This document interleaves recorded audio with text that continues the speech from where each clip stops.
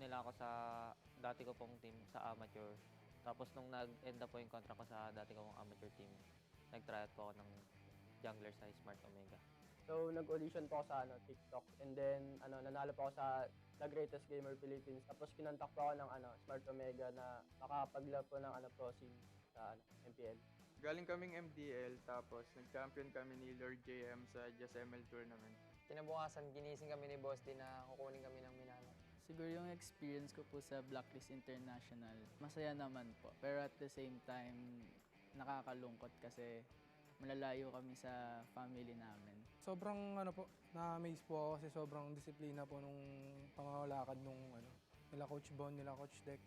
Noong una po na kinakabahan po ako kasi makakasama ko veteran eh. Tapos nung natuloy-tuloy na po yung practice, kumbaga nasasabay ako na. Para sa amin, wala namang bago kasi same cycle lang yung nangyayari katulad sa team namin before. Yung para sa akin naman, onting adjustment lang na ganito pala yung cycle ng pro player at solid din yung bonding kasi mas dumami kami. Masaya naman po. Marami akong natutunang bago. Siguro yung nafe-feel ko lang po ngayon, sobrang excited ako maglaro. Gusto ko ipakita kung yung laro ko talaga. Wala naman po masyadong iba sa amateur team. Kumbaga nasa amateur lang po yung paghihirap pero dito na po ako sa pro para magpakitang gilas pa. Sobrang saya ko po kasi hindi ko po in-expect na ako dito sa MPL. Siguro yung gameplay ko na makakatulong sa Blacklist is yung pagiging aggressive ko po sa laro. Feeling ko yun yung isa sa malalaking factor para manalo, ganun. Yung pinakamayambag ko, siguro yung pagiging flexible ko. Sobrang dami kong pinractice na hero ngayong season eh. Lahat kaya kong gamitin na hero ngayon. Lahat ng natutunan ko po nun sa amateur scene, maidadala ko po sa Smart Omega dahil nabatak na po ako nung time na yun. Saka po yung mga ginagawa po ng mga MPL veterans sa jungler po, kaya ko din po gawin. Yung madadala ko sa team ko ay consistent, saka team player ako. Confidence ako sa laro ko, saka mag-i-improve pa ako lalo. Playstyle ko kasi is utility and sa tingin ko makakatulong yan para ma-reach namin yung top spot. And ang playstyle ko naman is aggressive. Feel ko makakatulong yun kasi baka may chance kami palagi na maka-early. Siguro yung team na excited ako or gusto kong kalaban is Echo. Since sila yung defending champion, gusto kong makatapat si Sanji po since same kami ng role. Echo. Tapos yung player si Yawi. Kasi world champion, so parang gusto ko siya makatapat ngayon. Tatlong player po yung gusto kong makatapat eh. Si Kyle TC, si Irad, pati si King Kong. Kasi nung amateur ako, sila rin yung pahirap sa akin. Papatunayan ko rin na kaya ko sila sabayan kahit nauna sila. Yung pinakagusto kong makalaban na team ay Blacklist kasi yung pinakamadaming champion sa MPL. Gusto naming makalaban para sa amin APBR eh. Kasi tinalo kami nila last tournament. Tsaka gusto ko ding makalaban si Few kasi idol ko yan eh. Sa akin naman, Echo kasi MPL champion eh. Para sa mga supporter po ng Blacklist, yung Blacklist agents po, thank you po sa pagsuporta sa amin. Tsaka sana patuloy niyo pa po kaming supportan sa mga upcoming matches namin. Sa lahat ngayon ng team sa MPL, ngayong season, good luck lang sa ating lahat at galingan lang natin, enjoy lang natin lahat ng games natin. Salamat sa mga patuloy na sumusuporta sa Smart Omega sa pagtitiwala. Abangan po nila yung bagong Omega. Sa mga makakalaban namin this season, gagalingan namin lalo. Saka may babaon kaming secret weapon. Para sa mga supporters namin, salamat sa pagsuporta and di namin kayo bibigoyin this season. And sa mga makakalaban namin, maghandaan na kayo.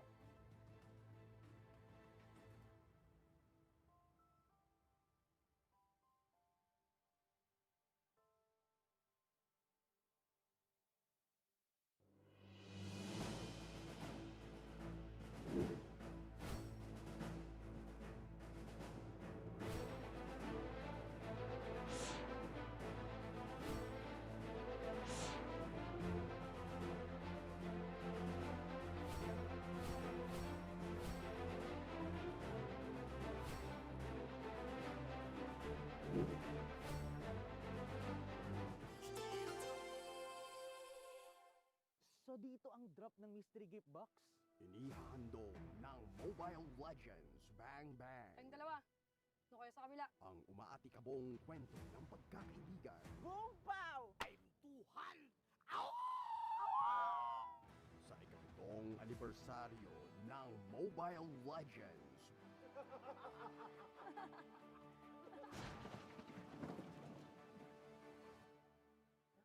Celebrate together. Abangan. Tingin ko po yung meron ako na wala ibang explainer ay yung mas gigil ko pa po ako ngayon na manalo, tsaka po yung pagkaldag.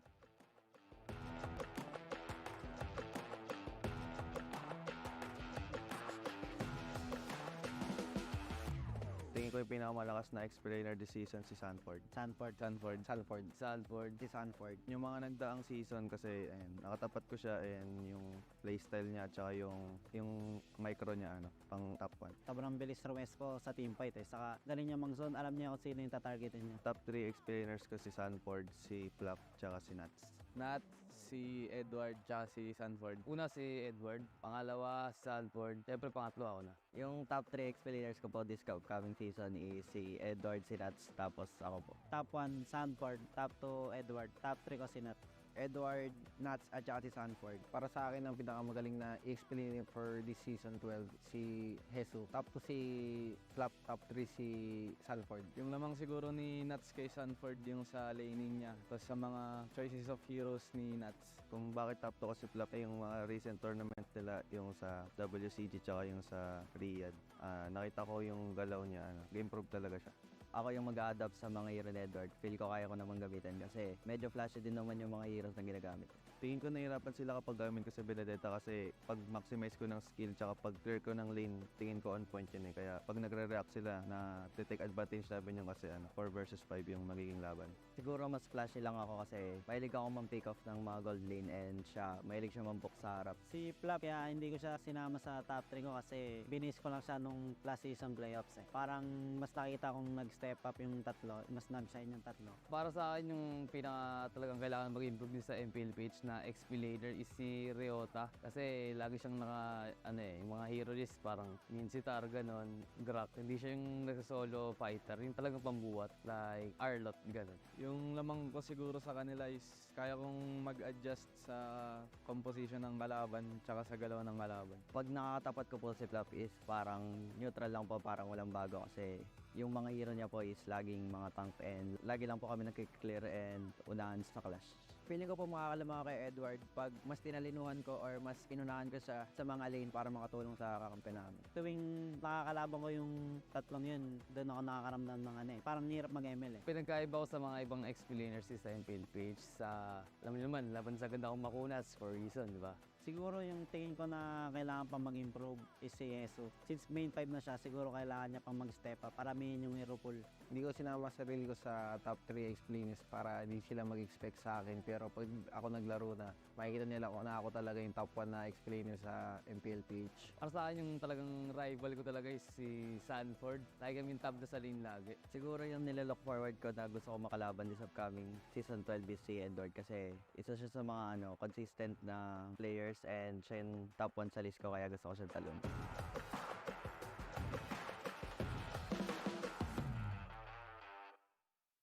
Sa mahabang kasaysayan ng Mobile Legends Bang Bang at MPL Philippines, ang dami na natin nakita mga unconventional picks. To be honest, medyo weird, pero pak na pak gumagana sila. So sa episode na to, let's go on a walk down memory lane at balikan natin ang mga picks na tinatawag nating Queso de Meta. Pinoy Cheesy Picks.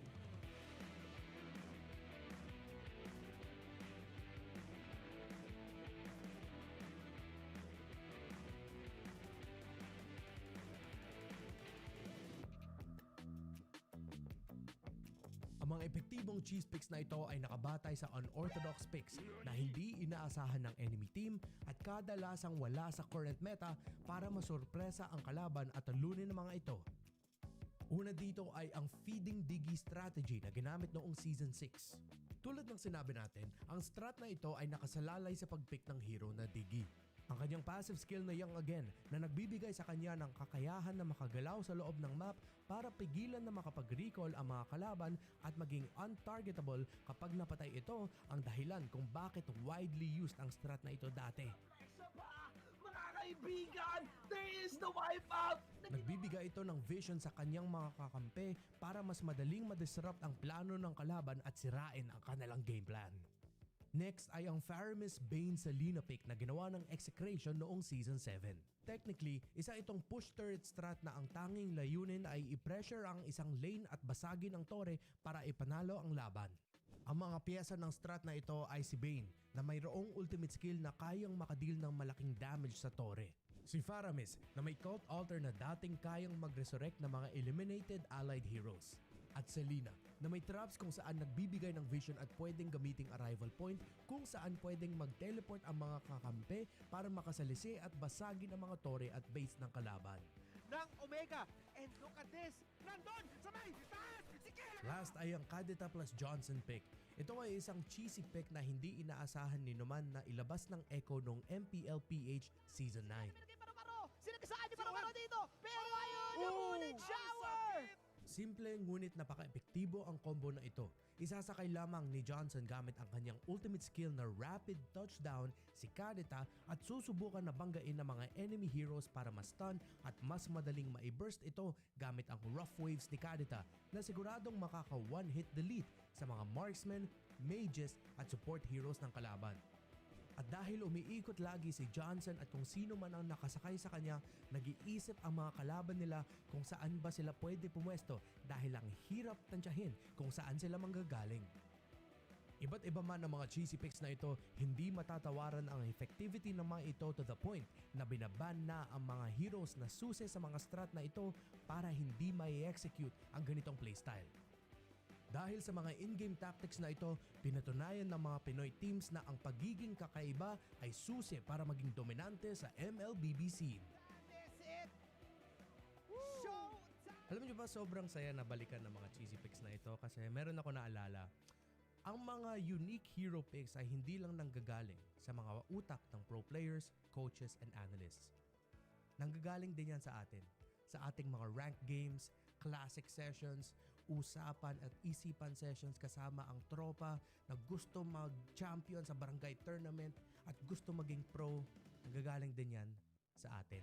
Yung Kadita Johnson combo na pinakita ng Echo ng Mpl-Ph Season 9, matagal na yun pinakita sa ranked and classic games bago sabihin ng Echo, pwede natin yang gamitin. Pwede pa natin palakasan yan. So pag meron kayong naisip na bagong strat, hindi nyo kalimutan, practice at in-game communication lang ang kailangan para gumana ang strat nyo. Pero ang tanong, makakaisip ba tayo ng mga bagong unique hero cheesy picks, ang bagong Queso de Meta para sa MPL Philippines Season 12 at paparating na M5 World Championship? Yan ang dapat nating abangan. Kaya naman sana meron kayong natutunan sa video na ito. Kung meron kayong mga sarili nyong unique hero strategies, Queso de Meta, cheesy Pinoy picks, i-comment nyo lang sa ating section dyan para lahat tayo ay matuto. Magkita-kita tayo mali sa loob ng Land of Dawn. Maging laging updated at i-follow nyo kami sa aming mga social media platforms sa YouTube, Facebook, TikTok, Instagram at ang official website ng MPL Philippines Season 12. At tandaan nyo, sa mundo ng Mobile Legends, kung may alam ka, tiyak na mas malakas ka, kaya ano pa ang hinihintay mo? Laban na!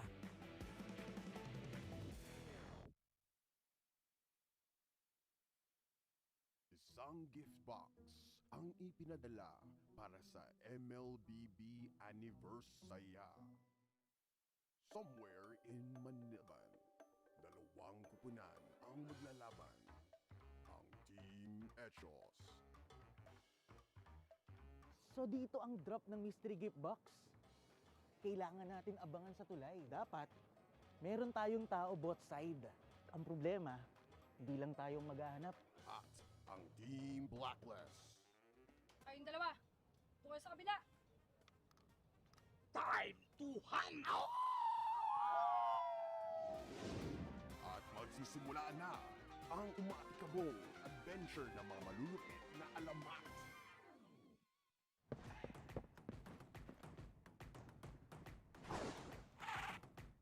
Launch attack!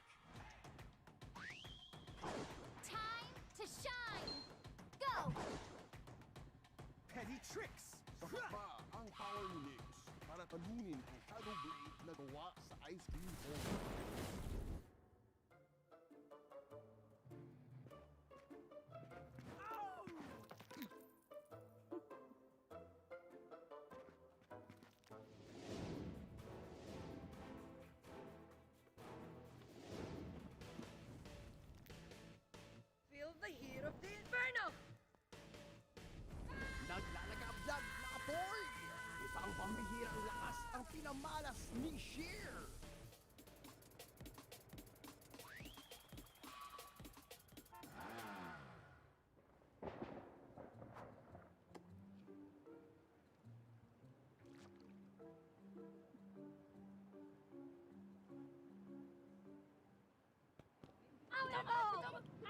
Akin na!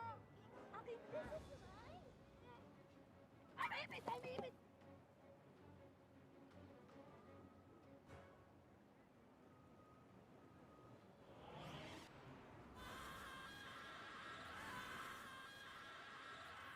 Yun oh! Dito lang din pala babagsak yan. Kunin mo. Abot mo? Malayo eh. Pero wait lang. Try mo, try mo. Kaya mo yan. Di mo kaya? Hindi. Ay, tulungan kita. Try mo ako. Sige, kaya kita. Kaya mo ba ako bahatin? Oh, kaya kita. Promise. Build ako. Cross my legs. Sige. Sige. 1, 2, 3. Nakuha natin! Ang galing mo. Open mo. Open mo na, open mo na. Ayaw? Ayaw. Ako, try ko mag-open, be. Pilitin, baka masira, baka masira. Anong gagawin natin dyan? May sensor ata eh. Oo nga. Baka kailangan full party para mabuksan. Sige. Kailangan may nag-ring. Ano yan?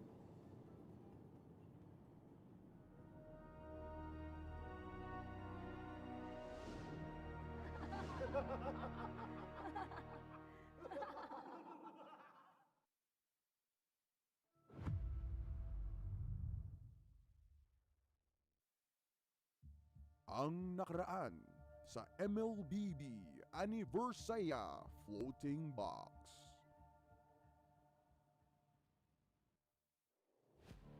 Ano ang laman ng kahon? Hindi ako magsasalita. Lagot ka sa mga kaibigan ko. Tingnan natin kung sarado pa yan sa lechon! Lo! Di ako yun ha. Eto oh. Ano yan? Yan lang? Nag-uumpisa pa lang tayo. Makakatanggi ka ba sa Shanghai? At spaghetti. Hindi ako kumakain yan. Diet ako. Labas!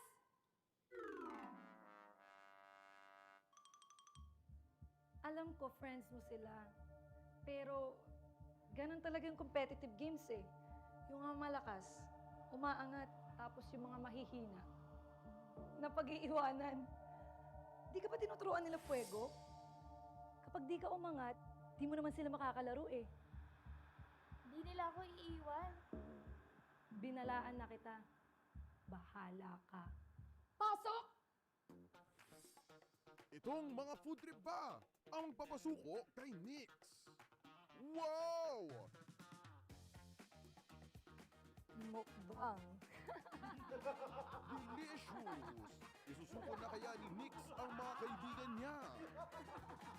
Masarap ng lupe. Ihalo mo sa spaghetti. Mas masarap yun kapag kaganyan.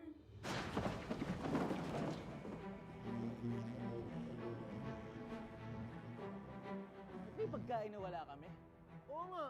Hindi man kayo nag-invite. Guys, hindi ako iniwan.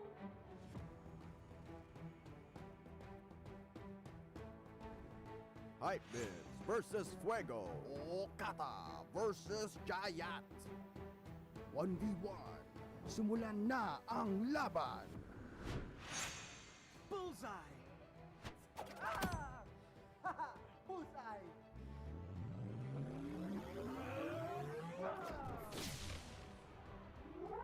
Boom!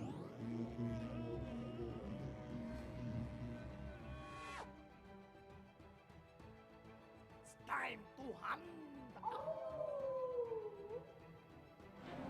Oblivion.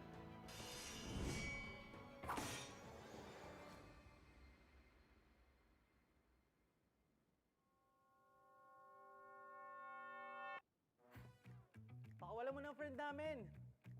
Oo nga! Hindi! Walang uuwi maaga! Ah, ganun ah.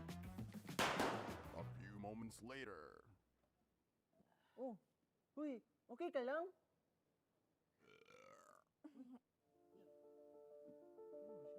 Celebrate together.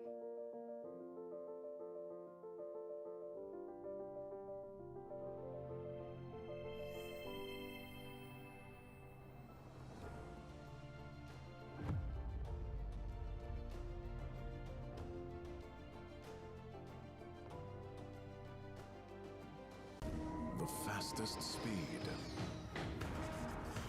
The widest coverage. Experience it all from the Philippines' best mobile network. That's the power of smart. Sa Pilipinas, pinakapuso, pinakamalakas. Sa TNT mo, sarang saya. Lipat na sa TNT and register your SIM now.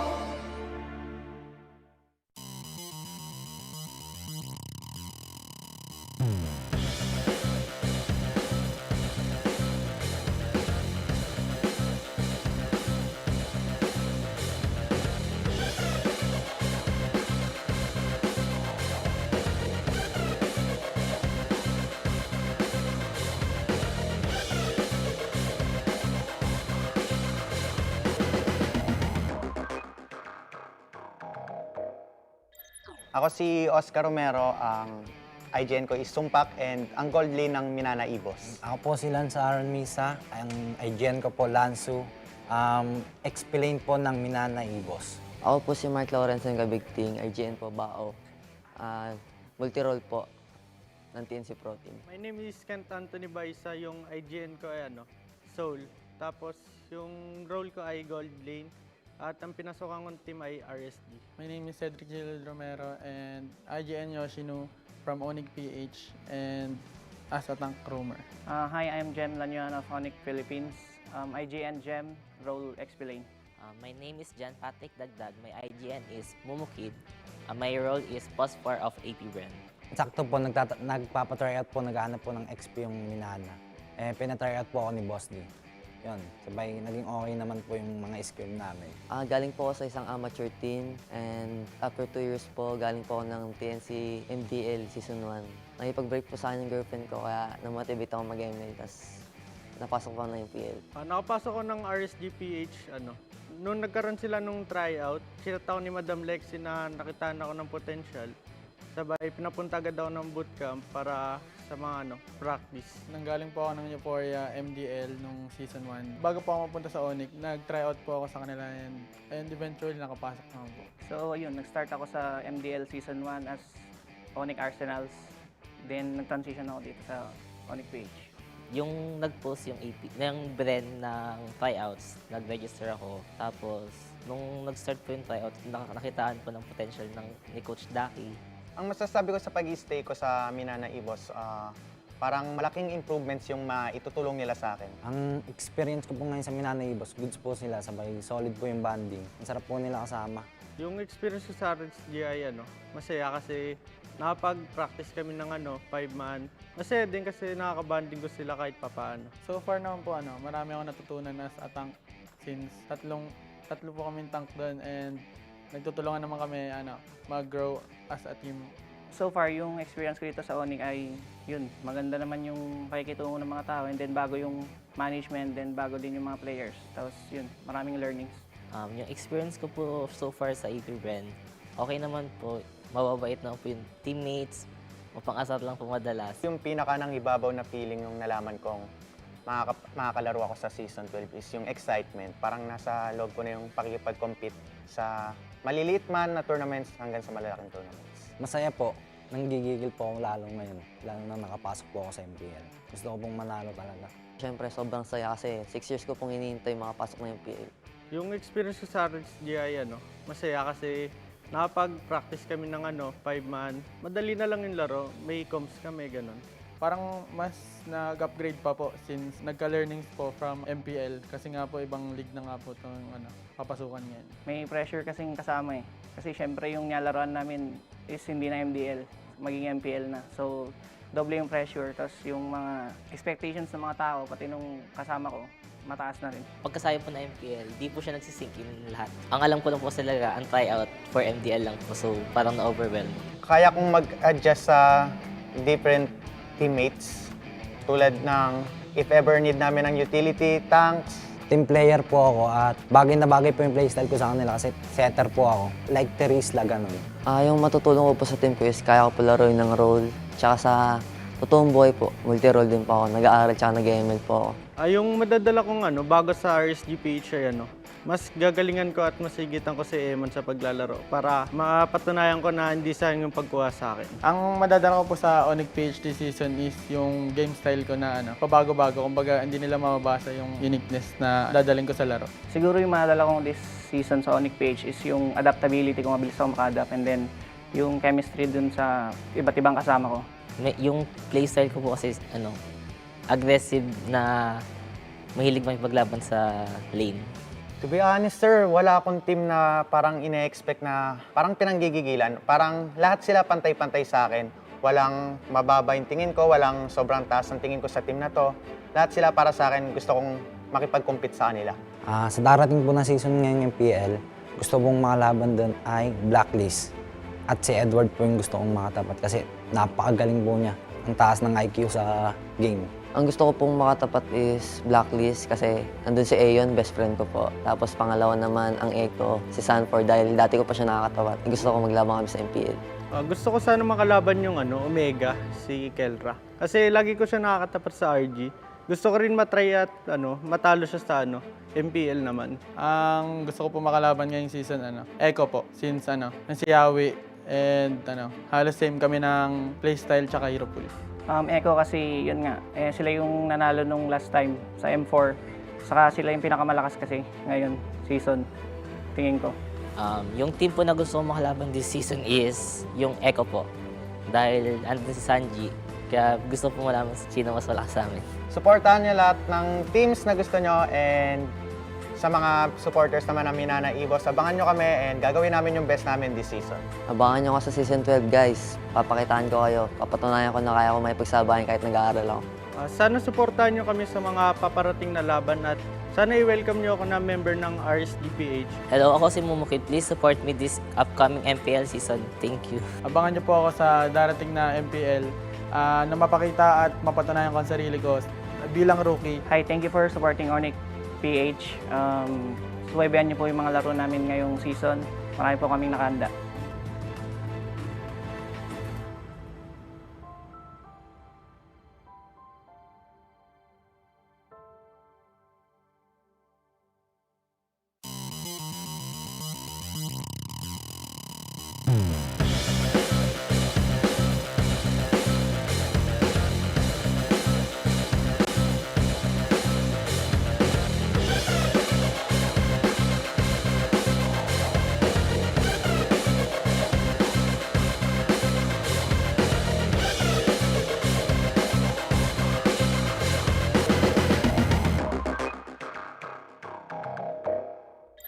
I'm Aeon Usi po. IGN ko Aeon.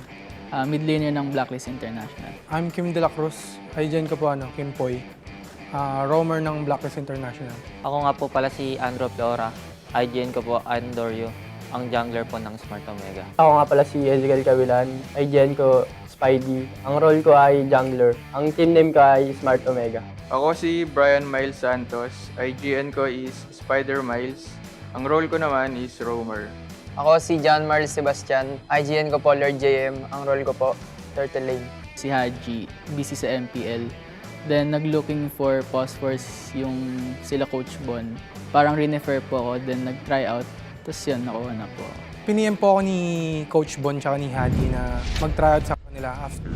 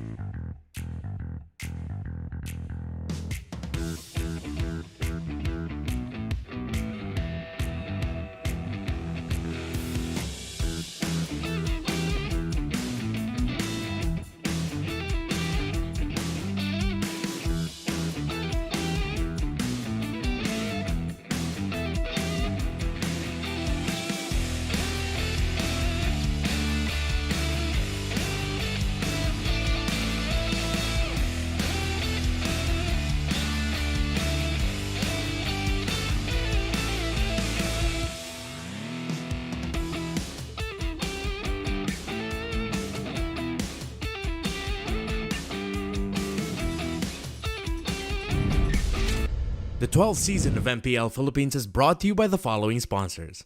Smart, the official telco partner of MPL Philippines Season 12. Our official sponsor, Infinix. Infinix Note, ultra-fast gameplay. And FWD Life Insurance. In the epic adventure of life, FWD is your expert wingman. Celebrate your victories living with FWD. Our partners in esports, Maya, it's everything, and a bank. Secret Lab, the official gaming chair of MPL Philippines, and Pi Channel. Experience the Mpl-Ph Season 12 action live at Shooting Gallery Studios. Tickets are now available on our official ticketing partner, Slash. Don't forget to catch all of our official league content on TikTok, Facebook, Instagram, and Twitter. To ensure the equality and fairness of our games, MPL Philippines is also monitored and supervised by the Games and Amusements Board. Habang yung blacklist ay kumakapit pa, ayaw pa rin dito na napakalakas pa rin ng Pilipinas.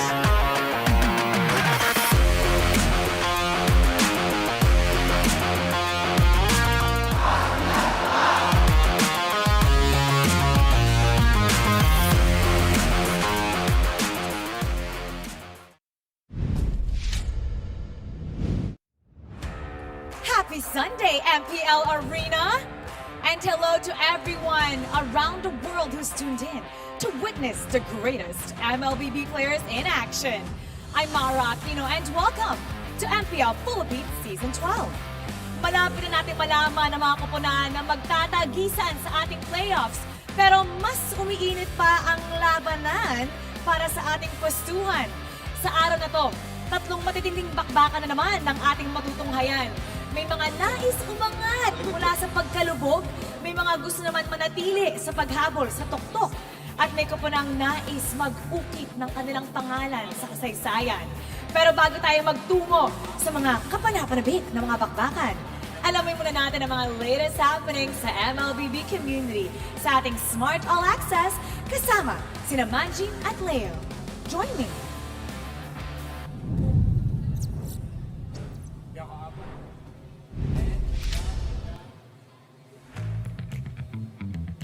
Yun! Hey! O, di ba? Dito ka rin pala. Nag-magic ako dito. Oo. Nag-magic.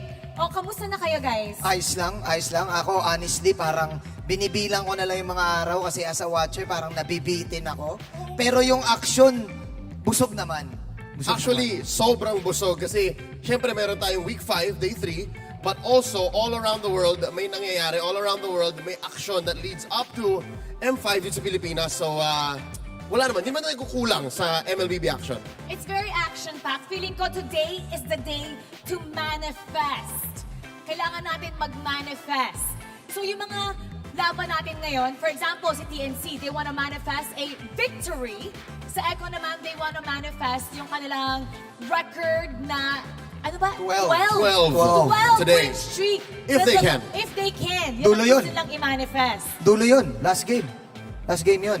Tapos ano po yung gusto i-manifest ng ating mga koponan? Alright, so Minana Evos last night beat RSG. So nagmamanifest sila na tuloy-tuloy lang. Tapos yung kalaban naman nila, yung APBR, medyo up and down rocky. Sila rin naghahanap ng parang, gusto lang namin tuloy-tuloy. Sana tuloy-tuloy kasi playoffs. They want to manifest the top Yes. spot. Oh. Ganon din naman sa RSG.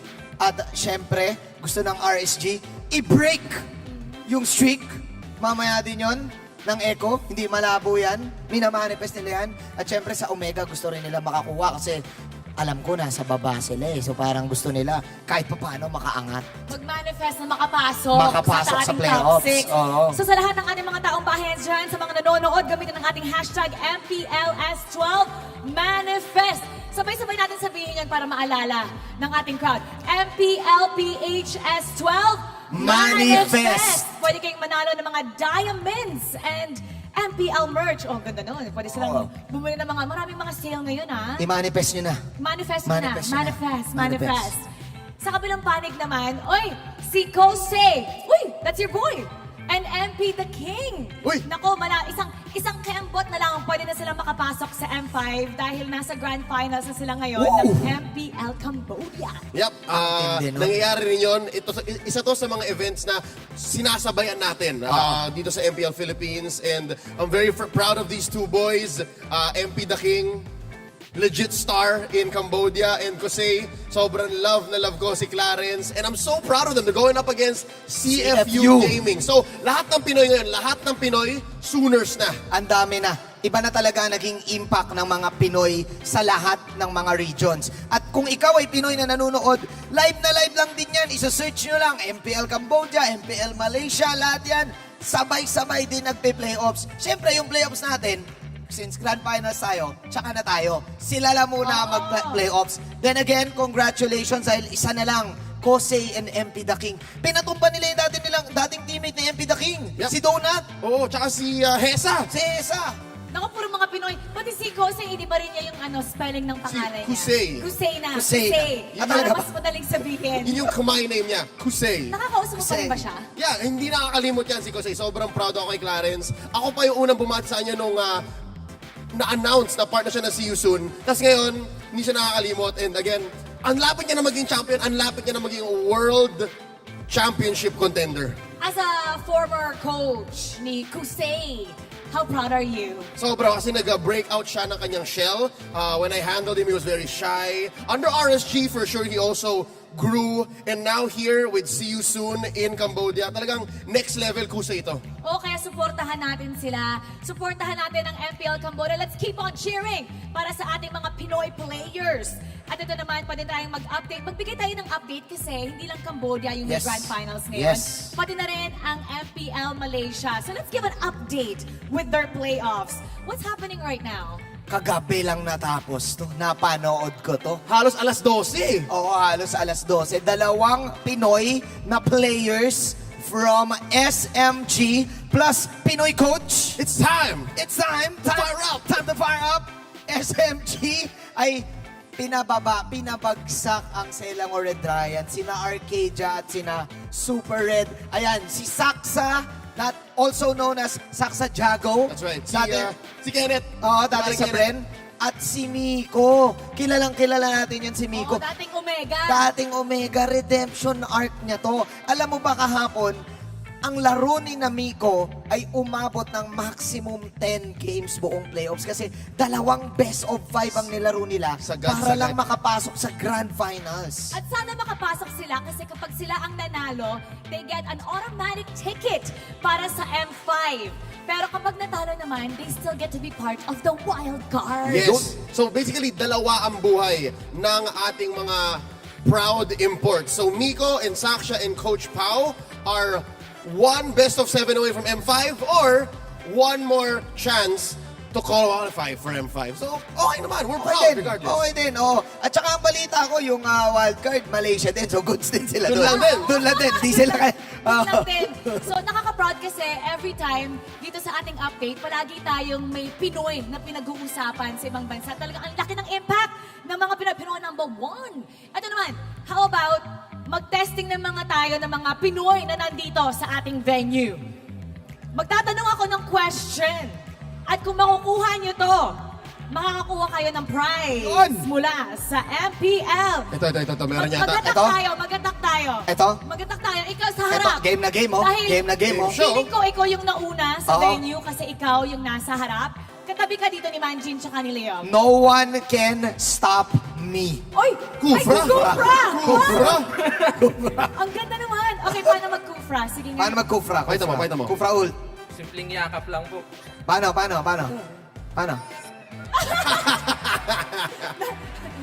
Nasaktan ako. Yung marksman yung hinanap. Hinanap yung marksman. Okay, Mr. Kufra, ano pong pangalan nila? Carlo Paras po. Carlo Paras. Taga saan si Carlo Paras? Aurora Province. Yun, Aurora? layo. Ano yun? Pumunta ka lang dito para manood ng MPL? Hindi naman po. Nag-work lang po kami dito. Nasaktohan. Okay, sakto. O, kanino kang koponan? Smart Omega po. Smart Omega. Kabarangay. So, okay. Chaknu. True. Kufre. Okay. Ba't nandito ka? Nandun yung Smart Omega. Medyo... Okay. Pumunta ka sa kalaban eh. Naiba lang. Mahirap yata to. Chill yung mga taga-Prem. May scout dito sa... Okay, magbibigay tayo ng trivia question. Tingnan natin kung makukuha mo to. Alright, ito ang tanong. Sa aling Mpl-Ph team huling naglaro ang gold laner? Ay, nasabi ko ata to. Nag-see you soon na si Kosei bago siya mag-import sa MPL Cambodia. RHD Philippines. And that is... Correct! Congratulations! Si Kosei ay naging part din ng RSJ Philippines ay nung sila din ay nasa MSC. Nung nagkaroon sila ng MSC title, nandun si Kosei. So hot streak ni Kosei yun. Champion. Yes, sir. Oh, congratulations! At ngayon nakikita ka ng mga kababayan mo sa Aurora. Anong gusto mong sabihin, batiin? Shoutout nga po pala kay Idol Rapski, Justin, tsaka Jerome. Yeah! Oh, anong gusto mo sabihin kay Chakno? Mensahe para sa Smart Omega. Magandang laban lang, Idol. Okay na. Alright! Congratulations! Okay. Doon ka na umupo. Oo nga! Pumunta sa kalaban, oh! Pumunta sa kalaban. Okay. Kailangan ba natin ng isang contestant? Ano mo dito talaga maganda? One more. Ang maganda dito sa MPL Arena, kapag ikaw ang nagpunta dito, pwede kang manalo ng maraming pa-premyo at pwede ka rin namin i-feature. We need one more! Sino? Ito daw. Okay. Si Kuya. Sa harap. Si Kuya, naka-black Kuya, naman. Okay, dito ka. Alright. Kuya, anong pangalan? Mark Lee. Mark Lee. Mark Lee Cesito. Taga saan ka, Mark Lee? Baler, Aurora. Baler, Aurora din? Baler. Magkaibigan ba kayo? Ah! Magkaibigan pala, kaya naman pala nasa harap eh. Taga Aurora, kaya they're at the front, they're very, very early. Okay, I'm assuming Smart Omega ka rin. Opo. Oh, okay, Smart Omega. Oh, okay. Ang daya ng mga nakaupo dito. Marami pang bakante doon, no? Oo nga, nandito sila sa side ng brand. Bakit ka nasa side ng brand? Ng TNC. Ay, TNC to, TNC. Ng TNC. Bali, nakaano lang po ako. Napaupo lang po ako dyan sa... Naupo. So, sobrang excited. Umupo lang. Umupo lang. Kahit saan. ML na daw eh. ML na. Okay. Ito kapag nakuha mo ang tamang sagot, katulad ng kanyang kaibigan, pwede kang manalo ng papremyo. Okay, si Leo naman ang magbibigay ng tanong. Okay, ito na. Nakikinig ka kanina, di ba? So alam mo to, Mark, alam mo to. Okay. Sa aling Mpl-Ph team, huling nakabilang ang current roamer ng Team SMG mula MPL Malaysia na si Miko. Bago siya ma-import nun, ano yung huli niyang team dito sa Mpl-Ph? Ang dali nito. Smart Omega. Smart Omega is... Correct!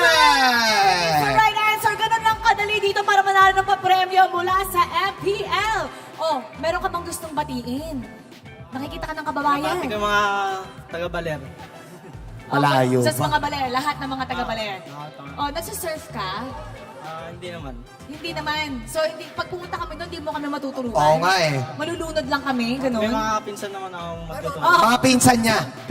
Uy, pinsan! Pinsan. Bigyan namin ng prize, ha? Sobra ka na sa surf, pinsan. Sobrang galing, man! Mark, thank you. Okay. Marky. Mark Lee! Oh, Mark Lee. Oh, diba? Mark Lee. Mark Lee, thank you. Congratulations. Congrats. All right. Excited na ako mag-surf. Mark Lee, salamat sa mga pinsan mo. Sa mga pinsan, in advance, salamat. Hindi kami manunod, gusto kami mag-surf. Oh, marami tayong mga teams that's manifesting today. So let's take a look at the schedule for our Sunday triple header. Ayun na. Ang inaabangan ko dito, of course, ay ang La Series. Pero sa una ay ang TNC at Omega, Minana Evos, and AP Brand. And ito na nga, Leo. The main event. Main event for this Sunday evening MLBB.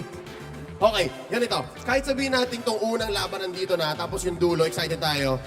Yung AP Bren Minana Evos, exciting din kasi pareho silang medyo, hindi mo sure eh. At saka yung Minana Evos, nakakahabol sila. Oo, magaling sila. Oo, nakakahabol. Maganda.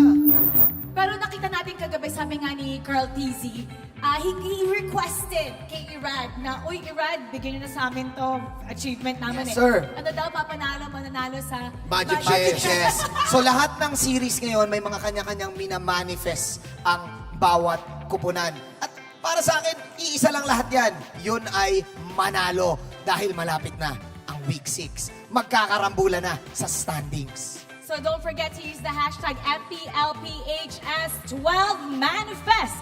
Sisimulan na natin ang ating unang laban, kaya pupunta na tayo sa ating mga casters. Pasok! If there is one thing we know about the Barangay, it's their never say die attitude. But the time to rise up starts now because the games are getting tougher and time is running out. What is up, guys? I'm Nice Dude, joined here on the desk with Rock, Heart, and Hands. How are you feeling, boys? I'm feeling good right now, and I have to say I'm looking forward to, I know everyone's looking forward to that third match at this one as well, because it's a race for the points here, especially in Week 5. I'm cosplayed as a golf person. Love it. I want to go for a hole-in-one, and that's what the teams are looking forward to as well. We'll see if we're able to, but before we talk about the matchup and everything happening today, of course, we want to go ahead and give a shout-out to our official telco partner, Smart. Of course, Smart is still the Philippines' best mobile network, having the fastest network and nationwide coverage in the country, as awarded by Ookla of Speed Test Intelligence Data for speed and coverage for Q1 and Q2 of 2023. You can enjoy the power of Smart when you switch to Smart without changing your number via the mobile number portability or MNP. Visit smrt.ph/switch to Smart to know more. And that's not all. With the new Smart Giga Arena 20, you can power your game and unlock the thrilling world of Giga Arena tournaments for your shot at incredible prizes. GA20 comes with 2 Giga Arena tickets and 100 megabytes for all sites for only 20 pesos. Valid for only 1 day. Of course, load Giga Arena 20 now. 20 pesos a day. Well, that ain't no thing, right? Get it in the Smart online store. Love it. Love it. So, again, before we talk about the match, I know our international viewers out there, you probably didn't know exactly everything going on in our pre-show, so we'll quickly break down some of it. We were talking about there's a ton of action globally happening right now. Of course, there's the grand finals over in Cambodia, and there's also the grand finals going on over in Malaysia. So that's going to be heated. I know some of you guys are probably going to be jumping around streams, right? Because you don't want to miss out on those on the action. Also, aside from that, we have to talk about what's in store for us ahead of us, right? Not only M5, but also the wild card, which is also happening in Malaysia. So we'll see how that all kind of comes to fruition for these teams. Now to this matchup, right? We have to focus on a very dire situation for both of them. Right? I agree. TNC, the Phoenix Army out there, the Barangay for Smart Omega, it's getting a little scary for some people, right? Can the never say die Kabarangay versus the nothing to lose Phoenix Army come out on top? Rockhart, what are your thoughts here? That is so cool because right now TNC, if you guys were not watching yesterday, actually got a point off of the world champs once more. I mean, that is scary. I mean, that is scary because both of them are in the danger zone. Fortunately for the side of TNC, they've managed to at least win something, win a game against Echo, which is the number one They got seed. a point. A point is a point. A win is a win, right? So that's exactly what matters. Meanwhile, on the side of Smart Omega, they won a series against Blacklist International, so maybe that's something that they could build on later. The thing about that, you know, you kind of open this up, Hans, especially with you need to get a hole in one here. And for this team, we know that Smart Omega likes to say one shot, one shot Omega. This is kind of getting to that point. Once again, if you guys haven't looked at the standings, TNC, they should keep playing with that never or nothing to lose attitude, like we saw even Carl Teasy pretty much mention, because of the fact that, once again, they're points-wise, it's looking a little scary, right? Here's the quote from Carl Teasy: "We lost even though we haven't done anything wrong. TNC should continue running that play style. Play like they have nothing to lose because they are stronger that way." And this is, you could agree with this, quote from Carl Teasy once again, because that's really where the mindset should be of these TNC players and how they should approach even this matchup here. I actually completely agree. I mean, every time I watch TNC, I always hope they get into that mode. Yeah. Obviously, they've made some changes, small changes in their lineup where Ajay seems to be introducing some what do you call it? Uncharacteristic players from TNC that's sometimes good and sometimes bad right now. So I guess TNC just has to work on that consistency that we always look for here. And again, you kind of have to display that if you want to be considered to be part of the playoffs. That is major right now. Adding to your point, 70% of the time, TNC Pro Team holds the early game against all of the other members or against all of the other teams that we have here in MPL Philippines. And one of the things where they crumble on is in the middle portions, where they really need to take hold of it, because again, they're losing points just because of that. They can't afford to, lose more points here, knowing that who they're facing now, Smart Omega, also needs them to make sure that they can also propel the standings. This is completely true, because even yesterday, they were ahead by about 3K, 4K against Echo in the early game. And then it Who slipped does through their that? hands. And that's rare. Yeah, so they're not bad. Yeah, they're not bad. I mean, against a team like Echo, in a case where usually they let it slip through their hands, they didn't against Echo, right? So obviously something is there for them. It's just how do they get to that point and how do they continue to work on that?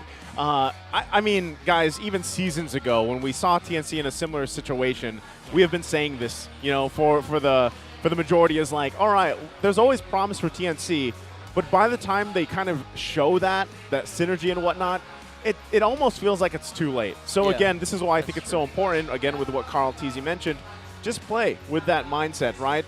So aside from that and what TNC wants to go ahead and do in this matchup, let's see if they can get a sweep. Again, that'll get them 3 points, but there's also this, right? We're going to be comparing here Smart Omega's Chaknu, the Mamba, versus Nightmare Esports' Jasmine. Now, this is a comparison because of these two have met in the past, right? That's something that they went through. And with Nightmare Esports heading to, I believe it is the qualifiers where they'll be, we'll see if they can end up, who knows, maybe these guys cross paths once again here, Hans. I mean, from what we've seen, especially with Chaknu, he's starting to adapt slowly but surely with the meta that is presented, which is the support meta. And that is also something that Jasmine has been doing over at Lao, because Jasmine is a member of Nightmare Esports coming in from the Mekong qualifiers. So Chaknu, somewhat similar playstyle onto what they want to contribute to their very own team. But again, they have to do that now, because again, we're starting to see Grok 67% win rate. You also have the Minotaur, that's 50% win rate for Chaknu. But again, we are yet to see a bunch more flexibility in terms of what he can contribute, like the Matildas, the Angelas. I mean, he's already used the Rafaela, right? But it hasn't been effective as much. And you know what the crazy part is, especially that I'm sharing the desk with you, Hans, here, is we've actually casted Jasmine games and other things going around the world. And to see him go through that growth period and everything, where they are now, obviously is going to be very interesting, especially, once again, if him and Chaknu get to go head-to-head against each other in the future. Who knows what will happen from them. But, all right, let's take a look at the first time they met in the season. This was back in Week 2. It was Day 3.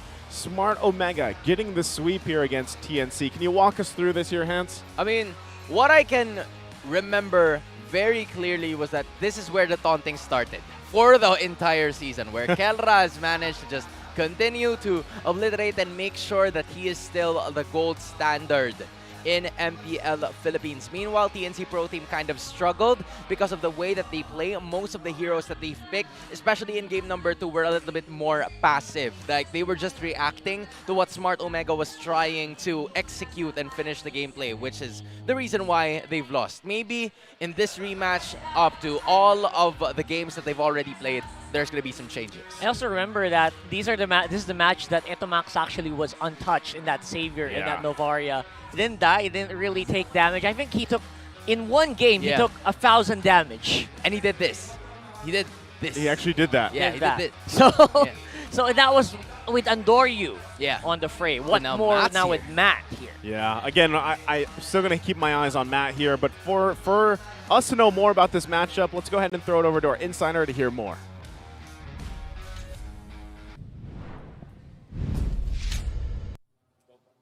Papalapit na ng papalapit ang week number 6 ang end of the road para sa mga teams. At papalapit na rin ang papalapit ang M5 World Championship. All roads lead to the Philippines.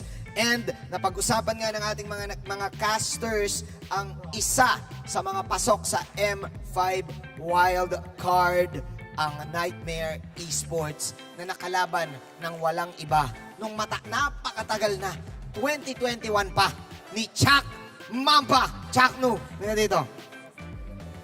Chaknu, ano masasabi mo sa Nightmare Esports? Wildcard sila sa M5. Galingan nila sa... Ano ba yan? Qualifiers ba yan? Oo, parang gano'n. Wildcard yun, parang gano'n. Parang qualifiers, pero hindi. Magka-qualify ka pag nanalo ka. Gano'n. Galingan nila para makapasok sila M5. Sabihin mo sa kanila ngayon, yan, nanonood sila in Tagalog, sabihin mo. Yan. Ay, galingan nyo sa wildcard para makapasok kayo M5. Okay. Naalala, English daw, English. Sabi ni Direk, English. Good luck to you. Alright. Galing. Galing. Galing. Si Jasmine, naalala mo ba si Jasmine? Naalala mo? Naalala mo? Kanina lang. So, hindi mo maalala, pero naalala mo pa yung laban nyo na yun. Kumusta ba yung laban nyo noon ng 2021? Di ba 2-0 yun? Oo. Kayo naglaban nun eh. Oo. Hindi ko na matandaan eh. Hindi niya na maalala. Hindi niya na maalala. Pero good luck daw sa Nightmare Esports. Sabi ni Chakno. Chakno, nasa pang-7 na kayo ngayon. Pang-7 na kayo ngayon. Hindi bago yan. Hindi naman bago. Parang tawang-tawa ka pa kasi parang sanay ka na. Ngayon, makakapasok ba ang Omega sa playoffs? May sumasagot dito. May sumasagot dito para sa'yo eh. Ano yan? Ano yung sinabi niya? Ano yung sinabi niya? Mas exciting kasi pag nasa ilalim. Okay. Okay. So ano, pinapakaban niya lang? Hindi, pati kami kinakabahan na. Okay. Okay.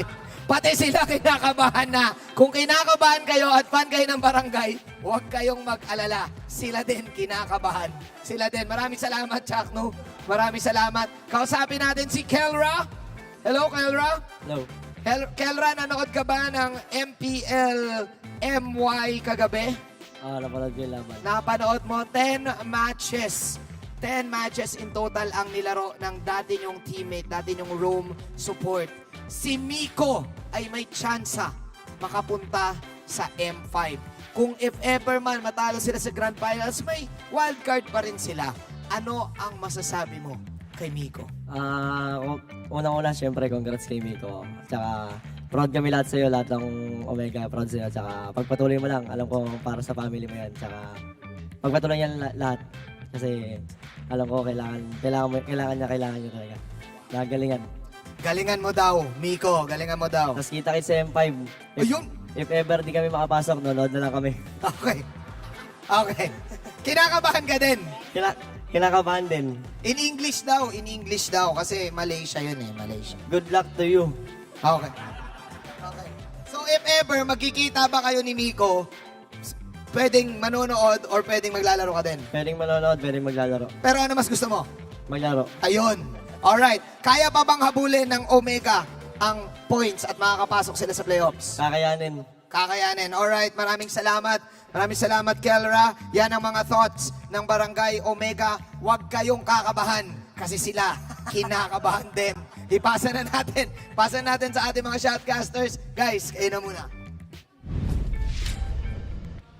Thank you so much, Manjean. Great to hear from, of course, Chaknu, the Mamba there, and also Kelra. And just to give you guys a quick recap of what they were saying, Chaknu wishing luck to, of course, Nightmare Esports, Jasmine, like we were talking about earlier in the comparison with those two and the journey that they've had, really. And then, of course, Kelra saying good luck out there in the grand final to their former teammate, Miko. They'll be competing later over in the grand final for MPL Malaysia. So, and if they don't get to go and play an M5, they can watch him. They'll watch, according to Kelra. And also, they're nervous. Like, I mean, I'm sure you guys caught that, of course. Smart Omega is nervous that they might not make the playoffs here, but they like to live on the edge. That actually is something that I noticed right away. Their body language speaks volumes to how they're actually feeling, and they actually are very transparent I love that from them because they're also not sure. So they're not really like what other teams would do. They would like puff up their chest. Yeah, we got this. We know what we're doing. We got them wins. They're honest. They're super honest that, you know what, we're not sure, but we're sure as hell gonna try. Yeah. But again, that's what, most of the fans like about Smart Omega. They live for the thrill. It's a little too easy to just be on top and make sure that the upper brackets are gonna be there. This is our identity. We always start at the bottom and hopefully we can go up from here. But again, for them to say that they're actually quite nervous with what's about to happen, that's something that we don't usually see very often. And I can't wait to see how they're gonna fare up against the Phoenix Army that really wants to back things up with their game win yesterday against Echo. Imagine if they get a sweep, man. Imagine if TNC gets the sweep here. That'd be something. I do agree with that point too. This is the personality, and Leo brought this up earlier in this weekend because some people were asking, like, what is Omega Timers? What is this late game Omega? What is all this stuff? Well, this is just what they're known for. I can't explain it, and it's just something about their personality as a team, and what they like to do is kind of live on the edge a little bit, right? Now, does that make their fans stressed out? Oh, I'm sure, right? Because they're literally hanging on by a thread here for the most part because it's so pretty much similar. It's so close in terms of the standings, right? But I will say this.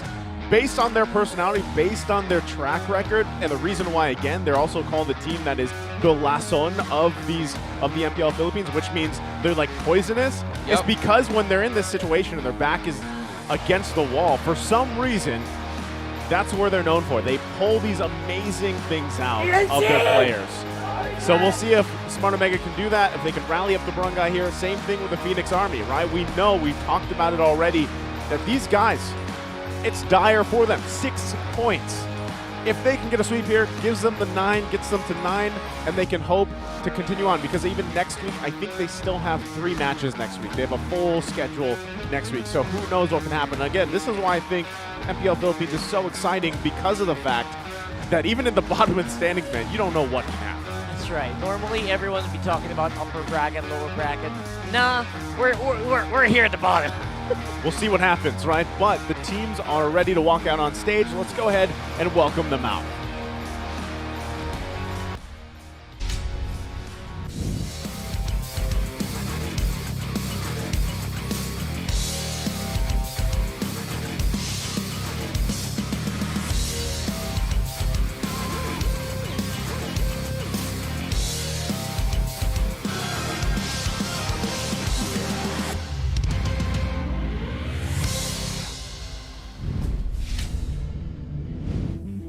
They may not have broken the streak, but they pushed the reigning world champions to their limit. 12 possible points. Can they make the miracle playoffs run entry? Always rise! It's TNC Pro Team!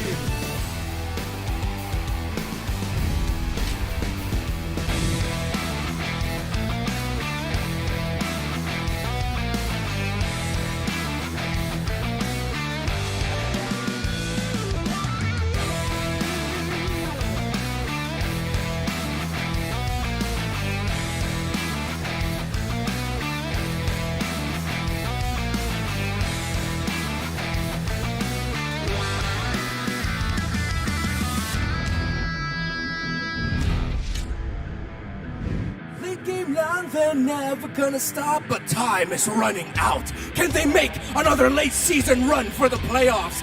Hailing from the barangay, it's Smart Omega!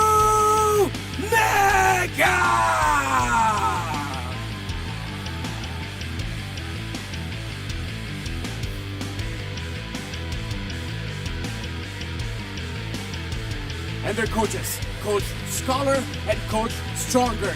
Barangay! Phoenix Army! Magingay!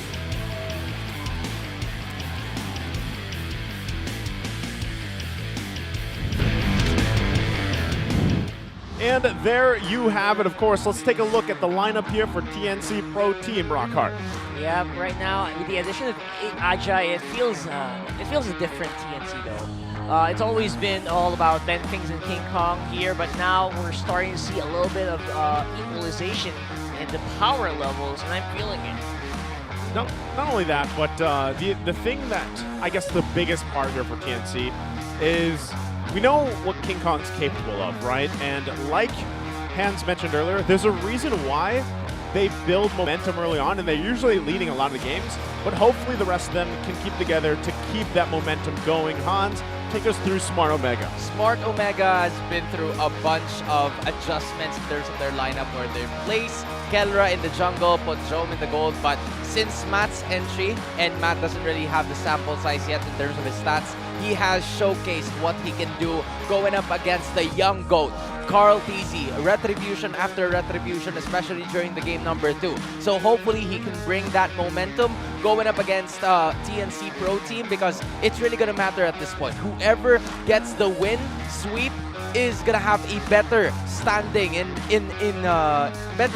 the seeding, because if we remember correctly, it's Smart Omega that's at the 7th seed. Meanwhile, it's TNC at the very bottom of our standings. Hero Pool, KDA, it's leaning towards the side of Smart Omega, or maybe Hero Pool onto the side of TNC, but the game win rate is obviously there. But the Sphere would show you how much impactful the playstyles are, not to mention the tower secured. So more objectives have been secured by the side of Smart Omega, which TNC tends to fail in terms of converting, just because of how they want to, you know, continue with team fights, extended team fights over and over again.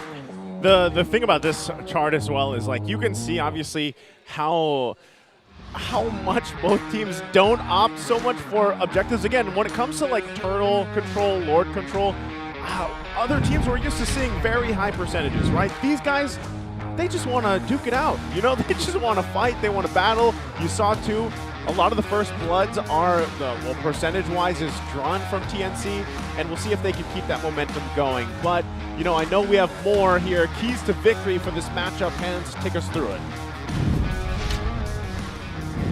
TNC Pro Team and Smart Omega's keys to victory are brought to you by Infinix. Infinix Note Series Ultra Fast Gameplay. So now we're going to be starting with the Phoenix Army. They have to continue to polish your nothing to lose playstyle. With the interview from Echo from yesterday after they win, they've commended TNC with this kind of momentum that they've brought, that they have nothing to lose. They have a brand new aura that they continue to display in terms of the matchup going up against Smart Omega. And if they have that mentality in check, maybe they can bring that onto this matchup and this series for today. And it's kind of different because from the previous ones, we don't usually see King Kong smiling, but now they're pretty confident in what they want to, you know, continue to pursue. But for this time, in terms of the side of Smart Omega, they have to respect King Kong's signature picks. King Kong was presented a while ago, and he has continued to be the star of the show, making more plays possible and getting the bunch of objectives, or if not objectives, go for the kill and the team fight. And Matt,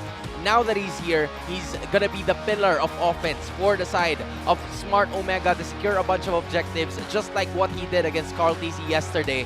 And the surprise will arrive. How will they surprise them? Is it in terms of the jungle picks? Will it be in terms of the execution? Or maybe with the picks that will go into the rest of the members of the team? So surprises are going to be much of an essence here. TNC versus Smart Omega, because they are the two teams at the bottom of the standings, and they need every single point possible to make sure that they can continue and head into the playoff spot. So, Surprise. Surprise them. Is that it? That's what they're going for. No, let me ask you. I'm actually curious about this. What do you guys think? Yeah, that and right. Rockhart, you can tell me, how do you polish a nothing to lose attitude or play style? I think I have an idea of how you can do that. First of all, I love what they're doing for the early game at the very least, right? Do the very aggressive. I'll throw everything I have at you, but make sure that something comes out of it. Yeah. Like, I feel like if you're gonna scrim, finish it. You know, I feel like TNC just keeps scrimming, but it doesn't feel like they're finishing their scrims. You know, that's what I feel when I watch them play. If they can do that, if they just keep polishing that, playing that over and over again, play until the very end, play 30-minute games up to the very time that you break the pace, maybe you can get the feel of how to close out these games. Because week in, week out, we've been saying that. Close out your game. Close out your games. They've never been able to do it. I like that idea coming in from Rockhart, because we have a Filipino term called asim.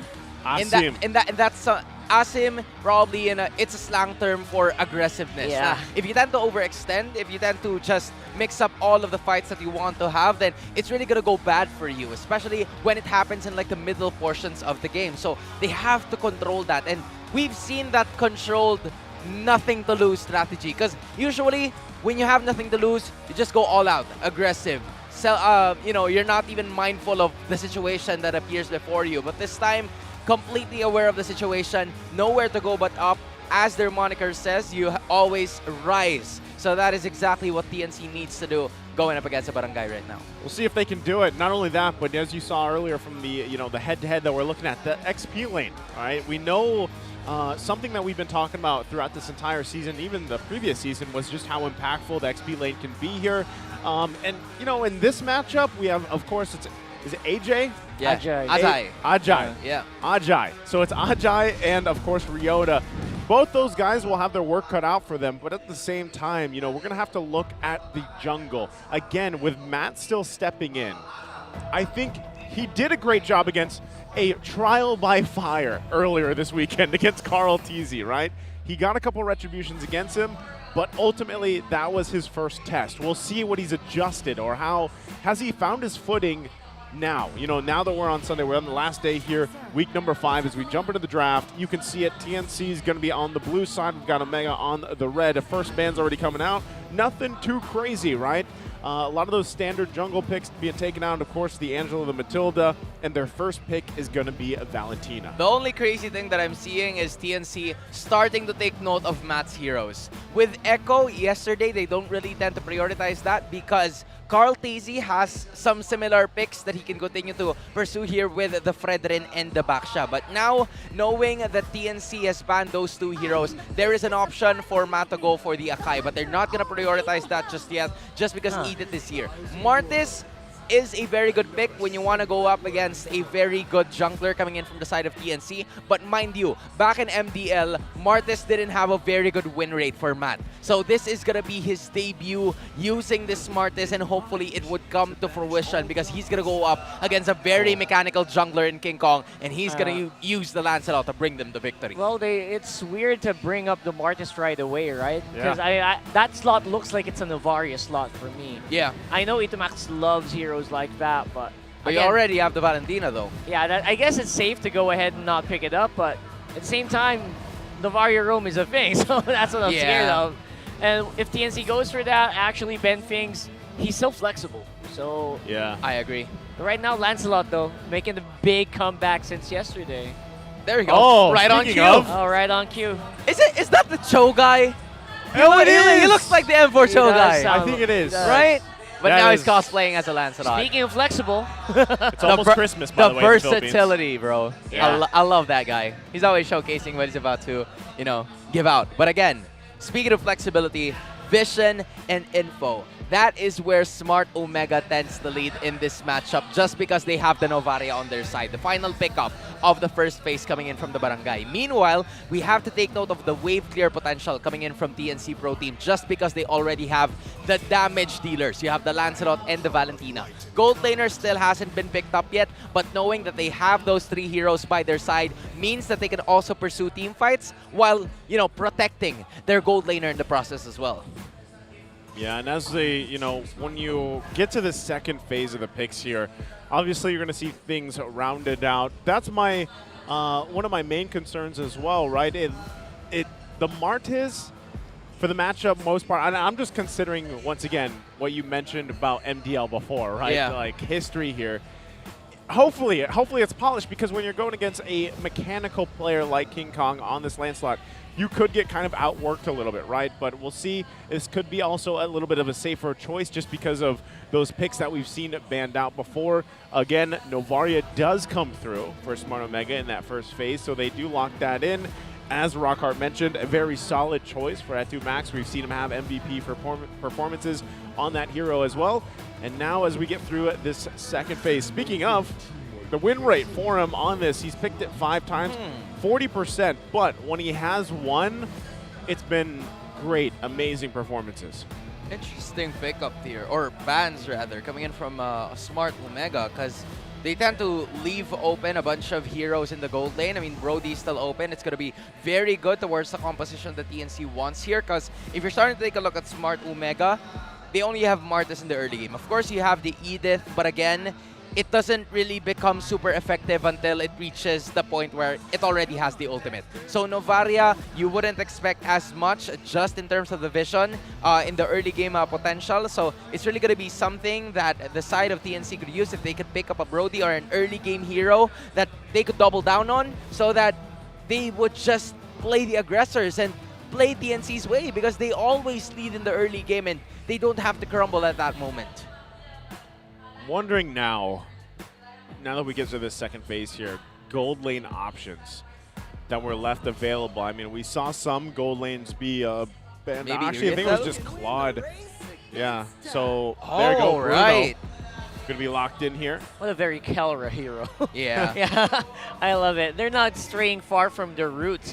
I mean, even Matt, right? I mean, obviously the Martis won't have the most fun time here, but it feels okay just because we know that Matt knows how to play this inside and out.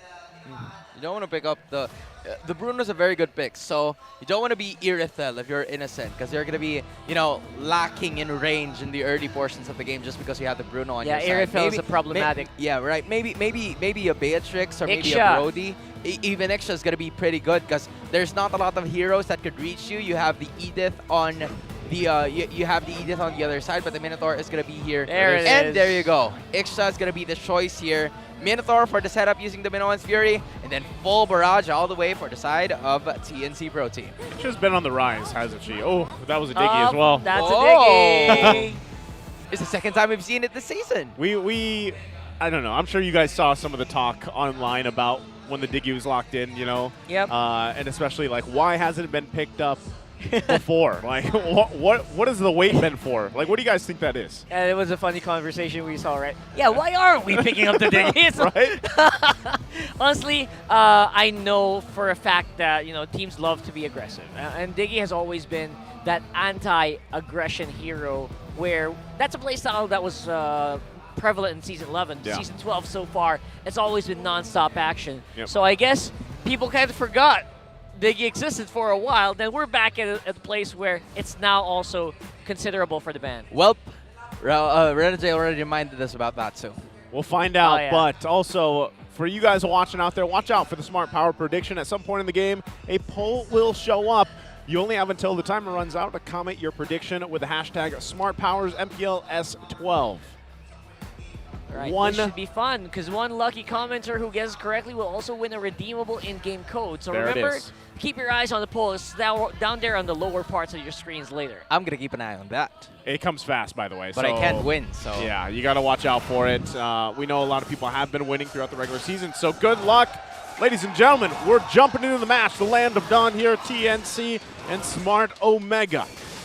From one thing that I've seen here in the composition of Smart Omega is that they don't have very good late game insurance type of heroes aside from Etomax, which is now being punished and he has to use the Flicker just to be able to get away. So that is something that TNC can do.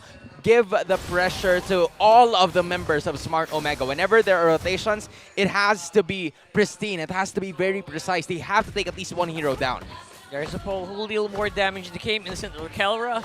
And it's a gone. Bruno. I feel like it should have pretty solid hits, but the Iksha is AoE. So yeah, and vote Iksha. it's funny too because, you know, as you take a look at the emblems here, I would say the impact of Iksha obviously takes time, but man, when she gets there, it doesn't get scary. And we've seen some great plays from Iksha alone throughout the I guess the past 2 weeks since she's been picked up. It hasn't been too long of the season where she's starting to be locked in by a lot of these teams here.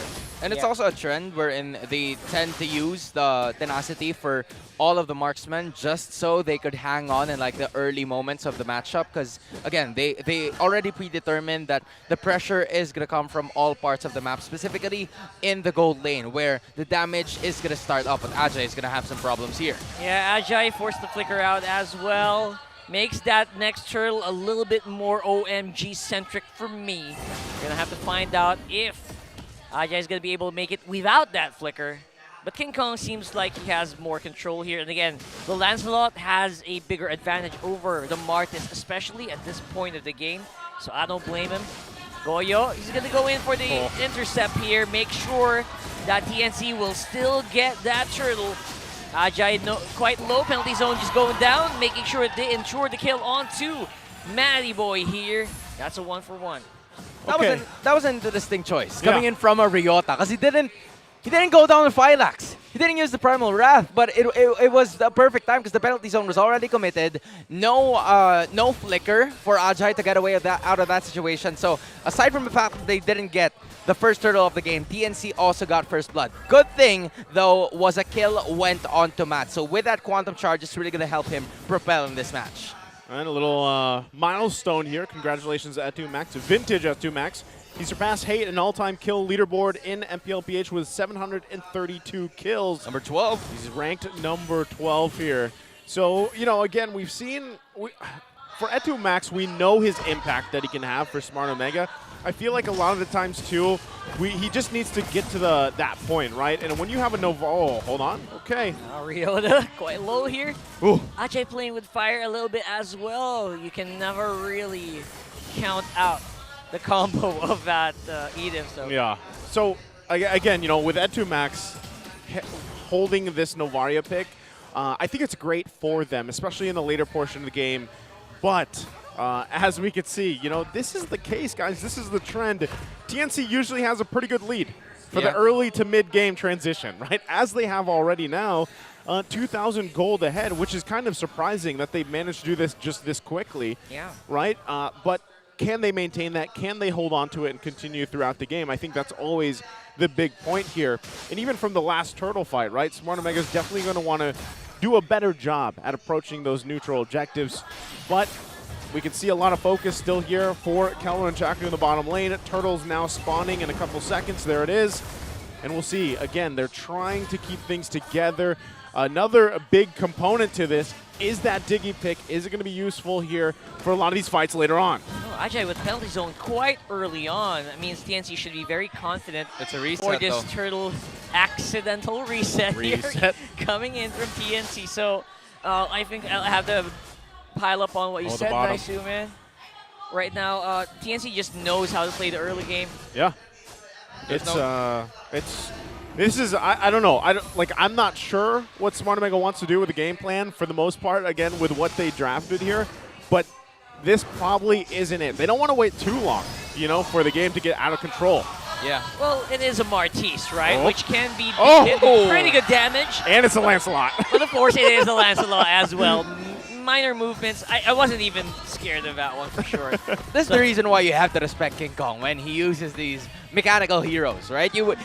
By the way, you guys were talking about how Smart Omega is going to take control in this one, but again, they've done a pretty good job in taking care of Kelra. He has already built up a Has Claws that could help him sustain a little bit more in terms of these team fights. Meanwhile, on the other side, the Ixia has already built up the Corrosion Scythe for extra basic attack damage. And we're starting to see a little bit more pressure onto the bot lane because there's so many action happening in the top side where the turtle is there. Actually, little to no action because Matt's not even contesting it as much. The only kill and death that we've seen is from both XP laners from Smart Omega and TNC Pro Team. So those little things, especially with a Vision, is going to come in handy in the middle moments of the game where they're going to start to have damage, and that's the timing that Smart Omega will be waiting for. Again, that's the thing, you know.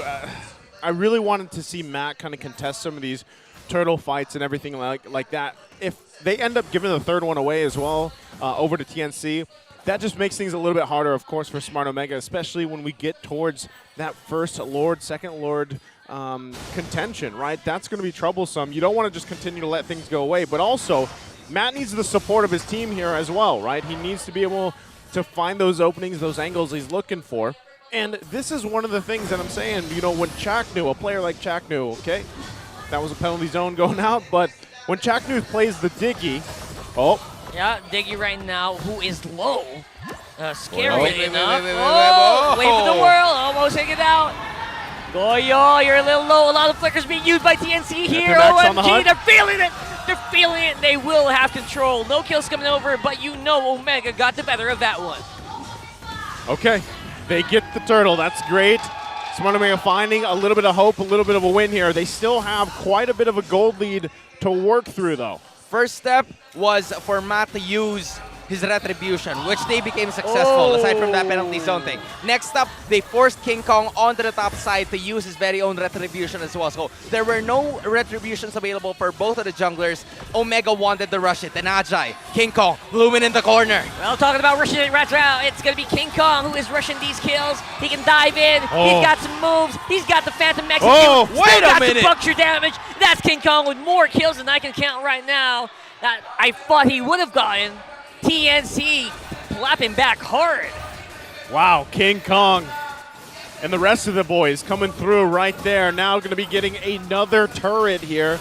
So whatever hope Smart Omega found a little bit ago, plus that turtle, it's now been diminished. It's gone. And the assault continues, especially in the mid lane. He's not playing around as at this moment. He has already also secured a Guardian's helmet so that he doesn't need to go back into the base to heal. He just, goes away from the fight, and he's already starting to regenerate his life, and that's going to help TNC in terms of the continuous rotation and pressure that they want to showcase the side of Smart Omega, because as we start to see now, it's Kelra and Chakno. This is very unusual. Chakno deal a bunch of damage, but just because he has that Diggy, it's really the name of the game. However, we're starting to see that all of the damage coming in from Kelra and Chakno is focused on the wrong heroes. It's always Ben Things that is the frontliner for the side of the NC Pro Team, and it reaches the point where he just needs to soak all the damage in for King Kong to unleash it right back at them. Well, and this is the TNC that we know and love, man, the early game. And that's the thing. We've had this discussion before, right? It's great to see Diggy come through, but in terms of Chaknu as a player, his play style, that's usually what people aren't, I guess, expecting in a way. That can be a pro, that can be a con, right, for the most part. But right now, yes, he might have quite a bit of damage and whatnot on the chart, but hopefully, later on it pays off, having that times journey available to you, especially with what's across from you. But the big thing, the big glaring weakness that I'm seeing here from Smart Omega's lineup, obviously, is the fact that literally because Matt has already kind of, you can see some of the hesitation that he's going for on this Martiz because he's going to get focused on, is then you just have to rely on the Edith and Ryota's hands, right? Because if Ryota can't find anything, Chaknu's in the back trying to keep Kelra, safe, who's going to be the one initiating for you? You're just going to constantly be responding to TNC. Essentially, the draft actually boiled down to just Ryota being the initial, being the sole initiator here. Matchup also starting to become a problem for Smart Omega, even though they got a turret, but again, it's going to be a trade because Terizla already started buying here a Dreadnought armor, which is going to decrease the amount of extra physical damage that will be received by that hero. So it's an immediate counter to the Martis. Even the Edith's not going to have much of a problem. So although he is yet to buy a magic defense item aside from the boots, just to sustain the Primal Wrath that will be given by the Marksman. That's the the worrisome thing here as well, is the fact that, for TNC, they have two pretty much beefy boys to work around that, the Minotaur, obviously the Terizla as well, but also, as you can see, right, if Goyo continues to take the Primal Wrath from Edith, that's just another added, bonus to this lineup here as they battled out for this first Lord. Knock up. They're going for it. Matt's going straight for the Lord here. Oh my god, that was actually pretty close, but in the end, TNC cleans it up. 2 kills in the Lord for none. Basically a tower here for Omega. Not the best of trades right now. Yep, they've managed to get a consolation prize though. They'll take whatever they can get with a turret down bot and also Wind of Nature for Kelra. So this is basically the Kelra bank. This is the bank of the barangay that they have to take care of at this point, because all of the damage potential is on to Kelra. He's managed to secure a bunch of turrets here, but because the NC Pro Team has gotten so many objectives that they got in from the start of this game, it builds up to at least a 7.7k gold lead, something that Smart Omega has had difficulty in terms of handling. And one thing that they've had difficulty in trying to handle, it's King Kong, just because they don't have any other crowd control aside from the Earth Shatter and the reverse time that is brought about by both the Diggy and the Edith. Yeah, it's going to be so hard to catch him. Yeah, I mean, to be fair, let's say, even given the situation TNC's in, a lot of the teams have trouble controlling the King of the Jungle, right? The King of the Apes here, King Kong, and now the assault on the top side goes through. TNC knocking it on the base. Looks very difficult right now. Kelra's position well, already popped. the wind of nature. That tower's going down for sure. What's going to be next for TNC here? Can they get more? Tomax making sure that TNC are punished even a little bit for their transgressions. But right now, it seems like TNC is not slowing down anytime soon. These bombs just not making the impact we think they should be making from the Shaq Mamba. Enchanted Talisman has been brought here by Shaq Mamba, but just because the Minotaur is there, who Yeah. already has the 5 assists, whenever he just presses his second skill, anyone beside him is going to get healed. So that already, you know, removes the threat of having the Diggy on your side, because you would expect that unless it's like 4 bombs consecutively launched into just one player, then that is something that Ben thinks is going to have a little bit more difficulty in trying to heal because he only has 1, but there goes the Echo. Here we go, some pure damage. King Kong's going in and thrown out, off dude. here by Omega. And their lineup is definitely pure damage, right? No CC means everyone just wants to go for damage, supposedly. Yeah. So I guess they're banking on the time where Matt and Itomax can, and Kelra can kind of just kill people immediately with their normal attacks. But again, very difficult to pull off, even with a Decimate. So Itomax has his work cut out here. Normally, he's the guy that everyone hunts down so that Yeah. Kelra can shine. But that's not a factor here because Itomax is way out back right now.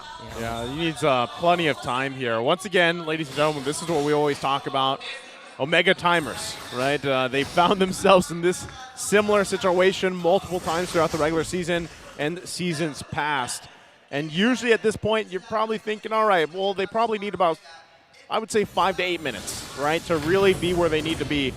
Because now that TNC has garnered themselves nearly, a 9,000, almost a 10,000 gold lead, they're obviously playing like they have nothing to lose. That's exactly what their key to victory was, and they're going for it here. So now, with this next Lord up here, Smart Omega might want to go ahead and just get information. They might try to pull something amazing off, but we know that they're quite split up as well. So the numbers are not in their favor. But you got to keep an eye on here, the Lord Dance, as well as the bottom side of the map as they go for it.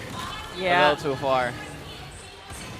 Right now, Matt tried really hard to get in range to go for the 50-50, but he was spotted out by 2 TNC members. There was no way he was going to make it there. Oh my goodness, this is already starting to sound bad or look bad for the side of Smart Omega because they're banking on the damage output, but their composition is not built for the late game. We saw that a while ago in the draft index. They only have the Novaria and even the Bruno, and even with the Bruno scaling, they also have to worry about Innocent with a full barrage, and the Lord is already here. Yeah, watch out for Innocent here. He's going to be the biggest damage dealer in this game for sure. Although right now, King Kong and Goyo making sure. Oh, wait a minute. An Ajay penalty zone, and of course that's what you get for the Diggy, but it's not going to be enough. Ryota goes down as well. Matt can't really cast anything. It's all up to Kelra. It's all up to Itomax right now, and even then, it looks very, very bleak. He's cashing in, though. They're going to go for it. I think they might try to end it, but Kelra and Etumax, can they defend it here? They're doing their best as of the moment, and it looks like they will defend it, but it's in exchange of all the inhibitors. Yeah, that's a very bare base here for Omega. Fully exposed base. Oh, wait. Combo's coming in. Damage is real. Kelra, can you just stay alive? He's not afraid of King Kong right now. Going for the Filipino Savage just making sure that you know who he is. Okay, that was a play, but they got some work to do. They got a lot of work to do.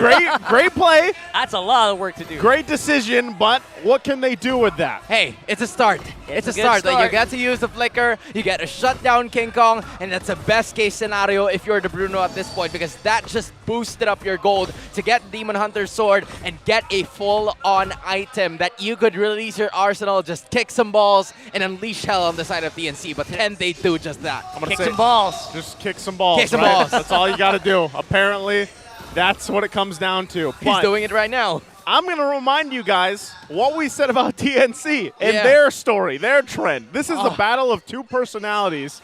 And TNC usually has a massive lead like they have for the majority of the game, and then for some reason, They just can't finish the job. I don't know what it is. Dude, this is like the yin and yang of early and late game. That's true, though. That's true. Like, there's so many things that you have to worry about. Even when TNC's heroes are very good in terms of the late game, there's something about the late game that Omega likes so much. I don't know what it is, but it's where the Mamba mentality kicks in. It's where the Chuck Mamba surprise, where he can't make surprises with this hero as of the moment just because it's here, but maybe he can save. He can surprise his teammates and save them when they need it the most. Well, I actually know why they love that late game, man. There you go. Ba, ba, ba, ba, ba. Backs against the wall, more support for the swing back. That's exactly how Omega plays, and they're showing it right now. This is going to be crucial here. Matt getting poked down a little bit. Got to be careful about this, too, because if you get whittled down too much, you're going to be forced back, right? You're going to be forced in a defensive position once again. And I think still, even given the situation, they're still at the whims here of TNC and their initiation, their momentum that they still have, right? It was, once again, a great play earlier on that defense. Yes, Smart Omega has bought some more time. You know that Kelra's online now. He's got a little defense as well. But they still have to take care of him. They still have to keep him alive because he's their main point of damage. Yeah. Etu Max as well can poke down the best he can. Flicker Wait. Shackle with the flicker. Oh my goodness, Ajay is going to be the main target here, but he's able to make it out alive. That's a lot of resources being spent on trying to take out a very beefy boy. I'm not sure if that was worth it. Goyo's on the back. Omega doesn't know, and they are going to get punished so hard for it, although he is forced to flicker out. That's Omega with spending everything they have, just trying to stay alive. And look at that, Matt. He's the one with the retry. He's not supposed to go down. It's Kelra in the front now. What is happening here? Wait a minute! PSC are backing out. Oh my goodness, they're getting wheeled down. Flickering as well, Kelra. Wait the What are you doing? You can't do that to me. Don't you know who I am? Ajay as well. King Kong is next right now on the docket. What is this? Omega. Kelra was that dude! He said, I'm him. It's my time to shine. I told you a while ago, nice win, Rockhart. They were trying to protect the bank. Now they're cashing in. They want to make sure that the damage is going to be felt by the rest of the members of TNC Pro Team. And again, it was a chain or a domino effect. Etomax releases the Astral Echo so that, the Worldie is going to catch all of the other members, especially when they're leaned on together. The buy or the item that was bought by Chaknu, which is the Necklace of Durance, is also going to help them in, alleviating the pressure coming in from the regeneration of the Minotaur. So they're now in control. Oh, here comes the full barrage, though. Good damage coming in from TNC. Who gets the retry? It's Matt! Matt gets the retry! My goodness. Little by little, Smart Omega has found what they needed. And I'm just going to go ahead and say it. Look, it's almost 19 minutes. Wait. It's that time. 2 heroes are down, though. Two heroes are down. That's not going to be easy. So this Lord is actually just going to equalize the battlefield a little bit here. Oh, man. I mean, they're going to clear it pretty easy at this point. This is an easy peasy lemon squeezy lineup here for the side of TNC that could very well deal damage in later portions, but now they want to go for the base. Straight for the base here. Ajay with the penalty zone. Not going to be able to slow down Chap before the beat. But yeah, the minions might be way too much. Benfink's tanking up everything he can. Yoda's back on the field. Oh my god, it's he misses on the other one, but he hits the Earth Scatter, and Benfink makes everyone jump, but he will be punished for it as well. My goodness. Kelra, somebody stop this guy. Goyo, Matt, the truncheon, he has to back out.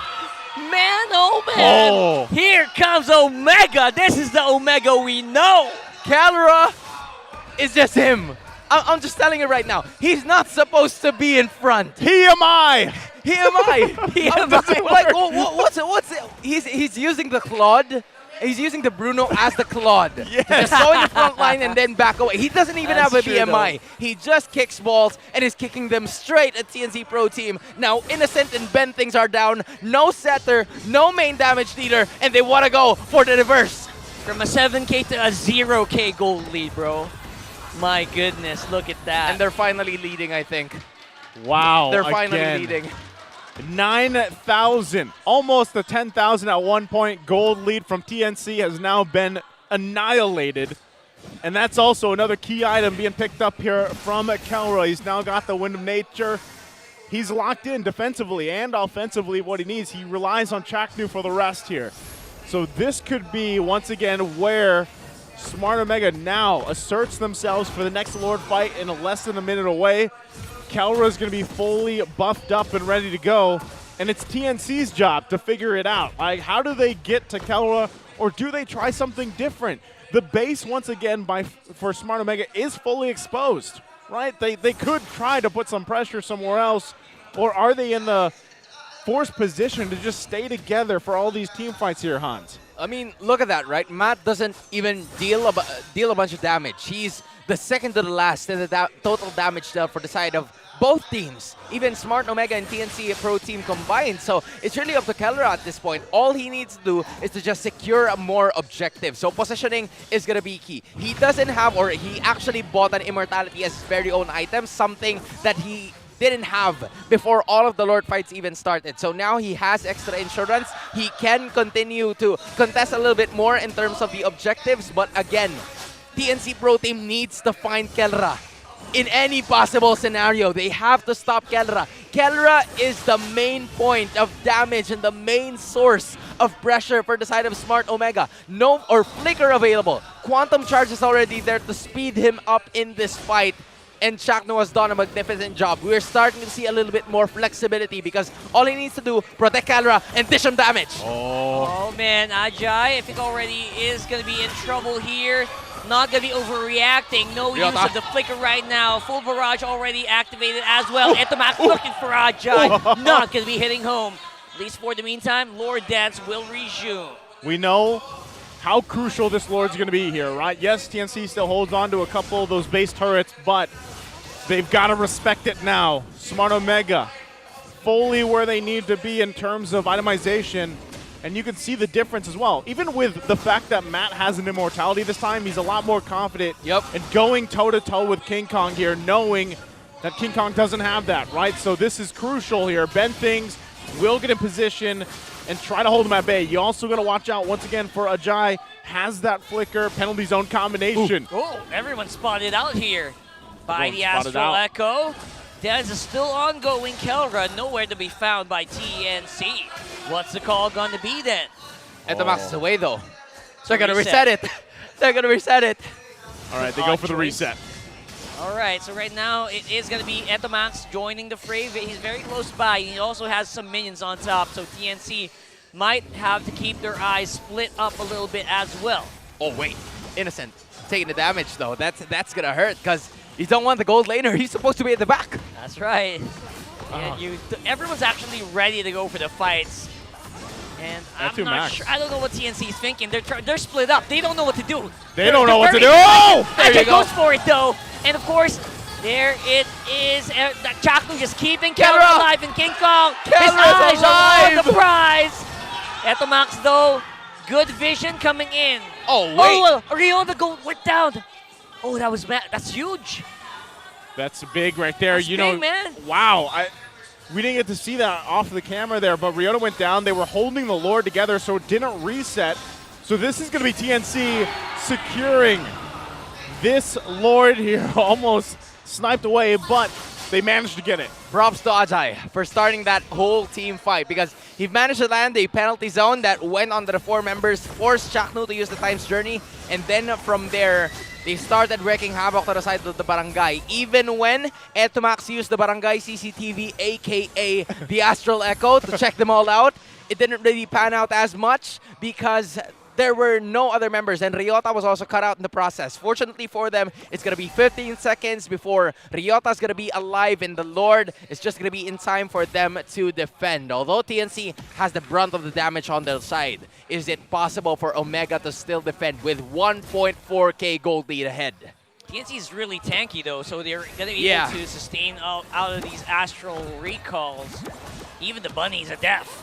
Oh, they're going to have to deal with this Lord, though. It's quite beefy here, along with the minions. Can they do it? Kelra? Eyes on Kelra, guys. You know the drill. You know the drill. Ajay looking for that one. Full barrage hits everybody. Matt? Very early times journey here by Chaknu. Matt goes down. Ryota will probably Lord do done. so as well. Ooh. Lord is out. Wow. Minions are cleared. Wow. Omega can go. Where will they follow? So 5 minutes in. So that was a good situation for the side of Omega, because Guerra, he entrusted the Lord to the rest of his teammates to just take care of it as much as possible. He And then didn't Guerra tries to go for the other minions on the bottom side and then tends to help so that there's no minions on the rest of the map for the side of TNC Pro Team. It also helped when Etomax was dishing out damage using the Astral recalls continuously so that the pressure is going to be felt by the side of TNC Pro Team. It was a very good try, but again, TNC needs to finish this game by hook or by crook, if I should say. Tough situation here to be in. Again, TNC so adamant on ending the game, even with this. That was what, the fourth Lord I think they had? Yes. And they couldn't end it. You know, this is, again, people are probably scratching their heads like, TNC, what is it about you guys where you can't end this game here? And it's a combination of a couple things. It's TNC really trying their best, but at the same time, just amazing defense potential from Smart Omega, which we have seen from them in history and past, past seasons even, past games for Season 12 here. So it's this whole kind of back and forth at this point. Now the one, again, great thing for TNC, they only lost one base turret, right? They at least have that advantage here, but still, they also have quite a few immortalities available to them. We'll see, again, how they play around this. Lord's coming up now in a couple seconds. They're looking to basically take control of the space before Smart Omega gets there. We've been seeing them do this split quite often. So this is the idea for the side of Smart Omega. It's going to be up to Edith, Novaria, and Bruno to dish out a ton of damage. Matt is going to be the main frontliner just because he has a bunch of defensive items available. Ryota's going to have to go marksman he's going to serve. He's going to serve as utility, and you're right, Rockhart. Ryota's going to have to serve in marksman mode just so they could equalize the damage output that the side of TNC Pro Team has, because you're taking a look at a Lancelot that has endless battle and a War Axe that could sustain fights a little bit faster. Plus, an Iksha that already has the trinity of the attack speed. Well, the Windtalker is already there, but again, you don't necessarily have the other item, which is the Golden Staff, so it's not as fast, but you have the Malefic Roar, Corrosion Sight, and the Wind of Nature as well. So we got the mission. It's going to be super important, but the mission, it's going to be a barangay relocation here. Oh man, what is happening right now? I think Look at the bottom part of the map. They want to go hard. They're looking for Innocent, What's the call going to be? Kelra and Chakler are waiting on the right side, on the bottom side of the map. Oh, they haven't found Innocent. Full Vision is here. Oh, they want to do an echo here. They want to do an echo. They want to do an echo. They want to pull an echo. TNC knows. They know they have the numbers. They're trying to rush it. Here we go. Try to rush it. Full barrage is in. Oh, man! Man got it! Man got it! And the push is happening on the bottom side of the map. Oh, my goodness. Goya's back, though. Goya's back. There. Goya's there. All right, it's going to be safe. It's not going to be ending. But, oh, man, that's a Lord. Oh, the base, though. The base. They're still fighting. Kelra's still alive. So quickly. Innocent goes down. Whoa. Oh, flicker by Ajay. It's Chakno. It's Chakno and Kelra against the Phoenix Army. This is crazy. I can't believe what I'm seeing. This is crazy. It's an intercept. Oh, no. It's an ambush. There it goes. Ajay dives in. Not really going to make much of a difference right now, though. They're able to defend at least for the meantime. Everyone from TNC's bruised, but they're alive. Ow. They're alive. I think they're going to go ahead and clear this Lord up quite quickly. Full barrage. Full barrage. Ooh, that hurts. I mean, at this point, because of the cooldown talent that Chaknu has bought up, they're starting to have Time's Journey every 12 seconds. That's how fast he's getting. All right, that's insane coming in from Chaknu. And this has been the problem all this time. Like, we haven't seen much of the flexibility coming in from Chaknu, but we're starting to see it now. He's the personal bodyguard, the personal assistant of Kerala in this match. Right, you just have to give it at this point. Matt started off with a wonderful retribution take. It doesn't matter if you don't get the very first Lord. You know what? AKA what Midnight said. The most important thing is for you to get the most recent Lord and change the tides of his game. At the very least, that was mission failed successfully. Yeah. They got something for it. Yeah. Right? So Oh, man. And with that whole situation, you saw the win probability now highly in favor, of course, of Smart Omega. At this point, the 30-plus minute mark, it comes down to those minor things like that, right? Where there was actually pressure being put by Smart Omega, and I was hoping that TNC would do that earlier, like minutes ago, even from the previous Lord, thinking, man, you've already got the base fully exposed with Smart Omega. Why don't you guys put some pressure on the side lanes or at least force Smart Omega to respond to it, right? It's like they're always in the mid, right? Yeah, they're always clumped up together, and they're not taking that chance, basically, for that. But that's the benefit of their lineup. They have the Minotaur, so they kind of don't have another choice, because in terms of rotation, they're not really in the lead just because they have the Terizla. Yeah. And in addition to what you've mentioned, Etomax can easily go from one lane to another because he can cross borders, literally go through walls, make sure that the Astral Recall is going to be there. It's another mission. It's another mission. Oh my King Kong. goodness, they are trying to pull down King King Kong. Kong. King Kong's so squishy against Kelra. King My Kong. goodness! No! Not like this! Wow, decisive from Smart Omega. Taking out the jungler of TNC all at the perfect timing. This is now going to be a Lord for theirs to take. TNC. Oh my goodness. Going to be forced to defend in their base. Barangay report, threat has been neutralized. Right. I repeat, threat has been neutralized. And the threat of the barangay, the suspect, if we should say, is going to be none other than the dude that you see on your screens right now. And they're in tandem. Yeah, the range squad. It's the range squad, bro. Etomax just clearly clearing out the waves, and he's been the guy.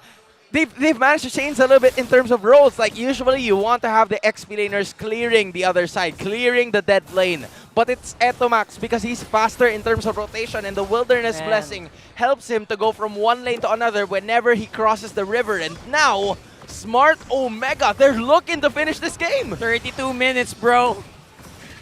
32 minutes here. Lord now going to go in, AJ. Oh, beautiful intro by Ben Fings. There's a full barrage, but no. Brianna goes for the finish. It's an Omega win. They tried so hard and got so far, but in the end, Omega got it.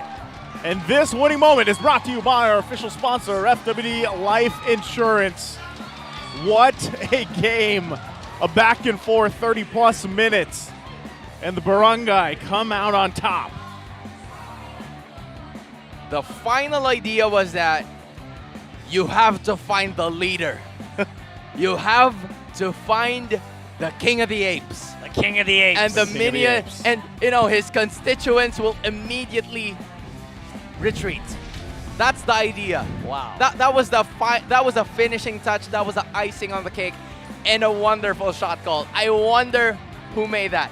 I wonder who called that shot, because it was the best case scenario for Omega. Remove the retribution holder, force them out of their comfort zone, because they're always fighting in the mid, and finish the job from there. I don't know. That was the perfect timing, if you will, right, for things to fall into place. And people are saying that Omega timers doesn't even matter anymore, because most of the matches reach beyond 18 minutes. I wonder what they have to say about This now. is 32. This is for you guys. This is for you guys who doesn't believe in the Omega timers anymore. I specifically remember saying at the 12-minute mark when TNC probably had, I don't know, at that point, 6,000 gold lead. I'm like, Smart Omega just needs maybe 6 to 8 minutes. 6 to 8 minutes. They got to the 20-minute mark with an amazing defense. They continued to do it, and they got back into the game. And things were going dire.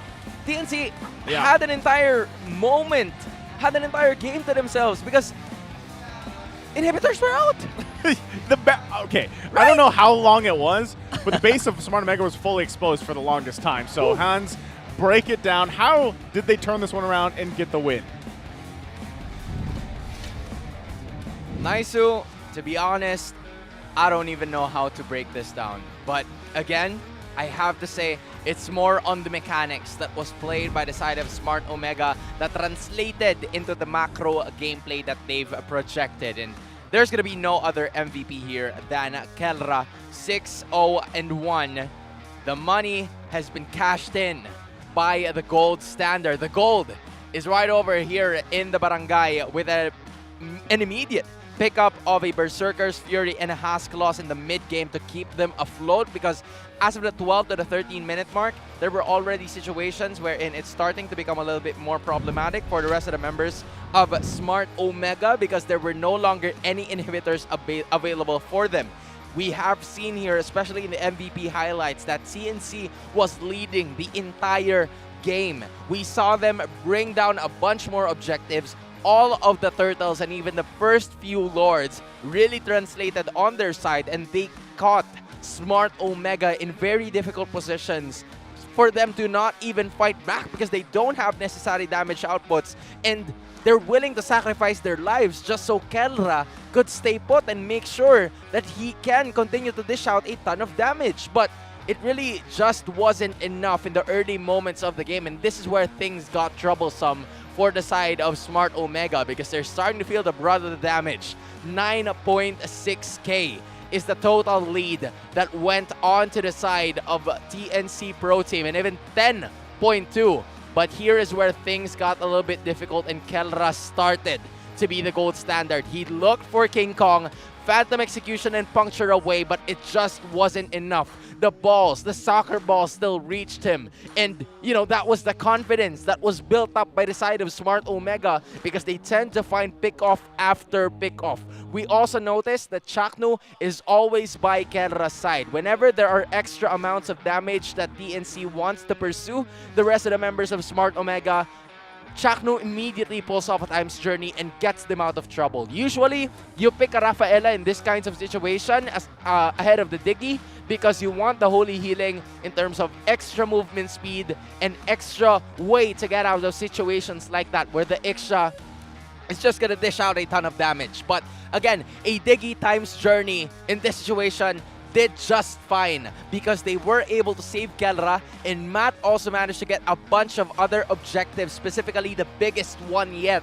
is the Lord, and here is the game-changing play for the side of Smart Omega where they found King Kong, the King of the Apes, to stop the Lord Dance from happening. And without King Kong in the process, it was a 5v4, 6v4 situation with the Lord included, and it was over for the side of TNC Pro Team, making the go for Smart Omega. And just look at the kill map. I believe the ones in the middle just happened in the later portions of the map. No activity was happening for Smart Omega for the entire 13 minutes. The first kill that Kelra got was very close to the base. It was the moment when he got the Terizla and where he also got King Kong, who was just about to escape using that Phantom Execution. And again, it was just a masterful display of mechanics coming in from Kelra. You would expect that there is no late game insurance, but with Kelra's damage output, also using the Quantum Charge and the Weapon Master, you would expect that the damage is really gonna be there. He also used the Killing Spree as the emblem of his to make sure that he will be able to sustain a little bit more in terms of team fight and heal a little bit more in terms of his HP to continue fighting and to continue to dish out a bunch of damage with the Rose Gold Meteor and also the Wind of Nature for extra insurance. He was very confident in himself that he no longer bought an Immortality when innocent. Usually, an Iksha in this composition cannot be reached just because it's an Edith, it's an Ovaria on the other side. There's no way for the rest of the members of Smart Omega to reach Iksha, but Innocent still built up an Immortality just to make sure. But when things started going down for the side of TNC Pro Team, where Ajay, Ben, things were not really converting in terms of their ultimates because it was nullified by Chaknu in his use of the Time's Journey, that is where things are starting to become a huge problem for the side of TNC Pro Team. I've been mentioning Kelra and Chaknu for the longest time, but one of the things that we have to take note is the 88% kill participation that is brought about by Etomax. El Capitan turning on the barangay CCTV and catching the suspects in action, and they want to make sure that they can continue that for game number 2. Nervousness was felt by the barangay before the start of this matchup, and I guess this is a way for them to remove it. Bring us back to the classics. That did not look like nervous at all, especially Kelra. Did that look like nervous guy to you? No, I think he said it well. Like, he was playing like a Claude almost on that Bruno, you know, for the most part. Like, he was up front, and maybe part of that too is just because of the fact that there was a Diggy, right? Like, I feel like that is a part of that confidence that Kelra had to be able to be up front so much? Because, again, he was kind of just relying not only on the wind of nature that he had, but also the time's journey. Chakno can apply as a... Chakno can basically apply in a security agency. Yeah. I would hire him as a bodyguard. I would hire him as my 100%. bodyguard. I would hire Chaknu as my bouncer. I would hire... That's coming from Nice. And that's from me. That's coming in from Nice. That's how safe I would feel. Okay. And Chaknu's I feel safe too. Yes. It worked. I mean... Kelra felt safe. It was a very scrappy fight. I mean, it wasn't Yeah. one-sided at all. Every kabarangay was at the edge of their seats for sure. And to be honest, for me as well, it didn't look like it could go well because everyone was so squishy except for Rio. Right? So normally, I don't know. I'll explain later. Great job, though, from them. But before we talk more about it, of course, MPL Season 12 is also live on the Smart's live stream app. So watch your favorite MPL teams battle it out and don't miss any of these amazing epic power plays like this Game 1 you guys just saw. Download the Smart live stream app now, available on all your devices' official app stores. Now, again, crazy Game 1 because in a way, too, it's still surprising. Like, this is something that we talked about even before going into the game with these two teams, the way that they work. TNC's usually ahead. Somehow it slips through their hands, which it did. And Smart A lot of Omega, times. A lot of times. And Smart Omega being a team where they're usually down, and then for some reason, when their backs are against the wall, they flip a switch. I don't know what it is that allows them to do that, but they've done it multiple times. We'll see if they can close out the series. But also, before that, let's throw it over to Mara to hear more.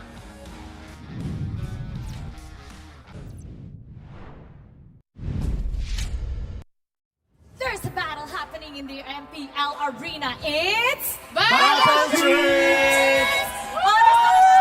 Para i-highlight ang ating mga battle trips. At ang special ngayon, kinumbine natin ang 2 regions. So, tell us about battle trips. First of all, introduce yourselves. At what region kayo? I'm SLS Spots from Student Leader and Battle Trips from Laguna. Laguna! Hello, I'm Franz. I'm from Battle Trips, Laguna din po. Laguna! Hi, I'm Jay from Battle Trips, Cavite. Cavite! Alright, battle trips Laguna and Cavite, mag-ingat! O kwento nyo yung araw nyo, anong naganap today for battle trips? Nag-deep yung boy, hello. Hello. Yun sa amin po, yung mga participants which is mga nanalo sa posted sa FB groups namin, sila po yung may chance makapanood sa live actions dito. Then nagsama-sama po kami sa MOA to gather kung sino po yung mga iba pang nanalo from CH.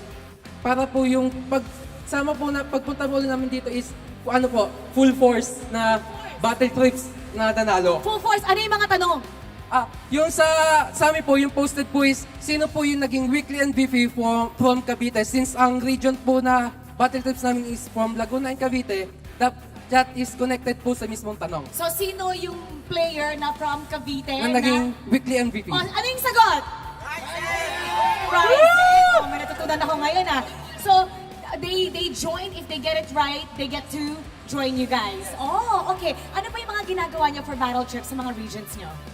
Sa amin sa Cavite, nag-held kami ng 5-on-5 online tournaments together with special 3v3 and on-site tournaments. And that was partnership with Infinix. Oh, partnership by Infinix. Ang ganda ng phone nila. Perfect na perfect pang laro. So, kaninang umaga, sama-sama kayo? Paano kayo pumunta dito? Yes po, sama-sama po kami nagpunta dito. Nag-meet up po kami sa MOA like Pot said. And from there po, di ba sama-sama na po kaming SL and CH. And then, yung may isa po kaming bus na sinakyan. And May school bus yes kayo? Yes po, may school bus po kaming sinakyan. Sponsored by Moonton. Oh, Moonton! Shout out! So, ayan, sponsored po siya ni Moonton and may foods. And then, may pag-games po where they can win diamonds. Oh, sino nanalo kanina sa Diamonds? Sila po! Sila! Oh, nice! Paano sila nanalo ng Diamonds? Nanalo po sila ng Diamonds by joining sa games. May pag-games po kami sa bus. So, hindi po basta yung bus. Yes po, masaya sa bus. So, kayo yung nagli-lead. So, habang pupunta kayo dito ng mga 1 oras at kalahati, may mga pag-games. Sige nga, kwento mo yung games kanina. Isa sa mga trivia games, ayan, yung tinatanong. And also yung mga kung paano i-build yung mga items So marami ring nakasagot regarding dyan. Oh, kailangan talaga matalino. Oo, Tungkol sa kailangan. MPL. Bawal po silang mag-cheat, bawal silang tumingin sa mukha. Oh, ang saya naman! Tsaka mas masaya yung yung food. Oh, yung food, anong kinain? Merong chicken, merong menudo. Chicken and menudo. Sponsored by? Munjun! Oh, pagpunta dito, anong mga ginawa natin? So, pagdating po dito sa MPL shooting gallery, ang first po na ginawa is nagbigay ng merch. Uy, merch! So, hindi lang diamonds, meron pang merch. Merch! Ang galing, ang ganda naman. Nasaan yung merch? Example Nasaan yung merch. Patingin ng merch. Dali. Tingnan ko nga. Kapag, itong merch na to. Ay, ang ganda! May lanyard. Marami pa pong klase. Ang ganda naman ito. Sponsored by? Munjun! Ano pang ginawa? Ano pang ginawa, Pots?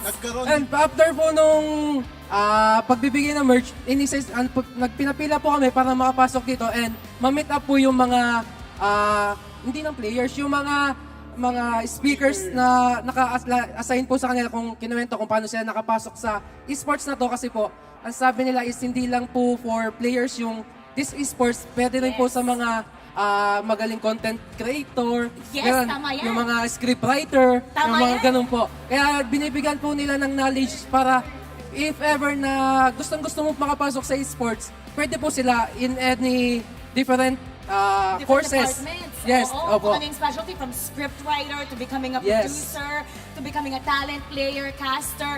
Okay, ikaw, if you were part of MPL, saan ka mag-a-apply? Saan mo gusto? Gusto ko maging isa sa mga casters. Isa sa mga casters. Okay. Sinong favorite caster first of all? Si Manjin. Manjin! Okay, kunyari ako si Manjin. Ipapasa ko sa'yo. Magkakas ka ng TNC versus Omega. Alright! Cast mo na! Cast mo na! Alright, so welcome sa ating MPL Season 12 and we are having a battle with TNC and Smart Omega. And syempre, meron akong kakasama and babalik ko na ulit sa kanya. Okay, palakpakan! Palakpakan! Pwede na! Ikaw naman, friends, kung ikaw ay magiging parte ng MPL, what would you like to be? From director to producer to host? Anong gusto mo? Caster din po. Caster! Okay, sinong favorite caster? Si Ate Chantel. Ate mo, Chantel, syempre. Ay, Chantel, by the way, every week bago ang kanyang buhok. So fresh, glowing. Okay, kunyari ikaw si Chantel.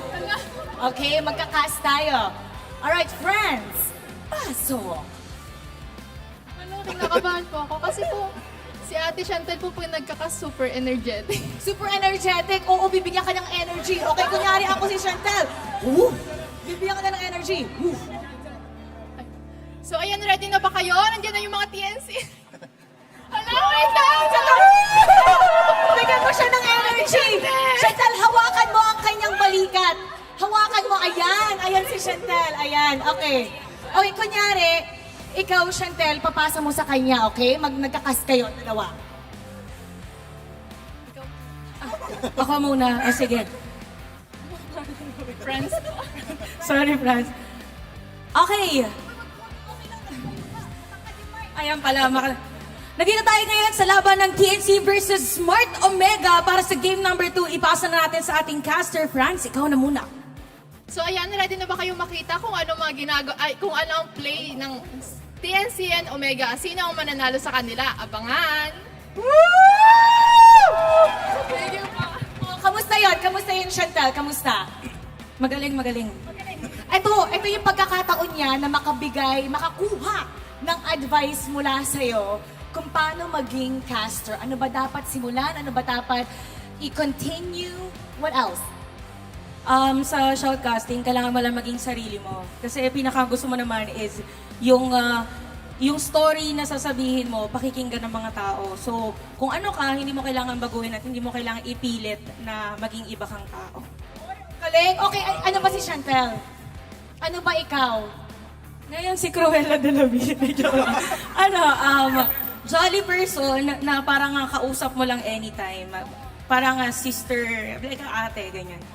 Kasi si ate mo, Chantel. Uy, ano kami, pag nag-uusap kami, mahaba ang aming talibabad. Para talagang sister. Thank you. Oh, 3 hours, 2 hours. Thank you so much, Chantel. Ikaw naman, Pat, kung ikaw ang magiging part ng MPL, what do you want to be? Ay, syempre, player. Player? Yes. Like who? Syempre, isa sa pinakahinahan ko roamer, sila Yawi tsaka sila Chaknu. Si Yawi at si Chaknu.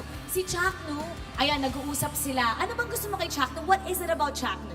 Ay, yung pagiging humble niya sa lahat ng game. Syempre, hindi mo dapat, kahit gaano ka kagaling, hindi pwedeng lumaki yung ulo mo kasi marunong ka dapat tumingin sa pinanggalingan mo kung saan ka nagsimula. Dapat marunong kang tumingin na, dyan din ako nagsimula. Dapat hindi ko sila tapak-tapakan, gano'n, hindi ko sila yabangan. Ganda naman ang sinabi mo.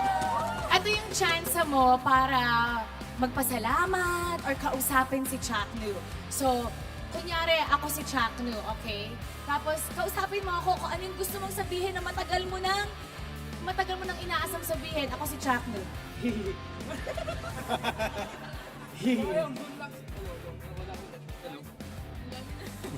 Hello. Ayan, so Chaknu, good luck sa mga paparating mong laban.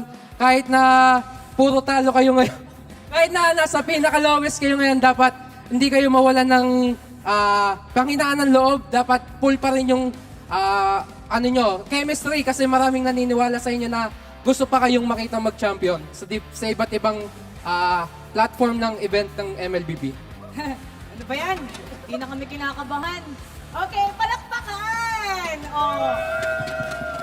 What is your favorite part about today? Foods! Food talaga eh. Food. O, ikaw din food. Ang dali nyo naman i-impress. Food. Yung picture kanina. Yung picture. Kanina kayo nagpa-picture? Dito sa stage.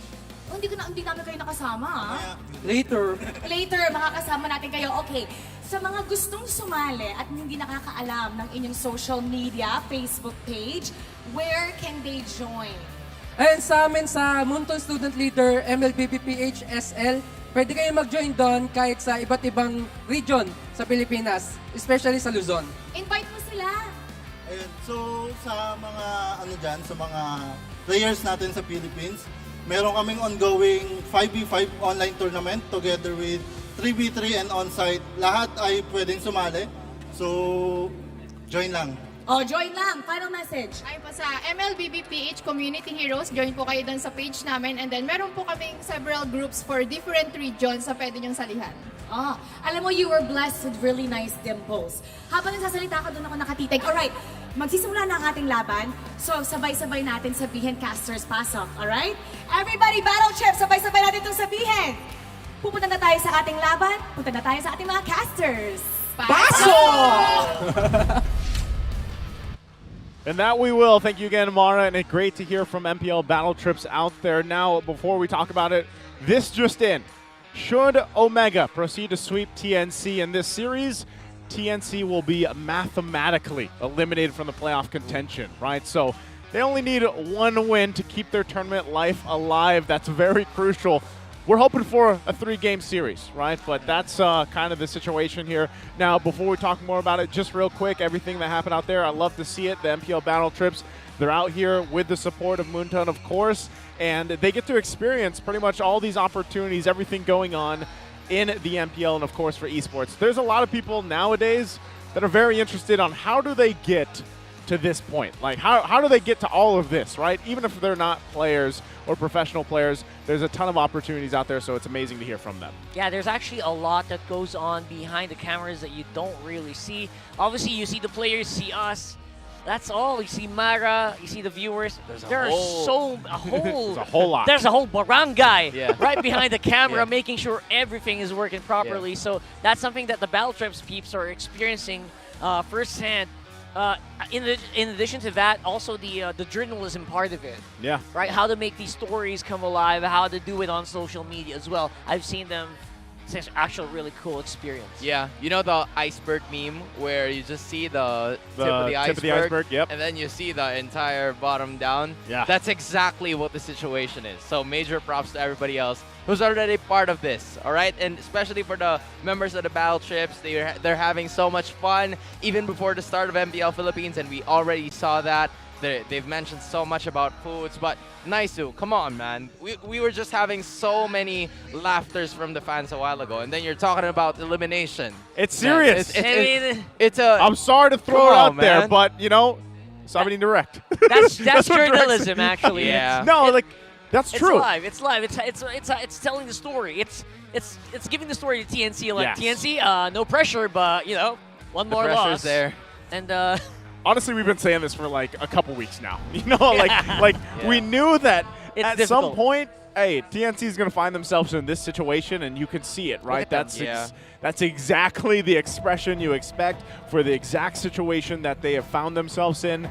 And it's tough because, again, you have to, if you miss game one and you're just now joining us, TNC was leading at one point for 10,000 gold. they were about to finish it up. They had a fully exposed base against Smart Omega, and they still got turned around on. So now this is where they correct things. Hopefully they fix what they need to, and if they get themselves a lead again, they finish the game because we now know the situation. Now game 2 draft, first phase almost done. Very similar bands going through, but the difference here is Smart Omega will be on the blue. We've got TNC on the red. So if you're TNC at this point, it mentioned in the Keys to Victory a while ago that you have to play like you have nothing to lose. But in this game, it's everything to lose. Everything lies on this game alone for you to have a shot at a playoff hope. And it's going to be starting in the draft where the Baksha, the Angela, and even 3 heroes by King Kong. And I repeat, 3 heroes just to neutralize the King of the Apes. That's how big of a threat, or that's how big of a threat King Kong is to the side of the barangay. For TNC, just don't be afraid of the base, man. Just go for it. That's all I can say right now in terms of battle plan. Right now with the Fredrin in hand, though, I feel like I feel a lot more safer. I don't know for some reason, because now they can mainline tank the Fredrin, and then if Kelra goes for a Bruno, it'll feel better. Yeah. There's an actual tank in front of you that Kelra can do his Fang.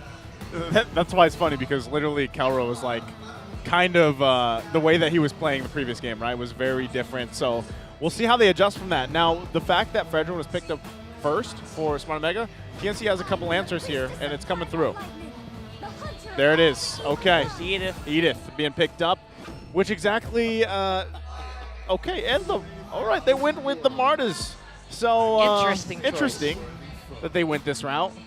Yeah. With that, could it work? I mean, it could work because, again, the Martes was picked up right after the Fredrin was already available, right? After the Fredrin was already picked up, right? Yes. So at this point, if there's something that they can do, it's to at least give King Kong one of the best heroes possible for them to at least make sure that they can, you know, contest in terms of the team fights. Because it's going to be super crucial for King Kong to make the necessary play available for him to at least sustain in terms of team fights. At the very least, I love that Omega's very aware of these conditions that, you know, TNC went ham with King Kong on the Joy previous day, and now they're also going for what's very comfortable for them. Atoy R, Mr. Ryota himself back on the Terizla. Yeah. Just feels right at home here for Omega. Okay, so they get that, of course, you know, they get the Novaria as well. This is also, now, I'm just going to say, you know, Matt's performance even the previous game, like, yes, they didn't contest those first, what was it, the first couple turtles or the first turtles, they weren't really able to kind of contest that the way they wanted to. So maybe this Fredrin will allow them to do that a little bit better, right? Especially, this is a classic matchup, the Fredrin versus the Martes. Yeah. That's usually what we see. So hopefully this gives them that opportunity. That was also the Lilia that was picked up for that last pick during the first phase here. So how's the draft index looking here, Hans? It's actually the same thing. But now, or actually it is the same thing, because Vision and Info is still the name of the game for the side of Smart Omega just because they have the Navaria on their side. Meanwhile, not a lot of damage and not a lot of damage per second. So they are still saving a Kelra hero up to this point. No marksman has been banned just yet, so there's still a plethora of options for the gold standard that he can pick up in this one. But I think this is where it starts to get a little bit tricky for the marksman or gold lane, because the Claude is starting to get banned and even the carry is going to be banned as well. So there's little to no option. I mean, you still have the Beatrix, you have the Brody. But if you're Kelra, you want something that could sustain up until the later portions of this match. So at least TNC, they're playing this draft exactly the way they should be. They also drafted a very safe mid laner here for Goyo. You can rarely go wrong with the Lilia, right? It's so difficult to mess that up. So now they just have to really go ham here. And can I just say, we haven't mentioned Goyo as much in game number 1, but he's played a very good game. Like, yeah, he did an amazing game. Like from the start, in like the 13 minutes, his KDA was 4-0-1. Like, they've managed to get the snowball. He's made effective plays possible. He's been taking a bunch of, the skills, especially the decimation, just to finish the job for the rest of the members of TNC Pro Team. But unfortunately, they were unable to do that. So Grok is again going to be the choice here for TNC. They don't want to worry about the Chak Mamba surprise at this point, so we're not going to see that just yet. And the Paquito is also going to be not going to be available, so there's a choice here that the Bruno can be an option, but the Yuzhong is a choice that they could go for. Oh, Rafaela for Benping. So now, this is the hill that they're gonna die on here. Oh. Well, hopefully. Like I said, I am hoping for a 3-game series, to keep things alive here for TNC. My biggest thing, especially that you mentioned Goyo in the previous game, I noticed it as well. I think even at one point he was like 7-0-1 even, and the problem with this though is when you have these guys all performing like relatively well, again, there's a whole reason they were leading the game, right? Yeah. For the most part. It's just for some reason, what is that missing ingredient of that? And it's the fact that they, as a team, again, as a collective of 5 players, they cannot finish the games out with that kind of lead. Yeah. So then you have to kind of go back and be like, well, why not? Why can't we? Right? So that's something they have to do. I miss the Franco. There's the Franco and the Wan. Welcome back. Franco's actually great, super underrated right now because if we're talking about everyone's crazy for the healers, for the shielders. You know what? Hook someone under a turret, then you got them. Especially Buy them. with the Novaria. Yeah. Even the Novaria. Like, doesn't that open up the box a little bit more too? Like the way that it interacts with the hooks. Yes, it's like really the pixels get a little, bigger. So it feels like you're almost hacking a little bit with the hooks, right? Yeah. Like, what? That wasn't in my hitbox. And you also see them with the Astral Echo, so yeah. you can determine where the other members are going to come from, so this is going to be a problem for the side of TNC Pro Team. There's what we call the walking winning condition. And also going into the hands of Chaknu, who knows how to use this hero pretty well, is going to be of the essence. But the final pick, I think, is going to be the Irithel. Yes. So this is a choice that TNC is going to be making here. Taking a look at the main draft index here, you have Teamfight leaning towards the side of Smart Omega, but TNC has it. Once again, the early to mid scaling is on to the Phoenix Army, and they've done that time and time again, but the struggle is with closing the games. Yeah. They don't have much in terms of the late game and sustain, and the only insurance that they have is the 1-1, or rather the Irithel, and nothing else. They turned it around, to be honest, in this one. Lily is actually really bad for early right now, better for late. Same with the Irithel. So they banked everything on, you know what, no matter what happens, just don't lose the early game. We got good late game. Let's try to finish it from there. That is I feel like a big part of this puzzle that TNC has to solve here, especially to take it to a game 3 here. We'll see if they can pull it off once again. We get one last look. Both lineups here, very different play styles for both of them, but we'll see if they can do it. TNC, their playoff lives are on the line with this game right here. If they get swept, they're out of playoff contention. And Smart Omega definitely wants to get that sweep for those 3 points to get closer to their playoff secured spot. That's the best case scenario for the Phoenix Army at this point, because again, one, you have to worry about Matt. This is his main hero. Number 2, you also have to stop Kelra in terms of his scaling, but you also have to take note of the King of the Apes. It's King Kong and a tie between the Lancelot and the Fredrin. That's how much of a flexible player this guy is. He can play mechanics, and he can play as a team player and just securing objectives. Oh, Goyo.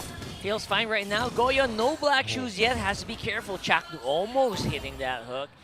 It's actually pretty close. Now King Kong close to level 4 means that he can actually go a little bit more aggressive here if he wants to. but decides to go for it. Decides to not go for it, rather. Anything in the emblems here? Yeah, 3 agilities here are brought about by the side of TNC, which benefits, and also Wilderness Blessing goes into the Irithel, something that we don't usually see because Irithel usually has that tenacity to make sure that he can sustain and, you know, have a little bit more in terms of the defense that the Irithel can sustain in the early to the mid portions, because you would expect the early or the Irithel to struggle a little bit, but as I say that, it's bent things out. Oh, it's a 2 for none. It's a 2 for none, Omega. They played it so well. This is not looking good. Yeah, that's tough, man. Again, and Rockhart mentioned this, right? Even with Lilia, her damage later on is pretty great. And early on, if you can land everything you need to, right, you don't exactly have even that safety of the black. Oh, Innocent. What is happening right now? It is a mess for the early game of TNC. Good looking Ducati, though. Good looking Ducati. Yeah. I love it. Yeah. Oh, flickering by Ajay, though. This could be bad here for Kuyamati here, but King Kong makes sure that it's a turtle and a kill. But if you're smart Omega, that's a dream start. You stop the early game scaling coming in from the Lilia, and you also dish out damage to both Bentings and Innocent. Stop Innocent from scaling, put all of your bank onto Kelra and protect him with that 1 assist already. This is a very good start for the side of Smart Omega, so TNC needs to find a way. You can see the Ducati skin. Drifting. Wow. Man, he's just, you know, putting donuts on the road, as they would say. Wish I had one of those. Yeah. I just got one today. They're pretty nice. But Sana all. I got the Benedetta. Hope all. Hope all. Yep, hope all. Well, right now, again, nothing too crazy for the most part, right? Smart Omega had a pretty good start. Look at Ajay, though. He's 2 levels ahead of Ryota. Yeah. That is pretty massive. Think about it. Turret goes down as well with the help of King Kong. So at least there's one lane that TNC are definitely ahead of.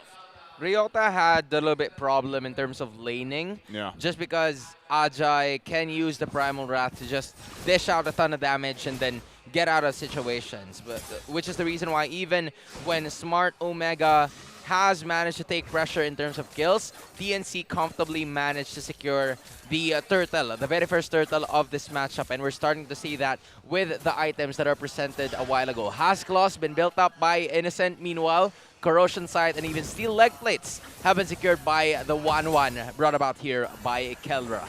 TNC with the level advantage they have are actually pretty intimidating if you think about it. That Death Ball is really strong because of the Rafaela. So, yeah, just buy some more time for Innocent, and later on it's going to look good for them. Such even the cameraman want to take a closer look on that one. I want to check this Yeah. Oh, man. I hope you have one too, Mr. Cameraman. I'm just saying, hey, really randomly here, missed opportunity. Gord, he's already on a floating board. Why not a Ducati, man? That is That's true. You know? That's true. The beam could have literally came out of the Ducati. It was Maybe a the next futuristic batch. Ducati. Yeah. Maybe. Yeah, next batch. Oh, a kill happening here on the bottom side of the map.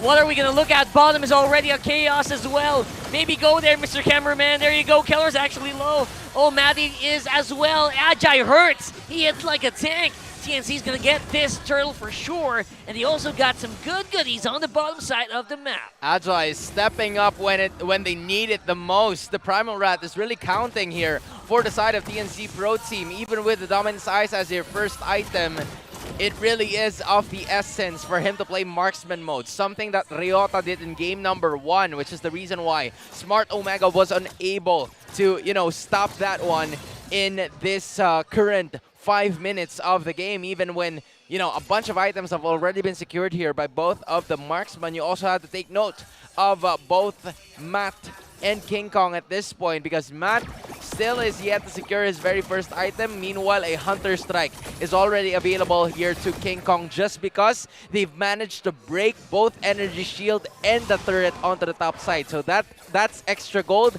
that is being brought here, and I think that is because of the help of the Rafaela that is being brought here by Bentings. A big boo-boo there on the flicker. Hook might be a problem for Omega.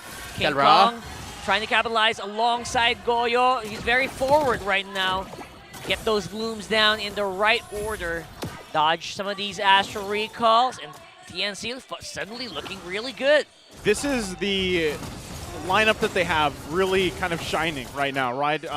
the fact that too Innocent does have the Haas clause, again, you have bent things on this Rafaela. You're allowed to have a lot of mobility, but also a lot of sustain this early on at this portion of the game, right? Obviously, Innocent later on, when he locks in the 3-4 items on this Irithyll, it's going to be quite devastating. But they also have to play around with the fact that there's going to be a lot of engage and disengage, especially with a lineup they're facing against Smart Omega. If Smart Omega doesn't land the hooks that they're looking for, especially with Chaknu, the other route they can go, obviously, is Ryota, especially if he's around those team fights, having that penalty zone when he has it with the flicker.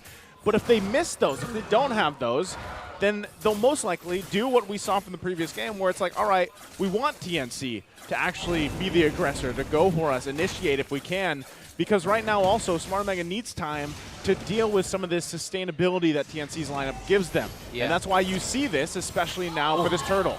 Hook goes down, but Purify will be propped here. Goyo. Oh, that's a beautiful penalty zone there by Ryota, but Turtle's going to be closed up. The DPS from TNC is actually really high. Kelra's flying. Mega. Kelra, we got a flight of the Wan here, but it's going to be cut short.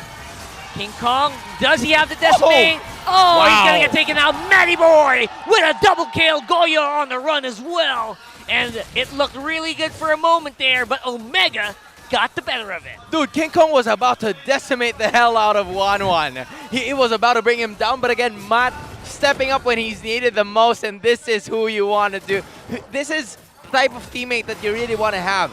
Lands on the extra knock-up to stop King Kong from unleashing the decimation towards the 1-1 being brought about by Kelra. And after that flight, he got 3 kills, and he's managed to get to safety just because the Fredrin was there with the Appraiser's Wrath to bring 2 heroes down from the side of TNC Pro Team. So, not only that, Innocent was also part of the crossfire. He was caught in the crossfire as well. So, this is the second death of Innocent, which is not a very good sign because Kelra, looking at the other side, he's 3-0-3. It's a very good scaling coming in from the 1-1, which is supposed to arrive in the later portions of this match.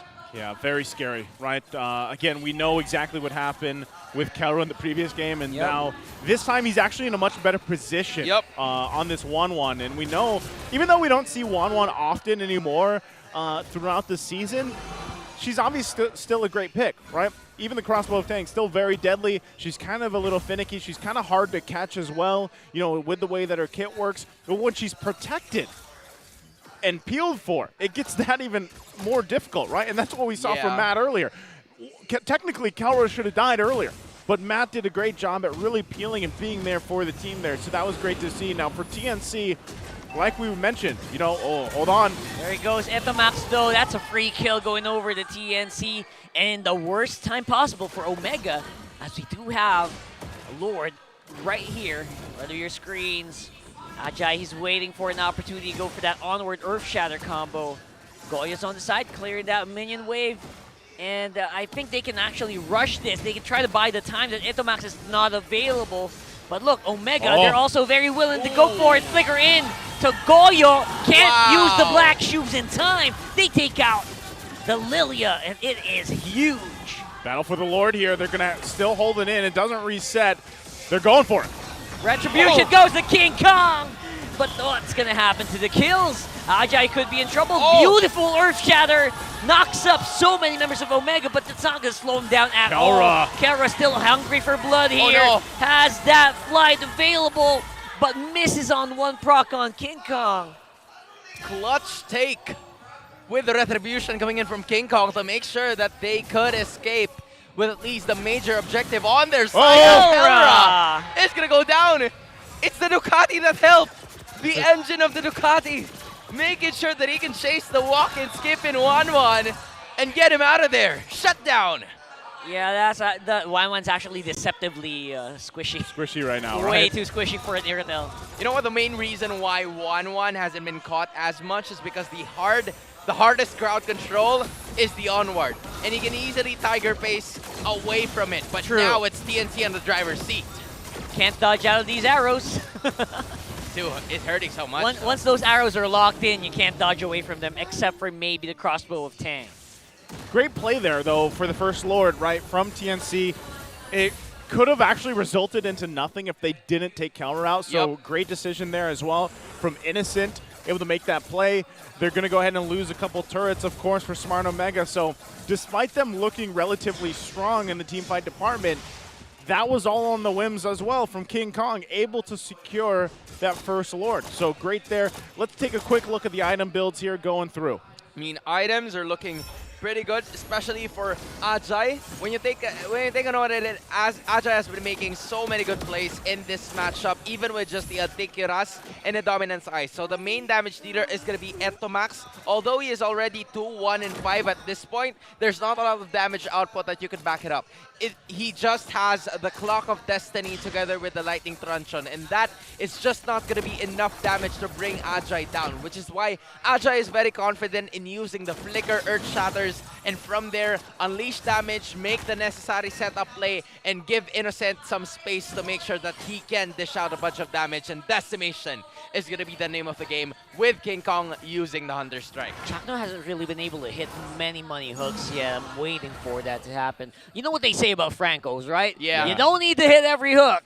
Just the one. ones that count. The best ones. The one that counts, right? I mean, still, given that, he hasn't had, like, these crazy big ones just yet, but he still managed to get the 7 assists, right? That's part of it. Again, the early game was kind of back and forth. It's still relatively even, I'd say, across the board. Of course, TNC has a little more space to work with, though, because, again, they secured that first Lord of the game here. Oh. And as they get prepped up, it's a nice position there for Innocent. yeah, they'll get in position here. Once again, Lord now spawning. TNC knows that they have a minor advantage with this, and that's why they're positioning the way they are. They're going to get spotted out, though, of course. And Etumax doing what he did the previous game as well. He is the CCTV, as Hans likes to put it. Nice game set. Oh my goodness! That was money. That was money. I mean, that was. That's a 4v5. It doesn't matter if you have the CCTV. He's caught in the act. Caught in the act, red-handed.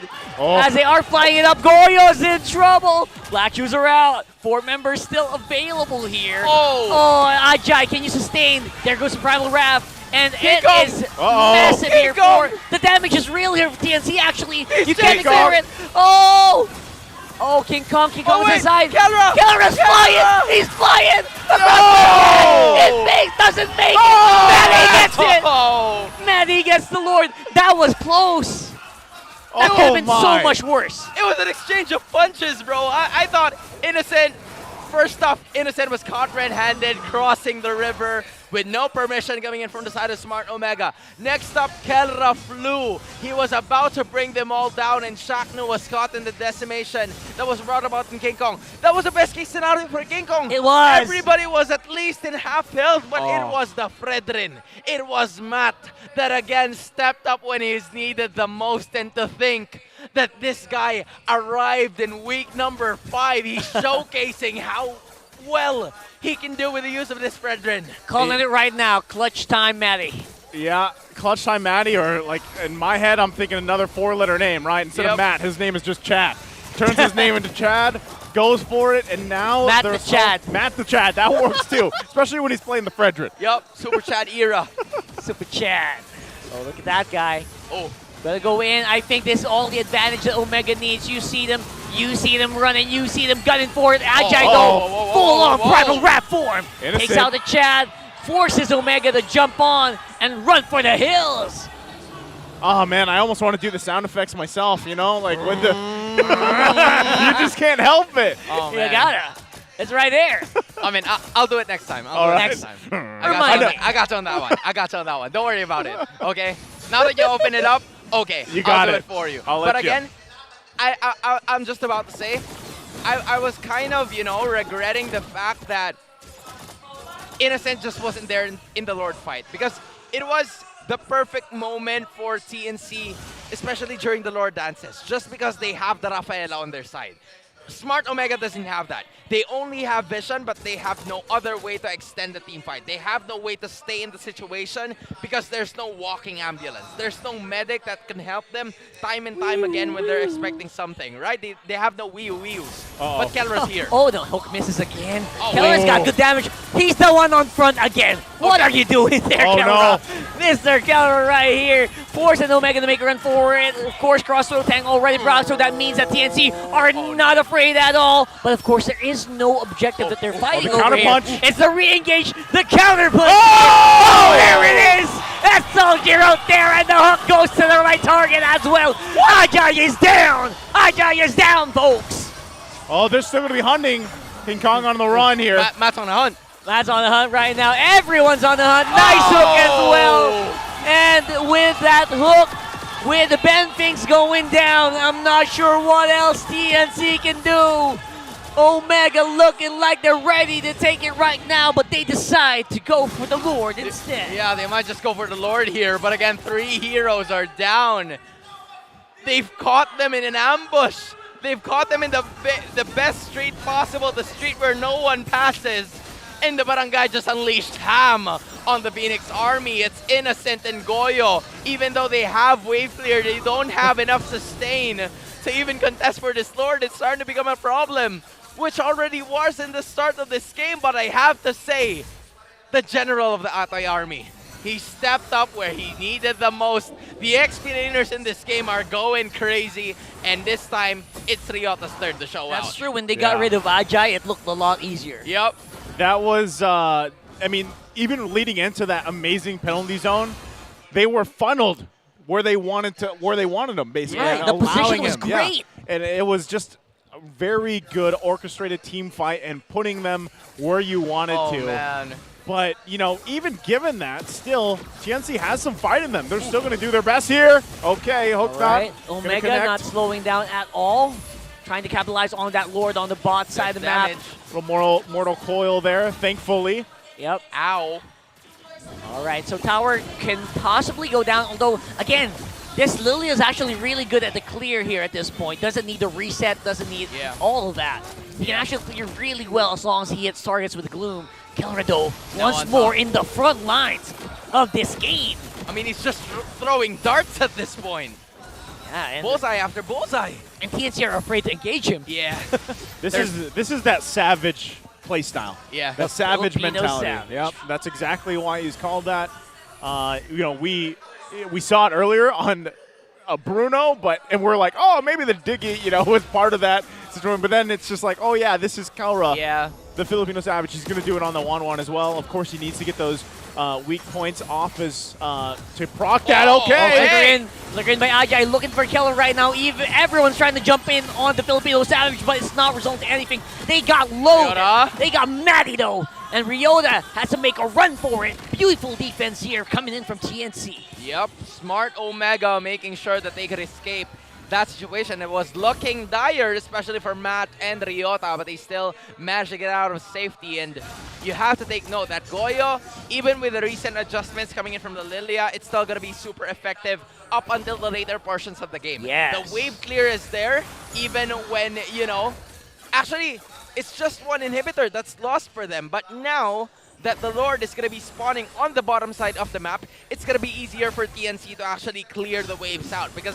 they don't have to worry about the dead lane as much because the inhibitor is still alive for the Phoenix Army. The retributions have already been used, but it's starting to hurt. There's the flicker coming in from Chaknu, not going to be available for the next 2 minutes. I love that Omega's always proactive that way, but that flicker hook combo very rarely hits. Yeah. It's the Omega we know, though. It's Omega we know. And not only that, but it was like, Lord's about to spawn, right? So you really want to kind of delay this because you don't have, not just with the hook, right? But obviously, we've also seen Chaknu do a lot of the Bloody Hunt flicker combinations as well. Yeah, that's useful. So now he doesn't have that. And TNC knows this. They might drag this fight out a little bit longer, of course, the longest they can.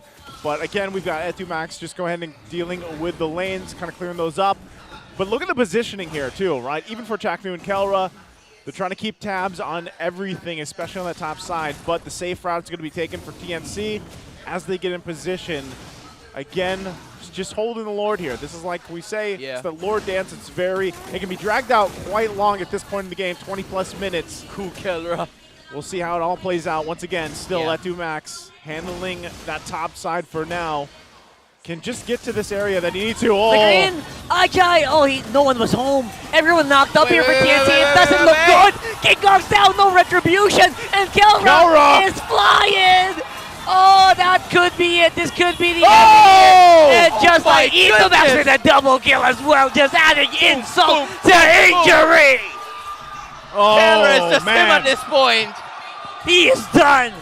This game is mine, says Omega, says the Filipino Savage Killra. Ben thinks the only angel left, and they want to wreak havoc. Ladies and gentlemen, boys and girls. It's a win for Smart Omega here in a sweep, but it's also TNC out for playoff contention here. What a turn. Just like that, how crazy and how fast that happens, ultra fast. And this winning moment is brought to you by our official sponsor, FWD Life Insurance. Smart Omega, ensuring that they get closer to that playoff spot. Definitely looking more like the Omega we know and love. If there's a lull, if there's a small, opening, they always go for it. And very proactively, they gave TNC hell, and TNC gave them a run for their money. Yeah. I mean, TNC did their very best. I was just about to say that they had the lead with the Rafaela just because of the Rafaela was there. The Lord Dances would have went to their advantage. But again, they were scattered. Yeah. And that was a very questionable play coming in from them because, again, a clutch pickup of the dominance ice for Etomax because when he releases the Barangay CCTV, it's an immediate check. It's an immediate dominance ice proc that disables the regeneration effect coming in from Ben Things that really stopped this fight. It was just a great series. I know it's a sweep, but again, TNC should hold their heads high. They do have a lot to be proud of.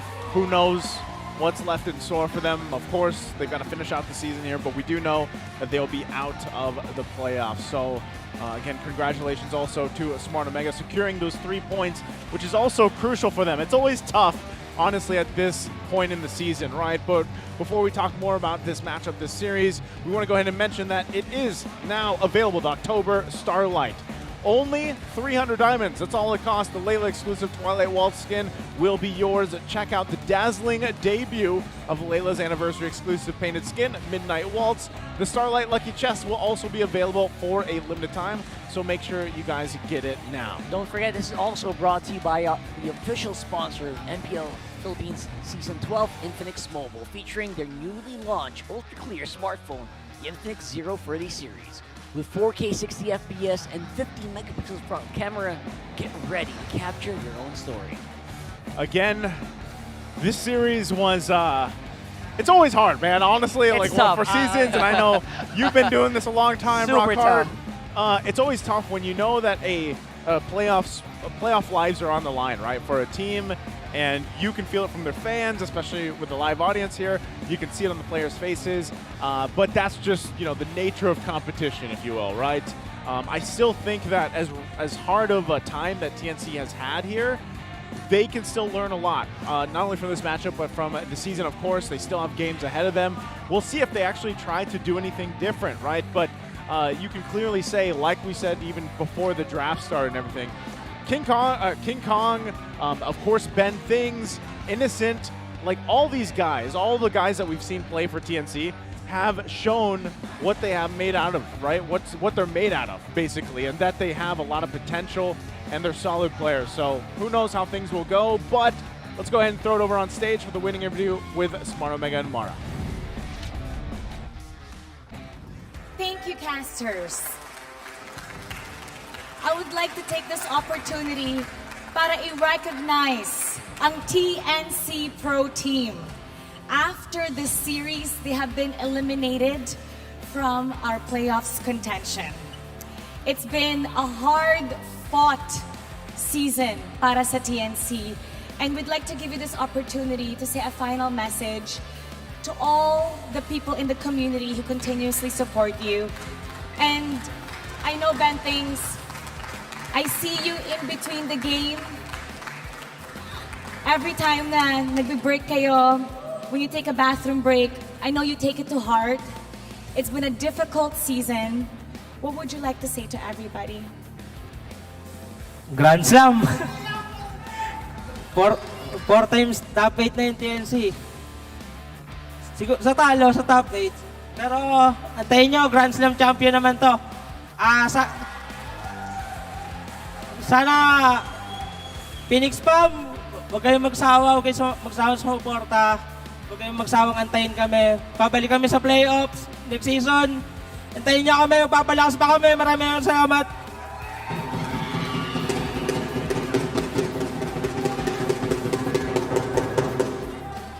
Everybody, once again, let's give TNC Pro a big round of applause. TNC, I'd like to give you this opportunity to exit to the front so all your fans can see you walk ahead of you. You may now take your bow.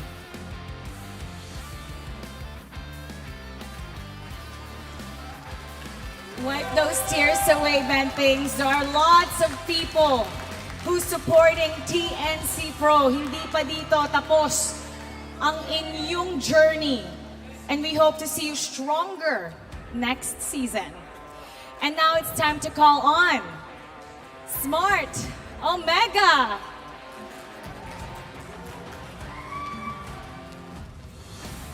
Congratulations! Let's give Smart Omega a big round of applause. Let's hear it from you guys. One shot?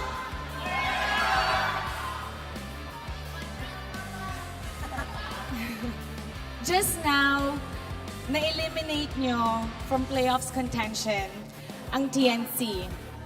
This is a really heartbreaking loss para sa kanila. Umaasa talaga silang makapasok. You guys are now safe. Nasa number 6 kayo ngayon.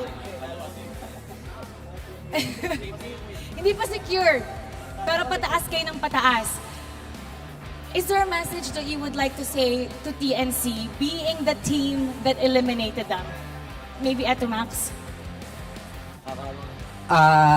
Siyempre, kahit na magkakalabang kami sa laro, siyempre nalulungkot kami kapag may kasi ginawa nila yung best nila eh. Di lang season, masakit talaga yun. Yung matalo ka nga lang sa every game, masakit eh. Yung ma-disappoint ka pa na every season. Masabi ko lang sa TNC, huwag kayo sumuko. Laban lang kasi hanggat pag sumuko kayo, dun lang matatapos yung laban eh. So tuloy-tuloy nyo lang. Coming from the man who's played several seasons, now, umakit kayo sa number 6. Sabi nga ni Chapno kanina, kinakabahan na daw. Kinakabahan na daw ang lahat. Ikaw din, sabi mo din, kinakabahan ka din. So from here on, paano nyo sinisigurado na, kasi pag kinakabahan ka, tapos pumasok ka sa laro, minsan madadala ka sa emosyon. Minsan nga hindi mo alam kung tubukin ng puso mo or yung drums sa sobrang kaba.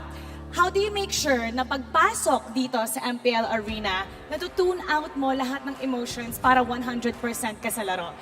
Kelra, being one of the people that said kanina na kinakabahan ka. Pag kinakabahan kasi ako, parang mas nagiging focus ako sa laro eh. Kumbaga, parang iniisip ko na bawal kami matalo dito. Kumbaga, kada game namin iniisip ko, ito na yung last game namin. Ayun lagi kong mindset, parang last game na to, bawal na matalo. Talagang bigay all in na, bigay lahat. And ngayon na every game counts para sa inyo. For now, you're safe. Umangat kayo ng number 6. Anong kind of relief yung nararamdaman nyo with every win that you get? Especially ngayon na na-2-0 nyo yung kalaban. Siyempre, masaya po. Kasi 2-0 pero hindi pa po tapos kasi hindi pa kami secure sa playoffs. Kumbaga, may chance pa rin kami kabahan.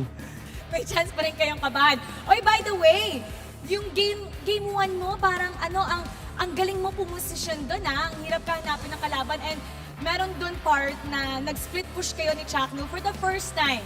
Nakita ko si Chakno. First time mo magdigi? First time mo magdigi, no?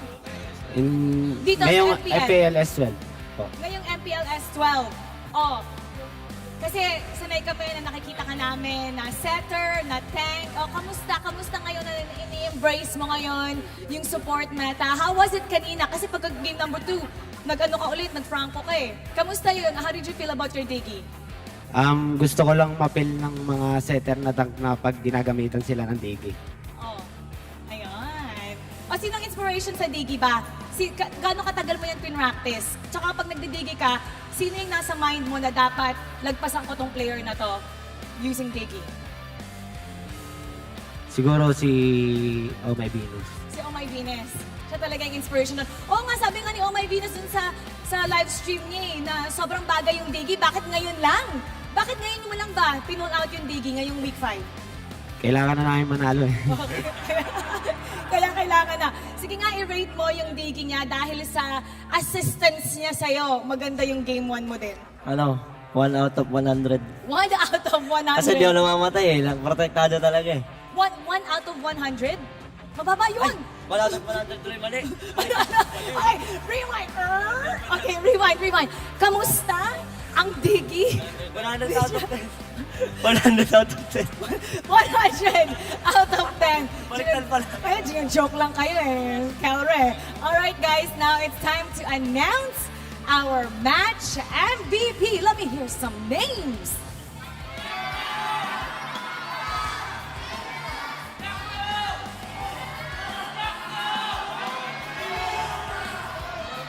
Okay, tignan natin kung tama kayo. Let's take a look at the screen for the match MVP. Kelra! Kelra, ikaw ulit. Nagulat ka ba? Nagulat. Bakit ka nagugulat? Hindi ko alam. Ba't ako lagi MVP? Hindi naman ako magaling. Okay, sino ba dapat sa tingin mo? Feeling ko deserve ni Sir Matt. Si Matt! Matt, great performance. Actually, may kinoment. Si Carl TC ata kinoment niya during the interview. Narinig mo yun? Ay, hindi. Ano sabi? Sinabi niya na magaling ka daw. But may potential sa media interview. Pero ang advice niya is, huwag kang kabahan. And he sees great things in you. What do you have to say to that? Thank you sa kanya kasi idol ko yun eh. Pati, di naman ako kinakabahan eh. Hindi ka kinakabahan. Very Hindi ako confident. kinakabahan. Confident ako sa laro ko. Oh, sa susunod na laban nyo, sige nga, i-testing kita. Sa susunod na kalaban, how confident are you na sweep? Sweep, sa susunod, all the games, all the Manalo series. lahat? Oo. 10 out of 10. 10 out of 10. Oh, okay. So, next time, sige nga, ano ang magiging score nyo? Huhulaan natin yan dahil sobrang confident ni Matt. 2-0, anong score? Ano ba? Siguro 2-0 lahat kasi yun yung gusto ko mangyari. Oh, okay. Sino dapat mag-step up sa kanila? Kasi ikaw nagsi-step up ka eh. Sige nga, i-isolate natin. Isang player. Ano kayo, step up. Sino? Tingin ko lahat naman kami kailangan mag-step up eh. I-real Isa talk lang mo ba? yung isa. Isa. Isa lang. Isa. Ha? Si Kuya Jom. Oh, sige, John. Oh, sino pa sa starting 5? Sino pa? Ha? Tingin ko sa starting 5 wala naman eh. Basta kaming 5 dapat mag-step up para manalo kami every game. At makapasok kami sa M5. And a lot of people are cheering for you. You're doing a great job. Once again, everybody give it up for Smart Omega. You may now take your bow and take your walk of victory. Smart Omega. Thank you, Coach. Congratulations. Smart Omega is safe for now. Malaking bagay talaga, nakakuha sila ng 3 puntos. Slowly, they're going up the standings, manifesting na papasok sila sa ating playoffs. Ngayon, papasok naman ang ating casters para himayin ang ating laban. Casters, pasok! Thank you very much, Mara. Great to, again, hear from Smart Omega, also TNC. It's always hard, even just hearing Ben Things talk, right? You can obviously see there's a lot of emotion there. And, hopefully, again, they can handle it. They can recuperate and get things figured out because I know a lot of people, the Phoenix Army is quite massive, let's be honest, right? They've rose over the seasons and Smart Omega as well. Very great. But, Hans, take us through this one. It was a rare moment to see a bunch of people getting emotional in terms of the matchup. But again, we have to go back into this game and analyze it as Smart Omega deals the heartbreaker to the side of TNC Pro Team as we tend to check the MVP of this game, and it's going to be none other than Ryota. And I do completely agree. The major penalty zones that he's lasted time and time again, and those 9 assists have been very crucial for the side of the Barangay Smart Omega to take this game for themselves and take the 3 points to take the 6th seed. The agility has helped so much together with that Festival of Blood to make sure that he would be able to at least land most of his penalty zones in the best case scenarios possible, knowing that TNC in their composition, you have been things that if the rest of the members of TNC would group up together, then that means that they would be, you know, the best target. That would be the perfect time for Ryota to unleash the penalty zone, as seen a while ago before the crossbow of Tang coming in from Kelra here has managed to actually take a bunch more lives from the members of Smart Omega. And not only that, Ryota may be the playmaker from the side of Smart Omega, but there were so many follow-ups coming from the Barangay as well. First off is Matt and Chaknu that has kept Kelra safe all the long while, especially when Kelra was trying to play aggressive. Usually, it's Kelra that's going into the front lines, but Ryota this time around, adjustment for game number 2 is to just try and be as aggressive so that Kelra doesn't have to worry as much in terms of the damage output that TNC will be bringing out, because before the fight even started, TNC is already cut off to at least half of their health, or maybe even 25% in terms of HP, and that is what Smart Omega has exploited in this game. We would kind of expect that TNC Pro Team has the lead here, but again, the mechanics, the penalty zone for man for the side of Smart Omega, courtesy of Ryota, has what brought the Phoenix Army down to their knees and clipped their wings for good to avoid and eliminate them from playoff contention. And the CCTV Barangay, or the Barangay CCTV rather, is what helped them, especially with the buy or with the item of Etomax using the Dominance Ice as well. When you have the Dominance Ice, it means that you will stop the healing factor coming from any regeneration member from TNC Pro Team, which is, in this case, the Rafaela.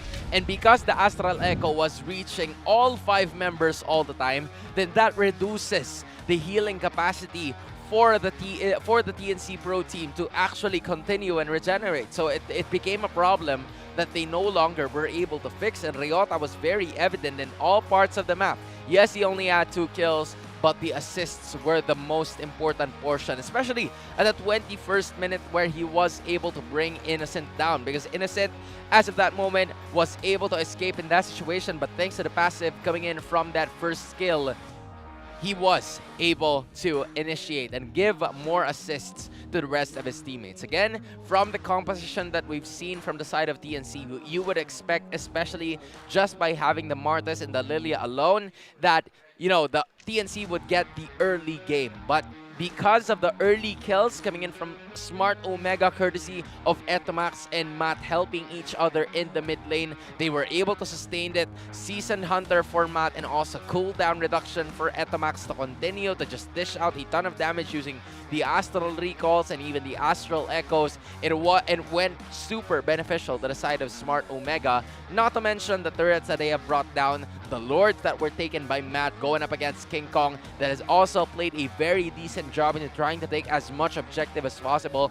In fact, he got 3 turtles. But again, as mentioned by the desk from a while ago, it doesn't matter if you've taken a bunch of the major objectives from the past. What matters is you take the most important one, which is the most recent Lord in this matchup, the one that continues to evolve, and especially in terms of team fight participation, where you would expect that, you know, it's kind of close for the side of TNC Pro Team, but because there were so many pick-offs that the side of Smart Omega continues to pressure, that the side of Smart Omega continues to force the Phoenix Army, no team fight happens, especially in the later portions of the game. If there is any team fight that is bound to happen, it's always in the advantage of Smart Omega. That's why you're starting to see that Kelra has that 89% kill participation, and the lead really went on the side of Smart Omega from early up until the later portions of the game. That is why we started to take note for Smart Omega.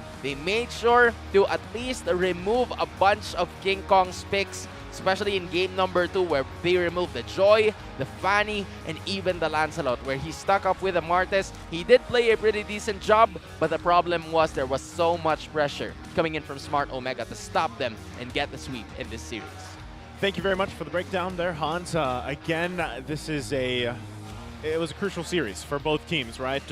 Smart Omega came out on top. They secure themselves to 3 points now. And I think that bumps them up in the standings. I think now, Rockhard and I were talking about this. Yeah, they're tied actually for 15 points with Onyx. That's right. And they're above Banana by they're above Banana by a few points. By as two, well. I 2 think points. it is. Yeah. So every game's gonna matter at this point. Yeah. Yeah. It's tough at the same time because, again, TNC, if you look across the board, man, there is so much potential there. Yeah. And as we saw kind of throughout the game, throughout the regular season for the most part, like they all shined in different parts of the season. Yep. Right? I think that's one main thing here. And again, as we heard from Ben things earlier, it's, at one point, they know they have this massive fan base rooting for them. They want to also obviously be rooting for themselves, and their spirits might be down a little bit now, but they have so much potential. They have so much they can work on, and hopefully we see them actually just continue to rise up through a time because the potential is great. And I love King Kong in the jungle, man. I really do. So King of the Apes. King of the Apes. We'll see exactly how do they adjust, how they go from there. Once again, another matchup later. After we wrap this up, the second matchup of the day is going to be Banana Evos versus APBR. And now that is also crucial. Like every match we have up to this point, because again, it's week 5 and we only have this today, really, and then we have next week, and then our regular season is over. Again, it's only 6 weeks here. So now with the results of what just happened in the first series, this second series is going to be even crucial once again because Banana, they've got to crawl back up, right? So thank you guys so much for joining us in this series. Again, I am Naisu. This is Rockhart. That's Hans.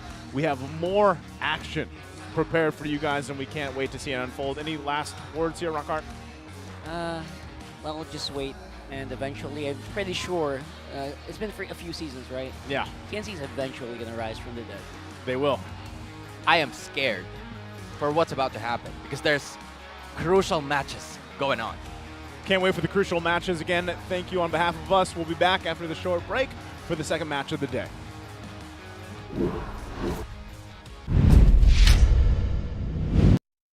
The 12th season of MPL Philippines is brought to you by the following sponsors. Smart, the official telco partner of MPL Philippines Season 12. Our official sponsor, Infinix. Infinix Note, ultra-fast gameplay. And FWD Life Insurance. In the epic adventure of life, FWD is your expert wingman. Celebrate your victories living with FWD. Our partners in esports. Maya, it's everything. And a bank. Secret Lab, the official gaming chair of MPL Philippines. And Pi Channel. Experience the Mpl-Ph Season 12 action live at Shooting Gallery Studios. Tickets are now available on our official ticketing partner, Slash. Don't forget to catch all of our official league content on TikTok, Facebook, Instagram, and Twitter. To ensure the equality and fairness of our games, MPL Philippines is also monitored and supervised by the Games and Amusements Board. Habang yung blacklist ay kumakapit pa, ayaw pa rin kita na napakalakas pa rin ng Pilipinas.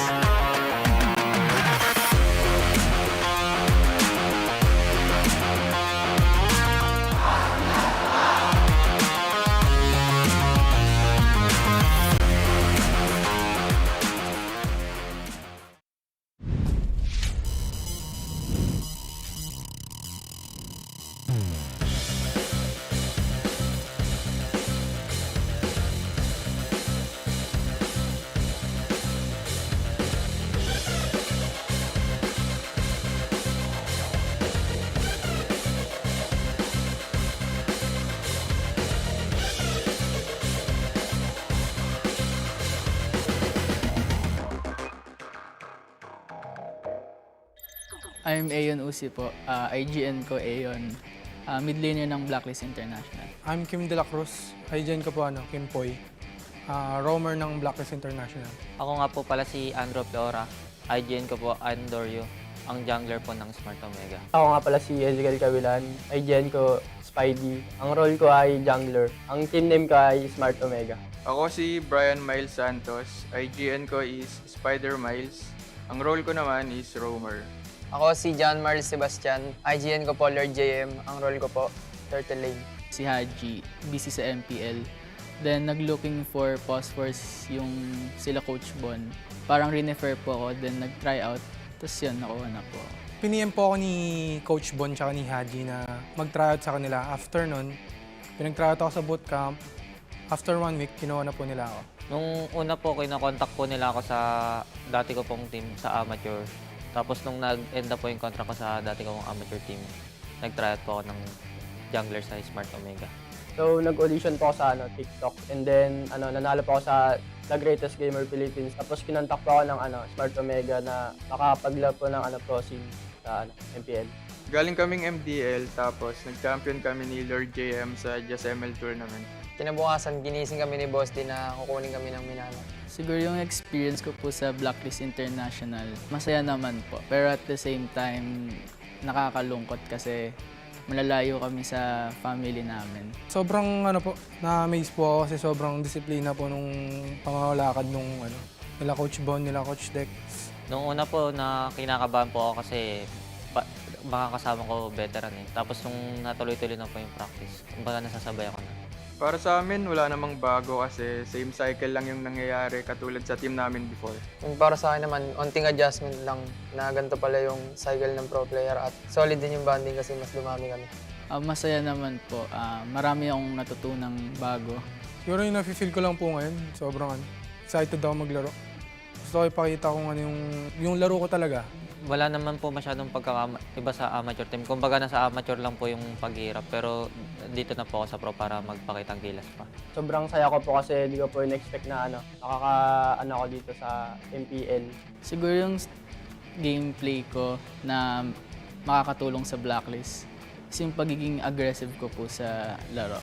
Feeling ko yun yung isa sa malalaking factor para manalo, ganun. Yung pinakamayambag ko, siguro yung pagiging flexible ko. Sobrang dami kong pinractice na hero ngayong season eh. Lahat kaya kong gamitin na hero ngayon. Lahat ng natutunan ko po nun sa amateur scene, maidadala ko po sa Smart Omega dahil nabatak na po ako nung time na yun. Saka po yung mga ginagawa po ng mga MPL veterans sa jungler po, kaya ko din po gawin. Yung madadala ko sa team ko ay consistent, saka team player ako. Confidence ako sa laro ko, saka mag-i-improve pa ako lalo. Playstyle ko kasi is utility and sa tingin ko makakatulong yan para ma-reach namin yung top spot. And ang playstyle ko naman is aggressive. Feel ko makakatulong yun kasi baka may chance kami palagi na maka-early. Siguro yung team na excited ako or gusto kong kalaban is Echo. Since sila yung defending champion, gusto kong makatapat si Sanji po since same kami ng role. Echo. Tapos yung player si Yawi. Kasi world champion, so parang gusto ko siya makatapat ngayon. Tatlong player po yung gusto kong makatapat eh. Si Kyle TC, si Irad, pati si King Kong. Kasi nung amateur ako, sila rin yung pahirap sa akin nun. Papatunayan ko rin na kaya ko sila sabayan kahit nauna sila. Yung pinakagusto kong makalaban na team ay Blacklist kasi yung pinakamadaming champion sa MPL. Gusto naming makalaban para sa amin APBR eh. Kasi tinalo kami nila last tournament. Tsaka gusto ko ding makalaban si Few kasi idol ko yan eh. Sa akin naman, Echo kasi MPL champion eh. Para sa mga supporter po ng Blacklist, yung Blacklist agents po, thank you po sa pagsuporta sa amin. Tsaka sana patuloy niyo pa po kaming supportan sa mga upcoming matches namin. Sa lahat ngayon ng team sa MPL, ngayong season, good luck lang sa ating lahat at galingan lang natin, enjoy lang natin lahat ng games natin. Salamat sa mga patuloy na sumusuporta sa Smart Omega sa pagtitiwala. Abangan po nila yung bagong Omega. Sa mga makakalaban namin this season, gagalingan namin lalo. Saka may babaon kaming secret weapon. Para sa mga supporters namin, salamat sa pagsuporta and di namin kayo bibigoyin this season. And sa mga makakalaban namin, maghandaan na kayo.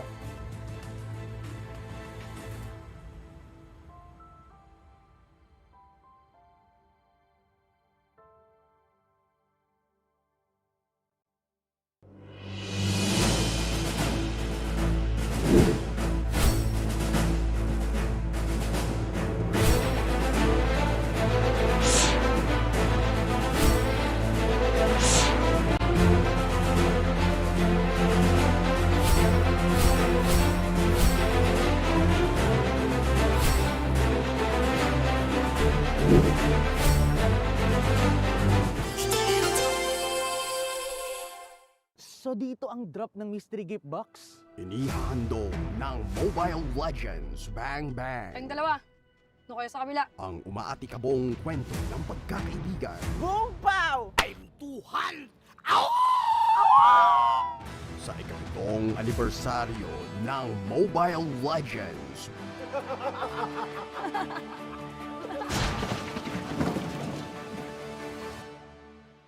Celebrate together.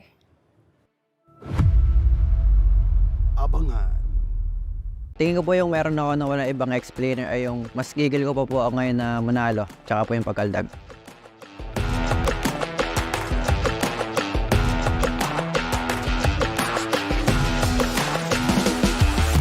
Tingin ko yung pinakamalakas na explainer this season si Sanford.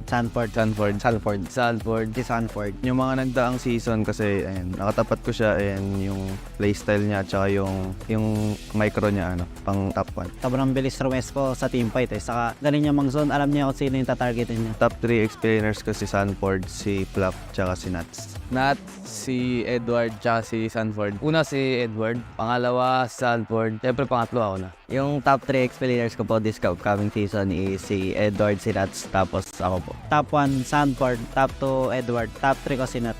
Edward, Nuts, at saka si Sanford. Para sa akin, ang pinakamagaling na i-explain for this season 12, si Jesus. Top 2 si Flap, top 3 si Sanford. Yung lamang siguro ni Nuts kay Sanford yung sa laning niya. Tapos sa mga choices of heroes ni Nuts. Kung bakit top 2 kasi Flap, yung mga recent tournament nila, yung sa WCG tsaka yung sa Riyadh.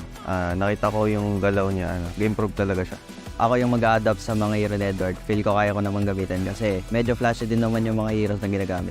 Tingin ko nahirapan sila kapag gamit ko sa Benedetta kasi pag maximize ko ng skill tsaka pag clear ko ng lane, tingin ko on point yun Kaya pag nagre-react sila na take advantage namin yung kasi 4 versus 5 yung magiging laban. Siguro mas flashy lang ako kasi mahilig ako man-pick off ng mga gold lane and mahilig siya mampok sa harap. Si Flap, kaya hindi ko siya sinama sa top 3 ko kasi binis ko lang siya nung last season playoffs Parang mas nakita kong nag-step up yung tatlo, mas nag-shine yung tatlo. Para sa akin yung pinaka talagang kailangan mag-improve din sa Mpl-Ph na XP laner is si Ryota. Kasi lagi siyang yung mga hero list parang Minsitar, ganon, Grak. Hindi siya yung nasa-solo fighter, yung talagang pambuhat like Arlot, ganon. Yung lamang ko siguro sa kanila is kaya kong mag-adjust sa composition ng kalaban tsaka sa galaw ng kalaban. Pag nakakatapat ko po si Fluff is parang neutral lang po, parang walang bago kasi yung mga hero niya po is laging mga tank and lagi lang po kami nagkiklear and unahan sa clash. Feeling ko po makakalamang ako kay Edward pag mas tinalinuhan ko or mas inunahan ko siya sa mga lane para makatulong sa kakampi namin. Tuwing nakakalaban ko yung tatlong yun, doon ako nakakaramdam ng parang nirap mag-ML Pinagkaiba ko sa mga ibang explainers sa Mpl-Ph sa, alam niyo naman, laban sa ganda akong makunas for reason, di ba? Siguro yung tingin ko na kailangan pang mag-improve is si Jesus. Since main 5 na siya, siguro kailangan niya pang mag-step up para paramihin yung hero pool.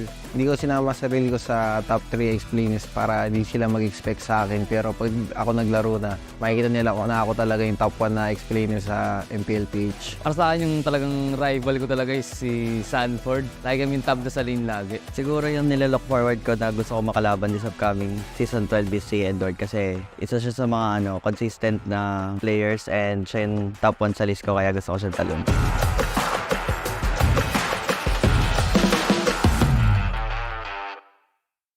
Sa mahabang kasaysayan ng Mobile Legends Bang Bang at MPL Philippines, ang dami na natin nakita mga unconventional picks. To be honest, medyo weird, pero pak na pak gumagana sila. So sa episode na to, let's go on a walk down memory lane at balikan natin ang mga picks na tinatawag nating Queso de Meta. Pinoy Cheesy Picks.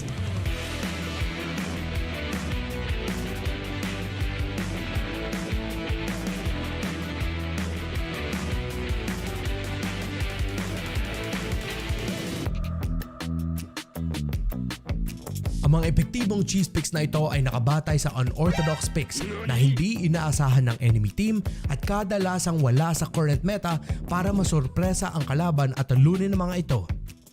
Una dito ay ang feeding Diggy strategy na ginamit noong Season 6. Tulad ng sinabi natin, ang strat na ito ay nakasalalay sa pagpick ng hero na Diggy.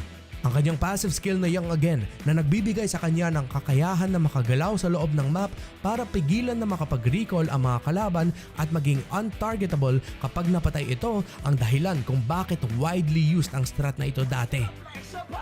Mga kaibigan, there is the wipeout! Nagbibigay ito ng vision sa kanyang mga kakampi para mas madaling madisrupt ang plano ng kalaban at sirain ang kanilang game plan.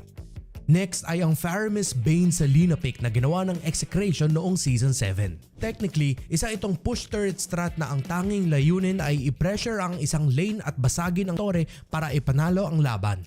Ang mga piyesa ng strat na ito ay si Bane na mayroong ultimate skill na kayang makadil ng malaking damage sa tore. Si Faramis na may cult altar na dating kayang mag-resurrect ng mga eliminated allied heroes. At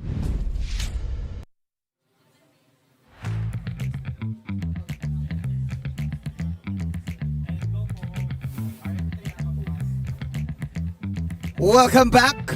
Welcome back! Ayun, welcome back to MPL Philippines. Nakapila na ang ating mga audience para manood ng second series natin. That's going to be APBR versus Minana Evos. Ready na sila. Actually, hinihintay na lang nila matapos to.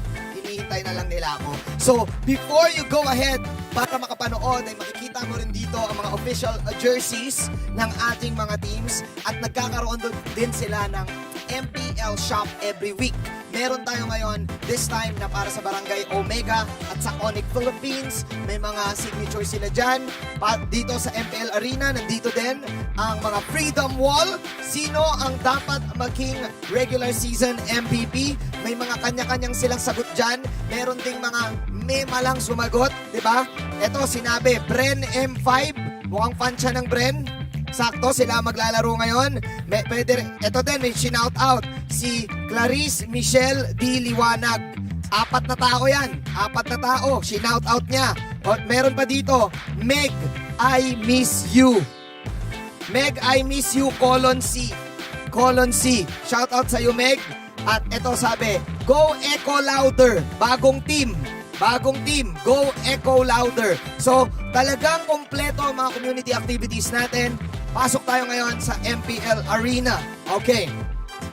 Kanina kakapanalo ko lang dito sa Omega. Mag-hi kayo, guys. Hi, yan. Pati sa Onyx. There you go. At meron tayo ditong statue na tao. Si Lancelot. Si Christmas Lancelot. Huwag kang gagalaw, Christmas Lancelot. Joke lang. Hello po. Statue nga. Pero magic to ha. Pagka-snap ko, bigla siyang magiging tao. In 1, 2, 3.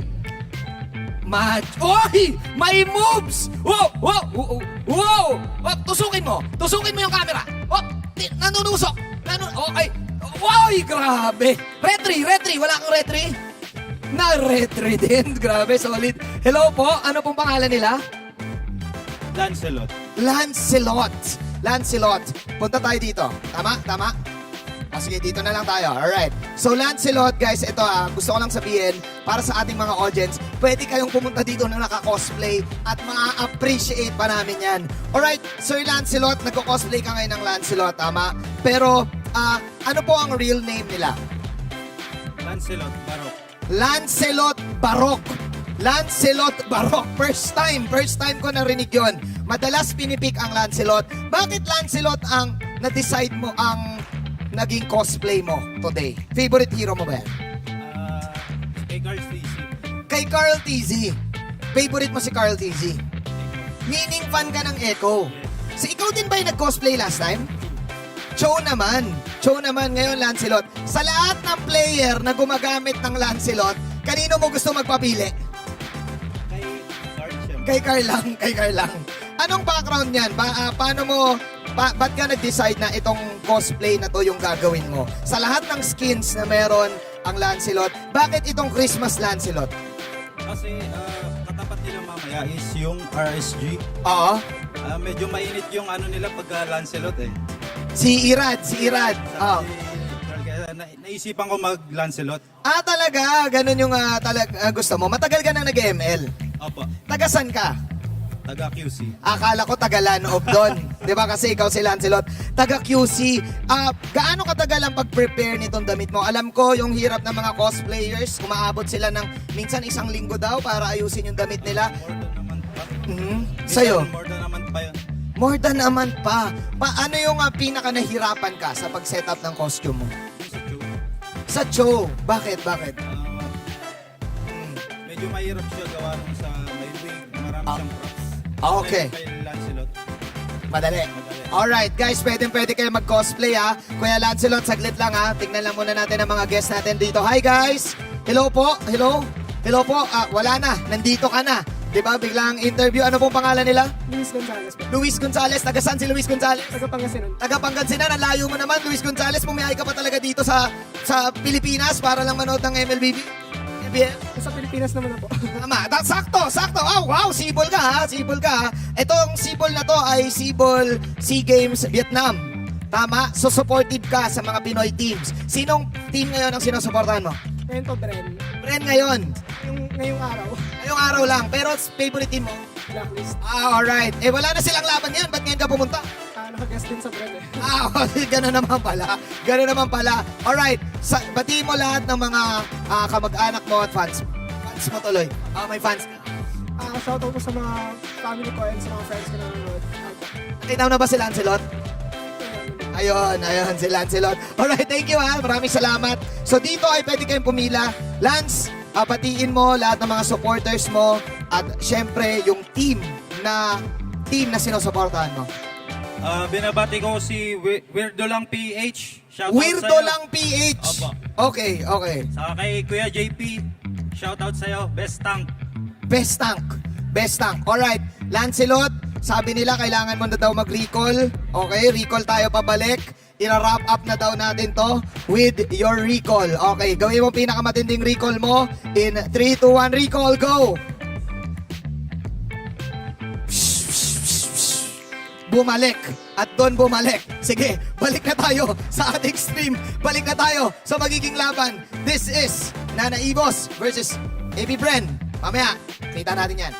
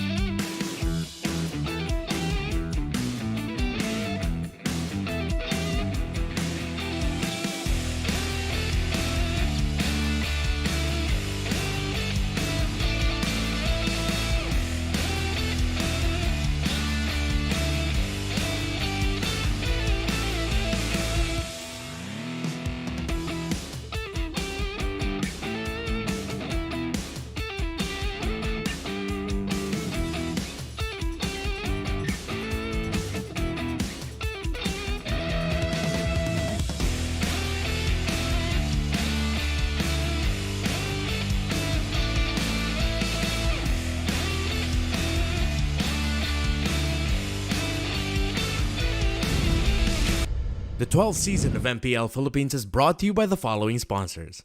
Smart, the official telco partner of MPL Philippines Season 12. Our official sponsor, Infinix. Infinix Note, ultra-fast gameplay. And FWD Life Insurance. In the epic adventure of life, FWD is your expert wingman. Celebrate your victories living with FWD. Our partners in esports, Maya, it's everything, and a bank. Secret Lab, the official gaming chair of MPL Philippines. And Pi Channel. Experience the Mpl-Ph Season 12 action live at Shooting Gallery Studios. Tickets are now available on our official ticketing partner, Slash. Don't forget to catch all of our official league content on TikTok, Facebook, Instagram, and Twitter. To ensure the equality and fairness of our games, MPL Philippines is also monitored and supervised by the Games and Amusements Board. Habang yung blacklist ay kumakapit pa, ayaw pa rin bitawan na napakalakas pa rin ng Pilipinas.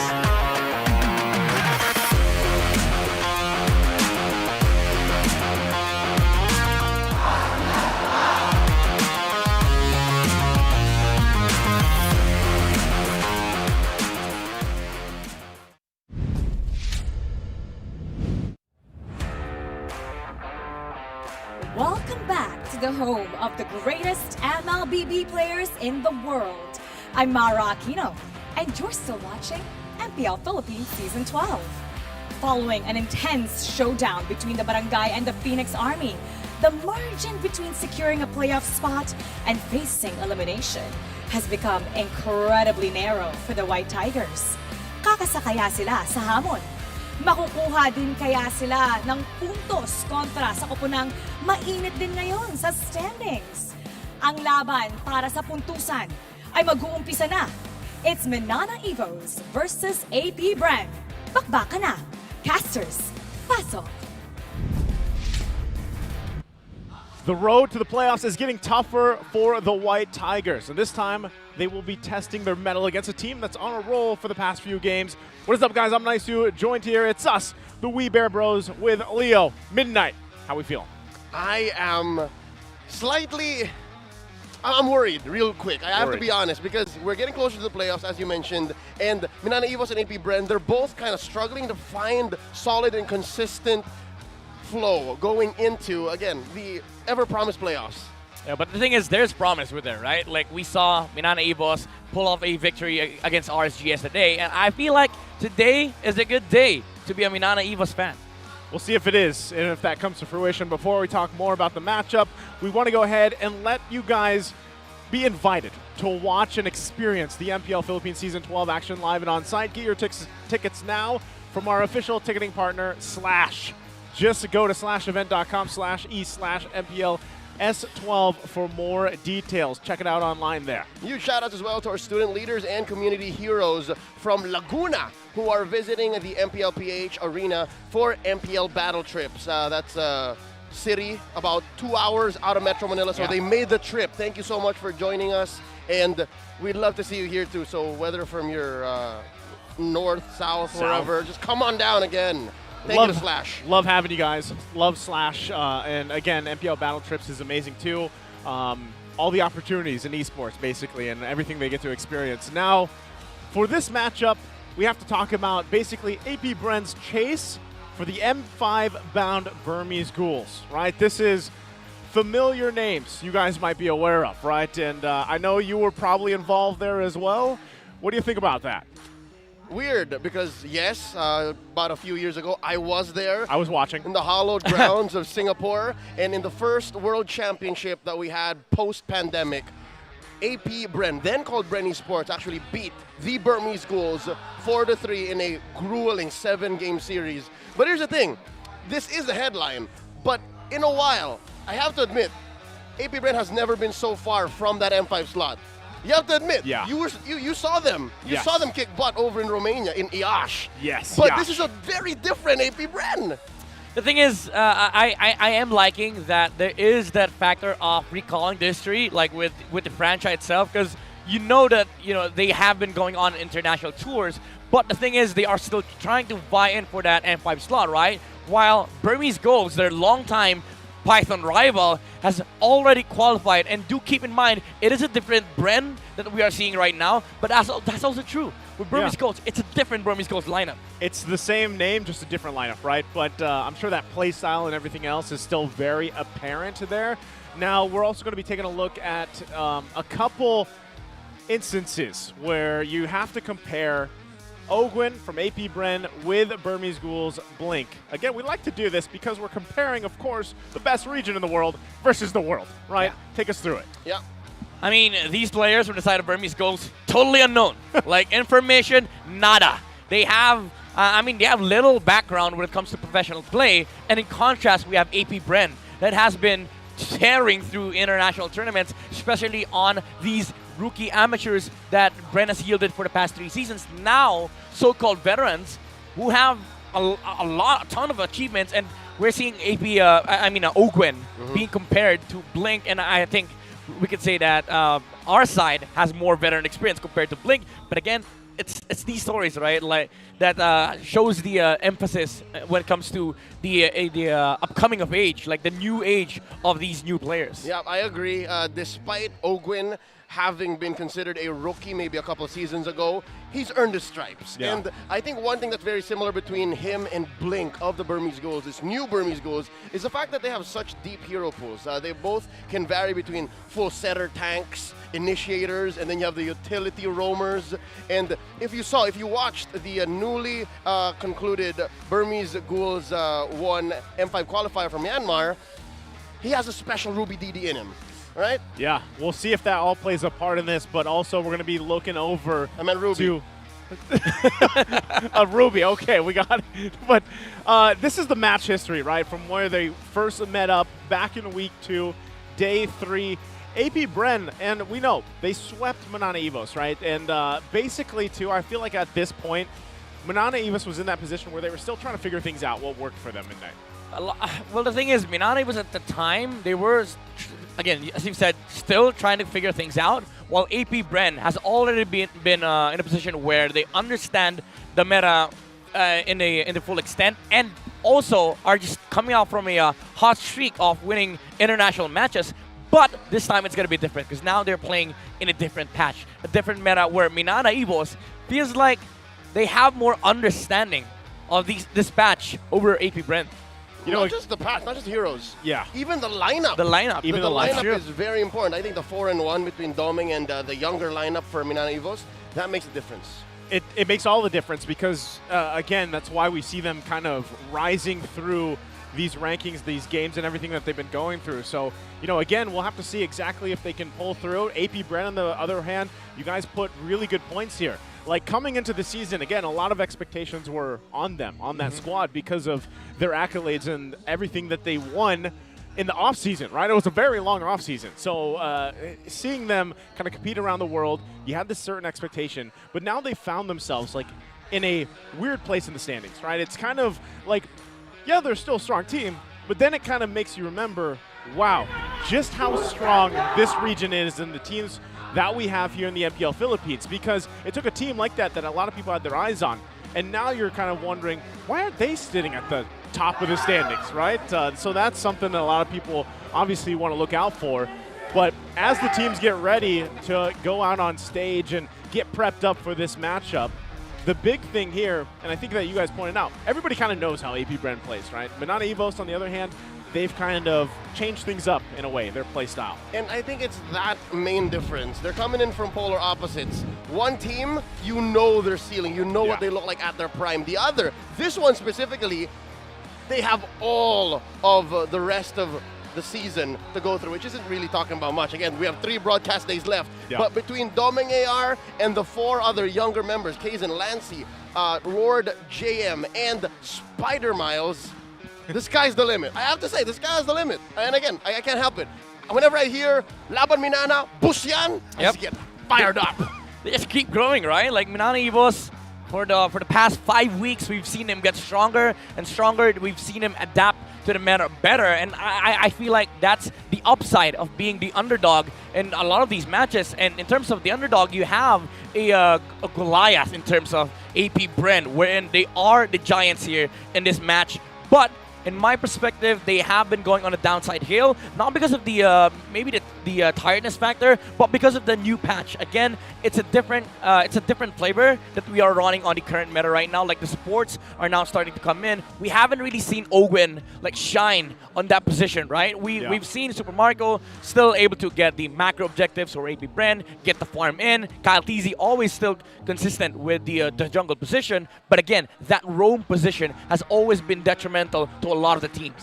And with the expectations, with the amazing headline that we set up, AP Bren chasing the M5 slot to finally face off once more against the Burmese Ghouls, you have to take into consideration the responsibility. They have a bigger promise to the world, to MLBB community, right? Because they did so much in 2023, and now the fact that you can't blame fatigue, you can't blame the patch anymore, it really comes down to what's going on. Why are you not as consistent as you used to be? And that's, again, through their rise from the previous season and what we saw from them and how they kind of riz up after fixing things, if you will, or making some adjustments. There, again, expectation was there, but you said it well, Leo. They've got to execute, right? They've got to execute very well. And even looking at this, the charts here, I was going to call it a pie chart, but looking at the charts, you see how strong they are in terms of the neutral game, the neutral objective game. Yeah. At the end of the day, this is still AP Bren, right? They understand objectives. They understand the fundamental mechanics of how mid to late game works. Turtle dances, objective dances, they understand it better than most of the teams.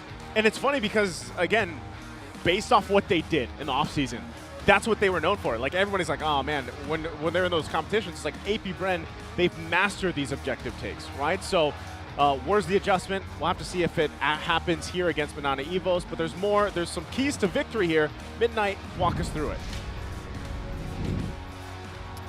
All right, these are the things that the teams need to do in order to win this upcoming match. These are the keys to victory brought to us by Infinix Note Series, ultra-fast gameplay now. For MNNE Evos, you have to sustain your way until the late game. We've seen MNNE Evos play around Doming AR, utilize that gold lane, the consistent performance of the Paldoming, able to farm up a lot in the early to mid to be able to utilize the timings of MNNE Evos and establish huge teamfight controls to get the advantage on the later parts of the game. So I think that's the most important part of MNNE Evos' gameplay, is to make sure that Doming AR gets a lot of farm in the early to mid. Now for AP Bren, early game comp to beat MNNE Evos, the momentum should swing to their side. It's really important for AP Bren to establish huge control in the early game, stop Doming AR from taking the early to mid resources, and scale towards late game. And I think turtle objectives are going to be important here for AP Bren to be able to do that. That's why Kyle TZ needs to show up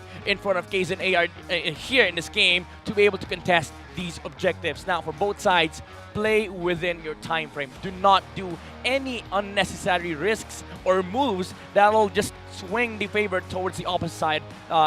Towards the opposition. Because if you're AP Bren, you want to play early game. Don't fight unnecessary fights. If you're MNNE Evos, just wait for your timing. Again, these are the keys to victories brought to us by Infinix. Thank you very much for the breakdown there, the keys to victory that both these teams needed. And I think that's a crucial one, too. You know, even like Leo mentioned, highlighting the fact that you've seen some changes here also based on the meta. Because now where we are, right, again, setter roamers and tank roamers still work great, don't get me wrong. But we're seeing this trend now where they're opting for these sustain heroes. The Angelas, the Rafaelas, right? The Florins have been popping up more. So I think this is also a challenge to the roamers to kind of alter some of that gameplay here, but also taking a look in the mid lane, this matchup with Lancey AR and Few. They're both prolific Valentina players. I gotta say, if it's open in the first phase, unless DJ's thinking about something crazy, unless Imba DJ has another plan for him, the Valentina is a key priority for both AP Bren and MNNE Evos. Now with that said, maybe they'll think of banning it out so that they can play with the Novaria, they can play with the... Yeah, well, what else? I mean, those are the heroes that they both like. That's what it feels like sometimes. Because I think that's got to be the approach. Like, if you remove Valentina, then the support players suddenly branch out to the different options. Lancey prefers the Novaria nowadays. Few sometimes prefers still the Kadita. The Faramis. Sometimes even the Faramis for AP Bren safety. But I do feel like, again, that's where it stems out. Like, the hero pool of these players have to be contested a lot. Because junglers, let's not kid ourselves, it's always going to be the Fredrins. the Akais, the Bakshas, maybe even some fannies here for AP Bren. Yeah. But mostly it's going to be those consistent junglers for gold lanes, the farmers, the claws, the carries, maybe even the Bruno and the Brody. But support and roam is going to be important and is crucial in this match because whoever picks up better tank support compositions will get control of early game. Well, we're going to find out as we jump into the draft here for game number 1 to kick off this series number 2. Last day here for week 5, of course. And we'll see if it all plays out to part, right? MNNE Evo's going to be on that blue side, AP Bren on the red. Ban's already through for the first phase. You're seeing it, right? Nothing too crazy. Matilda is open, though. So that is a big factor, I feel like, here. Math and Val? Miles Tilda. Miles Tilda, oh nice. That's Miles Tilda, do it. That's a good nickname. Oh, it's not. Wait. Terizla first pick. Did they just give Matilda Valentina to AP Bren? They did. They did. Oh, no. They're investing in the risk. Again, I told you, unless Coach Imba DJ has something to say or is looking to execute on something crazy like he did last night against RSG, then maybe we can read the draft, but, you know. I mean, it does put MNNE Evos in a very bad spot right now because AP Bren does have the potential of picking up the Valentina and the Matilda. Question is, are you comfortable about letting Ogren play the Matilda? Because we've used to seeing AP Bren just get control in terms of early game resources by covering these grounds with Ogwen on the Grox, the Minotaur. But this time around, they're gonna go with the Fred and Valentina again. No math for the side of AP Bren. So MNNE Evos does have the opportunity of taking that Matilda pick on Spider Miles. So do we just end up seeing the Fredrin Marquez, matchup in the jungle? That might happen.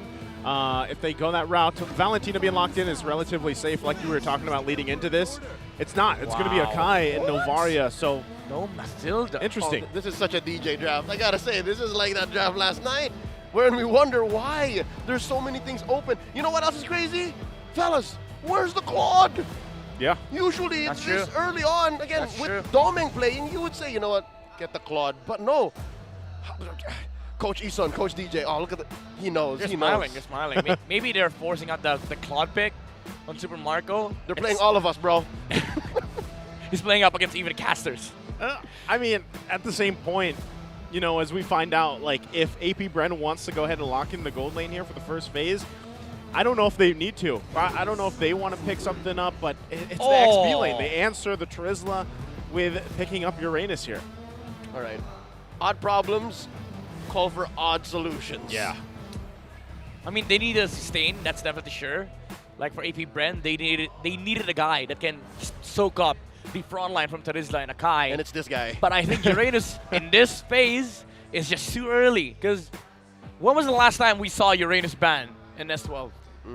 I don't know if he has been banned I can't at even all. recall. All right, in the off season, he was such a hot commodity. Yeah. In the off season, but no, this is it's an AP Brand Classic, right?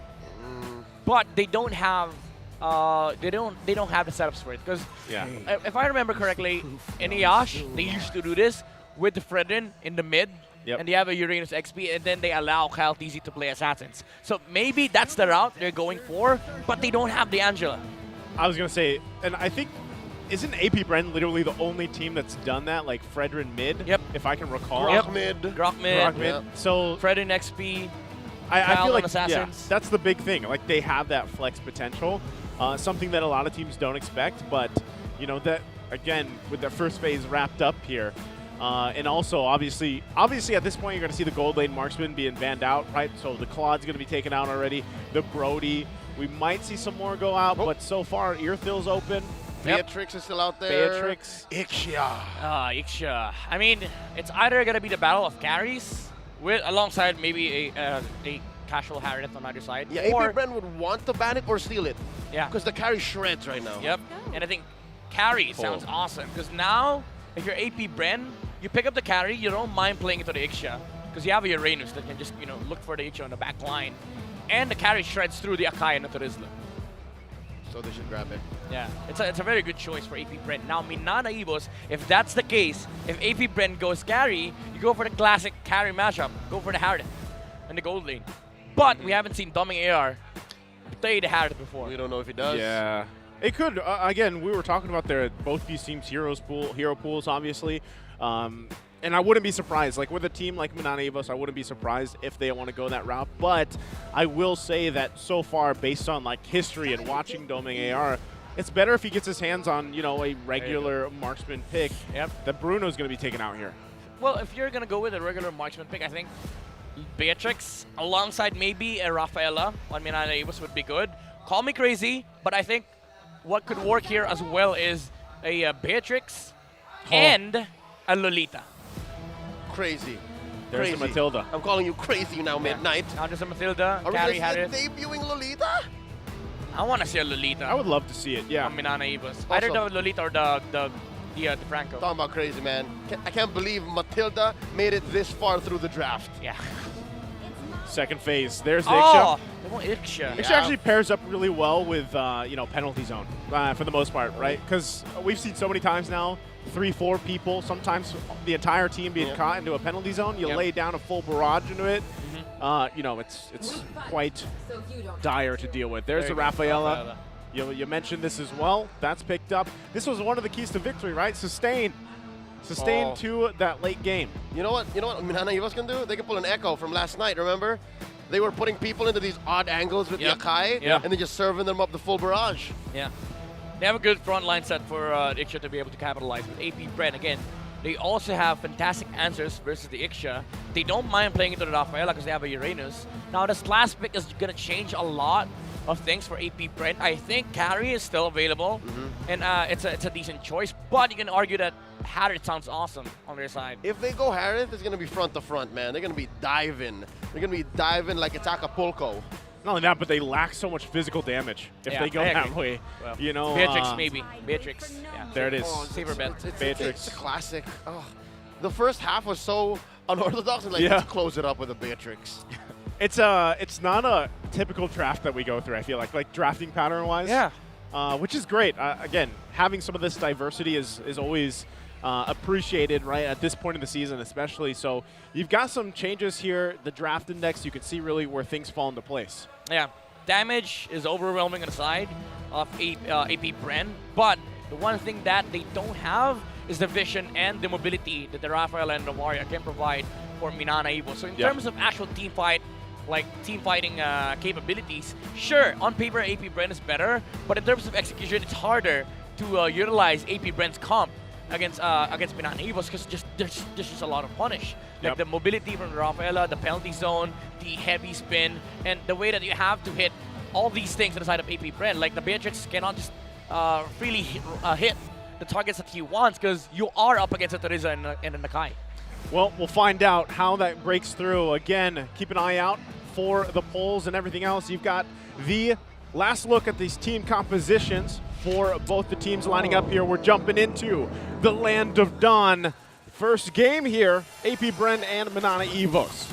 I'm not sure if I saw it right, but it looks like the Uranus is rocking the Wilderness Blessing. So I think that's the game plan. Instead of going for the typical XP laners that just engages on gold lane, maybe utilize the Uranus as a jungle controller hero. So we might see Flap just cross towards the jungle of AP Bren. Unfortunately for him, he is up against Teresa, so that's not going to be like an easy job for him to do. Were you saying earlier that in terms of like Ixia, whenever she's picked up, she works the best when a Rafaela is locked in as well? No, that was with a Beatrix. With a Beatrix, okay. Because I think I was sharing the table. I think that was Rockhart that might have mentioned that because I know Rockhart plays a lot of Ixia, and he was kind of saying, he was commenting on the fact that if you have a Rafaela with you on the Ixia, because she doesn't really have that much defensive capability. So at least like with a Rafaela paired up with you, you've got obviously some mobility advantage. You can utilize the Holy Baptism as well. This might put in a better position, environment, if you will, for the Ixia pick, right? Because I think that's one thing too, is dealing with all the angles coming at you to deal with here. Well, the thing is, most marksmen enjoy playing with the Rafaela, but I do understand, like, the Ixia is going to be able to do a lot more, given the mobility that is being provided by Rafaela, and you don't really have to worry about the setups, because of the Holy Baptism. But I think in this game, it would have been better for MNNE Evos to just pick up the Beatrix, because now you're locking AP Bren to sort of like go with the Ixia for themselves. wherein it's already a bad matchup because you already had the Akai and you already had the Trizla. So I think it's just more preference rather than a specific hero combo with the Rafaela. Not only that, but this is also, in a way, it's like, can Ogun actually play this Matilda? To That's a point big where a lot of people are like wondering, because Ogun is such a roamer known for his setting potential, those setting heroes. But obviously it changes a little bit when you're playing this Matilda, who also is currently very strong in the current patch. So I kind of expect him, even if he's not going for insane sets right away, he would still be going to be somewhat aggressive, right? Real quick, though, anything sticking out for the emblems? Again, 3 Wilderness Blessing the side of AV Bren. FlapTZ is looking to invade the junglers more often, but MNNE Evos, they just have such a good way to control the the aggression coming out from AP Bren, provided with a sustain coming out from the Rafaela.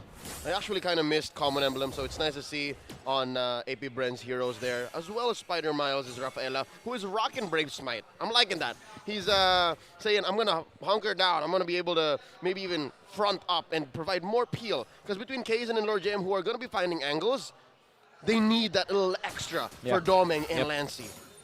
Yeah, not only that, but again, a lot of that, I guess in terms of the support roamers here, these options, they kind of both play a little bit of a different play style, right? When you're comparing the Matilda, the Rafaela, but they essentially both provide so much utility to the team is what makes them very strong. And even what we saw before, just in Matilda alone, the fact that you can now utilize that Circling Eagle quite extensively and carry your team through it too, it gives you an advantage, right? Let's be honest. And that's also the first turtle just going to the hands of AP Bren.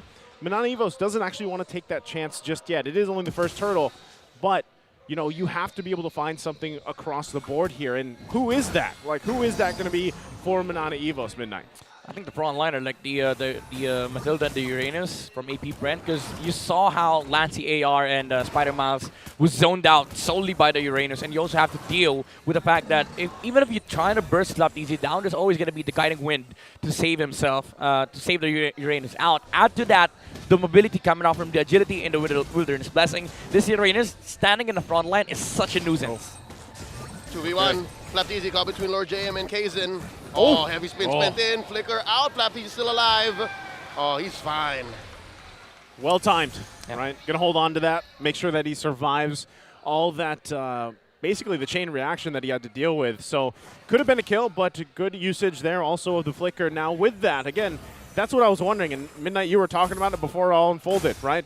Who are you gonna find from MNNE Evos? At this point, that's kind of what they have to do, and it's unfortunate. You gotta use so much resources to find a kill this early on, just based off the composition that AP Brent has.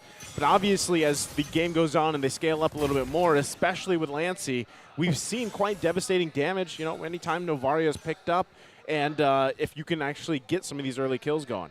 Yeah, but they have to scale, right? That's a big problem for MNNE Evos. They are waiting for these timings on their side, while AP Bren, they have full control on the early game just because of the fact that none on the side of MNNE Evos deals with the Uranus really well. And this is the downside when you pick up the Ixia. You double down on the late game factor with the Novaria and your marksman. And now AP Bren is just enjoying the fact that FlapTZ standing in the front lines, he's not going to die. Yep. Given the, again, unorthodox type of draft and even pacing that we saw here in Game 1, even the game is turning that way. See, check this out. Circling on certain Lord JM, knocks him up. Still, no casualties yet. Astro Echo thrown out here by Lancy. AP Bren going for the pull. And the full barrage from Domeng AR, no damage quite yet. Heavy spin by Kaizen, helping them score the turtle. And now it's like Beyblades up in here as Few pulls his own. And they disengage. Still, no casualties. Gentlemen, what this looks like is when two kickboxers, two Muay Thai practitioners throw out those jabs, they're checking for range on them kicks. That's what they're doing now. I mean, for AP Bren, it feels like they should be happy. But at the same time, at the rate of the momentum, of the pacing of this game, it's going to the side of MNNE Evos. Because again, these guys, they're playing the scale. AP Bren shouldn't be content with what is happening on the map right now. But do keep in mind that there is also that spike wherein the Beatrix is going to become a monster in the mid game. Yeah, not only that, but I mean, you're really just seeing a lot of this poking back and forth because of the way the compositions work. Well, 5 minutes in, man, they're still throwing those jabs. They're checking for them kicks. And you saw that Again, Doming tried to throw out the full barrage, not enough damage. Yep. And Midnight mentioned how Super Marco should be very dangerous at some point, but wait, they check in on this bush. Circling all to Kaizen, catches the other one. Spider-Mouth on the back. Ain't no one home. Are they forcing this? Kyle Easy comes in with a taunt. Few. Oh, gonna try to oblige. Get that Terrify in. Doming taking that bush. Looking dangerous. Still Heavy the jabs. Spin. Yeah, still the jabs, man. You know, it's kind of like the similar problem that MNNE Evils is facing against AP Bren. AP Bren also has this problem of how do you actually kill off the heroes on the side of MNNE Evils when we don't have even have a hard lockdown. Circling Eagle canceled out. Someone, please throw an elbow or something. A knee. Oh, Super Marco just going to be pushing. Well, look at that. The macro objectives, right? The super macro. I'm actually curious, like how long, what's our longest time without a first blood? Like 10 minutes? Or is this it? This one's close to it. I mean, I would say it has like to be. Feels like it. Has to be that close, but I will say Ogwin's trying to do work, right? But yeah, really at this point, no one just has the damage they need. Yeah. Super Marco No does damage, pick up a VOD. no damage, no lockdown for inside of AP Bren. And after that, the problem of the mobility of the Rafaela. For MNNE Evils, no damage. How do you kill Uranus? So little problems are being presented to both sides. Well, I think even with AP Bren scoring this hurdle, they just have a slight lead. Oh, wait, here we go. They're going to try to take down could be Lord it. JM. Ogwin hits a Circling Eagle, starting it off, throws a few wisps. Oh, Marco with an Ibira's Passion coming in, guiding winds. Defensive penalty zone, not enough. Finally, we see a first blood 7 minutes in. Yeah, DPZ from the Terizla. It's not going to be enough. AP Bren, again, this is the timing that we were talking about earlier, where Super Marco will start moving around the map, utilize the Beatrix, but MNNE Evils, they got to trade. One more time. Cancels it. Lancy weaving in and out, thrown out in echoes. Oh, AP Bren backs out. Almost hit Ogwin. Good little step there. Yeah, you were talking about it, right? I mean, as soon as Super Marco, especially he locked in that BOD, he's got that item. Now he's got some of the damage we were talking about. And you're seeing it. Now that they also have that tier 1 down, they'll rotate around this, right? And that's where MNNE Evils has to be careful because given the whole, kind of low death action for the first 7 minutes, AP Bren has garnered themselves a relatively small lead for now, which we've seen them snowball really hard before. A lot of just invading going on in the jungle, both sides. Retry for Kaizen there, confirming his orange buff. Now Circling Eagle from Ogwin. Who are they going to go? Knock up on the Kaizen. Damage being set in by Super Marco. And this turret still standing. Still Just no one more hit. Still Super no Marco takes Marco? it. Astral Echoes coming in. Marco here at 10th of his health. Ogwin shielding him. Kaltizi looking in. Gets it. Grand Theft Purple. My goodness, like the intensity, the level of the mechanics, and the understanding of these players. Open, blocking the shot from Lancy AR. Everybody. Lancy's fine. That's what, to be honest, I know we were at a point, I think this was last season, where Beatrix was picked all the time. But it's nice to see when she is played because even the crowd here, the live audience, just can't help but ooh and ah at any time she comes through. So now, again, Lord already up here. Yep. Right? Feels like a lot didn't happen in the early game because it's only 0-1 in terms of the kills. This is where it changes though. This is where it changes. It's gotta. AP Bren, Kyle Teasy starting up the dance. Already heavy spin from Kaizen AR. Now they're coming in, clashing through. Few holding on to the heavy spin. Kyle Teasy gets popped here. Doming gets the kill. Flap Teasy responding from the flank. Super Marco as well with the ult. No one home. And a heavy spin of their own. Barrage! Everyone in. Perfect timing. Super Marco takes down Kaizen, and that's 1 for 1. Lord gets reset. Okay. They buy a little breather there. Yeah. Very good heads-up play coming out from MNNE. He was using the heavy spin to isolate the Fredrin, and they had the damage to take him down. But that was also the case from AP Bren. Few, with a very wonderful heavy spin stolen from the Akai, puts Kaizen AR in the range of the Beatrix. Even though it looked like Doming AR was able to land a wonderful full barrage, again, the problem is, how do you take down this Uranus? Yep, and they're still going. Circling Eagle on the Lord JM. Flap Easy looking to put some consecration and edge stacks, and that was enough. Lord taken here by AP Bren, 3K ahead. Wow, so given how that whole team fight kind of unfolded before they took the Lord and then they kind of reset from there, it looks like, though I will say, MNNE Evil is getting to the point where they are going to have some fight back, right? Some fight in them, as we saw displayed with that full barrage from Doming AR. It's there, obviously, right? Now, they should be able to continue to build up here. How's the items looking here, Midnight? I mean, the items, it's really important to look at the items for Beatrix, the Fury Hammer, the BOD, the Malefic Roar, heading straight towards that DHS to be able to shred through the HPs of Minana Evos. But that is also true with Doming AR. He has a DHS. Oh, Lord JM. Pops the penalty zone, might have been caught in an odd position. There you go. AR, There you go. Barrage serves him up 3. Kyle, Few, and Ogwin go down, and Flapteasy can't save him. You were saying? I was about to say it, man. Like the DHS and Doming AR with full barrage, especially with Ogwin not having the guiding wind. If you are put in the inside the area of the full barrage, it's hard for you to be able to get out because at the corrosion side, it's being split to different targets from Doming AR. So AP Brand needs to be really careful with how they engage into team fights against Minana Evos. Wow, interesting here. First player to reach 100 kills this season. Beat Carteezy. Yeah, silent but deadly. He beat Carteezy. Wow. It used to be Carteezy, who usually gets the stat. Yep. Yeah, right? Very interesting there. But yeah, as you were saying, Midnight, totally agree because we were wondering, exactly at what point would, especially this composition, this lineup, get to where it needs to be from Minana Evos. And Domeng AR is there. Yeah, but he's also down on gold. So that means... Which is crazy. Yeah, that means full barrage is so good right now. You know where it came from? 6.6. Yeah. Now he's sitting at 8K. Yeah. After just one team fight. After a triple kill. After a triple kill. Oh, wow. You know what? I can see Claude right now. Here, we're going to see it. Replay. There you Watch the full barrage. Malefic Roar picked up as well. That's where the damage came from. Alongside the DHS, the slows from corrosion side. It's hard for AP Brent to actually just get out of that full barrage. You know what?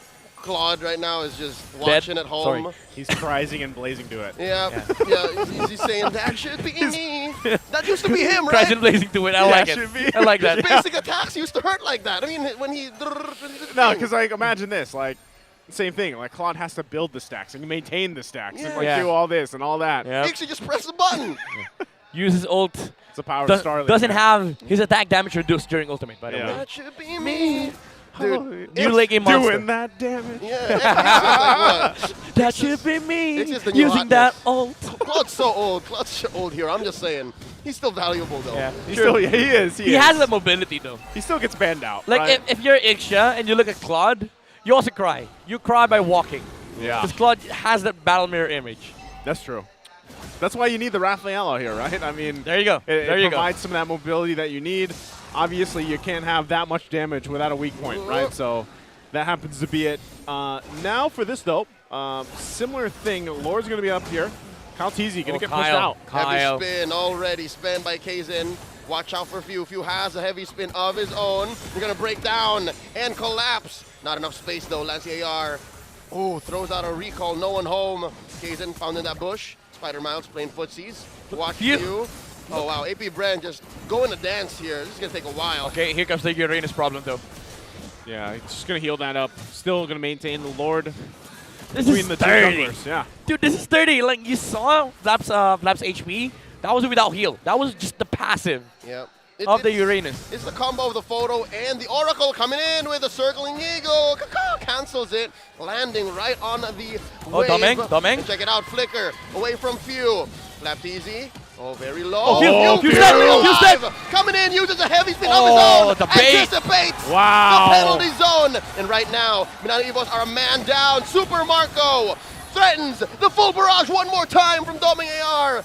Super Marco pops his Wind of Nature. In comes the rest of AP Brand. Minana Evos backing off. They have a lot of damage, though. Looking at this. Renner with the ult. Super Marco's still alive. Guiding Winds out. AP Brand pushing away the White Tigers. Oh, he's just going to heal back up, too. That's the strength of Uranus. Steal? Yeah. Oh, he can't. Kyle Teasy able to secure that Lord. That was very...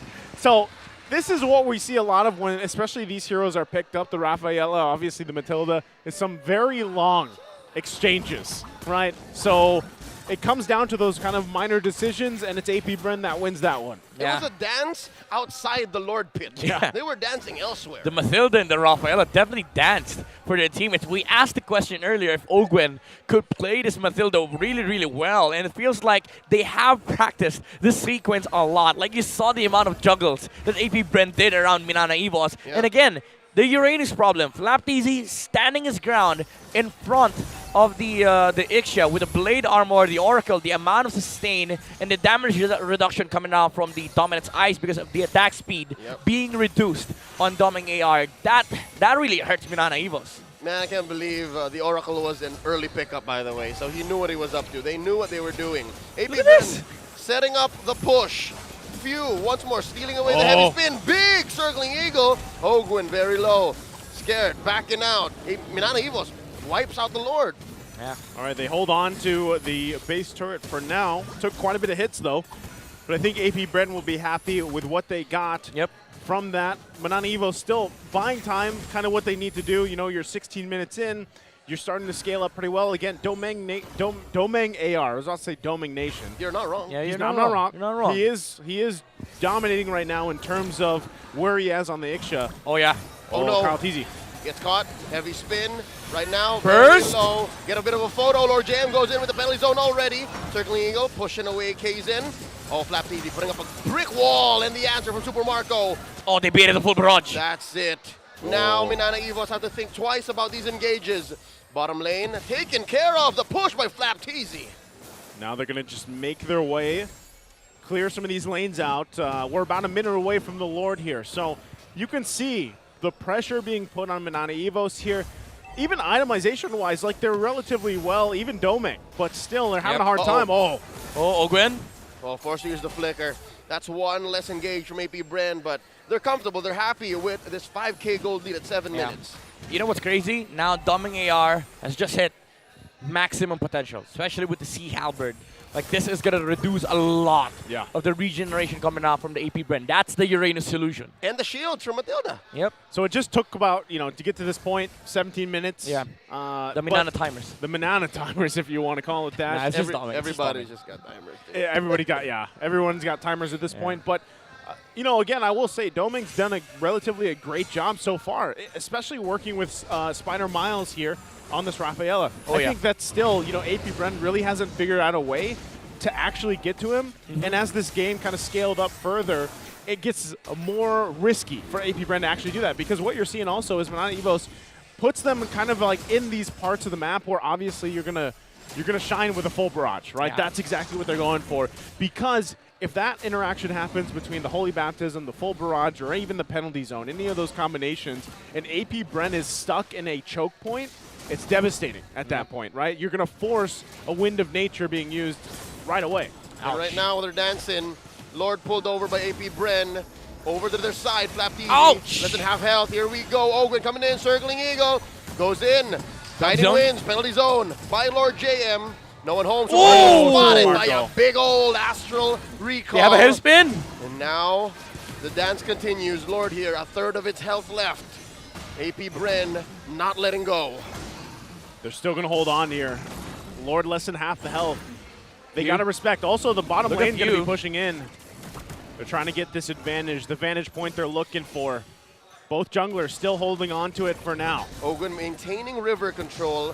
Few just holding on for dear life. That big old ult. Flapteasy spots Kaizen, AR, and the rest. MNNE EVOS. Few takes a few hits from Doming. Lord here, a fourth of its health. A fifth. This is a long dance, folks. This is what we talked about. These long exchanges with this kind of lineup. Still Lord being held by Kyle Teasy. Kaizen also waiting patiently. It's going to be up to them. Ogwin. Circling Eagle on the Lord JM. Baiting out the penalty zone. Does not oblige. Lord staying where it needs to stay. Astral Echo. Two spotted here by Lancy. Few still holding on to that heavy spin. Oh, the reset. A little too deep. That's a full reset, folks. Ain't no one home. Are they going to collapse? Kaizen a little too close. Oh, Lord has evolved. They've been holding Lord for 2 minutes now. I was going to say, 2 minutes. I think that's been a 2-minute dance here. Yep, and after the full reset, Lord gets into the evolved form. Now, Flapteasy pushing away 3. Few holding that Y bush to the west. Ogwin puts in a Few. Kaizen finds one. Nice heavy spin on the Few. But then again, Few answers back. Flapteasy, big ol' Astral Echo, circling Eagle on the Doming AR. Not enough damage for Ogwin. Ogwin's in trouble. They're looking to capitalize. Ogwin survives though, but just for now. Oh, we're back Lord. to it. Lord here, down to a tenth of its health. A 12! Whoa! AP Brent scores, and now it all breaks out. Kazanea right in the middle of the fight. Appraiser's Wrath by Kyle Teasy. They disengage Lord JM. Oh, he's isolated from his friend. Circling Angle. He's still alive. Body Smith keeping him up. Super Marco, can he finish the job? Oh! Away. Bing, bang, boom! Oh, wow, what an extensive fight. Nearly 3 minutes there for that Lord.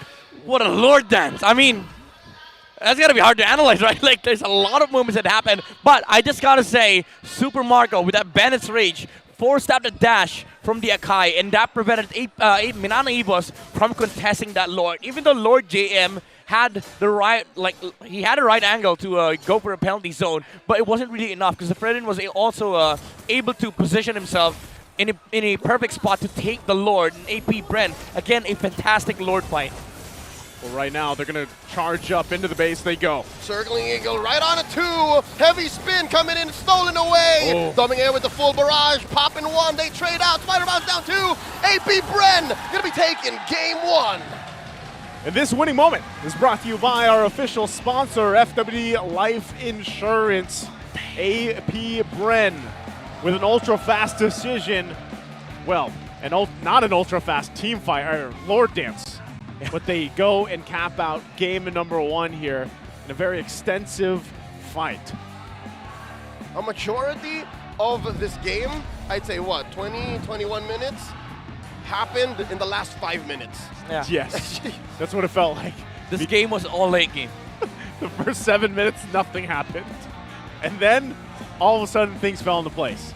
I will say, Domeng AR had pretty much where he was where he wanted to be in terms of the X shot, right? It's just, at some point, you have these kind of team compositions that just heal up, not to mention the way that Flap TZ handled this whole, the whole game for the most part. It's tough to deal with because you kind of go back and forth and no one ends up dying, right? So I'm sure you'll have more to talk about that midnight later on. But we also want to mention everybody to like, follow, and subscribe to our official accounts of Mpl-Ph. For Facebook, it's fb.com/mdlph.official. And for our YouTube, it's at the official MDL Philippines. Definitely keep an eye there. Tons of talent. And we've seen some of those talented players come up to the MPL. We're also inviting you to show your support for your favorite MPL teams by purchasing their limited edition team notification effects for only 58 diamonds. I think I still have a few dias left because I tried to spin for the Ducati. For the Ducati. I spun. What color is your Ducati? I got Benedetta. That's red. Wait, is there a different color? No, they're both They're red. both red. I thought you were... Trick question. You got me baited. That's right, yeah. It's rhetoric. They're both red. Hey, but we did get to see a little showcase, of course. I think it was even yesterday when it initially came out. Yeah. Saw the Irithil Ducati skin come out, and then earlier in the first series, of course. Still waiting also to see more of it because definitely get your hands on it if you guys can, of course. But now this matchup, it will be broken down further by Midnight in just a second here. But I mean, I'm sure you got a lot to say, Midnight, because, well, I guess depending how you look at it, right? A lot Early about game, the late game. Yeah, a lot about the late game. No, to be fair, the early game, I'd say first, there are 3 phases here. Yeah. First 7 felt like a Mayweather fight. Second half felt like a Pacquiao fight, and then the third one was just UFC. Well, Midnight, explain the fights here. Take it away. All right. Early game, Talia said it, a lot of Mayweather fights. I mean, probably a lot of running away from each other, but it's mostly AP Brent controlling the early game momentum versus MNNE by securing these objectives and providing that momentum and sustained problem towards MNNE's side. And this is the guy that allowed AP Brent to be able to capitalize on those facts. The added mobility provided by the guiding wind allowed the other players to just move around the map, especially with the guys who had the Wilderness Blessing, to just continuously invade the jungle of MNNE to get the resources, to force out reactions, and to be able to play aggressively without having to worry about dying because of the presence of the Matilda with that save coming out from the guiding wind. Now we're going to be seeing the highlights here. Early game, again, most of it you can delete from your memory because it was just MNNE playing into the objective takes of AP Brent. But I would say they have done a fantastic job of trying to sort of like minimize the damage that AP Bren has been dealing towards MNNE EVOS and allow Doming AR to scale up towards that mid to late game. Because again, the damage was lacking on the side of MNNE EVOS, but late game was really, really different. The way you play the fights for AP Bren against MNNE EVOS is that you have to position carefully to avoid that full barrage that we saw Doming AR unleashed earlier upon AP Bren. This was that specific fight where we saw the full barrage capitalized to its full extent, deleting 3 heroes immediately on the side of AP Bren because of the damage, the control from the slows coming out from the corrosion site, and the mobility being provided as well by the Rafaela. Late game also provided a huge problem for AP Bren because the poke damage from Lance AR has become a big nuisance towards to how they want to engage into the fights.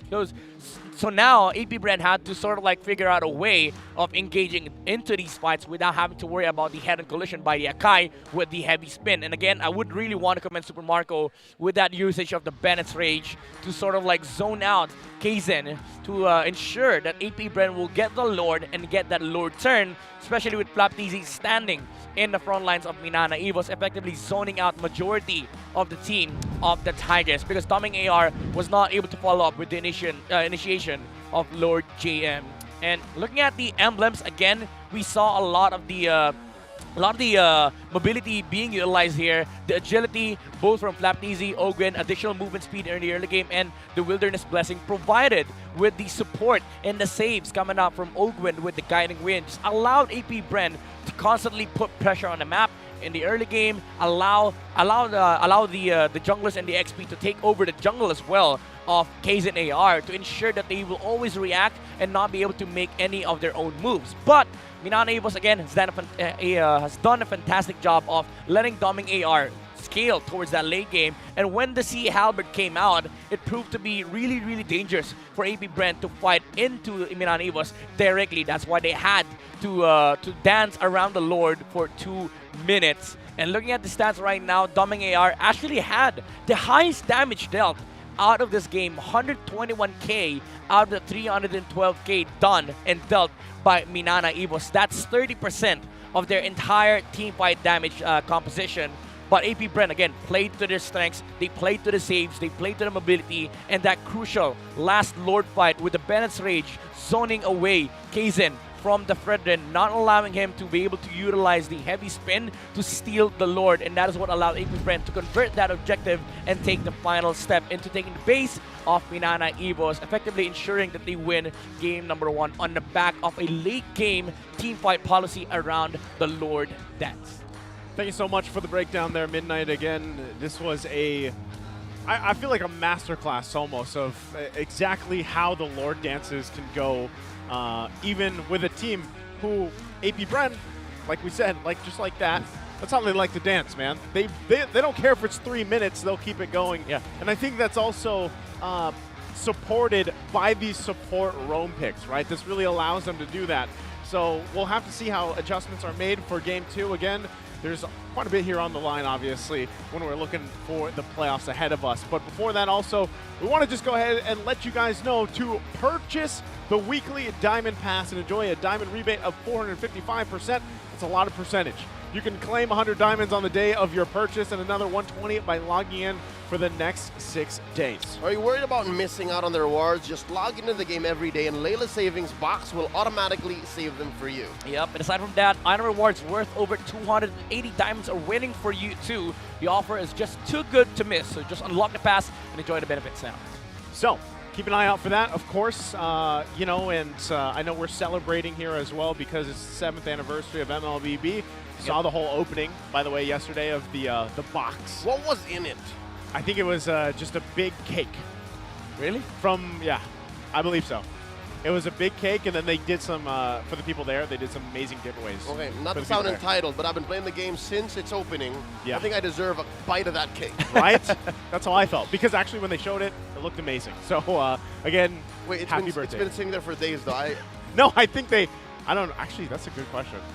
I don't know how they got that cake in there. I just want a bite of it. Just a taste of it, for right? memorabilia, no. For memorabilia. Just to say you did. Yes. Just to be able to say that you were part of, biting that cake. Well, speaking of, we're going to go ahead and throw it over to our insider before we head over to match number 2.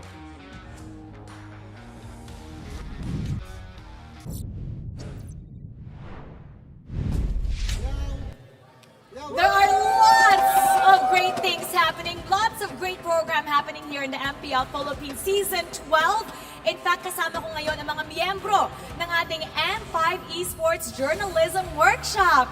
Hi everyone! Can you introduce yourself and let us know kung anong role nyo dito sa ating bagong workshop? I'm John Edison Navaldo from Tiebreaker Times, and I did a lecture on writing side stories. These are the stories that come out from media interviews after the games. Hi, I'm AC Coloma. I am from ABS-CBN News, and I tackled basically mobile journalism, which is the practice of journalism through your mobile phone. Hi, my name is Ms. Carpesha Villanueva. I'm from Enyo, Laguna.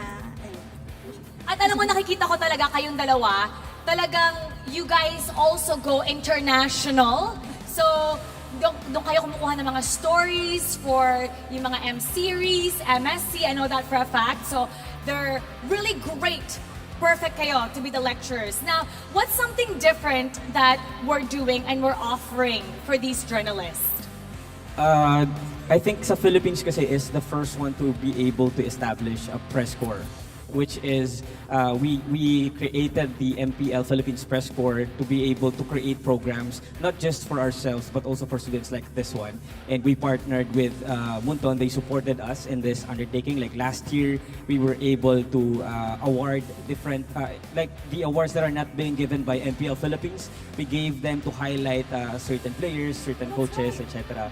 And for my lecture, for example, I did a lecture on side stories, and esports is kind of an young sport currently. So there's no established things or structure on writing, especially with the types of players that we have. They are professionals, but they are not like the other professional athletes wherein they know how to speak to the media. Like in esports, you have young athletes. So you have to teach the journalists how to tackle the context of your players and not just write stories based on surface level understanding of their codes. So you have to understand, oh, why is he talking like this?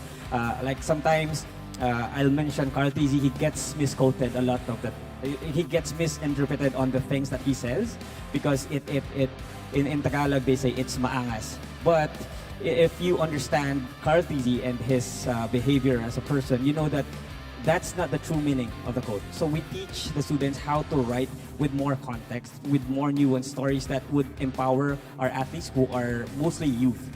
I can tell you're a writer. Ang daming laman. If you were to take the most important lesson sa mga sinabi mo kanina to the journalists, what would that be? That would be building rapport with the players and understanding, knowing their backgrounds, because that would help you write a really good story. Like for example, I was proud that I was able to write something about a player who went overseas, and I amplified his voice that he is someone who is helping his family back here in the Philippines. So that kind of, because last season he was kind of the subject of different memes online because of this place in the MPL, and I wanted to write something that would help bring happiness to this person who is very hardworking and is also performing really well overseas. At yun talaga rin yung mga gusto natin basahin, yung mga side stories, getting to know the other side of the players. Ikaw naman, AC, sinabi mo na mobile. Why is that important now in this day of age? I think it's important because technology, as we know it, is growing. There are different types of mediums right now where you can see audiences. Like, kunwari, yung iba ngayon, they shift from one social media platform to another. For example, we have like platforms like TikTok or like Instagram Reels, like those types of platforms that are flourishing. And that's where mobile journalism steps in.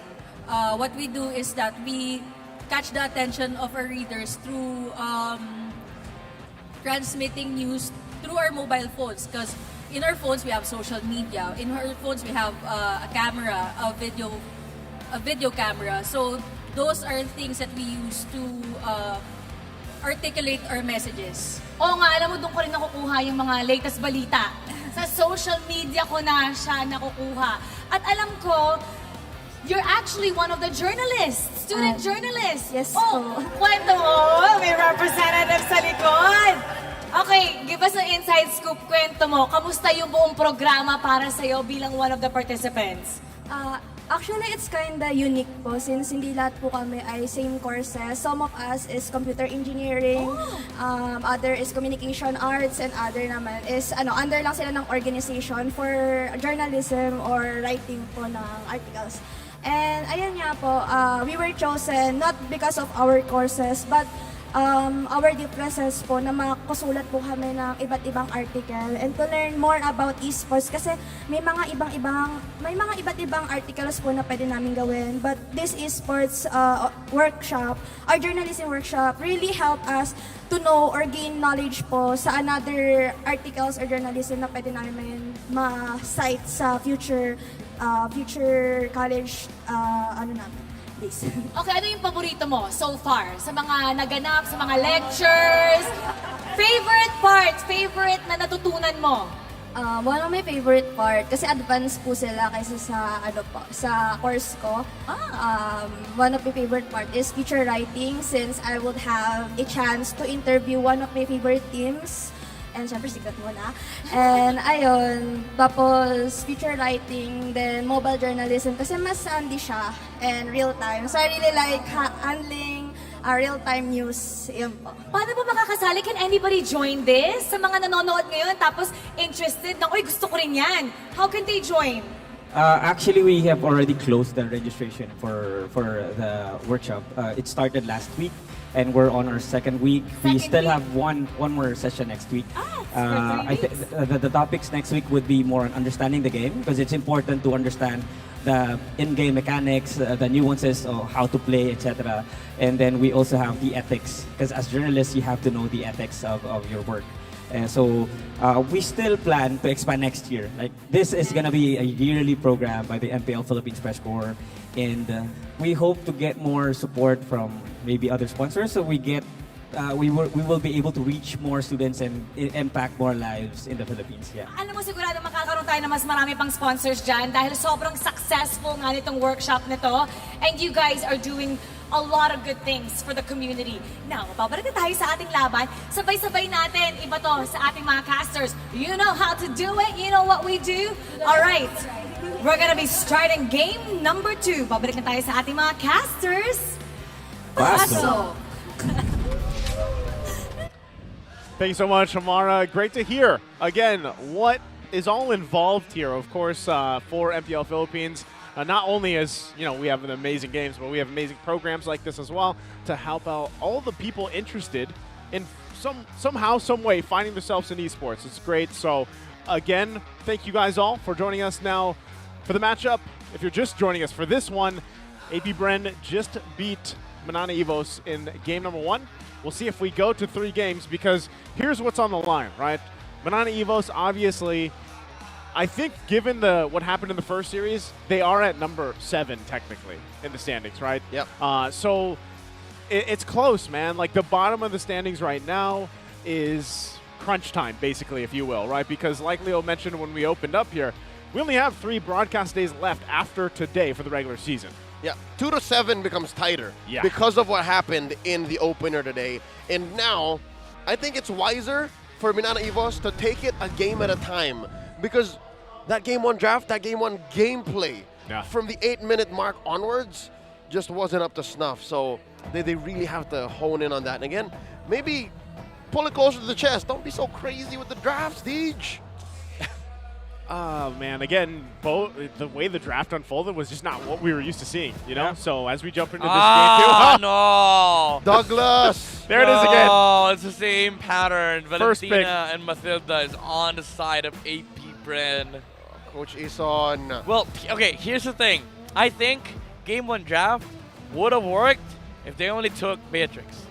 If they took the Matrix instead of the Ixia. Instead of the Ixia. Because again, we talked about the problems that Doming AR had to face in the early game. It did happen. They had a Uranus problem. They weren't able to solve it. Yes, late game, you are able to kind of put that damage through, but so does Matrix. I can hear it already.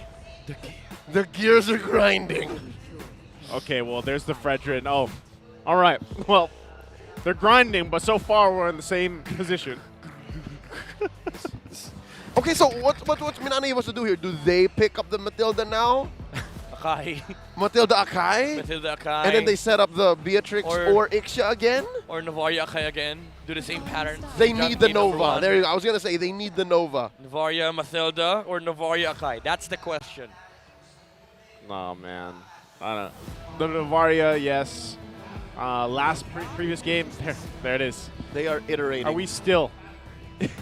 Are we still in the same game? Okay. I swore this works, man. I think this is where the curveball is, though, like the last 2 picks. I mean, if you're Bren, you're happy to pick up Uranus now again. Like, you might as well. What's stopping you? Yeah, exactly. Like, what's the other choice? X-Borg? No, they There went it with the is. Uranus. It's the same exact draft. Why not? Okay. Says AP Bren. AP Bren, Ban Brody, Ban Yeah. Irthel. Yep. Same option. It's literally the same. Same index. Everything stands. Same casters. Same venue. I'm the same dude. Yeah. Oh, You no, don't- now they banned That the was, Ixia. yeah. That was Ixia being banned out. Okay, good. So do they go ban Ixia? We are in a different game. If you guys actually- were wondering. It's actually favoring now Minana Evos. Because it's better. AP Bren is protecting them from repeating. Yeah. Because and you're also giving Minana Evos to sort of like solve the Uranus problem. Deal with the Uranus. Yeah. I mean, with them taking out the Ixia as well, like we were saying, Doming might have struggled a little bit, but he was, for the most part, they're kind of saving grace in that matchup. The only thing that Doming didn't have going for him was time. Yeah. If they only had more time and more, I'd say, opportunities to solve the spacing, then they would have won. But They're allowing Bruno to come in. Bruno and Irithel still out there. Beatrix too. I mean, AP Bren, this is a bold move to make. Like, the Bruno changes up the early game dynamics here for Minana Evos. It is something that is, I would say, a little bit uncomfortable for Minana Evos, but we've seen them pull off a Brody gameplay yesterday that looked like they were like Blackness International, but now you remove the Matilda factor. So that mobility and that save is no longer there for AP Bren. However, if AP Bren decides to go for either Minotaur or Rafaela here, that's gonna mess up the composition of Minana Evos. I like that there's some of this change, though, too, at the same time, because also on the table is still the Rafaela. Yep. If they wanted to go ahead and secure that for Minana Evos, but given how these last bans went out, we'll see them change things up. This is also a big choice. This is also a big choice for AP Bren. They go with the Irithel. Okay, they go with the Irithel. I think Clut's out, but I mean, at this point, you'd want to pick up the Bruno, have that gold lane advantage, and play it alongside a Rafaela or a Minotaur. Hey, and then whatever's left out will be picked up by AP Bren. Yep. Most likely, they're gonna go with a Minotaur here and let AP Bren play the Rafaela. Man, here's one big advantage you have by watching in the venue in Mpl-Ph Arena. You can put your friends on blast. By showing the throwback photos. That's true. Yep. Right? Like, I think all of us at this point have been blasted. Yeah, have been blasted. Yeah, right? Bro, you should have come. Yeah. Okay, now they There pick it up the is. Beatrix. There you go. I would have preferred the Bruno though, but this is a much better draft from Minana Evos. Now that there is the Beatrix and the Rafaela, I think Minotaur? for Ogwen, you can go Minotaur. Call me crazy. I want to see a Lolita. I want to see a Lolita. We've been hoping for this all weekend. Yes. But even in, I don't know if it's been picked up now to this point in other parts of the world, but she hasn't been touched. Yeah, here's the thing. It's no longer a bad matchup versus Akai and the Theresa. Because now the Numinum Blast, even if you cancel it, it still goes in. It still comes through. It does something. Like the duration does vary with how long you charge it, but it does go through. It no longer just gets cancelled by a measly Shunpo. Yeah. At least you go Diggy here. That too. Minotaur, there you go. But yeah, it's a Rafaela AP Minotaur. Bren wants the points, man. AP Bren just needs to close it up quick. Yeah, if they close it up quick, they get the 3 points they're looking for. I do like what Minana Evos has as well, though, because we were kind of wondering what would they throw in the gold lane. Them picking up the Beatrix also gives them that option, right, where you can kind of go into this kind of like sniper mentality with the lineup. They have a Novaria and they have the Beatrix. They can play from a distance. Yeah, precise kills. They could play from a distance. They could whittle them down, and I think that's also why it was very important that you kind of have these beefier options for AP Bren, because you're going to have someone in the front, obviously, dealing with that. Meanwhile, Irithel, man, takes a while to get going.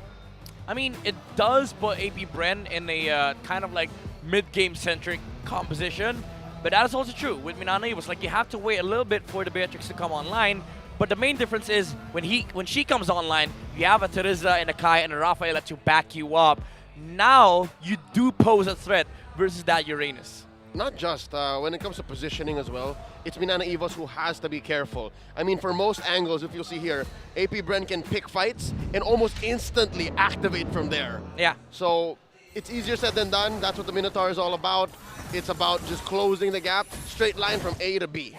Well, let's find out here. We jump into game number 2. Again, this matchup, MNNE EVOS and AP Bren, currently a match point for AP Bren. Very crucial that MNNE EVOS does take this to a 3rd game in terms of the standings here as we round out week number 5. MNNE EVOS again running kind of like the same strategy with game number 1, although they have a much faster pace going on with the Beatrix pick for this side. AP Bren does still have that like mobility advantage with the Wilderness Blessing, so the Uranus will just be able to zone out the heroes on the jungle map of MNNE EVOS. Lap actually taking so much damage away from the Terizla. Yeah. Lancey's coming there too. Does he know? Does he see it? Lancey has a huge recall, and there's a bit more damage. Flaps he's dead. easy. Oh, he's dead. He's fine. He's right now. He's fine. He also has a regen base. Close call. Uranus is just, you know, he's so strong he can deal with things even at that level. The other thing I did notice too, Midnight, maybe you can touch on this too. There's a little bit, how do you feel about the focusing mark this time around on the Rafaela than what we saw in the previous game? Well, he did use it yesterday, I believe. Like the advantage of it is that you have a skill that can apply this passive towards many heroes on the side of AP Bren, and the Beatrix does benefit from it like a lot. Like most of the time you only use like the focusing mark alongside burst damage types, because with Beatrix, if you land the Bennett's Rage, that's additional 6% damage towards the entirety of the DPS coming off on Beatrix. See if that's possible. Again, I'll be interested to see how it works out. The focusing mark, of course, this time around in the hands of this Rafael. And now the fight for this first turtle going to break out here. Lancey with the Astral Echoes puts a bead on a few members of AP Bren. In they come, clashing through. Caldeezy scores the turtle as Kaizen AR gets caught out by a heavy spin from Few. And now a DPZ coming in. Lord JM wants to back on out of here. Spider-Man helps him out. They survive. How did a retribution come through from Kyle? He was pit. Sorry? He was locked near the wall. No. Few helped them out. Few heavy spinned away the rest. Yes. That's a problem of having both Akai and Valentina in the game. You mean two Akais? Yeah, two Akais. Now the battle, even just for the resources. This is why I was saying that it's so strong to have like the beefy boys line up right now, right? For AP Bren. Because you saw, I mean, even with that, no, they're not doing a ton of damage. But the fact that they have a lot of this overlapping CC they can use, they're quite durable.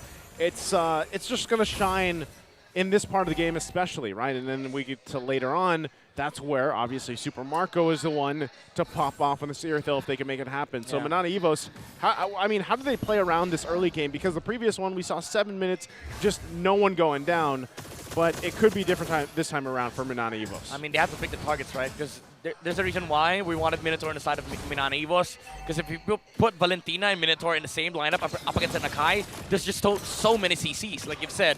And it does put pressure over MNNE EVOS in terms of fighting objectives. So I think before that, MNNE EVOS has to pick their targets and focus them down. They have the right tools to do so, like they have the damage, and they have to get with the lockdowns from on their side, like the heavy spin, the holy baptism, but they have to burst somebody down before they can actually contest objectives. Gwen coming in.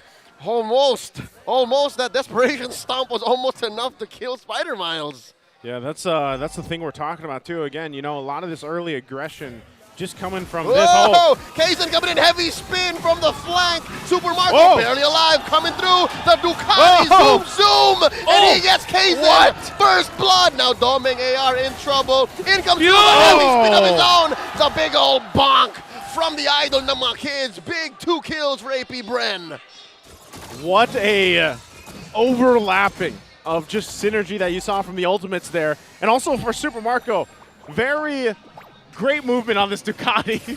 Yeah. surviving, I think 50 HP on the Irithel, and the heal from Ogwet. Not even. That was what saved I the think it was a Irithel right there. 1/5, right? Yeah. He was a 1/5. Crucial save coming out from the Minotaur. Oh, and there you go. AP Brand scoring a big old turtle now. Second of the game. 2K ahead, 5 minutes in. And I'm just so surprised, too, because that was such a good lockdown. You know, coming through from Kazin. Perfect. You know, it couldn't have gone better that way. Well, it could have if they got the kill for Super Marco. Maybe that's because of the fact that Super Marco has that one leather jerkin. Maybe. Oh no, there's 3 of them here. This one he it's can't. Not gonna go wrong this time around. There They you go. spend the holy baptism. Stay down. All right, so they made up for it. They actually get themselves on the board. And at the same time, goes in the hands of Doming. Phew, steals the crab away from MNNE. That is just insulting at this point. There was 3 of them there. And it only took one skill from the Valentina. Well, that's why she's terrifying. Right. Nice. But I understood that reference. Thank you. Now, going back to it, of course, you're going to see this from Kyle Teasy. He's having a hell of a time on this Fredrin, to be honest. No. Oh no, he's going to steal this. There's no way he lets go. Yeah, he's 2 levels ahead, almost 3 of Kazin. Yeah, this is because of the one turtle clash that AP Bren won versus MNNE EVOS, and also that punish on the top lane. Although Doming AR is leading in terms of gold here over the Irithel, you cannot underestimate the team fight on the side of AP Bren. Ooh, up top, 3v2. But no, first check it out. Kazin forced to use a heavy spin between Flap Teasy and Kyle Teasy. It's a big old beefy sandwich that put him down this low. Lancy AR just recalling through. Oh, 3 levels ahead. 3 levels ahead. Huge. He's going to actually just contest this too. Check it out. He does not have an Appraiser's Wrath, nor does he have Retribution. But Few coming in, looking to steal it. Takes away not just the purple buff, but even the heavy spin. AP Bren. Oh, that's huge.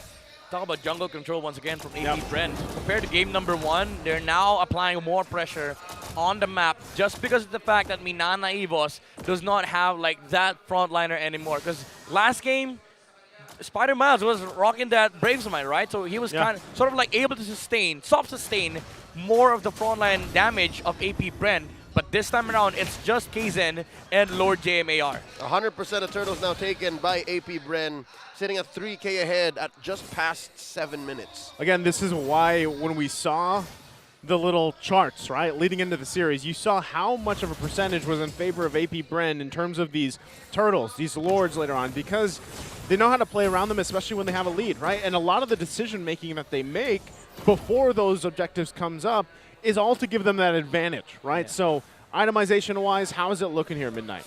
I mean, it's hard for MNNE EVOS to fight into the Irithel now, considering that now she has that Hask Claw and a Berserk Fury. Like, the damage is off the charts coming out from AP Bren. This is where you start feeling the DPS on these heroes. Although you might say that there's a lot of burst damage as well from the side of MNNE EVOS, especially with the pokes coming out from the Navaria. It's just harder to deal. Oh, Kyle Teasy forcing out a heavy spin from Kazin. And it comes at a very small cost, but they do leave top lane up. Doming AR threatens the push. Flap easy to answer back. Instead, it's Marco down bot. They're gonna just go ahead and just come through again at the purple buff. Oh, can he steal it? Oh. Yes, he does. Another count of Grand Theft Purple. Didn't even use Retri for that. Yeah, very tough here. Situation again for MNNE EVOS' jungler, Kazin. He's got some work to pretty much put forth before these lords come through. The first one's going to be up in 30 seconds. Ooh. Flicker comes out. Forcing it out from Spider Miles. So that's less re-engage, less retreat from Spider Miles. AP Bren just dominating this game. Yeah. Walking raid boss in the middle lane, Kyle Teasy. Ooh, forces another flicker from MNNE EVOS. This lord is literally uncontestable for MNNE. Down bottom though, Ogwin with an animation cancel. Minnow and Fury forcing out another heavy spin. Few obliges, answers back. Big old ult coming in from both Lancy and Doming. Spider Miles caught out, far from home. Goodbye, Spider Miles. This is not where you want to be. They are going to be taking this Angel down, and that's a kill. I see what you did there. Far from home, yeah. Far from home. I don't know what you're talking Lord about. for the taking. Easy. He was literally far from home. Yeah. Yeah, he was. That was in no way referencing a thing. It's all part of the plan. Yeah, free Lord for AP Bren. So there it is.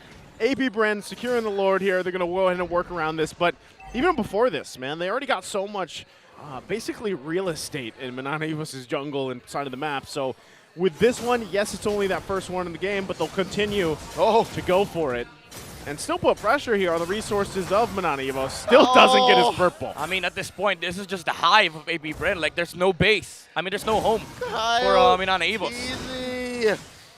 Oh, it's been a tough 5 minutes for Kaizen. Oh, it's been a tough series. I take that back. Lord marching up top. Mid, it's the rest of AP Bren. Bottom getting worked on, getting cut. Lord JM has to deal with all of this. Astral Echoes thrown out. Flapteezy between 3 members of MNNE and that turret. Put down a third of his health. Pops the consecration. Okay, now Lord was worked on a little bit on the top side. It's going to make its way, though, still down there. These tier 2 turrets will fall, though. AP Bren now making their way to the bottom side. As they do, Lord will fall on the top. So MNNE holding on to these base turrets for now. All right, good news is MNNE has good wave clear, and it comes at very little cost too. Like, they have good range and good vision. But the problem is, let me just present this. The problem is, Spider Miles more or less is doing the same thing against a lineup that is built diff already. Built diff, yeah. It's a different range, it's a different timing, so his calibration from game 1 isn't quite the same, and I think he's just about to catch up. Because the thing is, game number 1, they were only trying to deal with like the mobile heroes and the mobility coming out from Matilda. Now they're dealing with team fight and heals coming out from Ogwin. This is why the Minotaur works wonderfully for AP Bren, which MNNE they did get. They did get a Rafael on their side, but they're paying the price. Like, they sacrificed this team fight that AP Bren now has. Oh, now AP Bren making a statement here. I live here now. This is where I go. This is what I need. And they deny Kaizen one more time that purple buff. It's getting much more difficult for MNNE even to get any of their buffs here, right? Because just how far ahead AP Bren is right now. I mean, even in terms of not just the gold, but obviously the space to work around with. You know, yes, MNNE got the 2 turrets down, but really, they have nowhere to move because not only that, but look, this is exactly what I was going to say. Look at Flapteezy. He's literally just going to plant himself like a tree in the jungle. And that's something to deal with because if you were to get past Flapteezy, you still have to worry about Ogwin. You still have to worry about Kyle Teasy. And the way that they've been playing that is exactly that. Like, you cannot cross this line. You cannot get past this border. And if you do, then at least we have another option to go ahead and peel for who we need to. But that's one of the great things about Irithyll. As I was about to say, one of the great things about Irithyll. What was Lancey doing that far, that deep I don't away? know. There must have been a call, right? I mean, MNNE they were kind of spread out, and Lancey also used the Astral Recall. That's why he was caught out by the Irithyll. And again, it's a free Lord coming out from AP Bren. Still no Retribution being used, so expect for the next 30 seconds, this countdown on the blue side on the purple side. This is going to be another purple buff for the Fredrin. Yeah, and so, you know, given the way everything has been going, again, there hasn't been a crazy number of kills or anything like that, but it's just really being outplayed by AP Bren right now from MNNE. They're playing across the map on the macro level very well, the way that they're managing things, the way they're finding wins in different lanes, even solo. Yeah, I mean, how do you deal with this if you're MNNE now that you have the Lord making its way down the mid lane? I mean, at this point, you really have nothing against AP Bren. You just have to wait for a mistake or punish a guy that walks off the grid from AP Bren, or maybe catch the Irithyll off guard. Well, it starts here. Lord crashing on through mid. Lancey AR and Doming just throwing everything out there just to clear it. Gets the job done, even bottom lane. What did I tell you? MNNE, as long as they stay inside their base and try to buy time, try to figure something out, the game continues. They have good wave clear, and there will come a point in time where items and gold lead is not going to matter. Mostly it's the 50 to 60k gold mark, wherein execution is really what changed the game. Oh, Lord JM here, taunted over by Kyle Teasy.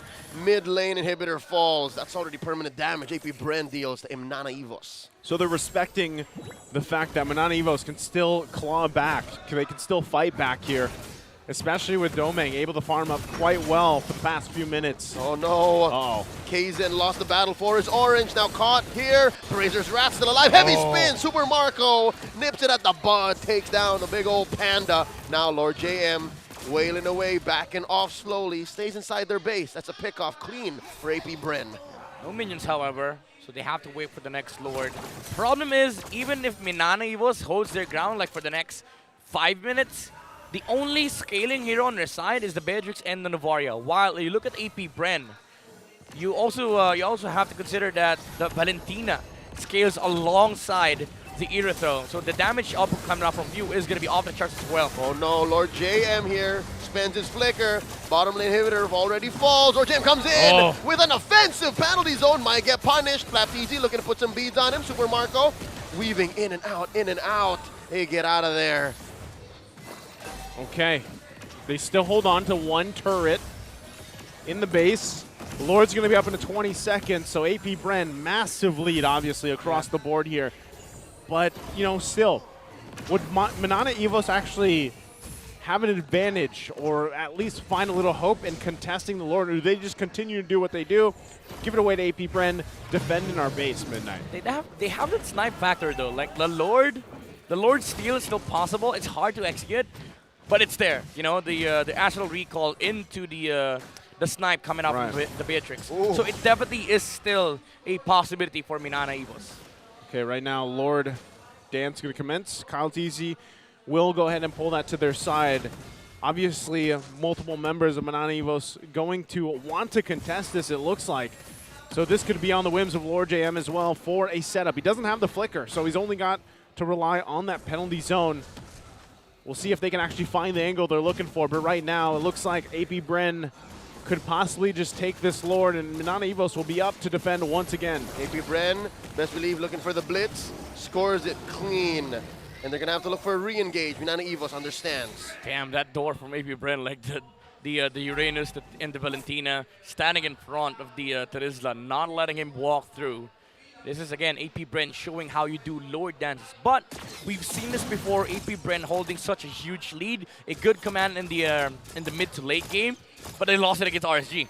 So they should be really careful with how they treat this next team fight. Lancy and Doming AR are priority targets. Here we go. Could be the last team fight unless MNNE EVOS pulls something out. Holding on to their ults. The Astral Echo goes out already. They clear the Lord just as quick, but the final inhibitor falls up top. Good clear here. Once again, we've been talking about the strength of MNNE EVOS' composition. They can clear for a while, but now at this point, it's up to AP Bren. Do they actually want to press the situation here, or does MNNE EVOS even go that route with Lord JM? View finds Miles, puts him at half health, and now they're coming in the front lines from AP Bren. The angle from the bottom. Astral Echo comes in. Almost everyone from AP Bren gets caught out. Mpl-Ph, third of his health, still has an immortality. Oh, the chase! Pops the consecration now. And for the first time in a while, MNNE EVOS actually wins an engagement, kicking AP Bren out of their base. Again, we've seen this before. AP Bren not really able to end and close out the game. MNNE EVOS, they have that scaling factor. Even though AP Bren, they still have the Valentina, the Beatrix, and the Novaria is getting out of hand. Like the damage output coming out from the Astral Recall, and of course the ultimates from the Beatrix is shredding through the HPs of AP Bren. Yeah, so again, the capabilities for MNNE EVOS clearly there.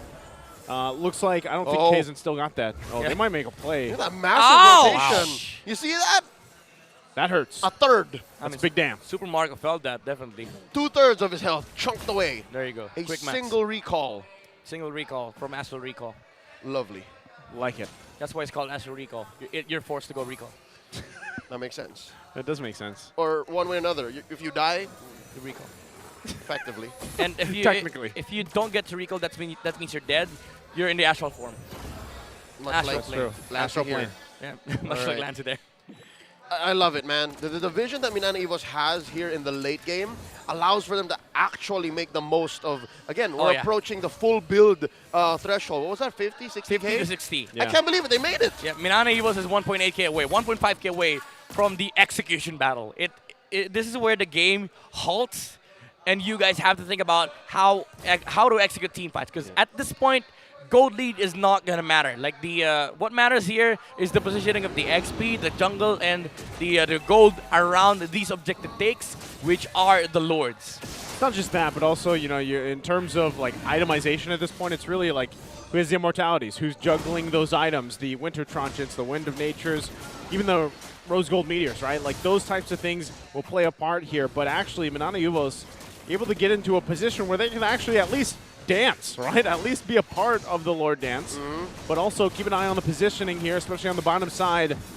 They're going to have to watch out for that, and AP Bren might be looking for their own kind of angle to work around with. Flapteasy will do what he's known to do on this Uranus pick as he plants himself there. Also, keep note, Few has the heavy spin himself. So this could be just a big displacement battle that they go for, but right now, AP Bren is going to hold this Lord on their side in their favor. Lord JM looking for an angle. He does have the flicker available if he wants to push in with the flicker penalty zone. All right, for the first time, Ogwin and Few actually reveal themselves. And they're once more rotating, finding that Y bush. Super Marco here holding the river bush. Spotted by Kazin with an early heavy spin. And Ogwin with the roam. Conceal coming in. Rotating through. Oh, AP Bren's going to blitz. 20K. Lord. Doming with a quick old snipe.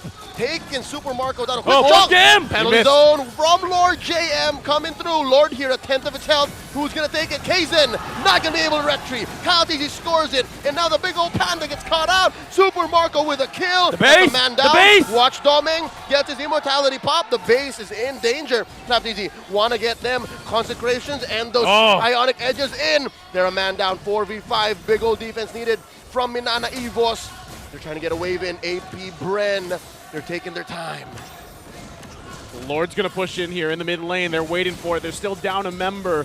Can MNNE EVOS defend without a member? 30 seconds till Kazin AR comes in. Flapteasy, a big old wall. Astral Echo thrown out. They pop his immortality. Lord JMAR looking to clear the wave. Power Here lock. comes the Lord. Ladies and gentlemen, AP Bren gets the sweep. This winning moment is brought to you by our official sponsor, FWD Life Insurance.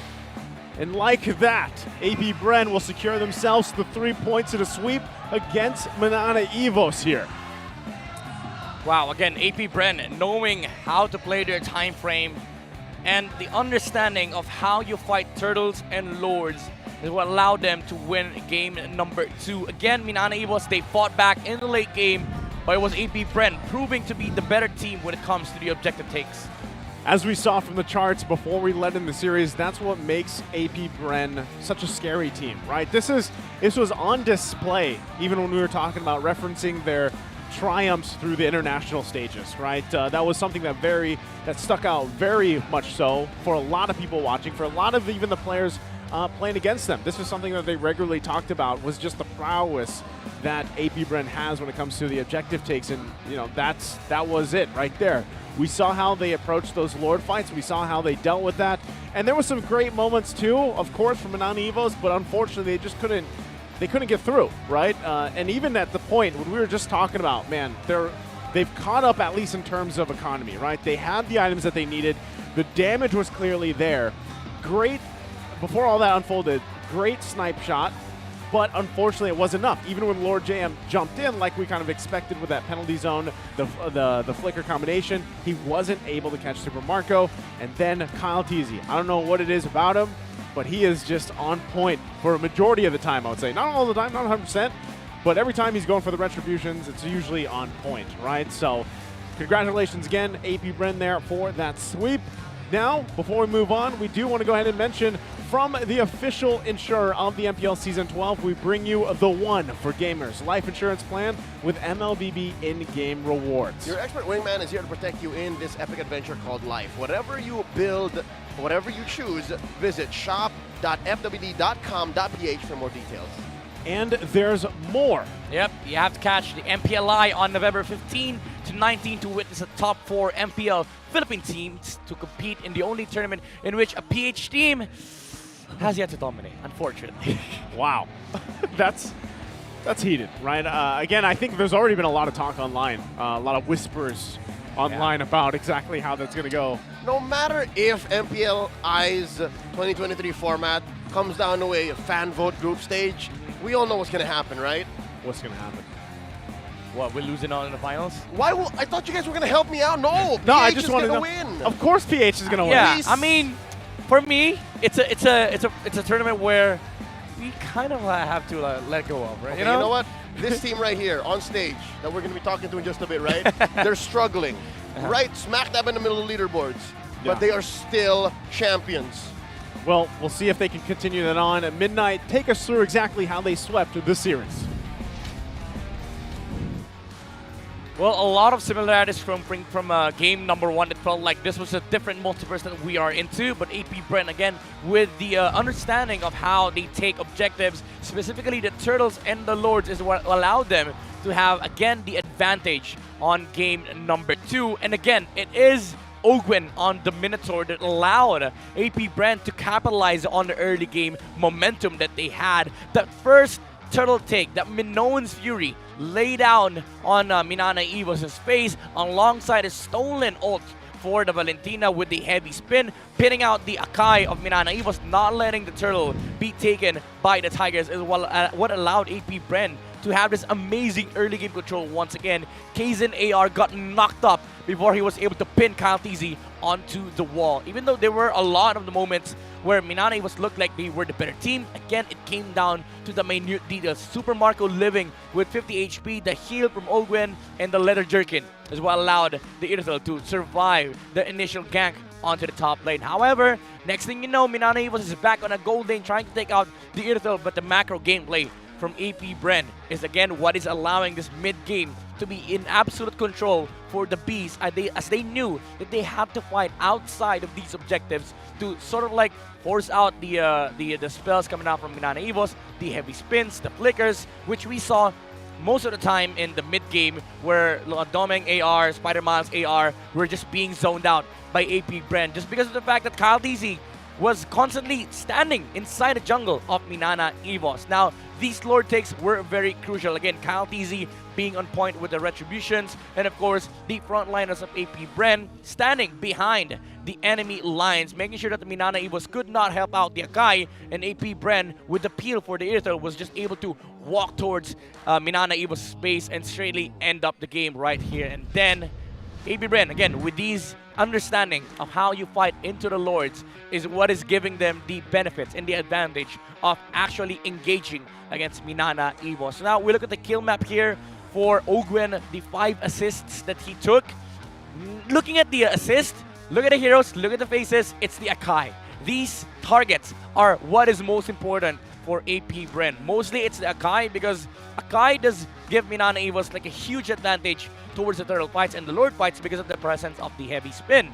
If you remove that from the equation, AP Bren gets a more successful time in contesting the Lords away from Minana Evos. That's why it's really crucial for Ogwen to actually help out, engage into Kaizen AR, not let him actually take out the turtle in the first minutes of the game, because Minana Evos, if they were able to take the momentum and swing it towards the side, mid-game is going to be hard for AP Brent, considering that they have a lot of power and fire damage in the side of Minana Evos, like the Beatrix, the Novaria scaling toward the mid-game with the zone and pokes that they have, especially with the frontliners of the Akai and the Terizla.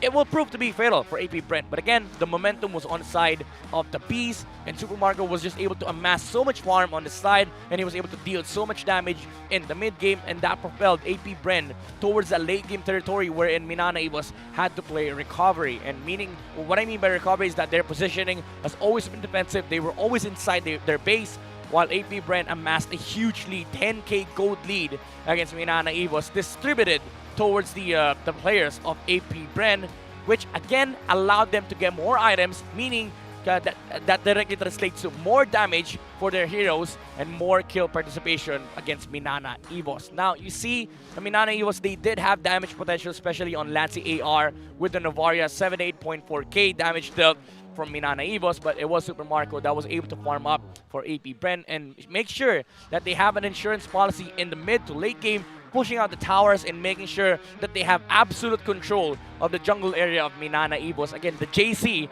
not our anchor, but the jungle control from AP Bren is what allowed Minana Evos to, from AP Bren to force Minana Evos into this turtle mode, wherein they were playing to recover while Flap TZ, Cal TZ, and the gang just stood around in front of the Minana Evos' jungle. And again, Ogwen really capitalizing on that Minoan spirit to stop any reaction, any re-engage potential coming out from MNNE Evos, and that is what spelled the victory in the doob here for the victory here for AP Bren and the doob here for MNNE Evos.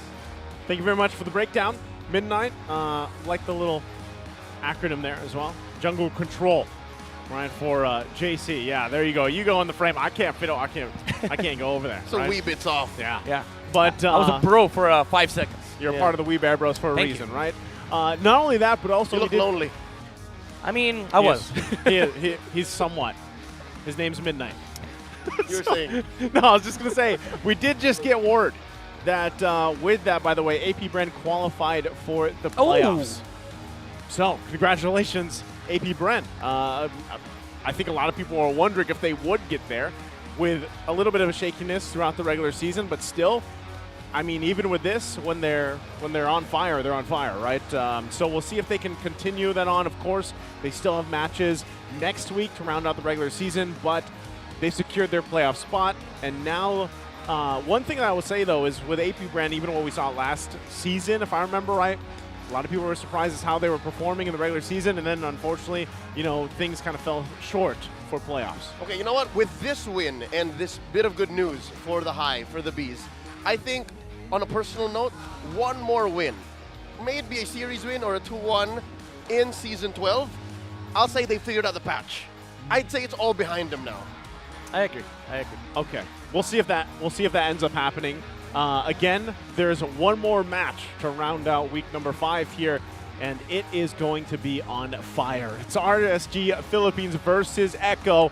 Echo, what's on the line for them, right? Well, it's the streak, I would say, 12-0. for the most part. 12-0. I'm getting tingly. Yeah. I'm getting tingly. All right. For both of them. I mean, RSG needs to bounce back like they never have before. They lost to MNNE Evos. If you watched last night, you know what I'm talking about. They lost to MNNE Evos. Questionable 0-2. pick. 0-2. 0-2. I'm very vocal. I'm an RSG Philippines fan. Let's see if they can do it, right? Let's see if they break the streak.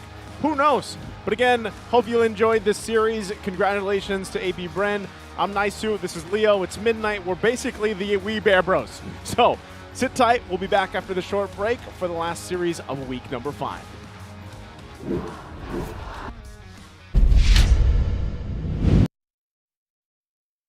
The 12th season of MPL Philippines is brought to you by the following sponsors. Smart, the official telco partner of MPL Philippines Season 12. Our official sponsor, Infinix. Infinix Note, ultra-fast gameplay. And FWD Life Insurance. In the epic adventure of life, FWD is your expert wingman. Celebrate your victories living with FWD. Our partners in esports. Maya, it's everything. And a bank. Secret Lab, the official gaming chair of MPL Philippines. And Pi Channel. Experience the Mpl-Ph Season 12 action live at Shooting Gallery Studios. Tickets are now available on our official ticketing partner, Slash. Don't forget to catch all of our official league content on TikTok, Facebook, Instagram, and Twitter. To ensure the equality and fairness of our games, MPL Philippines is also monitored and supervised by the Games and Amusements Board. Habang yung blacklist ay kumakapit pa, ayaw pa rin bitaw na napakalakas pa rin ng Pilipinas.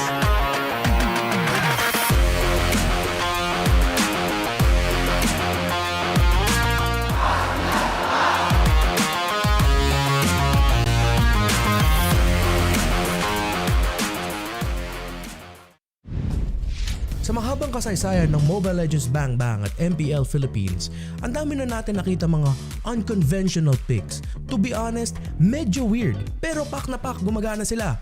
So sa episode na to, let's go on a walk down memory lane at balikan natin ang mga picks na tinatawag nating Queso de Meta. Pinoy Cheesy Picks.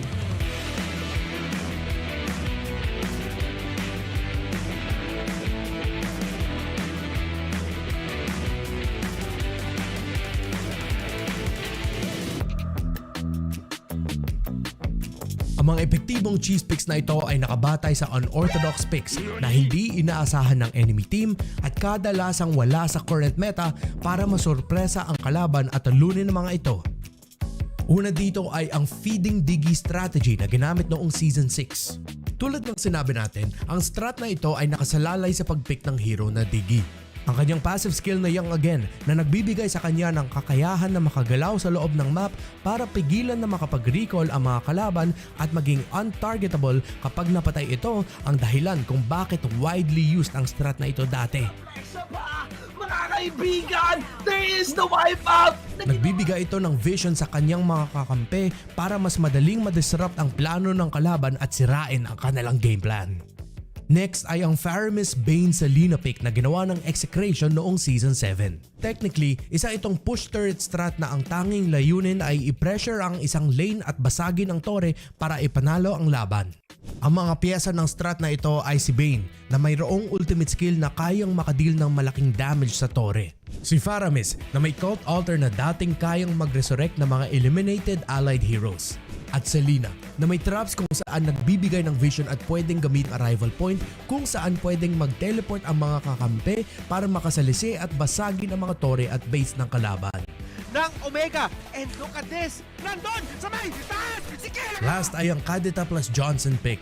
Ito ay isang cheesy pick na hindi inaasahan ni Numan na ilabas ng Echo noong Mpl-Ph Season 9. Sinagasaan niyo para dito! Pero ayun! Yung unit shower!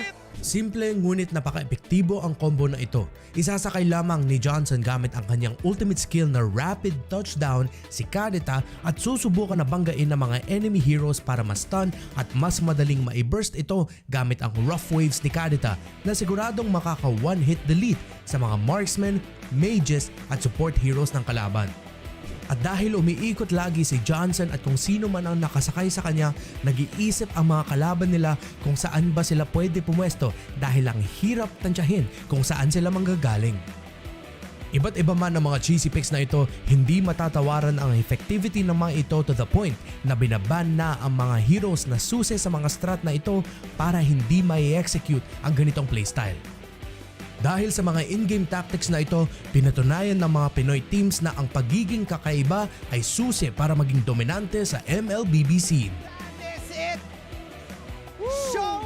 Alam niyo ba, sobrang saya na balikan ng mga cheesy picks na ito kasi meron ako naalala. Ang mga unique hero picks ay hindi lang nanggagaling sa mga utak ng pro players, coaches, and analysts. Nanggagaling din yan sa atin, sa ating mga ranked games, classic sessions, usapan at isipan sessions kasama ang tropa na gusto mag-champion sa barangay tournament at gusto maging pro. Nanggagaling din yan sa atin. Yung Kadita Johnson combo na pinakita ng Echo ng Mpl-Ph Season 9, matagal na yun pinakita sa ranked and classic games bago sabihin ng Echo, pwede natin yang gamitin. Pwede pa natin palakasan yan. So pag meron kayong naisip na bagong strat, hindi nyo kalimutan, practice at in-game communication lang ang kailangan para gumana ang strat nyo. Pero ang tanong, makakaisip ba tayo ng mga bagong unique hero cheesy picks, ang bagong Queso de Meta para sa MPL Philippines Season 12 at paparating na M5 World Championship? Yan ang dapat nating abangan. Kaya naman sana meron kayong natutunan sa video na ito. Kung meron kayong mga sarili nyong unique hero strategies, Queso de Meta, cheesy Pinoy picks, i-comment nyo lang sa ating section dyan para lahat tayo ay matuto. Magkita-kita tayo mali sa loob ng Land of Dawn. Maging laging updated at follow nyo kami sa aming mga social media platforms sa YouTube, Facebook, TikTok, Instagram at ang official website ng MPL Philippines Season 12. At tandaan nyo, sa mundo ng Mobile Legends, kung may alam ka, tiyak na mas malakas ka, kaya ano pa ang hinihintay mo? Laban na!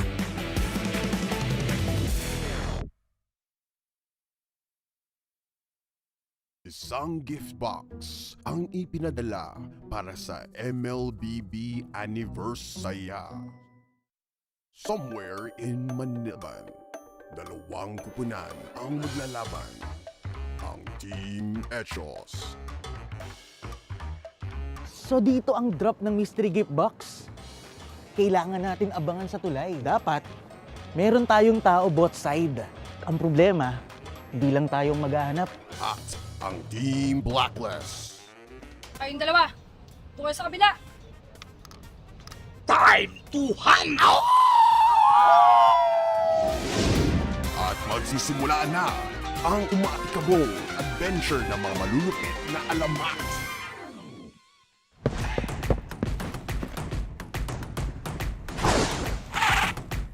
Launch attack! Time shine! Go! Petty tricks! Sapat ba ang power ni Nix para talunin ang Shadow Blade na gawa sa ice cream cone?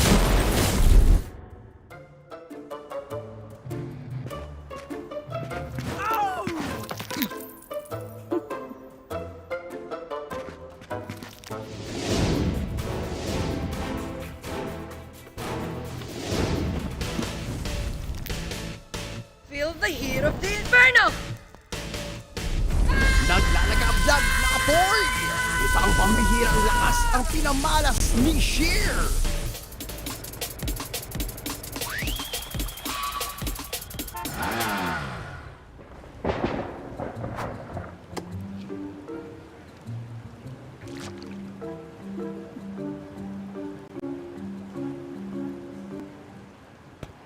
Akin na! Akin na!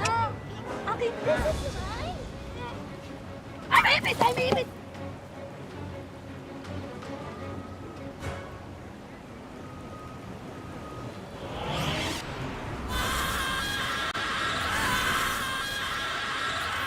Yun oh! Dito lang din pala babagsak yan. Kunin mo. Abot mo? Malayo eh. Pero wait lang. Try mo. Kaya mo yan. Di mo kaya? Di. Ay, tulungan kita. Try mo ako. Sige, kaya kita. Kaya mo ba ako bahatin? Oh, kaya kita. Promise. Build ako. Cross my legs. Sige. 1, 2, 3. Wow, nakuha natin! Ang galing mo. Open mo na. Ayaw? Ayaw. Ako, try ko mag-open, be. Ulitin, baka masira. Anong gagawin natin dyan? May sensor ata eh. Oo nga. Baka kailangan full party para mabuksan. Sige. Kailangan kami nag-ring. Ano yan?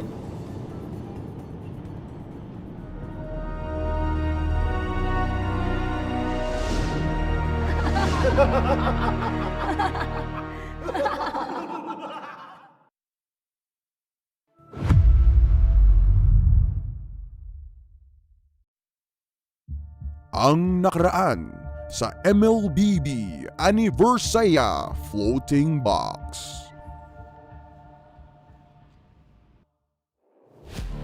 Ano ang laman ng kahon? Hindi ako magsasalita. Lagot ka sa mga kaibigan ko. Tingnan natin kung sarado pa yan sa lechon! Lo! Di ako yun ha. Eto oh. Ano yan? Yan lang? Nag-uumpisa pa lang tayo. Makakatanggi ka ba sa Shanghai? At spaghetti. Hindi ako kumakain yan. Diet ako. Labas!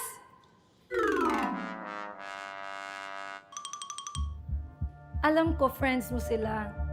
Pero, ganun talaga yung competitive games eh. Yung mga malakas, umaangat, tapos yung mga mahihina, napag-iiwanan. Di ka ba tinuturuan nila fuego? Kapag di ka umangat, di mo naman sila makakalaro eh.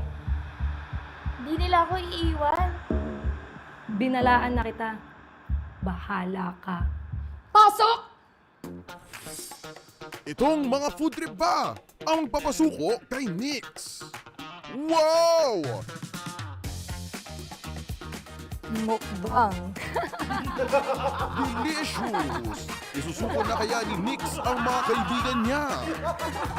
Ang sarap lang luto. Ihalo mo sa spaghetti. Mas masarap yun kapag kaganyan.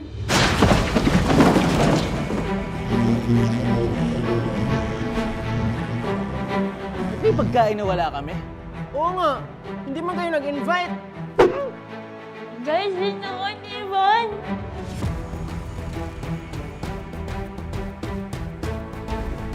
Hypebeats versus Fuego o Kata versus Giant. 1v1. Simulan na ang laban.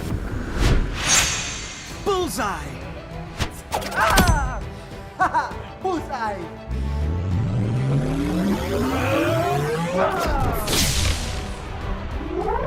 Boom!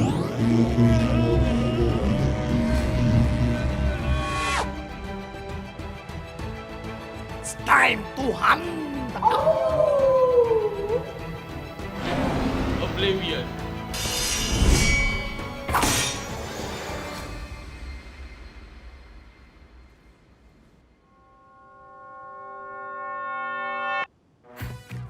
Pakawala mo ng friend namin! Oo nga! Hindi! Walang uuwi maaga! Ah, ganun ah. A few moments later. Oh, huy, okay ka lang?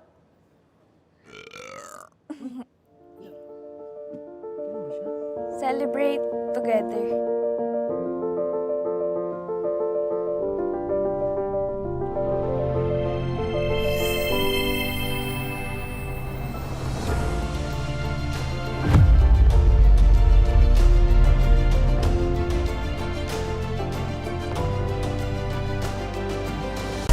The fastest speed. The widest coverage. Experience it all from the Philippines' best mobile network. That's the power of smart.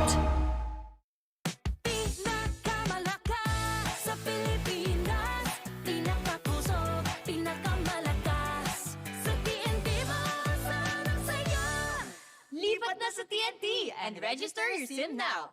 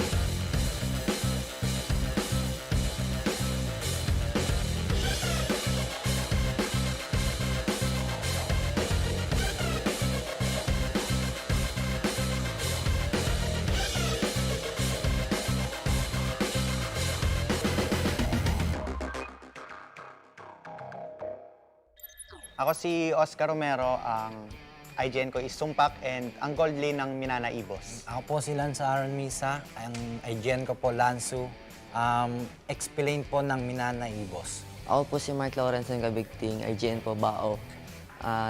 Multi-role po ng TNC Pro Team. My name is Kent Anthony Baisa, yung IGN ko ay Soul. Tapos yung role ko ay Gold Lane.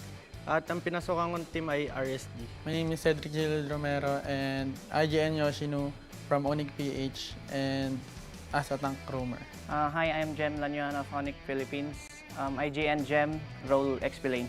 My name is John Patrick Dagdag. My IGN is Mumukid. My role is Post-4 of APBR. Sakto po, nagpapatry out po, naghahanap po ng XP yung Minana.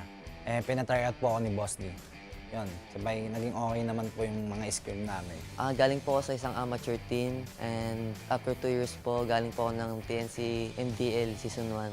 Nakipag-break po sa akin yung girlfriend ko kaya namotivate ako mag-ML, tapos napasok ko na yung PL. Nakapasok ko ng RSGPH, Noong nagkaroon sila nung tryout, sinat ako ni Madam Lexi na nakitaan ako ng potential.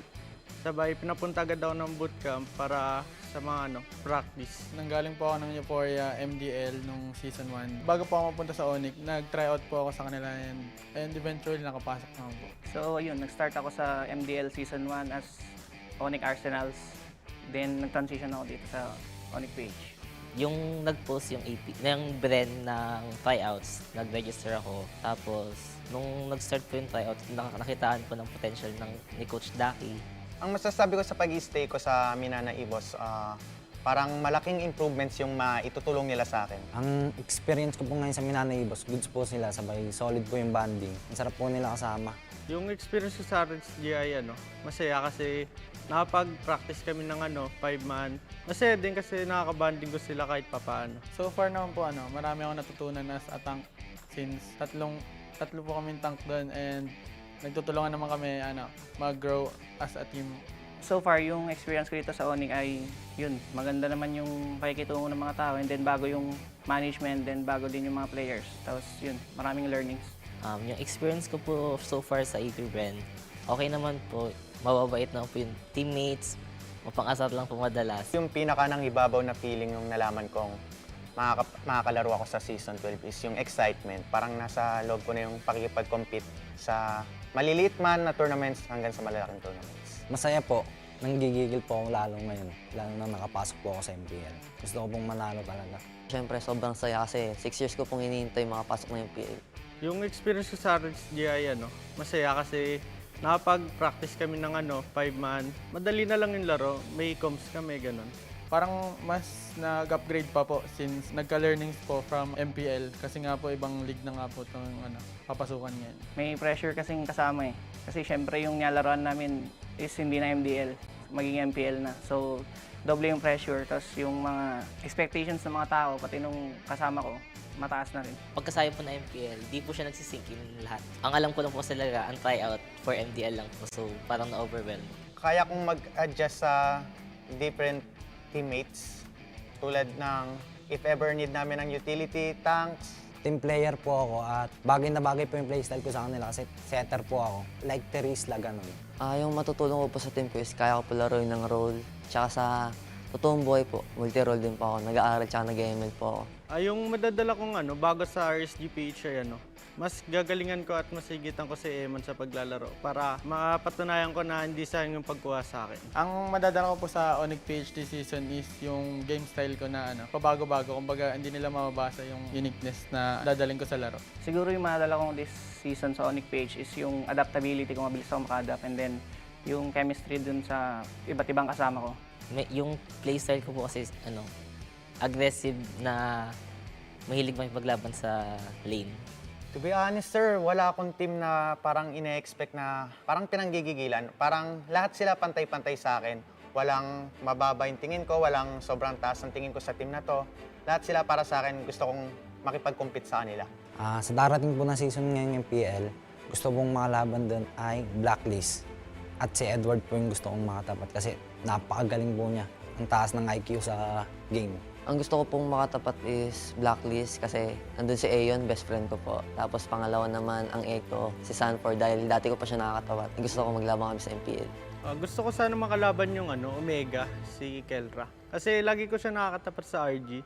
Gusto ko rin matry at matalo siya sa MPL naman. Ang gusto ko po makalaban ngayong season Echo po since si Yawi and halos same kami ng playstyle tsaka hero pool. Echo kasi yun nga, sila yung nanalo nung last time sa M4. Saka sila yung pinakamalakas kasi ngayon season, tingin ko. Yung team po na gusto kong makalaban this season is yung Echo po. Dahil andun si Sanji, kaya gusto po malaman sino mas malakas sa amin. Supportahan niyo lahat ng teams na gusto nyo and sa mga supporters naman ng MNNE, boss, abangan nyo kami and gagawin namin yung best namin this season. Abangan nyo ko sa Season 12, guys. Papakitaan ko kayo. Papatunayan ko na kaya ko may pagsabayan kahit nag-aaral ako. Sana supportahan nyo kami sa mga paparating na laban at sana i-welcome nyo ako na member ng RSGPH. Hello, ako si Mumukid. Please support me this upcoming MPL season. Thank you. Abangan nyo po ako sa darating na MPL na mapakita at mapatunayan ko ang sarili ko bilang rookie. Hi, thank you for supporting Mpl-Ph. Subaybayan niyo po yung mga laro namin ngayong season. Marami po kaming nakahanda.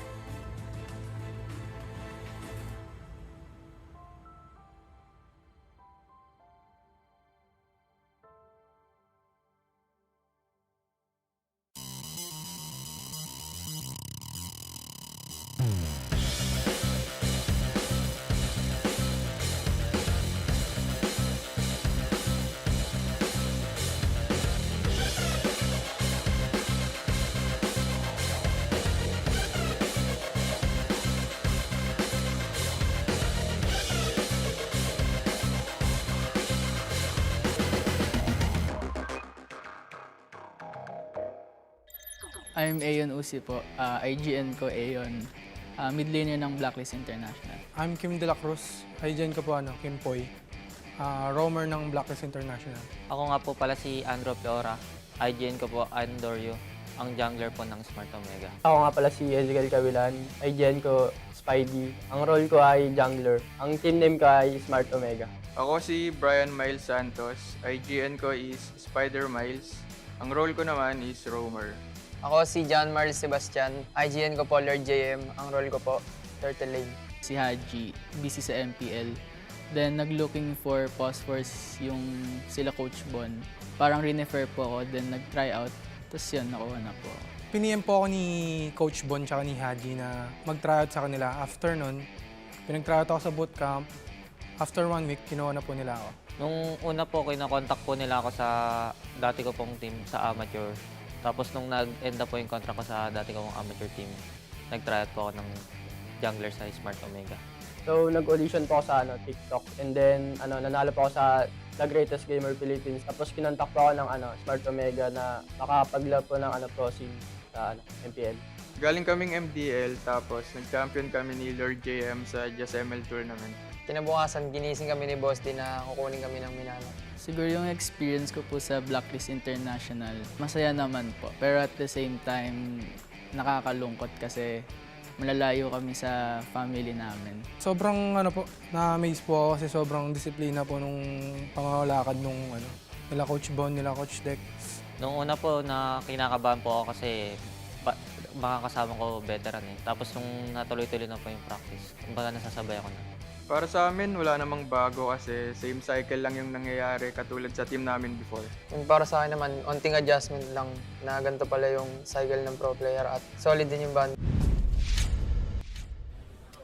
Welcome back once again at nandito na naman kami ngayon sa loob mismo ng MPL Arena. This is Smart All Access. My name is Hans Galeria and of course we have here the FWD Life Insurance Expert Wingman.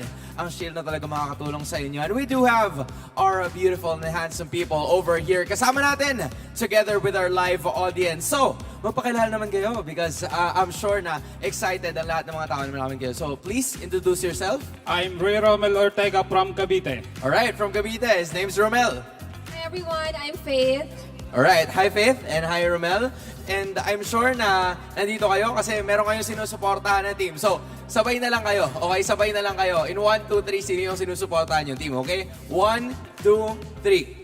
Echo loud, echo proud. Alright, okay. So, it seems unanimous na ang sinusuportahan nila ay ang mga Orca, which will be going up against the Raiders, RSG Philippines versus Echo in just a bit. Alright, pero I'm sure na yung support nyo para sa teams ay talagang ramdam nila. Pero kayo naman, I'm gonna ask you, in terms of support, sino ba ang expert wingman nyo sa totoong buhay? Ang expert wingman sa totoong buhay ko ay ang aking asawa. Kasama mo ba siya ngayon? Kasama mo siya? Hindi po. Sayang naman. So, kung nandyan ka man, nanonood ka man, I'm sure na nanonood siya. Di ba? Sayang. Next time, kasama mo siya. Bakit siya ang expert wingman mo? Bakit siya ang expert wingman? Kasi siya po laging gumagabay sa akin every time papunta sa trabaho, pag-uwi sa bahay. Pinayagan ka pumunta dito. Yes po. Yun naman, yun ang best part, na support talaga ang asawa at ang wifey ni Kuya Romel para sa'yo. So, dyan ka man, chillax ka lang. Alright, Madam Faith? Sino naman ang expert wingman mo? Actually, yung expert wingman ko, kasama ko siya tonight. Ay, kasama mo siya today! Yes, this is our first time na manonood ng live sa venue. Kasama mo siya? Asan siya? Alright, so can we request a little stand-up? Dahil ng konti? Kasi ito ang opportunity. Andito ka na rin eh. Please give it. Ay, sige, explain mo lang. Bakit siya ang expert wingman ng buhay mo? Siya yung expert wingman ng buhay ko kasi he supports me in everything I do. And through my ups and downs, siya yung kasama-sama ko. Hala, kinikilig naman siguro. Parang hindi daw. Pero legit yun. Guys, legit yun. Okay, so I'm gonna be giving you the shield over here. Make sure to do your poses together with the shield. Lahat sa atin ng FWD Life Insurance. Unahin na natin si Kuya Ramel. Na kahit pa paano, even though hindi niya kasama, yung kanyang wifey dito ngayon, okay lang yun because it's gonna be FWD, the one for Gamers Insurance plan para sa inyo. Siya magiging wingman mo sa buhay para siguradong epic ang inyong adventure. Now, if we're gonna go over to Miss Faith, it's time to pass the shield over. Grabe, nag-enjoy siya, oh. Grabe. Now, passing it over the shield to Miss Faye. Dahil kasama niya naman, dahil game na game kasi yung FWD Expert Wingman Post, we also have the One for Gamers Insurance Plan para sa iyo. Ito ang customizable insurance plan ni FWD na available from Gen Z to Gen X. Make sure to celebrate your victories with FWD, the One for Gamers. And there we have it. Okay, so ito na yun. FWD, you finally got the poses in. I'm gonna take the shields from you guys and maraming salamat.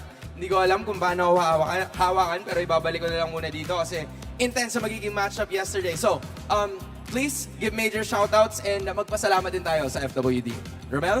Thank you FWD Insurance at shoutout po sa asawa ko, Regine Hernandez. Right. Shoutout sa iyo, Miss Faith.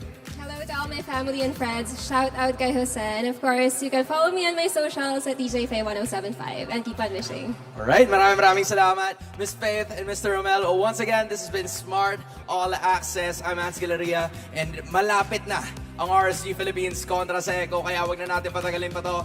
In just a few minutes, ay maglalaban na sila. Magbabalik ang MPL Philippines Season 12.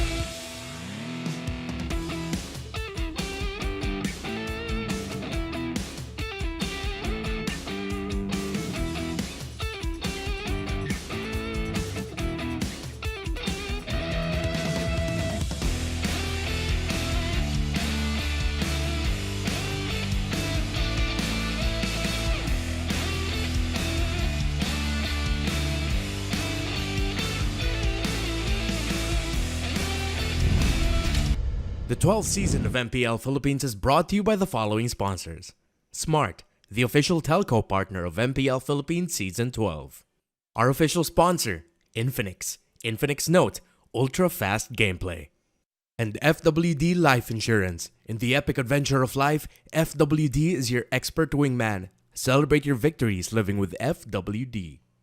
Our partners in esports, Maya, it's everything, and a bank.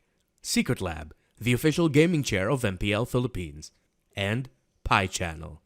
Experience the Mpl-Ph Season 12 action live at Shooting Gallery Studios. Tickets are now available on our official ticketing partner, Slash. Don't forget to catch all of our official league content on TikTok, Facebook, Instagram, and Twitter.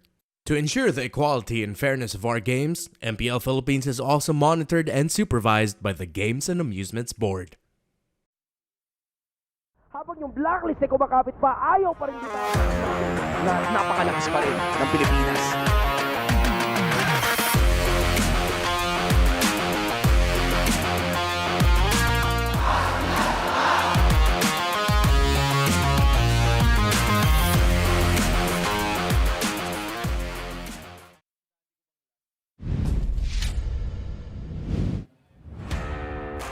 Good evening, MLBB fans all around the world.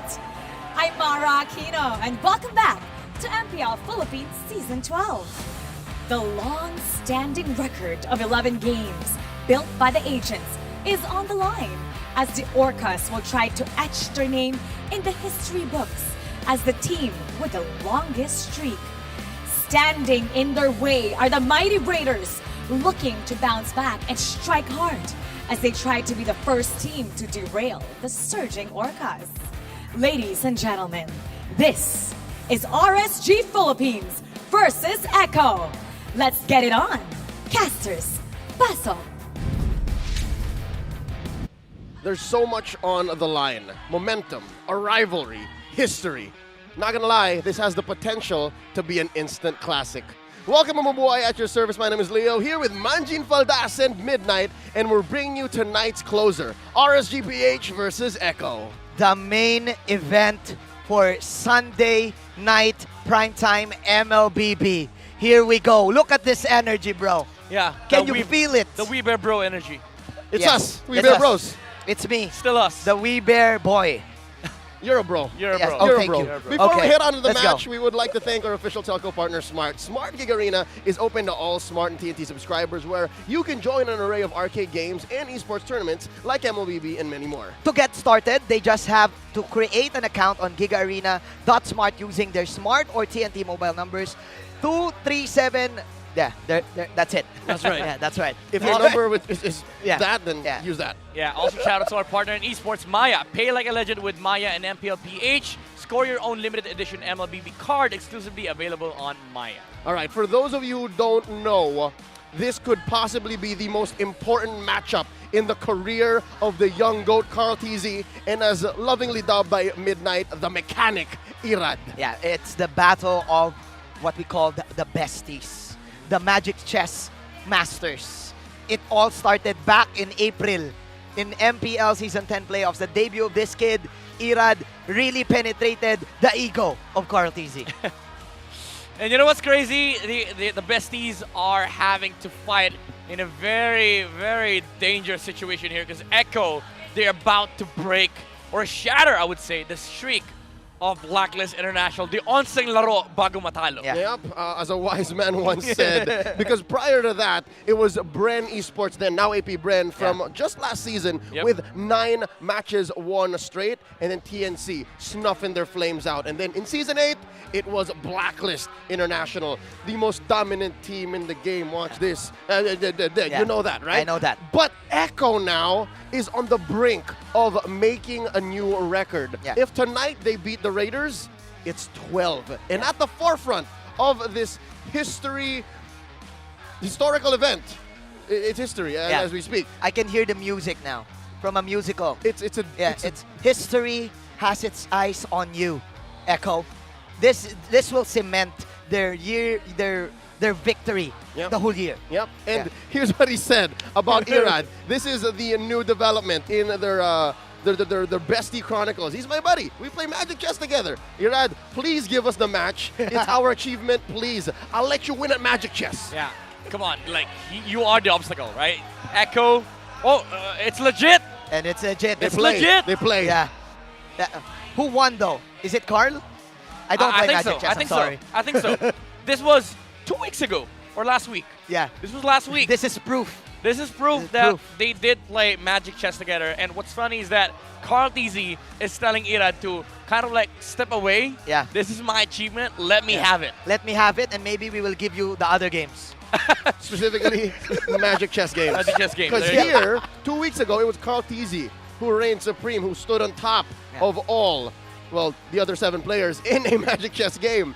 And tonight, all gloves are off. No holds barred. Yeah. It comes down to who's better in the jungle. It comes down to who performs better. The reason why I said this could potentially be an Instant Classic is because the first time that they met, week 2, day 3, it was Echo who won, but just barely. Yeah. It was RSG who dominated game number 1. As I remember, that was the fastest game in history also. Yep. Right? Yep. The most dominant display that we've ever seen against Echo, mind you. And interesting to note that ever since they've met in playoffs, there was never a sweep between these two teams. Yeah. Echo and RSG is always going the distance. They always go to 3, to 4, to 5. And now Echo is once again up against RSG. Again, as you've mentioned, Manjin, RSG, the only team to ever whip Echo out of shape in game number 1. Although they did win the series, now we are seeing the potential of RSG to again rise up to the occasion and probably break the streak of Echo. I think if you're going to choose one team out of the 8 teams to beat Echo, to get the streak, you will definitely choose RSG Philippines. Yeah. Why? Because I think it's maybe because of Coach Panda. The respect of Coach Panda, the respect of this guy to the top teams in the league, that will be the difference maker of this tournament, because what he does is he studies all of the top dogs. Yep. Heavily That's what he do. If I'm not mistaken, the current tally is what, 5 or 6 notebooks since his notebook debut in his winning season, 12, season 12, 3. 12 notebooks. 12 notebooks? 12 notebooks. More than twice my estimate? And 5 of those notebooks are just for Echo. I'm sure. That's not wrong. I'm sure. I don't doubt that. Another key factor, folks, is yesterday. RSGPH came from a devastating loss. I'm wondering how they're going to be regrouping, right? How they're going to be resetting, because their loss against Minana Evos last night, no doubt, was nothing we all expected. Yeah. None of us saw it coming, and I'm sure you saw Even it Ira on didn't see social it media. He was wiping his screen, for Yeah, all he I was heard. wiping it. Right? And then all this popped up. It's real, folks. So you can rewatch that later on after this broadcast. But yes, quick story. Echo on a roll. RSGPH, huge speed bump last night. Yeah. And now they're coming in. I haven't seen them actually.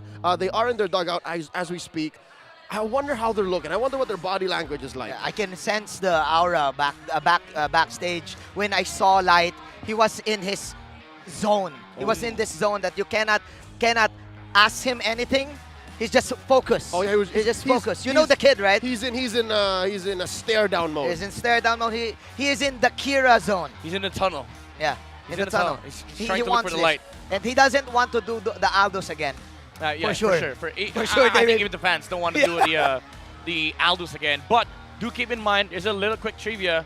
Last season, RSG was the first team to beat Echo in the regular season. Yeah. They were the first team to beat Echo. And funnily enough, now they're in a position to be the first team, and once again, to beat Echo in the regular season. And as I remember, they almost eliminated the Echo back in the playoffs. Yeah. Right? In Yes. the semifinals? Twice! There you go. So, folks, there you go. The seeds for this rivalry, the seeds for this great story that we're telling now have been planted. This is long-term booking, Manjin. Long-term storytelling since April. For how many months already? And this is just the start. And they say MLBB is a quick game. No, it's not. We've been telling the story for more than 6 months now. So with that said, let's go ahead and throw it over to our insider for the All Access to get a little bit more on this matchup.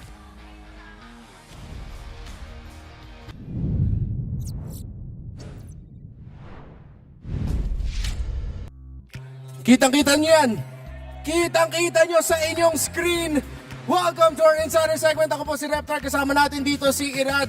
Kailangan ko na itanong ang hot question, Irad. Kayo na ba ni Carl na official bestie? Ano ba yung status nyo bilang BFF? Kulang na lang sa amin, kiss eh. Okay, sige. A healthy showcase of friendship naman. So, yung ba yung dahilan kung bakit shiner mo yung milestone ni Carl na umabot siya ng 2,000 assists? Kasi nung, di ko alam kung ano yung tinalo nilang team nun tapos may message siya sa akin. Yung parang wag na raw ito pa ganun. Nirespect ko yun lahat. Kaya yung kumbaga yung na-achieve niya na yun, believe pa rin ako sa kanya kasi siya lang yung jungler na nakagawa ng ganun. BFF talaga. Kinikilig yung crowd natin dito. Sigurado ako kinikilig doon si Carl. So, sigurado ako alam mo naman yung tinanong ni Carl, yung hinihingi niya. Alam natin yung achievement na hinahabol ngayon ng Echo. So dahil BFF kayo, close kayo, bibigyan mo ba ngayon si Carl? Ang hirap kasing sabihin Sana gawin na lang natin yung best natin para... Kita nyo si Carl! Kita nyo si Carl! Kaya ako! Kinikilig din si Carl! Flying kiss! Nag-flying kiss siya. Isa ba? Laban ako eh. Yeah! Wow! Okay! Sana all! May kaduo na BFF na bestie ganun. Kayo lang yung alam ko na kaduo na hindi lang hindi sa laro pero sa Magic Chess kayo kaduo. So, ano ang mensahe mo ngayon kay Carl TZ at sa Echo na hinahabol yung 12-win streak? Message ko sa buong Echo, sana galingan natin parehas. Bigyan natin ng magandang laro yung maraming nanonood ngayon sa venue. Message ko kay Carl, good luck. Sana ma-surpass din kita. Ayan. At saka, one last, mabilisan lang, mensahe para sa Raiders. Salamat sa lahat ng pumuntang Raiders. Tsaka, supportahan nyo lang kami, gagawin namin yung best namin ngayon. Okay, sabay natin i-flying kiss yung camera, okay? 1, 2, yun. Casters, kayo na. Truth be told, folks, I did not expect for the Irad and Carl TZ Bestie Chronicles to take a turn in that direction. I mean, Midnight, he's your creation. You never expected for him to do this. I never thought in my career that I would see Carl TZ do this motion. I mean, he has a girlfriend. Yet he did. Yet he caught the kiss. He did it live broadcast, and you're right. Like he caught the kiss. I would imagine, this could be something that will happen, but this in live broadcast, nah, hell nah. It's manly affection. Yeah. They're besties. That's how close they are now. Yeah. And again, it's one or the other, right? It's either they become fierce competitors or they acknowledge each other's skill this way and just say, you know what, let's just join forces. Yeah. But my question is that a friendly kiss or is it a kiss of death? Kiss of death. Oh. Right? I mean, historically, we've known Carl TZ to banter with a lot of players because he knows that he's way above whoever contests the spot of being the GOAT, the young GOAT of Carl Gabriel Nepomuceno. But this story has been really a change of heart for a lot of us. Now we're seeing Carl TZ in a lighter form. We see Carl TZ. It feels like it's a breath of fresh air for Echo. Well, we asked earlier what RSG is looking like after their matchup last night, and it looks like they're a little more somber. Yeah. Let's see. What's coming out of Lexi's mouth? What you saying? She's giving the pep talk. She's giving the pep talk. There you go. GG RSG. Rice RSG, I mean. Rice Slay. Oh. And those little mistakes can really give you a lesson and really listening, of course, to your teammates. It can strengthen your chemistry. Look at Carl! Again, and look at Carl. Carl, he was looking at RSG's booth. He was looking. While doing the cheer? While doing the cheer. He was he's not even looking at the teammates. He was looking at the RSG booth. Well, he gave the bare minimum of looking after the cheer and then... Yeah. After the fact. He's excited. He's excited. And I think I speak for everybody. I'm also excited because this is, again, a match that none of us expect to go a sweep. It can really go down the wire, I think. It's gonna be. It's gonna be. Knowing RSG, I do feel that they're really prepared for Echo, especially the last time that they met. Yeah. Plus in the shift of meta, we shall see. Let's welcome them on stage. It's time for RSGPH and Echo to join us.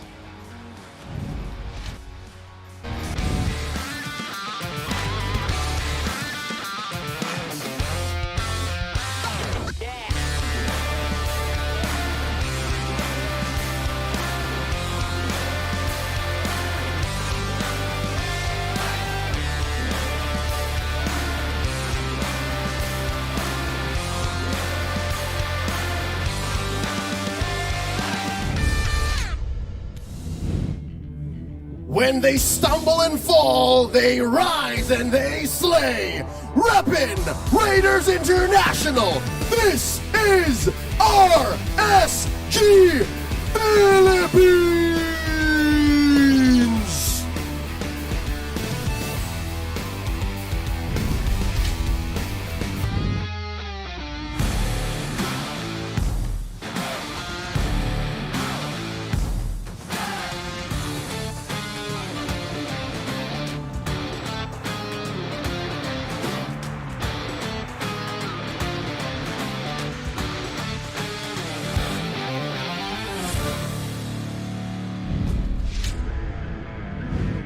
Currently 11-0, looking to break the record and make history. The reigning and defending champions of the Philippines and the world, it's Echo!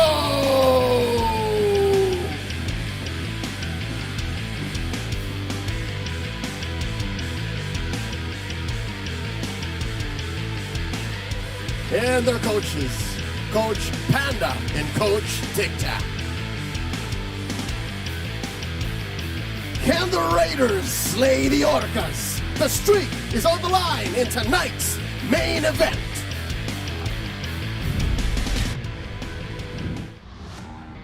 Great to see RSGPH back in shape. Not a sign of anything that happened last night, so they're fresh. They're fresh. I still consider this team the dark horses of the season. Sometimes they win, sometimes they don't. But what we know is they are always prepared, especially for the challenges that comes their way. Yep, when it comes to objective takes, RSG Philippines, again, one of the most fundamental teams out there. They are the ones that you're going to pick if you are up against Echo, especially now that you have to deal with a lot of the winning formulas on the Orcas, the ecosystem, the Econnection, the Echo Express. Yep, they're facing off against the defending champions here. Last night, the whole weekend actually, the whole season. The whole season. Everyone from Echo has been firing off on all cylinders. Yeah, I have nothing else to say about Echo. After the meta shift, everyone, every gameplay there is for each team, all of them, everyone fell down, except for this team.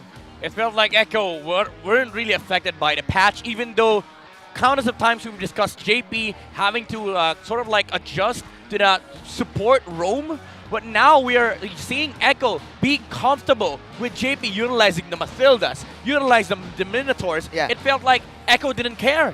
They just didn't care about the patch at all, because they were still playing the way that they used to play when they were in their winning shape. And one thing that I'm worrying about right now is that Echo was champion because of this patch. They were dominating the utility support heroes back in M4, right? Yep, and again, they are also still fielding their roamer this time around. One-time MDL champion, multi-time MPL champion, JP. So when you look at the numbers, when you look at the results, when you look at everything in practice and in execution, it seems like Echo is on top of the world, higher than they've ever been, even when they took home the World Championship in Jakarta. I think they're on top of the universe, the MLBB universe right now. They're number one in MPL. They're also number one in MDL. Why is that happening? Well, Midnight's going to explain exactly why through the keys to victory brought to us by Infinix.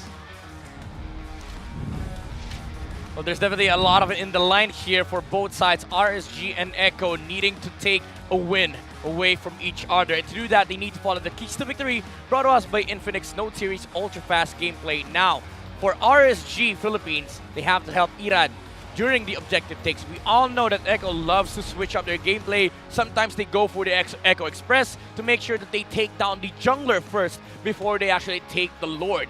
Turtle and Lord dances will revolve around who gets the better position. That's why RSG needs to make sure that Irad does not get picked off by the Orcas. Now, for the side of Echo, they have to force Light out of his comfort picks. We all know that Light has been able to perform really, really well when he is on the Light heroes. But on the other hand, you have the Orcas who are able to adjust on these role position heroes. That's why JP has been really fundamental to the success of Orcas, and to be able to make sure that they have the advantage, you might start wondering, you might start looking into the hero pool of Light even further, removing the Kufras, the Minotaurs, maybe even the Chos of RSG Philippines. And for both sides, manage the lanes properly. Gold lane, mid lane, XP lane, everything is gonna matter here, especially with what RSG did against Echo. They have to make sure that they have at least stable lanes to prevent the jungle controls and the invades happening from both sides. Again, these are the keys to victory brought to us by Infinix for both Echo and RSG.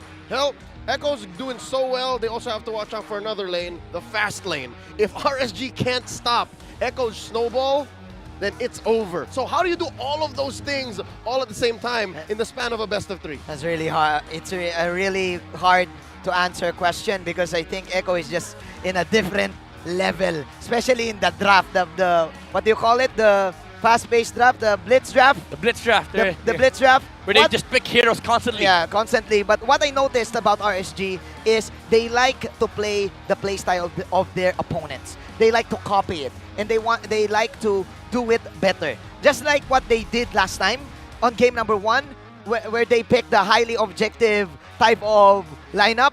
Just get the retribution on every objective, then they will be on a roll. Imagine, just to build on what you just said, I believe you because it's not impossible that Eman pulls a Benny Curie. Eman goes ahead and steals your base. Yes. Yeah. You know, RSG, in terms of the gold lane, they do have a very, very stable gold laner, but Echo is just, again, leagues above over other teams here when it comes to positioning with their marksman. Ben QT has been phenomenal on positioning himself during Lord takes. That's why a lot of the teams have a hard time finding this marksman over the Lord fights, and Eman may need to replicate that, that playstyle coming out from Ben QT. And now we are presented with an odd query. This is a coinkydink, as they'd like to say. Is this the best way to beat Echo? That you try to do what they do, maybe even better. Is there enough time? I mean, in terms of hero pool, they are able to kind of like execute the same level of strategy. Look at Carl TZ and Irad. They both play Joy, they both play Assassin, they both play tank junglers. Gold lane, it's the same hero pool. Light, JP, again, same hero pool. But I want to highlight the XP lane. It's Sanford and Nats. Yuzong. Yuzong matchup is going to matter here. That's a Yuzong, bro. But there's a thing. Carl TZ, he told us in an interview is that most of the teams, what they're doing is that they are banning Sanford. They're forgetting about my Lancelot. They're forgetting about my Assassins. But then again, another but. Last night, we saw him suffer with the Lancelot pick. So is that the key? Is that the key? Do you force out these Assassins on Carl? Because we're on the utility meta right now. We're on the Brethrens and the Bakshas zone right now. And even the Akais. Yeah. So we're going to see what the priority is for both of our teams tonight. It's a battle of minds, a chess match between Coach Panda and Coach Tic Tac. As we go into the draft, it's Echo on the play. RSG answering back. Out goes the Joy, the Lancelot, and the Angela for the Orcas, while the Raiders ban out the Kadira and the Matilda. It's actually Echo that paid respects to the Lance towards the hero pool of Irad, removing both the Lancelot and the Joy. Now Paquito does get removed, so it begs the question, who gets the Yuzong on either side? Echo, they do have first pick. Valentina Fredrin is open, but they go for the Yuzong! Yeah, they go for the Yuzong. All right, I think Echo is expecting RSG, that RSG will bait out the Fredrin. So that's why they went for the Yuzong. Yeah, they're changing everything up. Yep, they're a step ahead. Yeah, they're a step ahead. This is a 225 IQ level pick here. Because maybe even more. I'd say, it's beyond genius level. Yeah. But what does RSG get? There's so much out there. Valentina Fred, most likely. The Nova's out there too. They don't have. I mean, they don't have any It's option. dangerous. Like, they have to take Valentina to be able to get that Dragon form from Echo, just to have some sort of like response towards his first pick, Yuzong. Because at this point, you have to be really careful of what gold lane you pick for RSG. Yeah. How about Aldous though? Nah. No, I'm kidding. I'm Nah, kidding. nah, nah, I'm nah, kidding. nah. All right. It's not. So Terisla. And oh, they went for the Novaria, except for. So they're letting the Valentina out. Yep. Oh, no! Oh, they, no! they gave up the Fredlin and they gave the Valentina. Comfort picks for Echo. It's so fundamentally sound. Echo can do anything with these three heroes now. Yeah. Baksha, okay. These are top 3 heroes for Echo, by the way. Okay. And RSG, they do get their hands on the Baksha. Now, marksman pool is going to be limited for both sides. Bruno and Brody, I think, are going to be the priorities. Irrital and Ixia might just see the playing field here. But RSG, again, with their first set of heroes, early to mid is going to become a problem. You are up against a Fredrin, a Valentina. The only skirmishing here that they have is a Terisla. Yes, you do have a Baksha. It's a good matchup versus the Fredrin. But against a Yuzong and a Valentina, that's a big no-no. I can sense that RSG Coach Panda, Coach Brian, he's baiting something. He has a plan. Yep. Of course, you gave the top 3 picks for Echo. Echo can play these heroes with their eyes closed. Yep. Yeah. And even with the draft index showing that RSG has an advantage in vision, they also have a slight advantage in support and utility. There has to be something more. There has to be something else in the second phase that just blows our mind, that actually makes sense of the direction that they've taken. Going into the second phase, here we see RSG banning out the Ixia, and Echo taking out the Claude. So yeah, they're choking down on gold laners. Yeah. They might be eyeing on the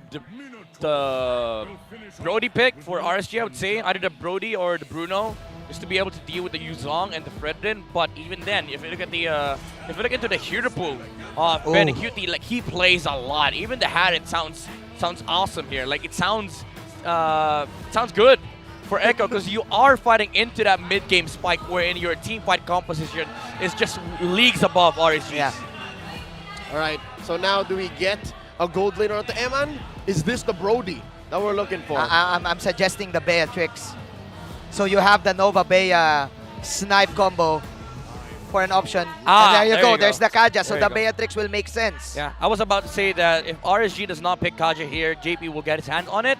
Now that the Minotaur and the Kaja is out of the option here from JP, there's also no Mathilda. Raphael is available, however, but we haven't really seen Echo like pull off these support heroes unless it's warranted. But Echo, they do have that flex factor of getting, there we go, the Bruno, and now the Show versus Baksha and Kaja. This speaks confidence out of Echo. Yeah. It's a showcase of just good heroes in the metagame.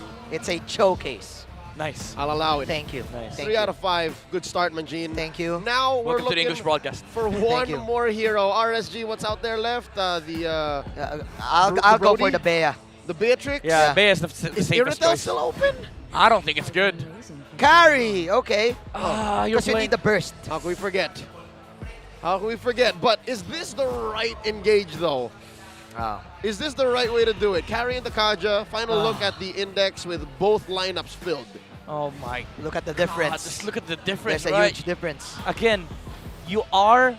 Okay, the composition from RSG is well-rounded, but how much late game do you want? The answer is yes from RSG. But Echo, they have insane early to mid timing. Objectives, again, is going to be crucial here for both sides, but I don't see any way for RSG in terms of winning Turtles against Echo. Oh, given the draft, Echo getting their hands on all the heroes that they want. It looks like our smart audience predictions just heavily favors them. 80 plus to a measly, what is that, 82 to 18? Yeah, and looking at the on paper, of course, the odds is just gonna go that way. I think it's really difficult for RSG to execute this one, given that they gave, again, all of the favorite picks for Echo. This is the championship show that we're talking about for JP. He won MDL because of this hero. And again, the Echo skin is a damn show. Yeah. Right? So, how about it? Let's get into game number 1. It's the Orcas versus the Raiders in tonight's main event. There we go. Steady start. for both of the junglers. A classic Redrin versus Baksha. But look at that show once again. The vision game of JP trying to confuse Light and Irad for taking all of these objectives. Yeah, that's forcing a lot of reactions coming out from RSG. Like, they are trying their best to protect the jungle of Irad, but look at Echo. Like, all of them are spread out, and only JP is is forced to deal with a lot of the heroes from RSG. But RSG can't even do anything towards the Cho. Yeah, I think Kaja, the Light is just spotting out JP wherever he goes. Oh, that's 3 heroes hit by Valentina. 3 XP. 3 XP. So wave clear, boys. Just clear the waves, boys, says JP. Yep, the way that they're going, despite the quick and the early start, it seems like everything's going to come to a head in this first turtle coming up in about half a minute. It's going to be hard for RSG to deal with Echo in the early game. Again, if you look at their lineup, the only early game heroes that they have is the Terizla and the Baksha. You could consider the Kaja an early game hero if he hits 4 before the turtle, but where's the damage coming from? Like, where is the burst damage that can actually take down the targets for RSG? Finally, we're seeing something different. Later on in the mid game, what we're going to see is the pick-off game. Unlike the last series we saw, that game was a sustained game. This time, you have a Kaja every time the Divine Judgment is up, every time the Wave of the Dragon is up, there's always going to be a play-by-play team fight. Yep, a lot of lineups these days just allow for macro play. This time, I'm smelling a fight coming up. Turtle already spawned. Black Dragon form from Sanford coming in. There's the Dragon from 4D. Nats is in the back line. Petrified. Nats will try to go for Carl Daisy. There's the Star Laser, but Carl will last hit. Of course, the Turtle. 4 heroes remain for RSG. That's 1 kill for a Turtle. That's a good trade, though. A kill for the Turtle, and Echo can't capitalize. What's the economy on that? I mean, Echo definitely will have the advantage in terms of XP, but RSG will be able to capitalize on the gold department. The additional kill for these heroes will mean that they are able to farm up more because of the items that they get from the bonus gold and the lack of the presence of the Cho for the first few minutes. Oh, if Carl TZ and the rest of Echo win this tonight, that'll be 101 for the young GOAT, because last night's victory actually made him the first in MPL Philippines League history to get 100 wins. Looking at the rest of the map this time around 3 minutes in, it looks like Echo and RSG are forced to give a little bit of attention to Eman and Benny Cutie. Echo is now driving this game towards what they want, towards the way that they play. Look at JP, now a level ahead against Light. Yeah. A little bit unfortunate for Echo that the Dragon was late on the turtle fight, but again, RSG, they are sort of like making a move of their own, pressuring Echo to make a forced reaction as well, but then the story of this game is gonna revolve around the Turtle and the Lord fight, especially with the Yuzong being present in this game. Oh, nice kick coming out from JP. Oh my goodness. Did he dodge the Divine Judgment though? Nope. Yeah. Okay, there's the Divine Judgment. That's a huge pull.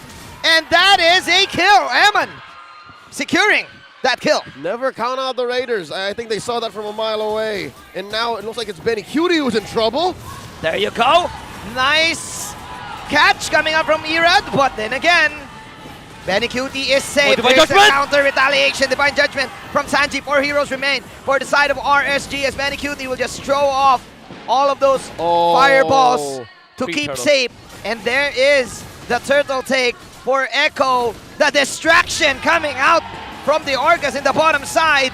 JP also with a pickoff. And they won from the 2v4 to the turtle take, and then the eventual pickoff down bottom. Echo is owning the map, not even 5 minutes in. JP was like earlier on when he kicked Light, all right, that was a good play, that was a cute dodge. But after that, it felt like RSG, yeah, they were happy with the Cho kill, but that was a Divine Judgment used on the roam of Echo. They risked it. Again, another team fight coming here in the top lane. And Kramer is just going to be the casualty. No casualties whatsoever. What's going to happen here is if Echo picks fights like that and forces, again, the key word is RSG to react. Oh, the Raiders are going to lose this game if they continue to do that. And the RSG is just reacting JC right now. Here comes another. Okay, no pool. The JC, the jungle control coming out from Echo, forcing Irad to sort of like deal with the situation right now. He only takes greens on the other side. Level 7 now versus the level 9 of Carl Thesis Fredrin. And he stole away the purple too, folks. It's one thing to control the jungle, right? Make it hard. But right now, Echo's choking RSG. They need these resources, but they're denying the Baksha the rotational speed. What are you going to do if you get there when you don't have the right items? They're just going to wait for it again. Wait for Echo to initiate and maybe pick off someone, punish the over-aggressiveness.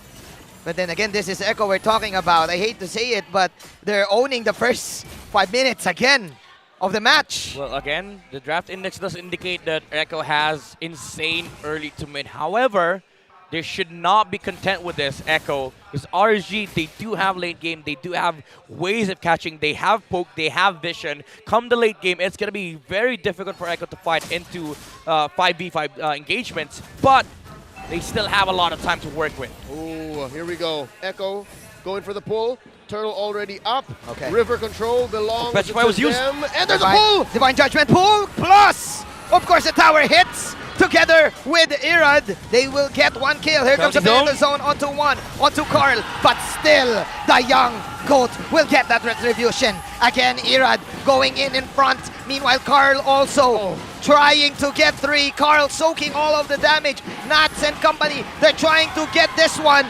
Finally, a kill for RSG. And yet again, the Storm, Benny Cutie with the flank.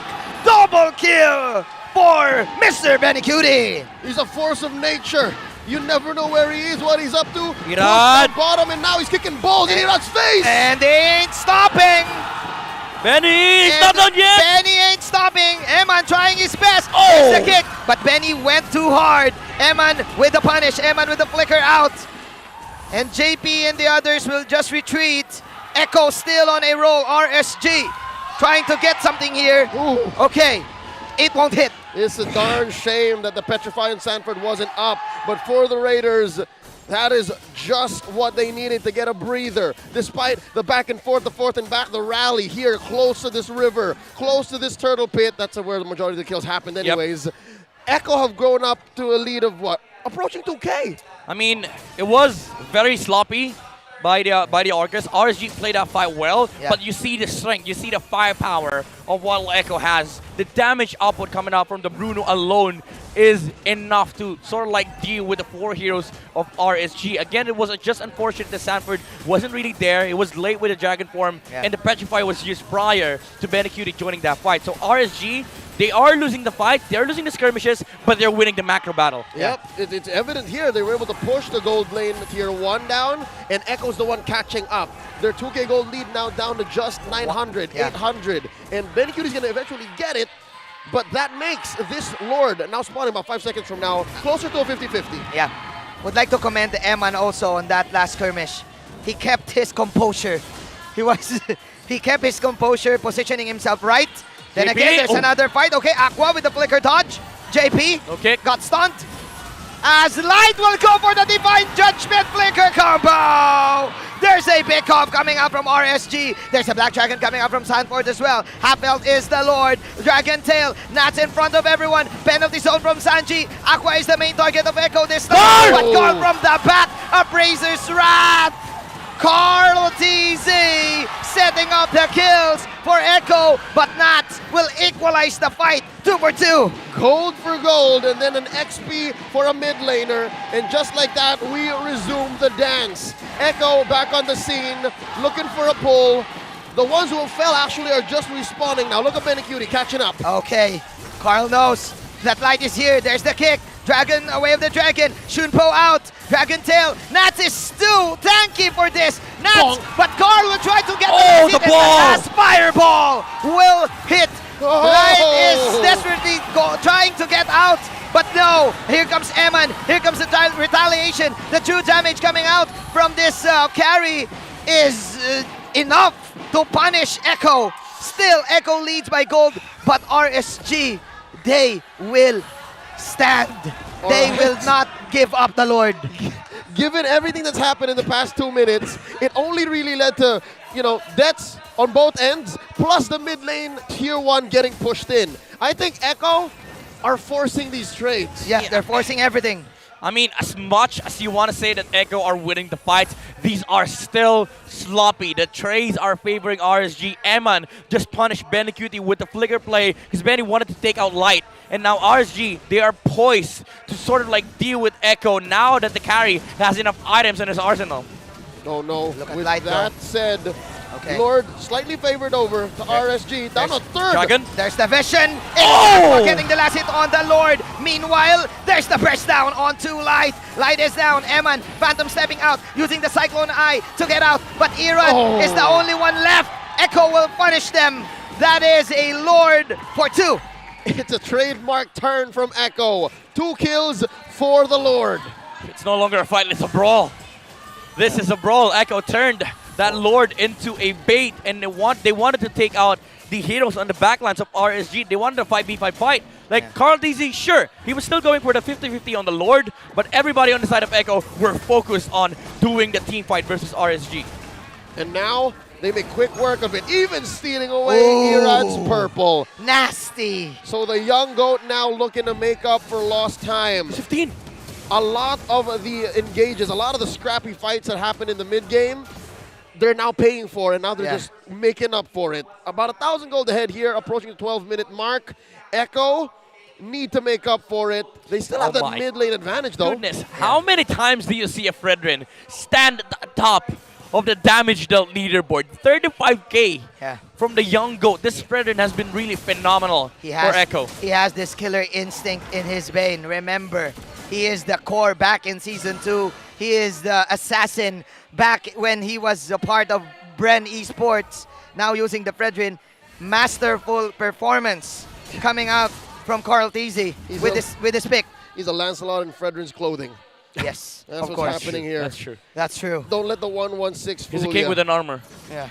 Don't let the 116 fool you, folks. About a minute and change until this next Lord spawns.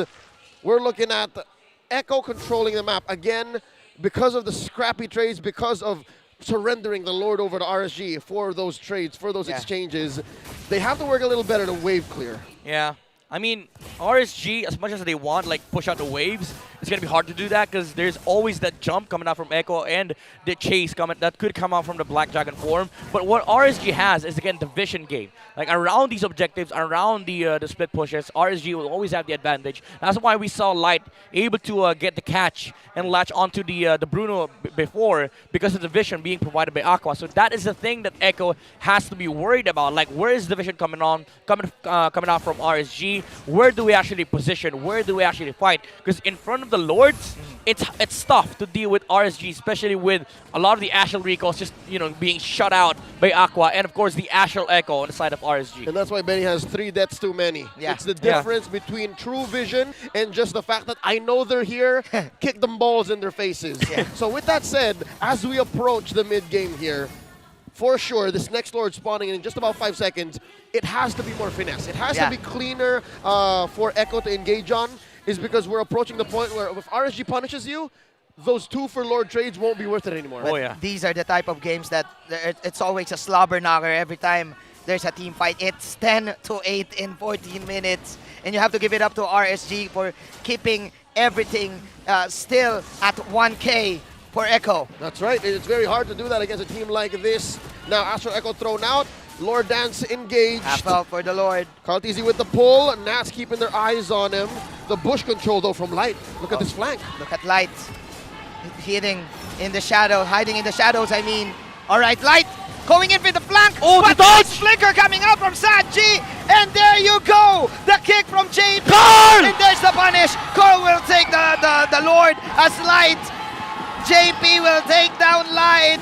Sanji with the dodge. What was that? He was ready for that divine judgment. Echo was playing on 4 or 5 different dimensions, and they won on every front. And now they're looking to end. They're inside RSG's base. They're playing their game. You gave them their favorite heroes, their comfort picks. Echo, ladies and gentlemen, waiting for the Lord marching down the bottom side.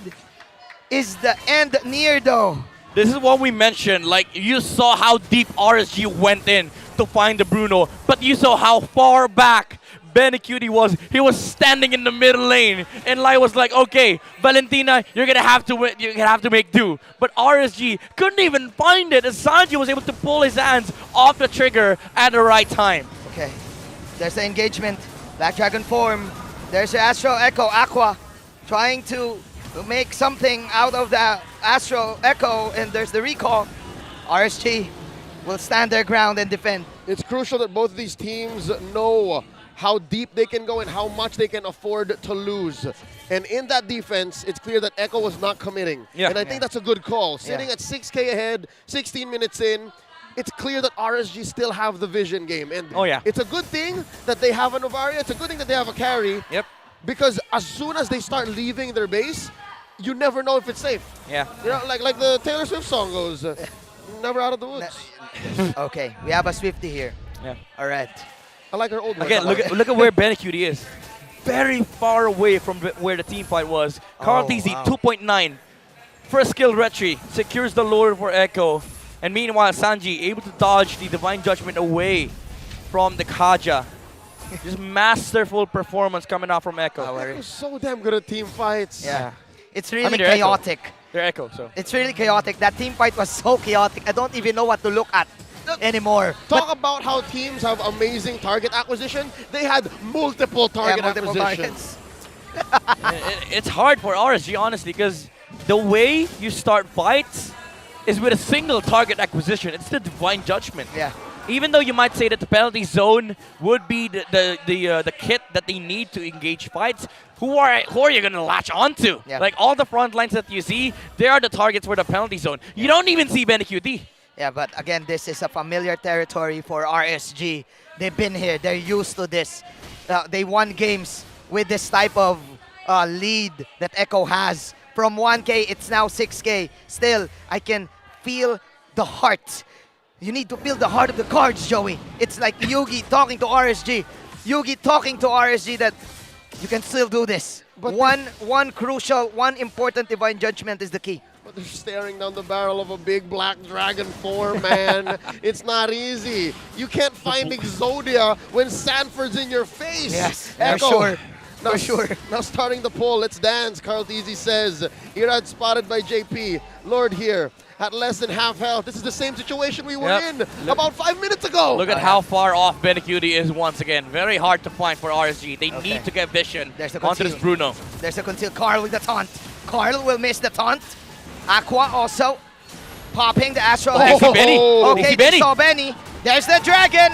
Here comes the Black Dragon. JP with the initiation. Eman popping the ultimate. And finally, Irad getting the Lord, but the burst down is there from Echo. And there's the chase down. Benny Cutie wrecking havoc and popping Irad away. 13-8. What can the Lord do right now for RSG? The mechanic coming in clutch, going through the hole of a needle to steal this big Lord from Echo. But is it enough? Is it enough, Leo? I can't say for sure because Echo's just going to take it down like that. It doesn't matter. Goodness. Echo, Sanford, the turn onto the guy, but JP! Okay, there's the kick, there's the angle, there's the taunt coming out from Carl. Tower destroyed from Benny Cutie. Two heroes are still down. Emma's alive, Is Emma's it alive. endable though? The damage output of Benny Cutie is just too much. Oh! Eman is here, Oh! but that is the catch. Eman will manage to dodge it.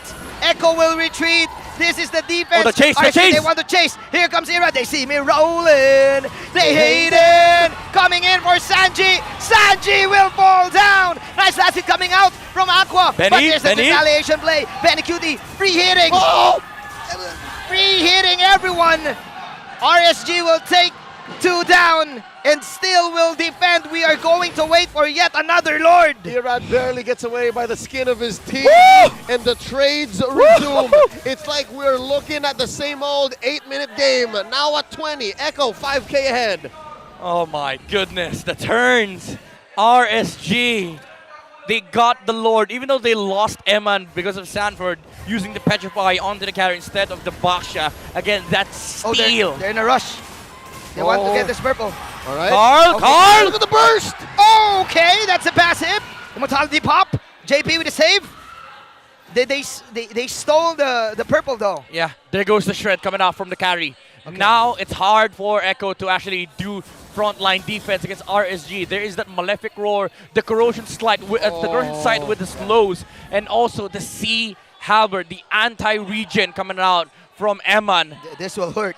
This hurts a lot. That's an understatement, gentlemen. Add to that the Ice Queen one that is allowing RSG to kind of control the movements of Echo. Whenever the Astral Echo hits, Echo is having a hard time disengaging. Divine Judgment counter go for Light.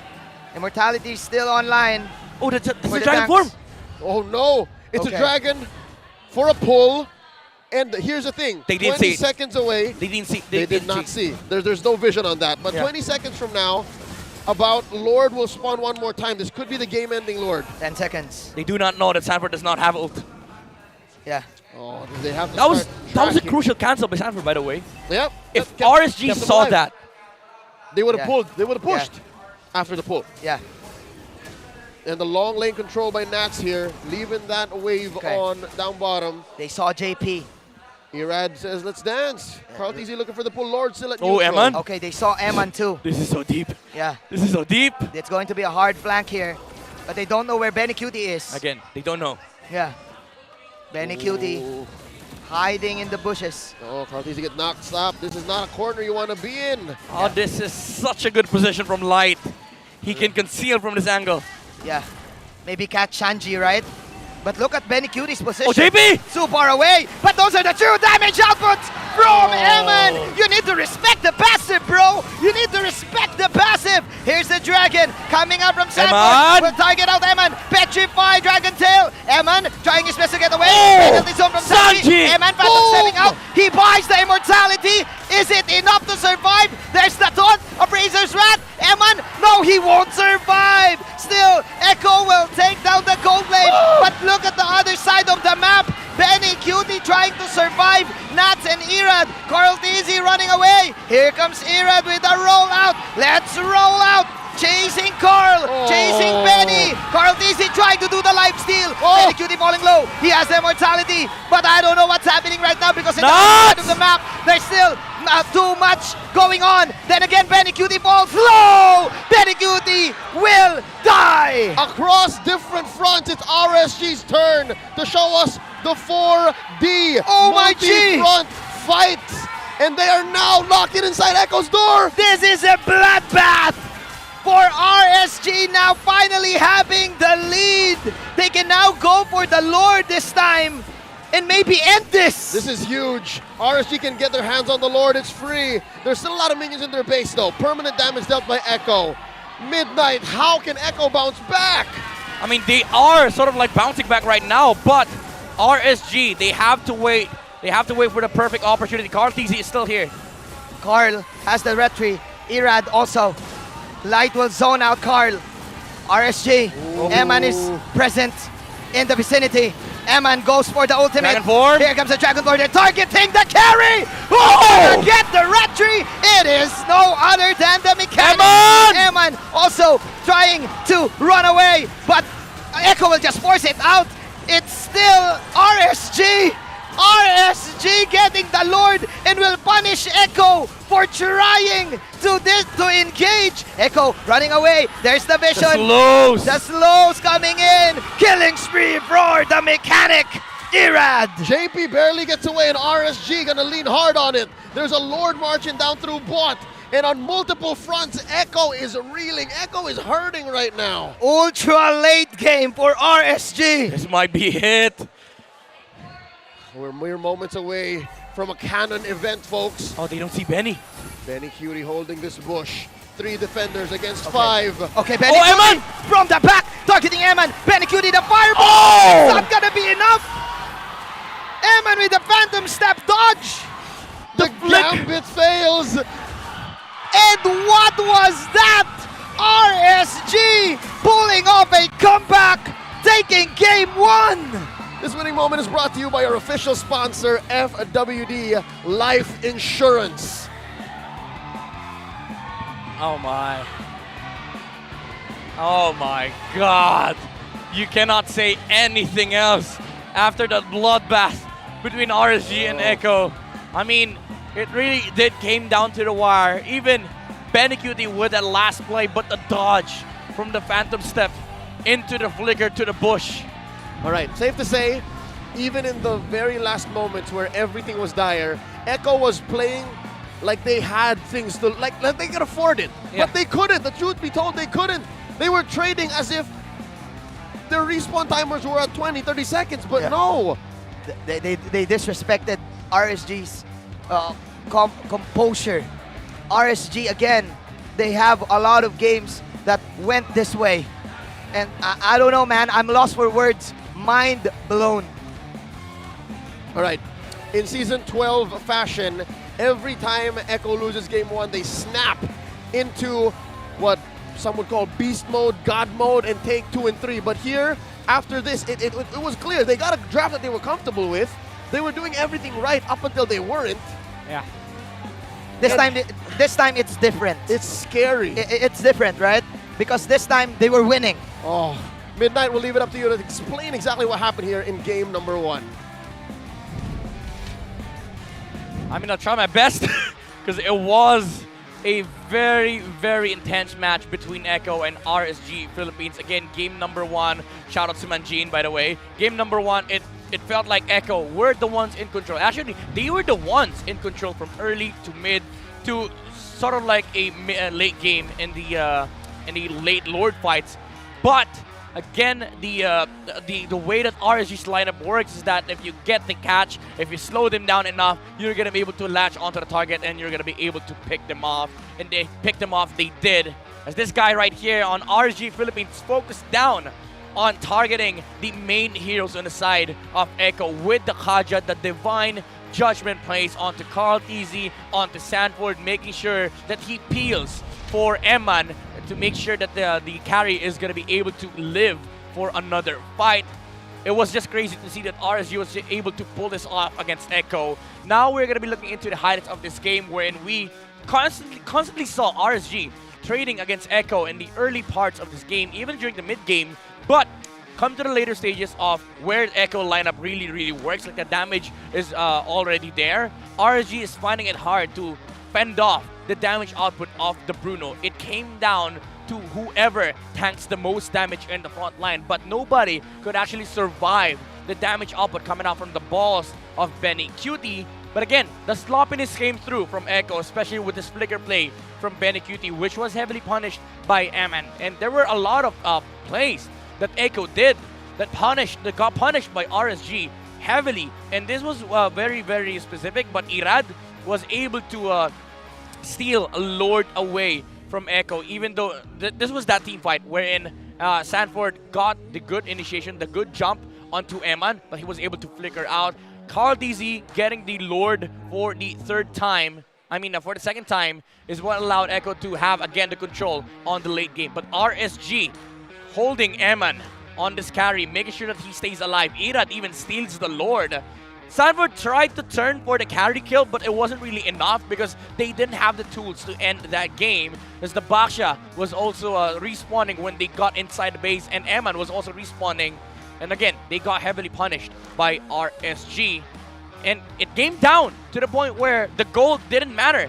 Everything that mattered in the end game was the execution. And boy oh boy, Eman was so clutch on this carry, providing enough time for RSG to sort of like zone out these heroes on the back line. Because the difference here is that Echo, they were running a Bruno, while RSG, even though they lost Eman can hold himself down in front of these two heroes, which is the Valentina and the Yuzong. And after all that, RSG, it came down to the point where Echo really just didn't have enough firepower against the frontliners of RSG. Nats, Irad were just so big and provided with additional layers of control coming up from the Kaja and of course the Novaria with the slows and the catch. It proved to be fatal for Echo as they ended up losing game number 1. Now we are looking at the kill map here. Very important to note that Light all throughout this game tried his best in terms of finding the right targets. He didn't find Benecutie a lot, but he did find a lot of good turn kills. But one crucial fight in the late game was the catch on that Bruno to make sure that Eman once again stays alive. This is where RSG saw the opportunity of reversing this game away from Echo. Now we're going to be looking at the emblems here.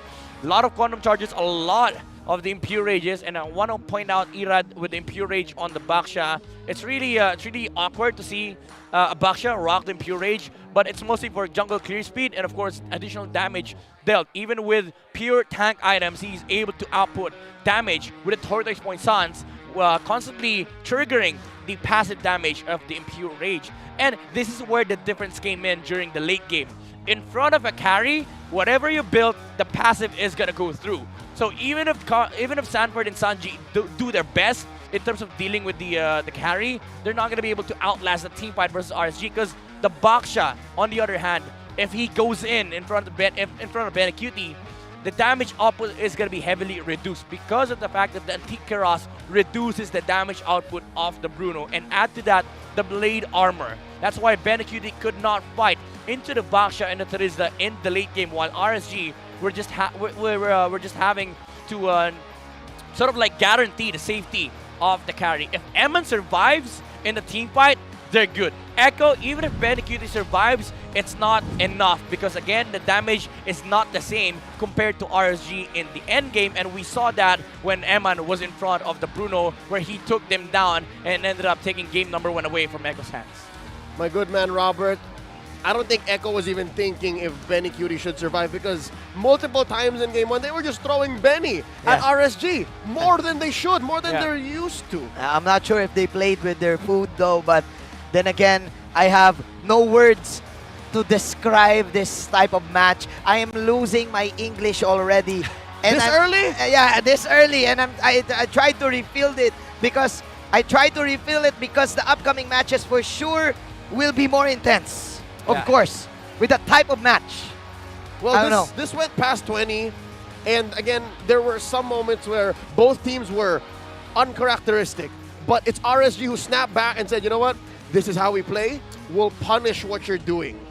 Yeah. You want chaos, we will give you chaos. And it's amazing. Yeah. I'm here for it. Folks, before we move on, we'd like to invite everyone to watch out for the weekly giveaway that will be posted on MPL Philippines Facebook page for a chance for you to win your own Smart Bro devices. Mechanics to join the giveaway will be posted after this weekend's broadcast. So get to it. We'd all like for everyone to win their own Smart Bro devices. Midnight broke it down well, and I think I agree. Light should be the MVP because he punished so hard, especially in the past 5 to 10 minutes. Yeah. Because that's when it mattered to pick off JP. That's when the whole Light and Eman, just those two, were enough to pick off for the 4v5. It was really difficult to catch Echo on that game. We saw a lot of failed attempts also from Light, but he kept it trying. steady. He was trying. Yeah. He kept trying. He had a game face. He got it. He got one. Speaking of which, we're about to get into the smart game face. And Manjin, I think you know how this goes, right? Whoever wins, you gotta do the face. Okay. You do what they do. So that's how you do it here in English? Yes. Yeah. Okay. I will do it. You ready? I'm up for the challenge. Okay. Okay. All right. I don't think we've it. ever seen a face we couldn't do. Okay. Make it difficult. Make it challenging. Unless they dance, because Midnight allegedly does not dance. No, never. Okay. I mean, if it's a lore dance, I can do this. Like, it's a layout thing. Oh, wow. But that's about it. Wow. That's about it. Definitely does not dance. Okay. Wait, what do you mean? What do you mean? Are you judging me? I'm not judging you. No, I'm just kidding. I want to see Midnight dance also. I hope yeah. your devices are ready because you know the drill. We've been doing this week in, week out, season after season now. Let's go. Let's go. So this will be the perfect palate cleanser. Okay. Raise your phones. This will refill my English. Should help. Okay. Let's do it. I mean, anything to take away from the intense team fights. That's what happened in Game 2, right? I mean, rather in Game 1. I'm looking forward already. Game 1, wherein it's not just one team fight. It's always a multiple. Yeah.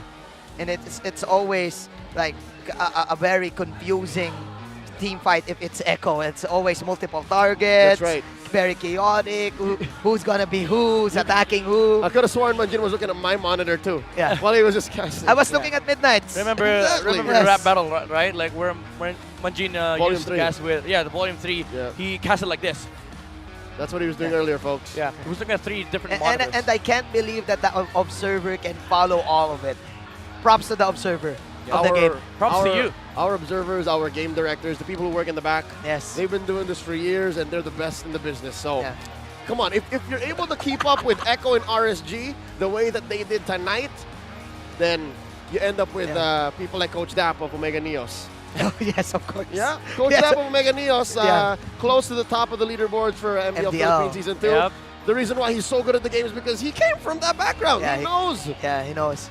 And I think they're second place right now. in Yeah, MPL. they are.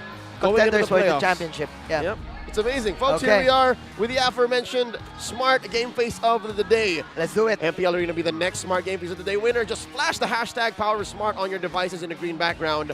Put your game face on, and you have a chance to win a redeemable in-game code. Who's it going to be? Who is it going to be? Oh. Give me a challenge. Give Manjin a good one. Who's the winner? Hey, Oh, that's hard to do. That's strong. That's strong. hard to do. Okay. That's strong. Oh, okay. Time for us to choose, bro. I don't think we choose. It's Okay. the crowd. It's a crowd. The crowd will choose. It's out of our hands. Okay. There goes the live effects. Oh! Okay. Let me do it. Let me Manjin? do it with Infinix. Manjin, Okay. you have glasses? Midnight, you have glasses? Nah. I believe the honor is yours. No. Okay. It's Manjin. It's Manjin. Let me do it with it. Look He's at new that. Look at the dedication. Yeah, that's the game face. They're just holding it in. They're just holding it in. Yes. You know what that pose is? You know what that pose is? That's Sanford Season 8. That's Sanford. Right? There it I is. did it. I didn't mean to do it, but I had to. Midnight, you can say no all you want, but we know deep inside you'd love to. It's Sanford. It's Sanford's pose. Come on. Is this enough? Yeah, that's enough. Good job. Thank you, You're gonna Manjin. let go now. Awesome. Okay. Thank You have you. to, Thank you to Infinix also. There you go. Turn You her- turn there it you around. go. Turn it around. Okay. Yeah, There you go. There you go. All right. Kind of messed up like the. All right. I got my English back.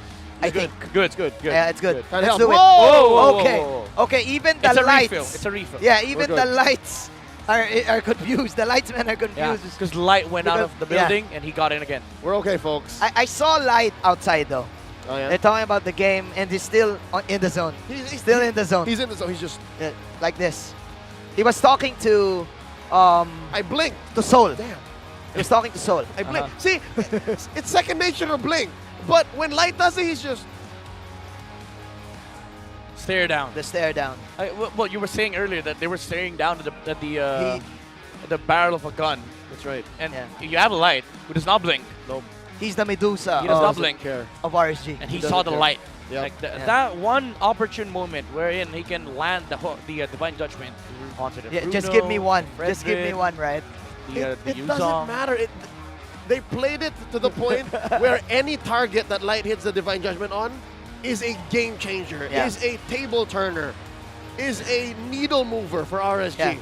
Actually, Midnight told us about the late game that RSG was investing on. And it happened. Like around 20 plus minutes, the game went on for what, 25? Close. You just need to respect the true damage. No matter how much HP you have, Yeah. the carry will shred your life out. Whatever you build, it's not Yeah. gonna matter. In front of carry, if it takes 15 hits, probably 17, you die in 17.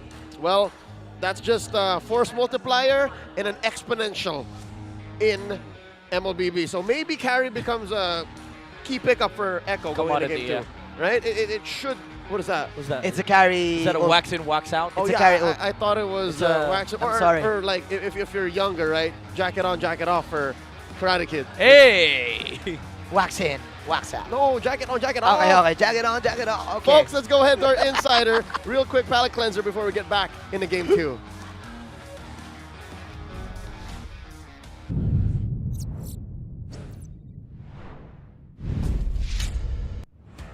Casters, the laban ngayon is so intense. Pati na rin ang ating mga fans. Nandito tayo kasama si Mima at meron tayong hito for today. O, sino bias mo today? Bias mo? Dito ako ngayon sa Echo. O, bakit Echo? Sobrang na solid yung mga pinsa ko na yan eh. Mga malulupit pa sila sobra. Malulupit. Alam mo, intense yung ating mga fans. Kaya kailangan maglaban din yung mga fans ng Echo versus yung mga fans ng RSG na kasama ngayon. Si Burrito, what's up over there? Hey! Siyempre, hindi rin magpapatalo ang mga Raiders. Kasama natin si Butters at si Yeah! Hindi kami magpapatalo sa inyo kahit meron pa kayong mukha ni Echo dyan. Pero siyempre, nakikita nyo naman kung gaano naka-ready ang aming mga cheering squad. Kasama ba? May mga tambol pa kami rito. Let's go! Let's go! Boss! Lakas ang Yeah, mga go! konti para wala kang vitamins. Go lang! Palo! Yan! Cheer natin yung mga Raiders! Raiders! Magingay!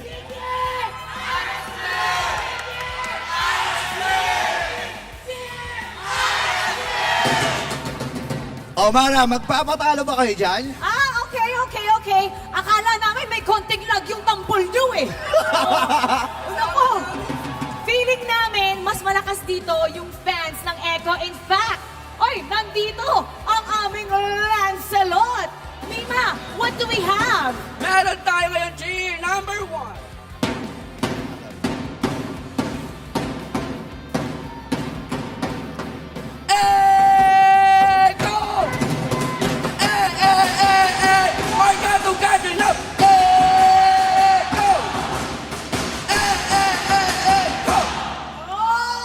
Burrito, hindi kita nakitang sumayaw eh. Aba, sayaw lang. meron? Ay, nako, sayaw lang ba ang hinahabol mo?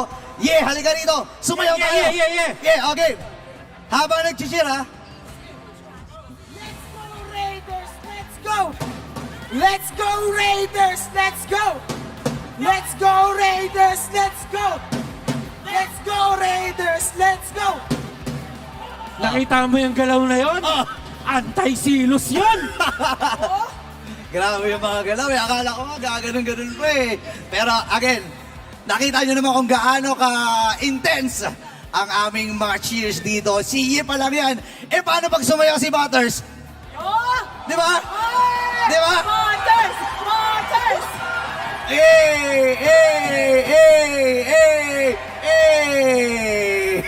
Panis yung ego nyo.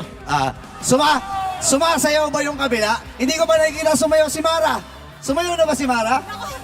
Sumayaw na mga gini. Pero ito, tutulong sa akin. Tutulong sa akin. Si Hito. Si Hito, tsaka may Lancelot. Sasayaw daw siya para sa Hito. Alright, here we go.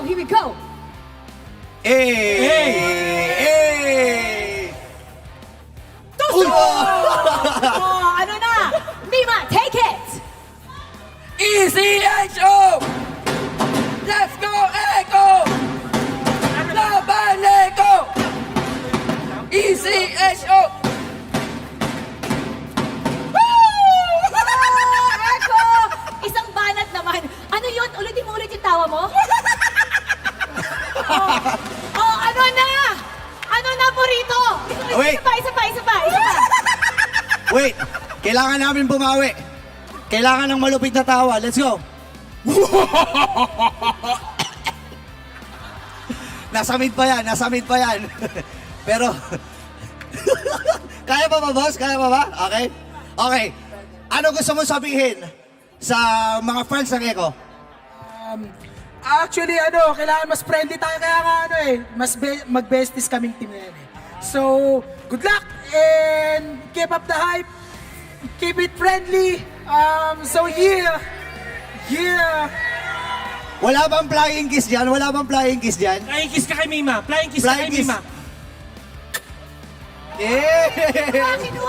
Kinuha. Saluhin mo. Anong comeback mo doon sa sinabi niya?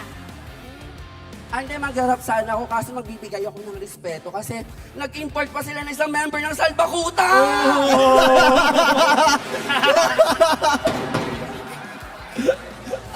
Final message sa kanila.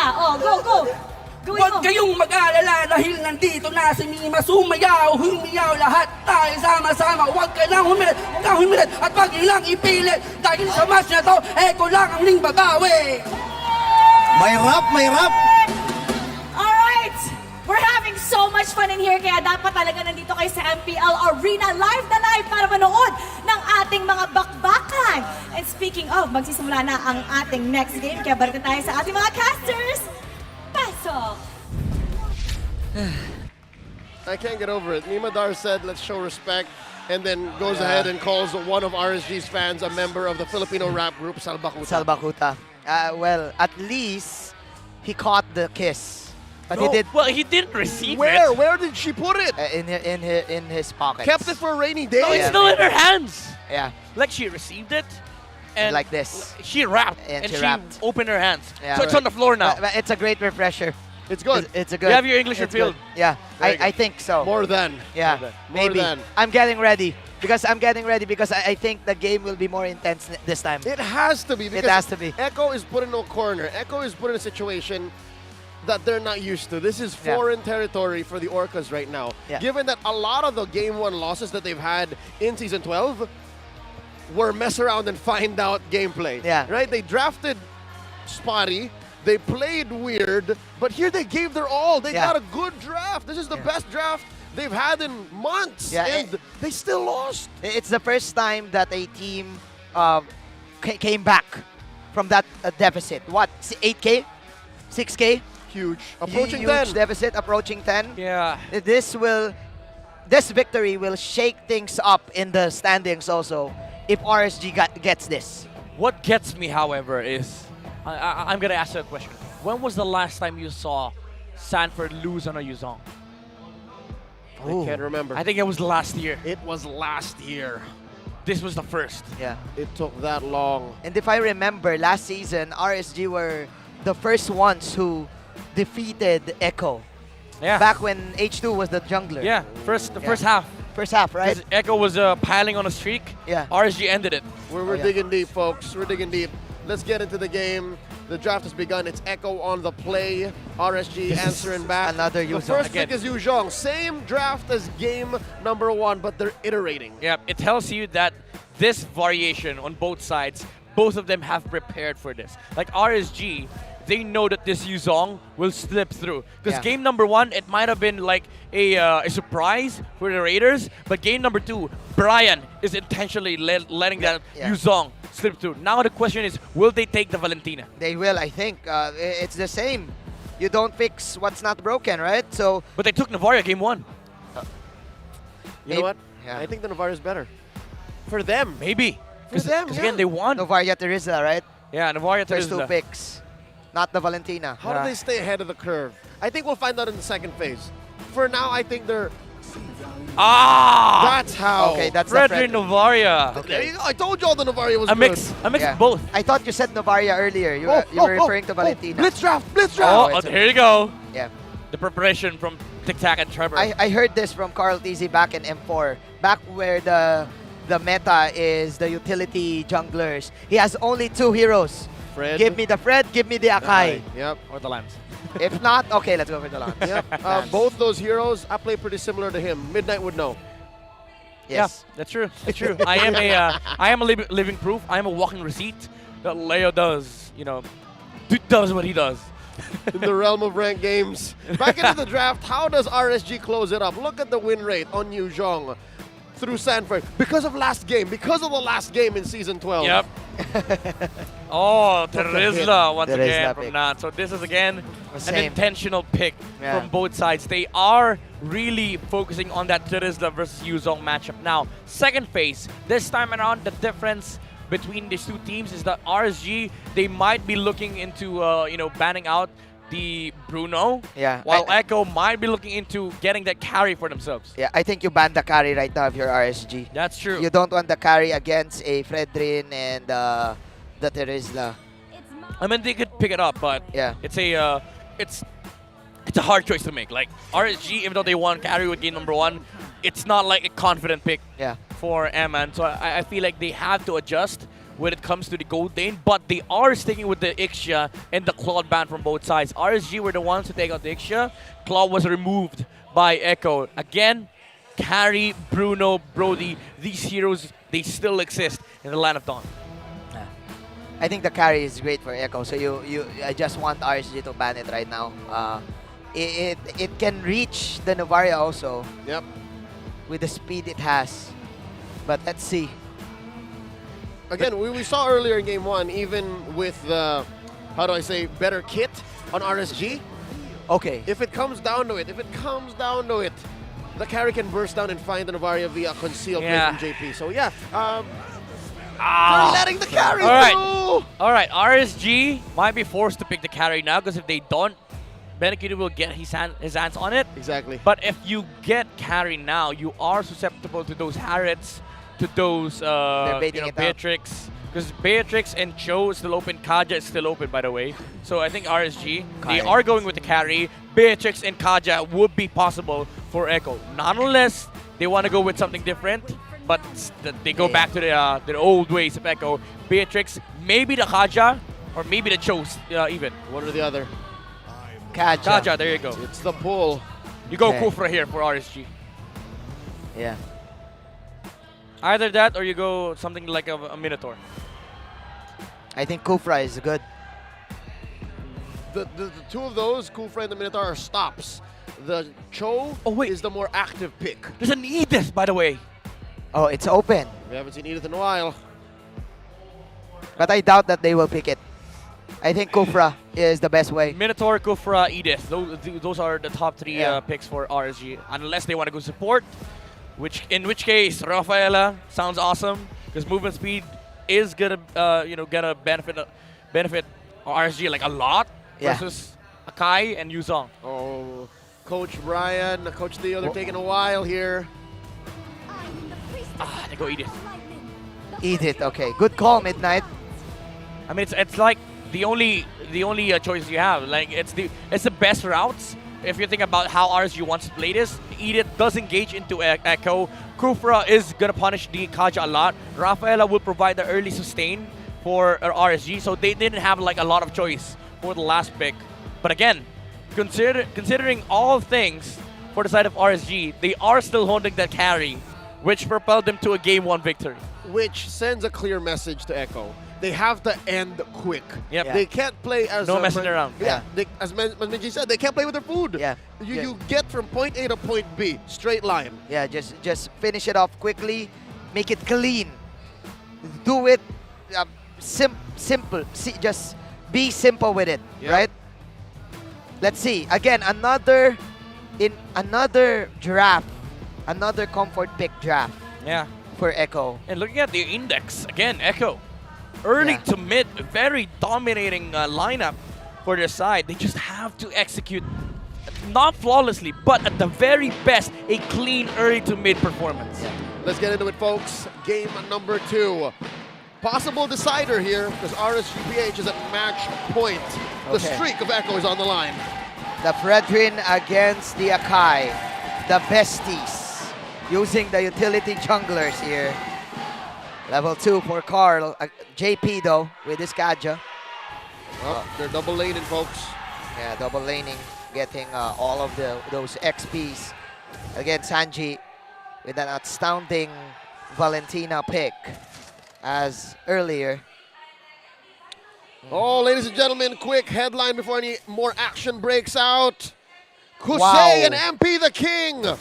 See you soon from MPL Cambodia. They are now locked in for M5. Congratulations. Kusei, the way is on his way to the Philippines. Akunin, congratulations. You're all making us proud. Now back into the action. All right, here we go. 4 quantum charges on the side of Echo, by the way. All of them. That movement speed, again, is going to become a factor here. RSG, they do have the jump! Great initiation on the onward plus shatter.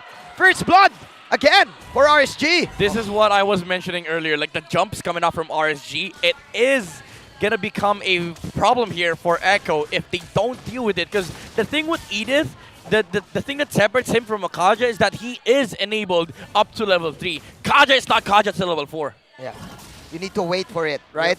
Unlike the Edith, you're good at level 2. Yep, there's a coming of age for JP, while Light is just online as soon as they spawn in. Well, after he gets level 2. Now Sanford is behind on EXP. He's the one who's trying to catch up. Turtle already spawns. Carl Teasy first to the scene. At least Sanji gets his ult up. Oh, the turn. Okay, here we go, Nats. With the strikes. But Irad will go to get that turtle. There's the penalty zone, but Carl will counter it with a heavy spin. Another penalty zone coming out from Sanji with a steal. Who's going to get the retribution first? Oh! It's going to be Irad with the ulti retribution combo. They took too long. Irad was able to charge up. The skills, the crystals, and the damage coming out from the Appraiser strat was enough to secure it alongside the retribution. Not just. They forced Carl Tizzy to use the heavy spin Exactly. early. Yes. Would have been useful to push out the rest of RSG there, but no, with that, again, 2-0, a turtle to their name. The Raiders are sitting comfortably 1,000 ahead. Yeah, it's because of the momentum. Right after that game number 1, your momentum will just ump up that you will get the confidence to do all of these things. Oh, and to think maybe the gold lane was going to be where Echo bounces back, but even that looks like it's not looking as good because Eman is able to rotate much faster out. Yeah. Oh, no. Another initiation in the bottom side. Sanford Oh, 40. falling low. Irad and Nats. Double teaming. Sanford. Can Sanji finish off? Sanji. Irad! Oh! Okay.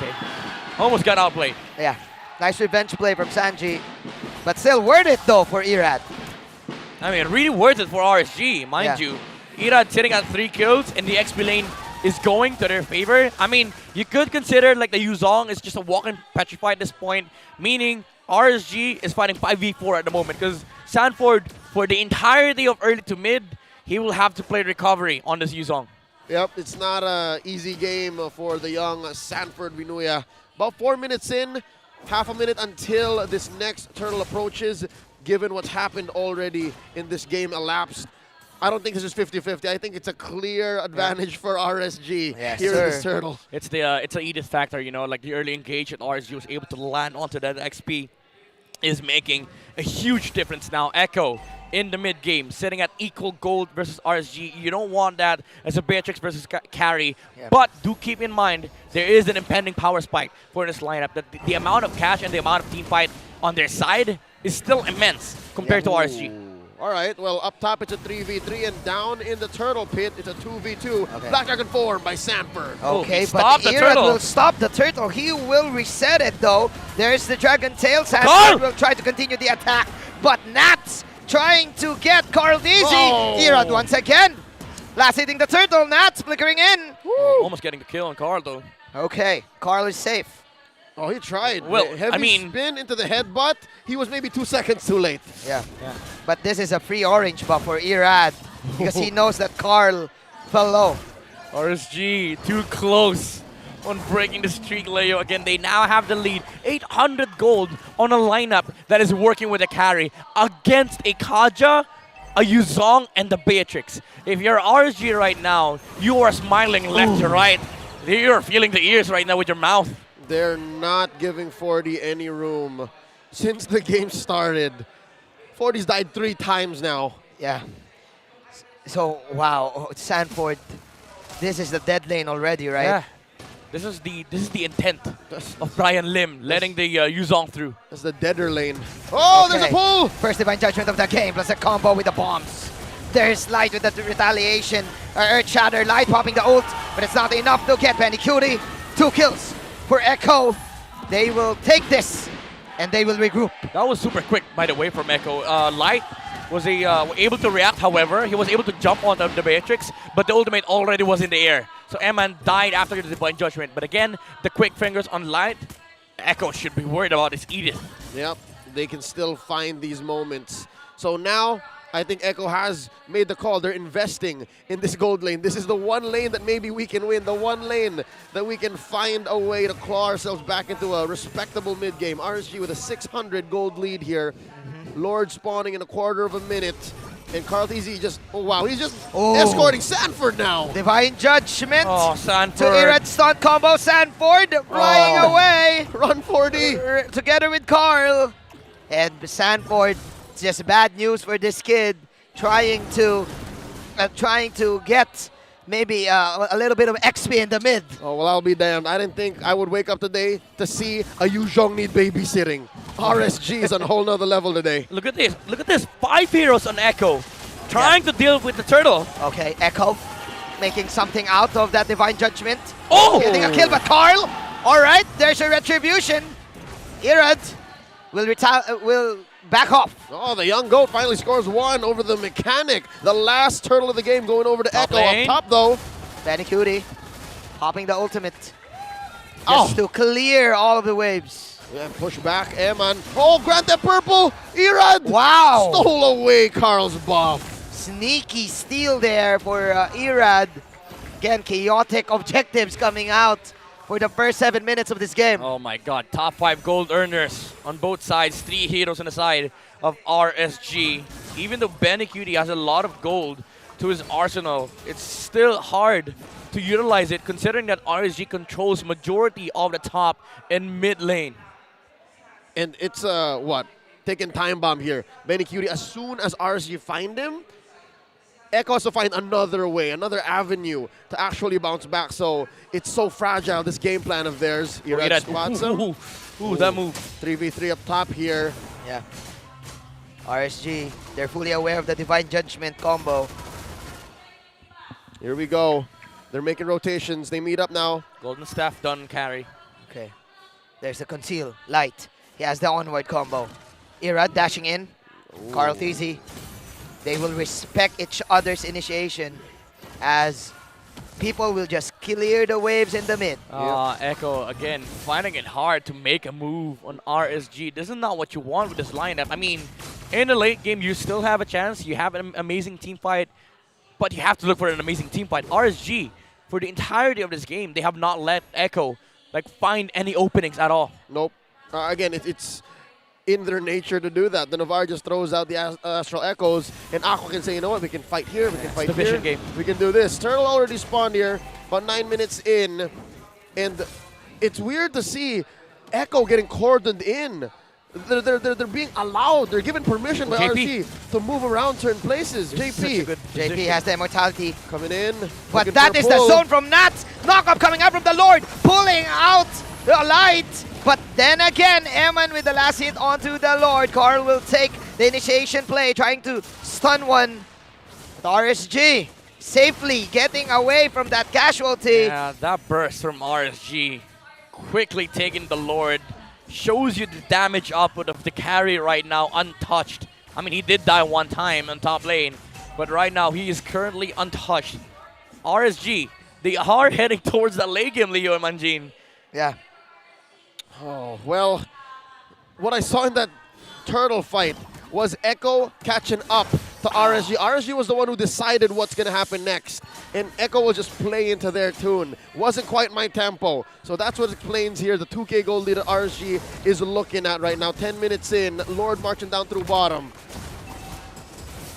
4-4. RSG with the aggression is doing all of these pokes. Yeah, all 3 lanes being controlled by RSG. There is a vision deficit. Echo are walking in blind. And that's what's making this so difficult for them to do. Look at the confidence of RSG staring down their prey. Echo, it's so uncharacteristic of them to be the prey here. For them to be hunted the way they are here in game 2. There's a reason why the RSG are called the Raiders. Yeah, and I mean, again, the plan of RSG to constantly pressure the Yuzong, especially with that first rotation of Light, this Edith has paid off big time for RSG. I mean, the KDA don't show it, but every single engage, there's a threat of activation. The onward Earth Shatter combo, able to ruin everything. Carl Deasy walks in. Okay. There's the first team fight of the game, 5-on-5. Those are the bombs. Eman popping the ultimate, getting all of the damage onto Sanford. Penalty zone onto 3+. Of course, the Razor's Rat from Irad. RSG wrecking havoc, killing JP in the process. Echo sent packing. They are not ready for this. You see and you feel the 3K gold lead. They didn't even do but sweat as soon as Benny Cutie started firing at them. This is difficult to say the least. RSG, Light with the initiation, the jump onto the Akai, forced the Black Dragon form. Even though Sanford was able to catch 2 targets on the backline, there was no follow-up. And the Divine Judgment was used onto the Edith. He was quite low at the time, but he was able to get out with the flicker and use the ultimate. And that's another layer of damage that Echo needs to worry about, like the Phylax and Edith in his ultimate form. I mean, in her ultimate form, deals a lot of damage. Yep, they basically have 2 carries.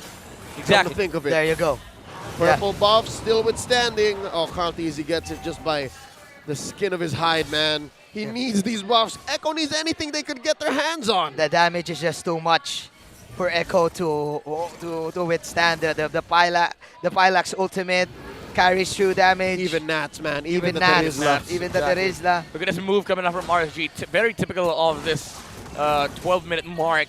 Marksman and Robe on the opposite side of the map. Just looking for an next laner that will clear that way. But Echo, they are grouping up as 5 here on the bottom part of the map. So there's no target to find on the top lane. Carldeezy, however, it's a different story. It's going to be hard for Echo to sort of deal with this front line of RSG. Oh, the pokes. Ooh. Oh. There's so many ways for Aqua to check. Yeah. Even if he misses the Astral Echoes, it's all good. Now Nats Virat. positioning up. Okay, there's the taunt. There is the slam. Carldeezy with the desperate heavy speed to get away. And he will, but Nats. Okay, he won't. He won't. RSG taking one by one, taking Echo down one by one. That is a penalty zone set up down in the tower. Sanford very low. They back up. Oh, Benny Cutie with a precise kill, and Sanji in the back line, blasting them. JP's not done. They're still going. Oh, RSG Philippines. 4 heroes are still up. Benny Cuties and Sanford are the ones remaining. A dominating 13-minute game for the Raiders. Oh, Irad, he's not done yet. 3 for 1, and they're not done. Here comes Carldeezy, Is it just endable? about ready to come back. There's a Lord marching through mid. It's looking dire. They need Sanji here. Is it endable though? I don't think so. I don't think so. Carldeezy's alive. This is the march. There's the march towards the mid. RSG going in the bottom side. They're targeting the tower. That's the first kill coming up from Eman. There's a Black Dragon form. Oh no. All right, not endable just yet. The Orcas hold their ground. Mid lane inhibitor has fallen, but the damage has already been done. Oh my goodness. Again, RSG. You cannot look for a better story. The first team to beat Echo last season. And maybe just the first team to beat Echo this season. The streak is on the line here. Gentlemen, I think we're forgetting it's in their DNA. What was RSG's first moniker when they debuted in Season 8? The King Slayers. Exactly, and Echo are now the undoubtedly kings of the world. Yeah. And this is vintage Coach Panda here. This is destiny. Slaying everyone at the top seed in every MPL. Coach Panda knows what it's like to be on top, and he knows exactly what it takes to take them down. So, with that said, about a minute left until this Lord spawns 15 minutes in. Echo haven't found anything significant. They're trapped inside their own base, hell, in their own jungle. Oh man, Echo finding it hard to even get resources outside of their own base without having to deal with the heroes of RSG. Even Carldeezy. Oh! Wow. Okay, he got the orange. But he was forced to use Retreat though. But Lord is going to spawn 40, so it's fine. He didn't need it. However, RSG again, they just have more damage at this point. Yeah. RSG disciplining themselves, not just freezing the lane and waiting for this Lord to spawn. That's right, freezing the lane, denying these minion waves coming in clean for RSG for Echo to take, and that's exactly what RSG is doing. Irad spots Carldeezy. Oh, Carldeezy is just playing with fire here. He is risking his life. The besties. And limb. Oh, this is not Magic Chess, fam. This is a best of 3. I mean, Echo does understand that Lord is not up yet, so RSG is not willing to fight here. Unless there is the body slam. JP popping the Petrify! But nice Petrify coming out from Sanford. Sanji getting Eman. No gold laner right now for the side of RSG. Irad is the one left fighting 2 heroes here. Irad trying to call his allies. Irad trying for the life steal, but nice dodge coming out from the side of Echo. Right, pops the ulti. Echo will just stake and kill Eman. First big win here for Echo, but RSG still making the most of their lead, keeping their position. Echo can smell the hesitation, they can smell the retreat, and Carldeezy makes a beeline for the Lord, going for the pull. Is this a risky... No dragon form, however. Is this a risky Lord call, though, for Echo? There's no dragon form. Eman will be up in 6 seconds. Watch the backline. Sanji finds a nice bush. Okay, Bennett's rage combo on 2 nuts. Look at Sanji trying to get Aqua, but Light is there for the help. Sanji popping the ultimate. Wow! Aqua survives. Penalty zone coming in. Eman is here for the rescue. Look at Sanji falling low and falling down. Still, RSG. Everyone is just too tanky for Sanji. 17 seconds. 17 Oh, the HP dodge! for the Lord. Heavy spin coming in. Calties is spacing them out. I think it's clear. Echo's calling this off. Yes, there's RSG running down towards the Orcas, raiding their base. But there's no Lord yet. No Lord. There's no Lord yet. No minions. Oh, 3 waves are cleared. But there's just 1 minion walking towards top lane. History has its eyes on you. RSG, ladies and gentlemen, getting near the end. They don't have any waves. 14 seconds on Sanford. Sanji JP, spawns. desperate divine judgment. Can RSG end this? The Lord has been stopped. Let's see. Very Cutie with the ultimate. Very Cutie. Just attacking the Lord. They cleared it. They cleared it. They cleared it. No Lord whatsoever here. RSG, will they retreat though? Another batch of minions coming down bot. Oh, big wave down bottom. Inhibitor still standing. Oh, Echo's holding on for dear life. I think RSG, they're going to hold their ground as well. Oh, they have immortalities. They have immortalities. Is this the championship defense? Can Eman pull off the job? Okay, there is the penalty zone set up from Nats. Eman will take down Sanford. And the Eman taking the base. RSG will break the streak. The Brock Lesnar, the Echo's Undertaker. The streak ends here. This winning moment is brought to you by our official sponsor, FWD Life Insurance. Yeah! King slain. Streak ended. They have done it. Vintage Coach Panda taking down yet another top dog in his hit list. The besties write another chapter in their story. Irad comes out on top. Oh my, you couldn't have asked for a better storyline, man. Like the besties, Echo RSG rivalry, the Kingslayers, the first team to beat Echo back-to-back in a regular season. This is wow. This is Echo's first loss in season 12. First loss. Yet they're I can't believe it, man. And it's a I can't sweep believe loss. It. Yeah. It's a sweep. First sweep of Echo. Carlton's gonna play a lot of Magic Chess tonight. Oh yeah, for sure. Of course. Props to RSG, man. What even? Props to RSG, man. Could have sworn that last Lord fight was gonna be the turn. Yeah. But RSG made the right calls. RSG stayed where they needed to stay. And Echo hesitated. Midnight, do you agree with me? There was a lot of hesitation on the side of Echo. For sure. Like there were times where Echo could go for the punish, but they didn't do it. It just felt like they understand that they had to play around objectives. But again, RSG, they did not let go of the control that they had, the positioning of the bush, the aggressive plays. Yes, Emma was punished one time, but that was it. Yeah. It was RSG controlling the movement of Echo every single time.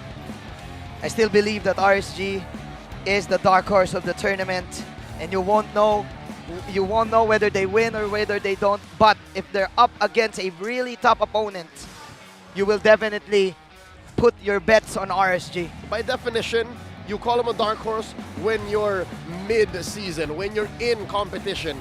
But if you're going to look at their history, they've always consistently put up results. They have had a podium finish in almost every single tournament they've had since they formed as a franchise. So that explains why they are this good. That's why they are one of the pillars of MLBB Esports. That's why when you look at the greater picture of MLBB Esports around the world, you look to the Philippines and say, you look at that team over there, RSGPH.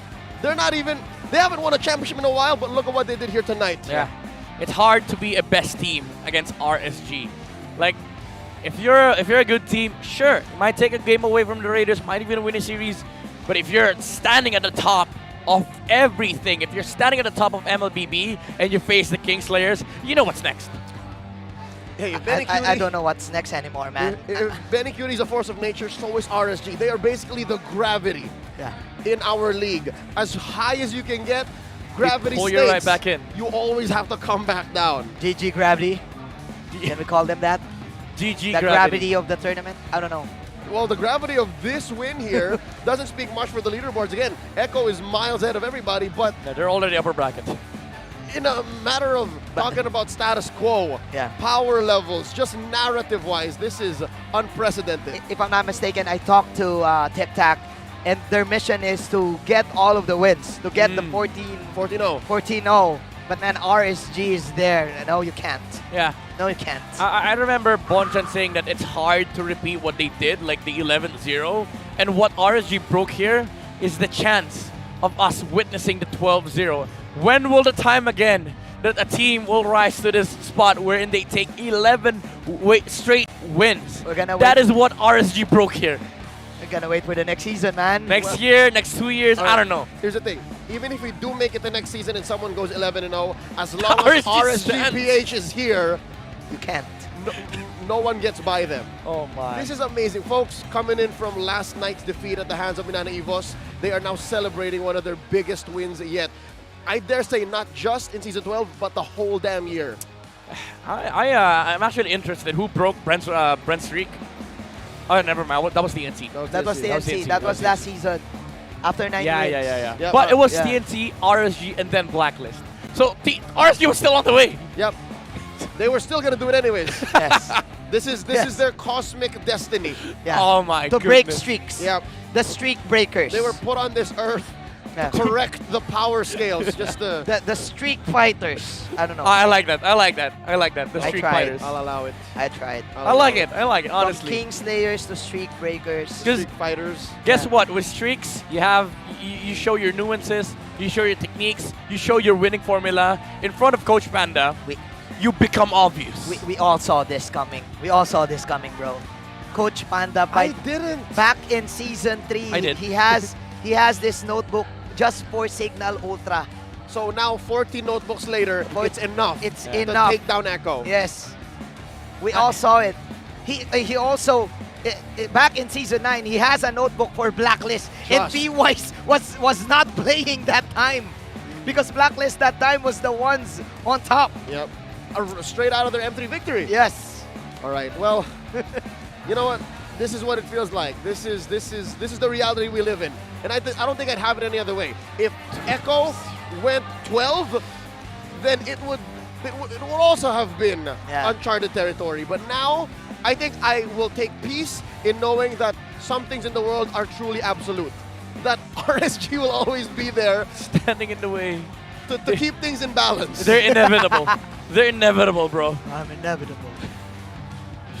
Make the memes. Perfect balance. Social media, make the memes. We'll throw on over to Mara Aquino. She's on stage with the Kingslayers, fresh off of their streak-ending victory. Mara, talk to RSG for us.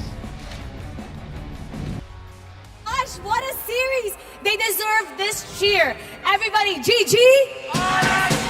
One more time, GG! It was such a great game. First of all, the only team that was able to beat Echo and you swept them. Congratulations dahil hindi lang yan. RSG right now is playoff secured. At 20 points, they are now top 3 sa ating standings. Irad, how does that feel? Ang dami niyong achievements na nakuha today. Sa ngayon po, sobrang saya po namin lahat, pero hindi naman po namin muna sa akin po, hindi ko po muna paano ba tawag dun? I-celebrate po ng maaga kasi regular season po ito eh. Gusto po namin kasi sila matalo sa playoffs po. Tsaka message ko kay Carl, nice game, tsaka dahil hindi ako nagtanim ng sama ng loob at nirespeto ko lahat ng sinabi mo dahil doon, nanalo kami. Oh, sabi niya, papatalunin ka daw sa Magic Chess pag binigyan mo sa kanila yung achievement eh. Parang gigil ka today. Ano po kasi, last match namin is, iniisip ko po bakit po, parang di po kami nakakalaban ng maayos sa kanila. Tapos po, kanina po game 1, parang nangyayari po ulit. So iniisip ko po tinakpan ko po yung tenga ko ng dalawang kamay. Tapos parang iniisip ko na lang po na gagawin ko na lang pong laro yung tournament na parang ginagawa ko sa Scream. Para po tumapang po kami lalo. Tsaka nire-raise ko po yung boses ko para magkaintindihan po kami lahat ng mga teammates ko. And you did great today. Talagang bumawi ka pagkatapos nung kahapon. And because of that, with the entire team, top 3 na kayo. Congratulations! You know, this day, kitang-kita yung confidence ng RSG Philippines. In fact, baka si Coach Panda ang makasagot nito. Because today, you guys came out differently in a sense also that you kept Yuzong and Kaja open. And those two heroes, 100% win rate. Di pa natatalo si Sanford or si JP sa kanilang Kaja and Yuzong. What was the reason behind that? That was very risky. Well, totoo lang si Sanford talaga is really a big threat to any team, lalo for us, lalo sa first turtle. And then yung isip namin is that Nats, kaya mo talaga fight Sanford kapag Yuzong siya. Tapos Terry's lang yung best hero mo. So best hero versus best hero. Let's go. And then he accepted the challenge and then that's how we fight today. And that's so great when two pro players talagang give their best. Whoever best will win at ang nanalo dito, Nats. Congratulations once again. Oh, by the way, si Light naman. Light. Light. Yung dati mong teammate si Kose, sila ang pupunta ng M5. Nag-champion na sila sa MPL Cambodia. Anong masasabi mo sa kanya? Kasi for sure he's gonna be watching this also. Your former teammate. Sobrang saya ko para sa kanya kasi nung time na bago siya magplanong lumipad ng Cambodia, parang indecisive pa siya din. Tapos sabi ko, hindi, sige, kaya mo yan, parang ganun. Tapos kaya ngayon, nag-champion din naman ako nung nakaraan nun. Tapos parang di ako sobrang saya. Masaya naman ako, pero kasi yung mga dati kong naging team, parang naiwan sila sa akin, parang ganun. So, okay kasi masaya lang. Anong gusto mo sabihin sa kanya? Congrats kasi, champion ka na. Sana kami din ulit para magharap kami sa M5. Possibly, pwede kayong magharap sa M5. And now, it's time to announce the match MVP. Let me hear some names. Sino? Si Aldous. Let's take a look at the screen for the match MVP.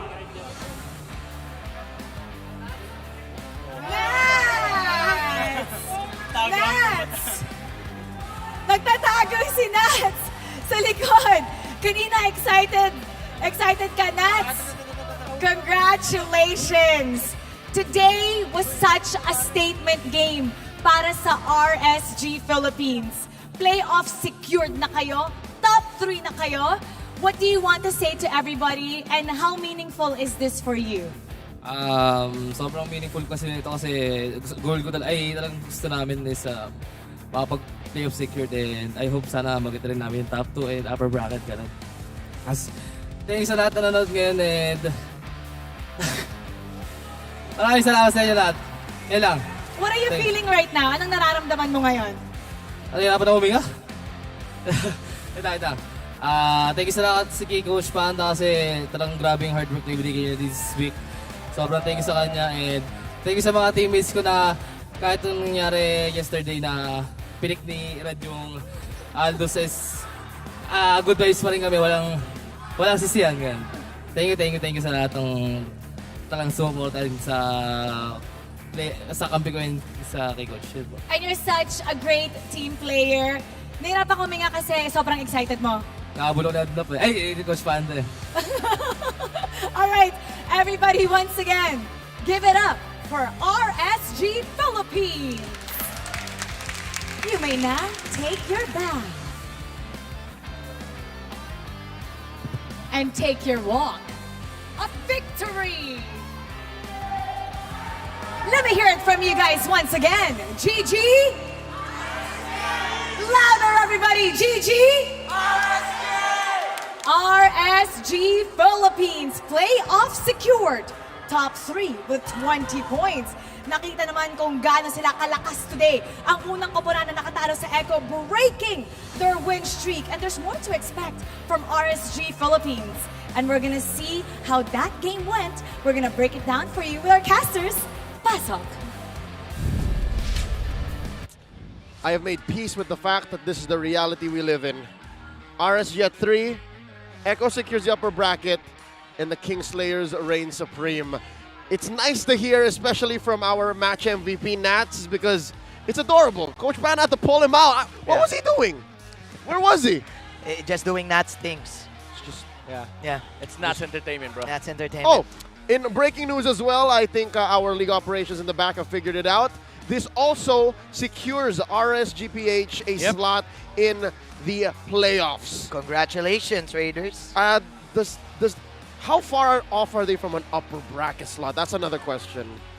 I don't know. I don't know. Okay, we still have 3 more broadcast days, 3 more days of competition. But for now, let's snap back into reality and have Midnight break down Game 2 for us. And even the whole series. Put it in a nice little box. Cover it up with a nice little bow. Midnight, it's your turn.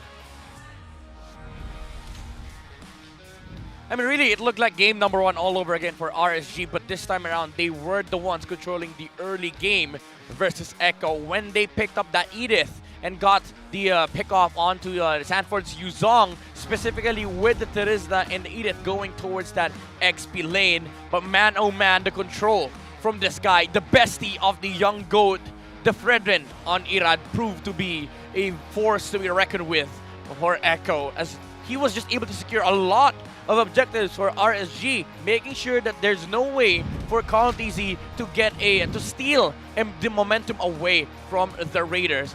Especially with Echo, you know, doubling down on the reinforcements that they have on these turtle fights. And again, we see the shutdown on the XP lane being dealt here by Nats alongside Irad after that first initial death on Sanford. But Echo, even after that, they tried to find some answers onto the map, but it wasn't really enough because RSG, they are the ones playing to scale. All of the moves that Echo did were forced reactions. Aside maybe from the Beatrix, the carry kill on the top lane, but after that, RSG, every single fight that they took, it was all part of the objective presence that they have in this game. Because they are leading in terms of XP and gold, they will always be able to get the position in front of the Lord, because Echo will have a hard time in terms of contesting. Even though Sanford got shut down in this game, he was useful with the Petrifies that landed onto the targets of RSG. But come the late game,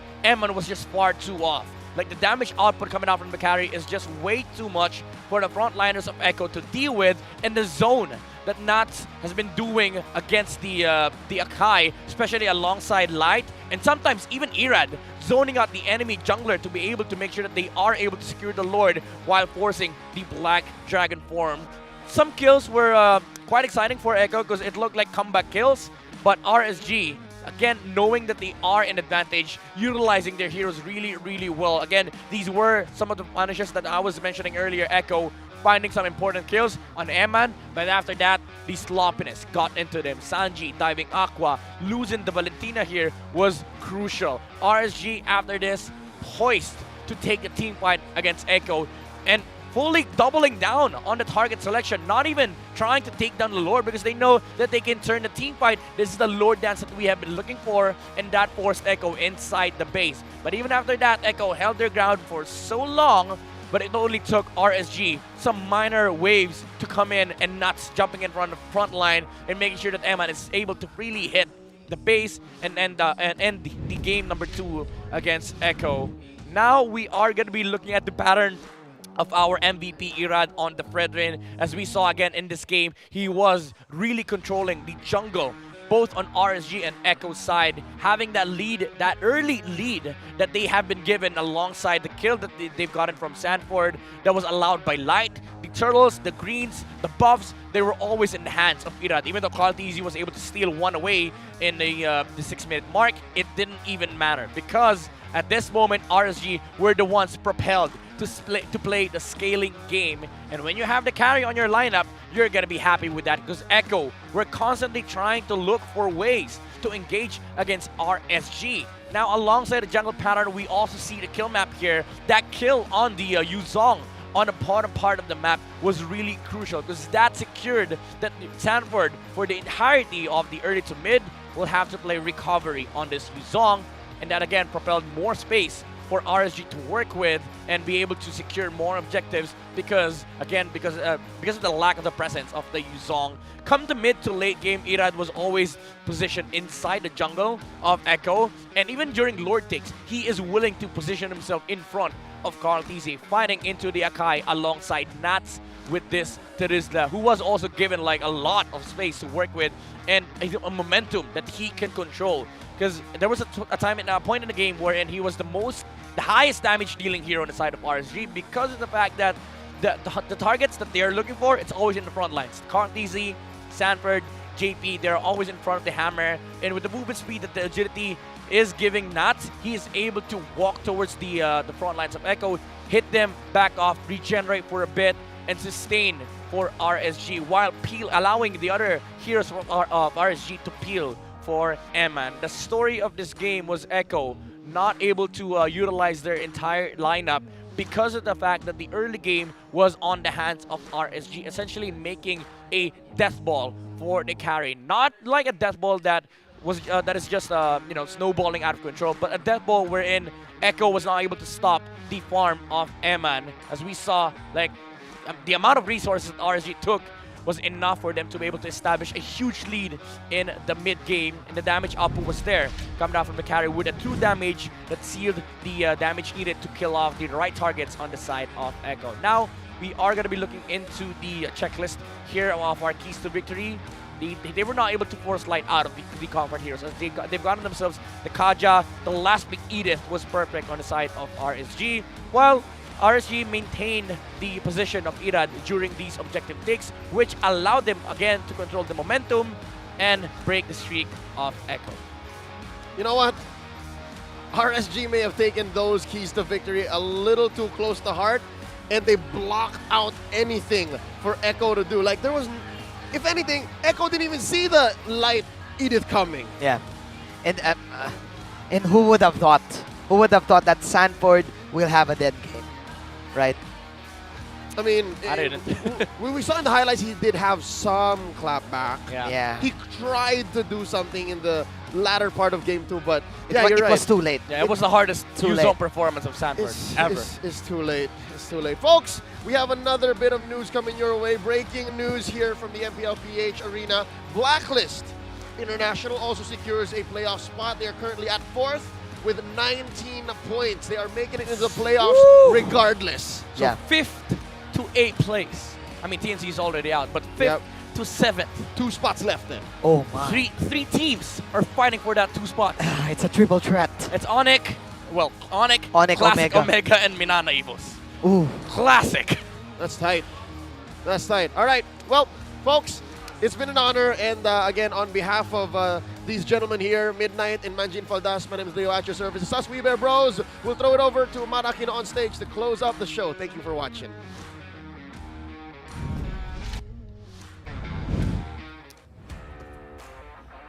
What a week ang tapatan para sa karapatang makapasok sa playoffs ay mas lalo pang tumindi.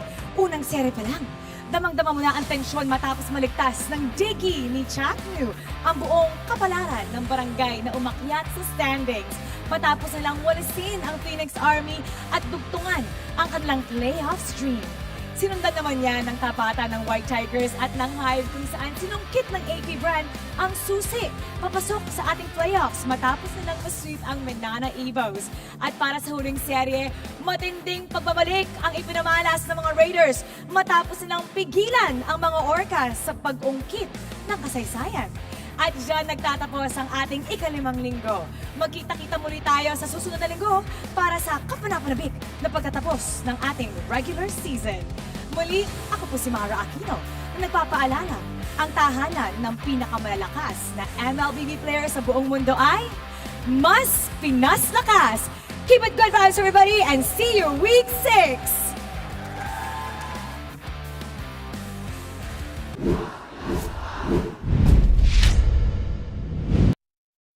The 12th season of MPL Philippines is brought to you by the following sponsors.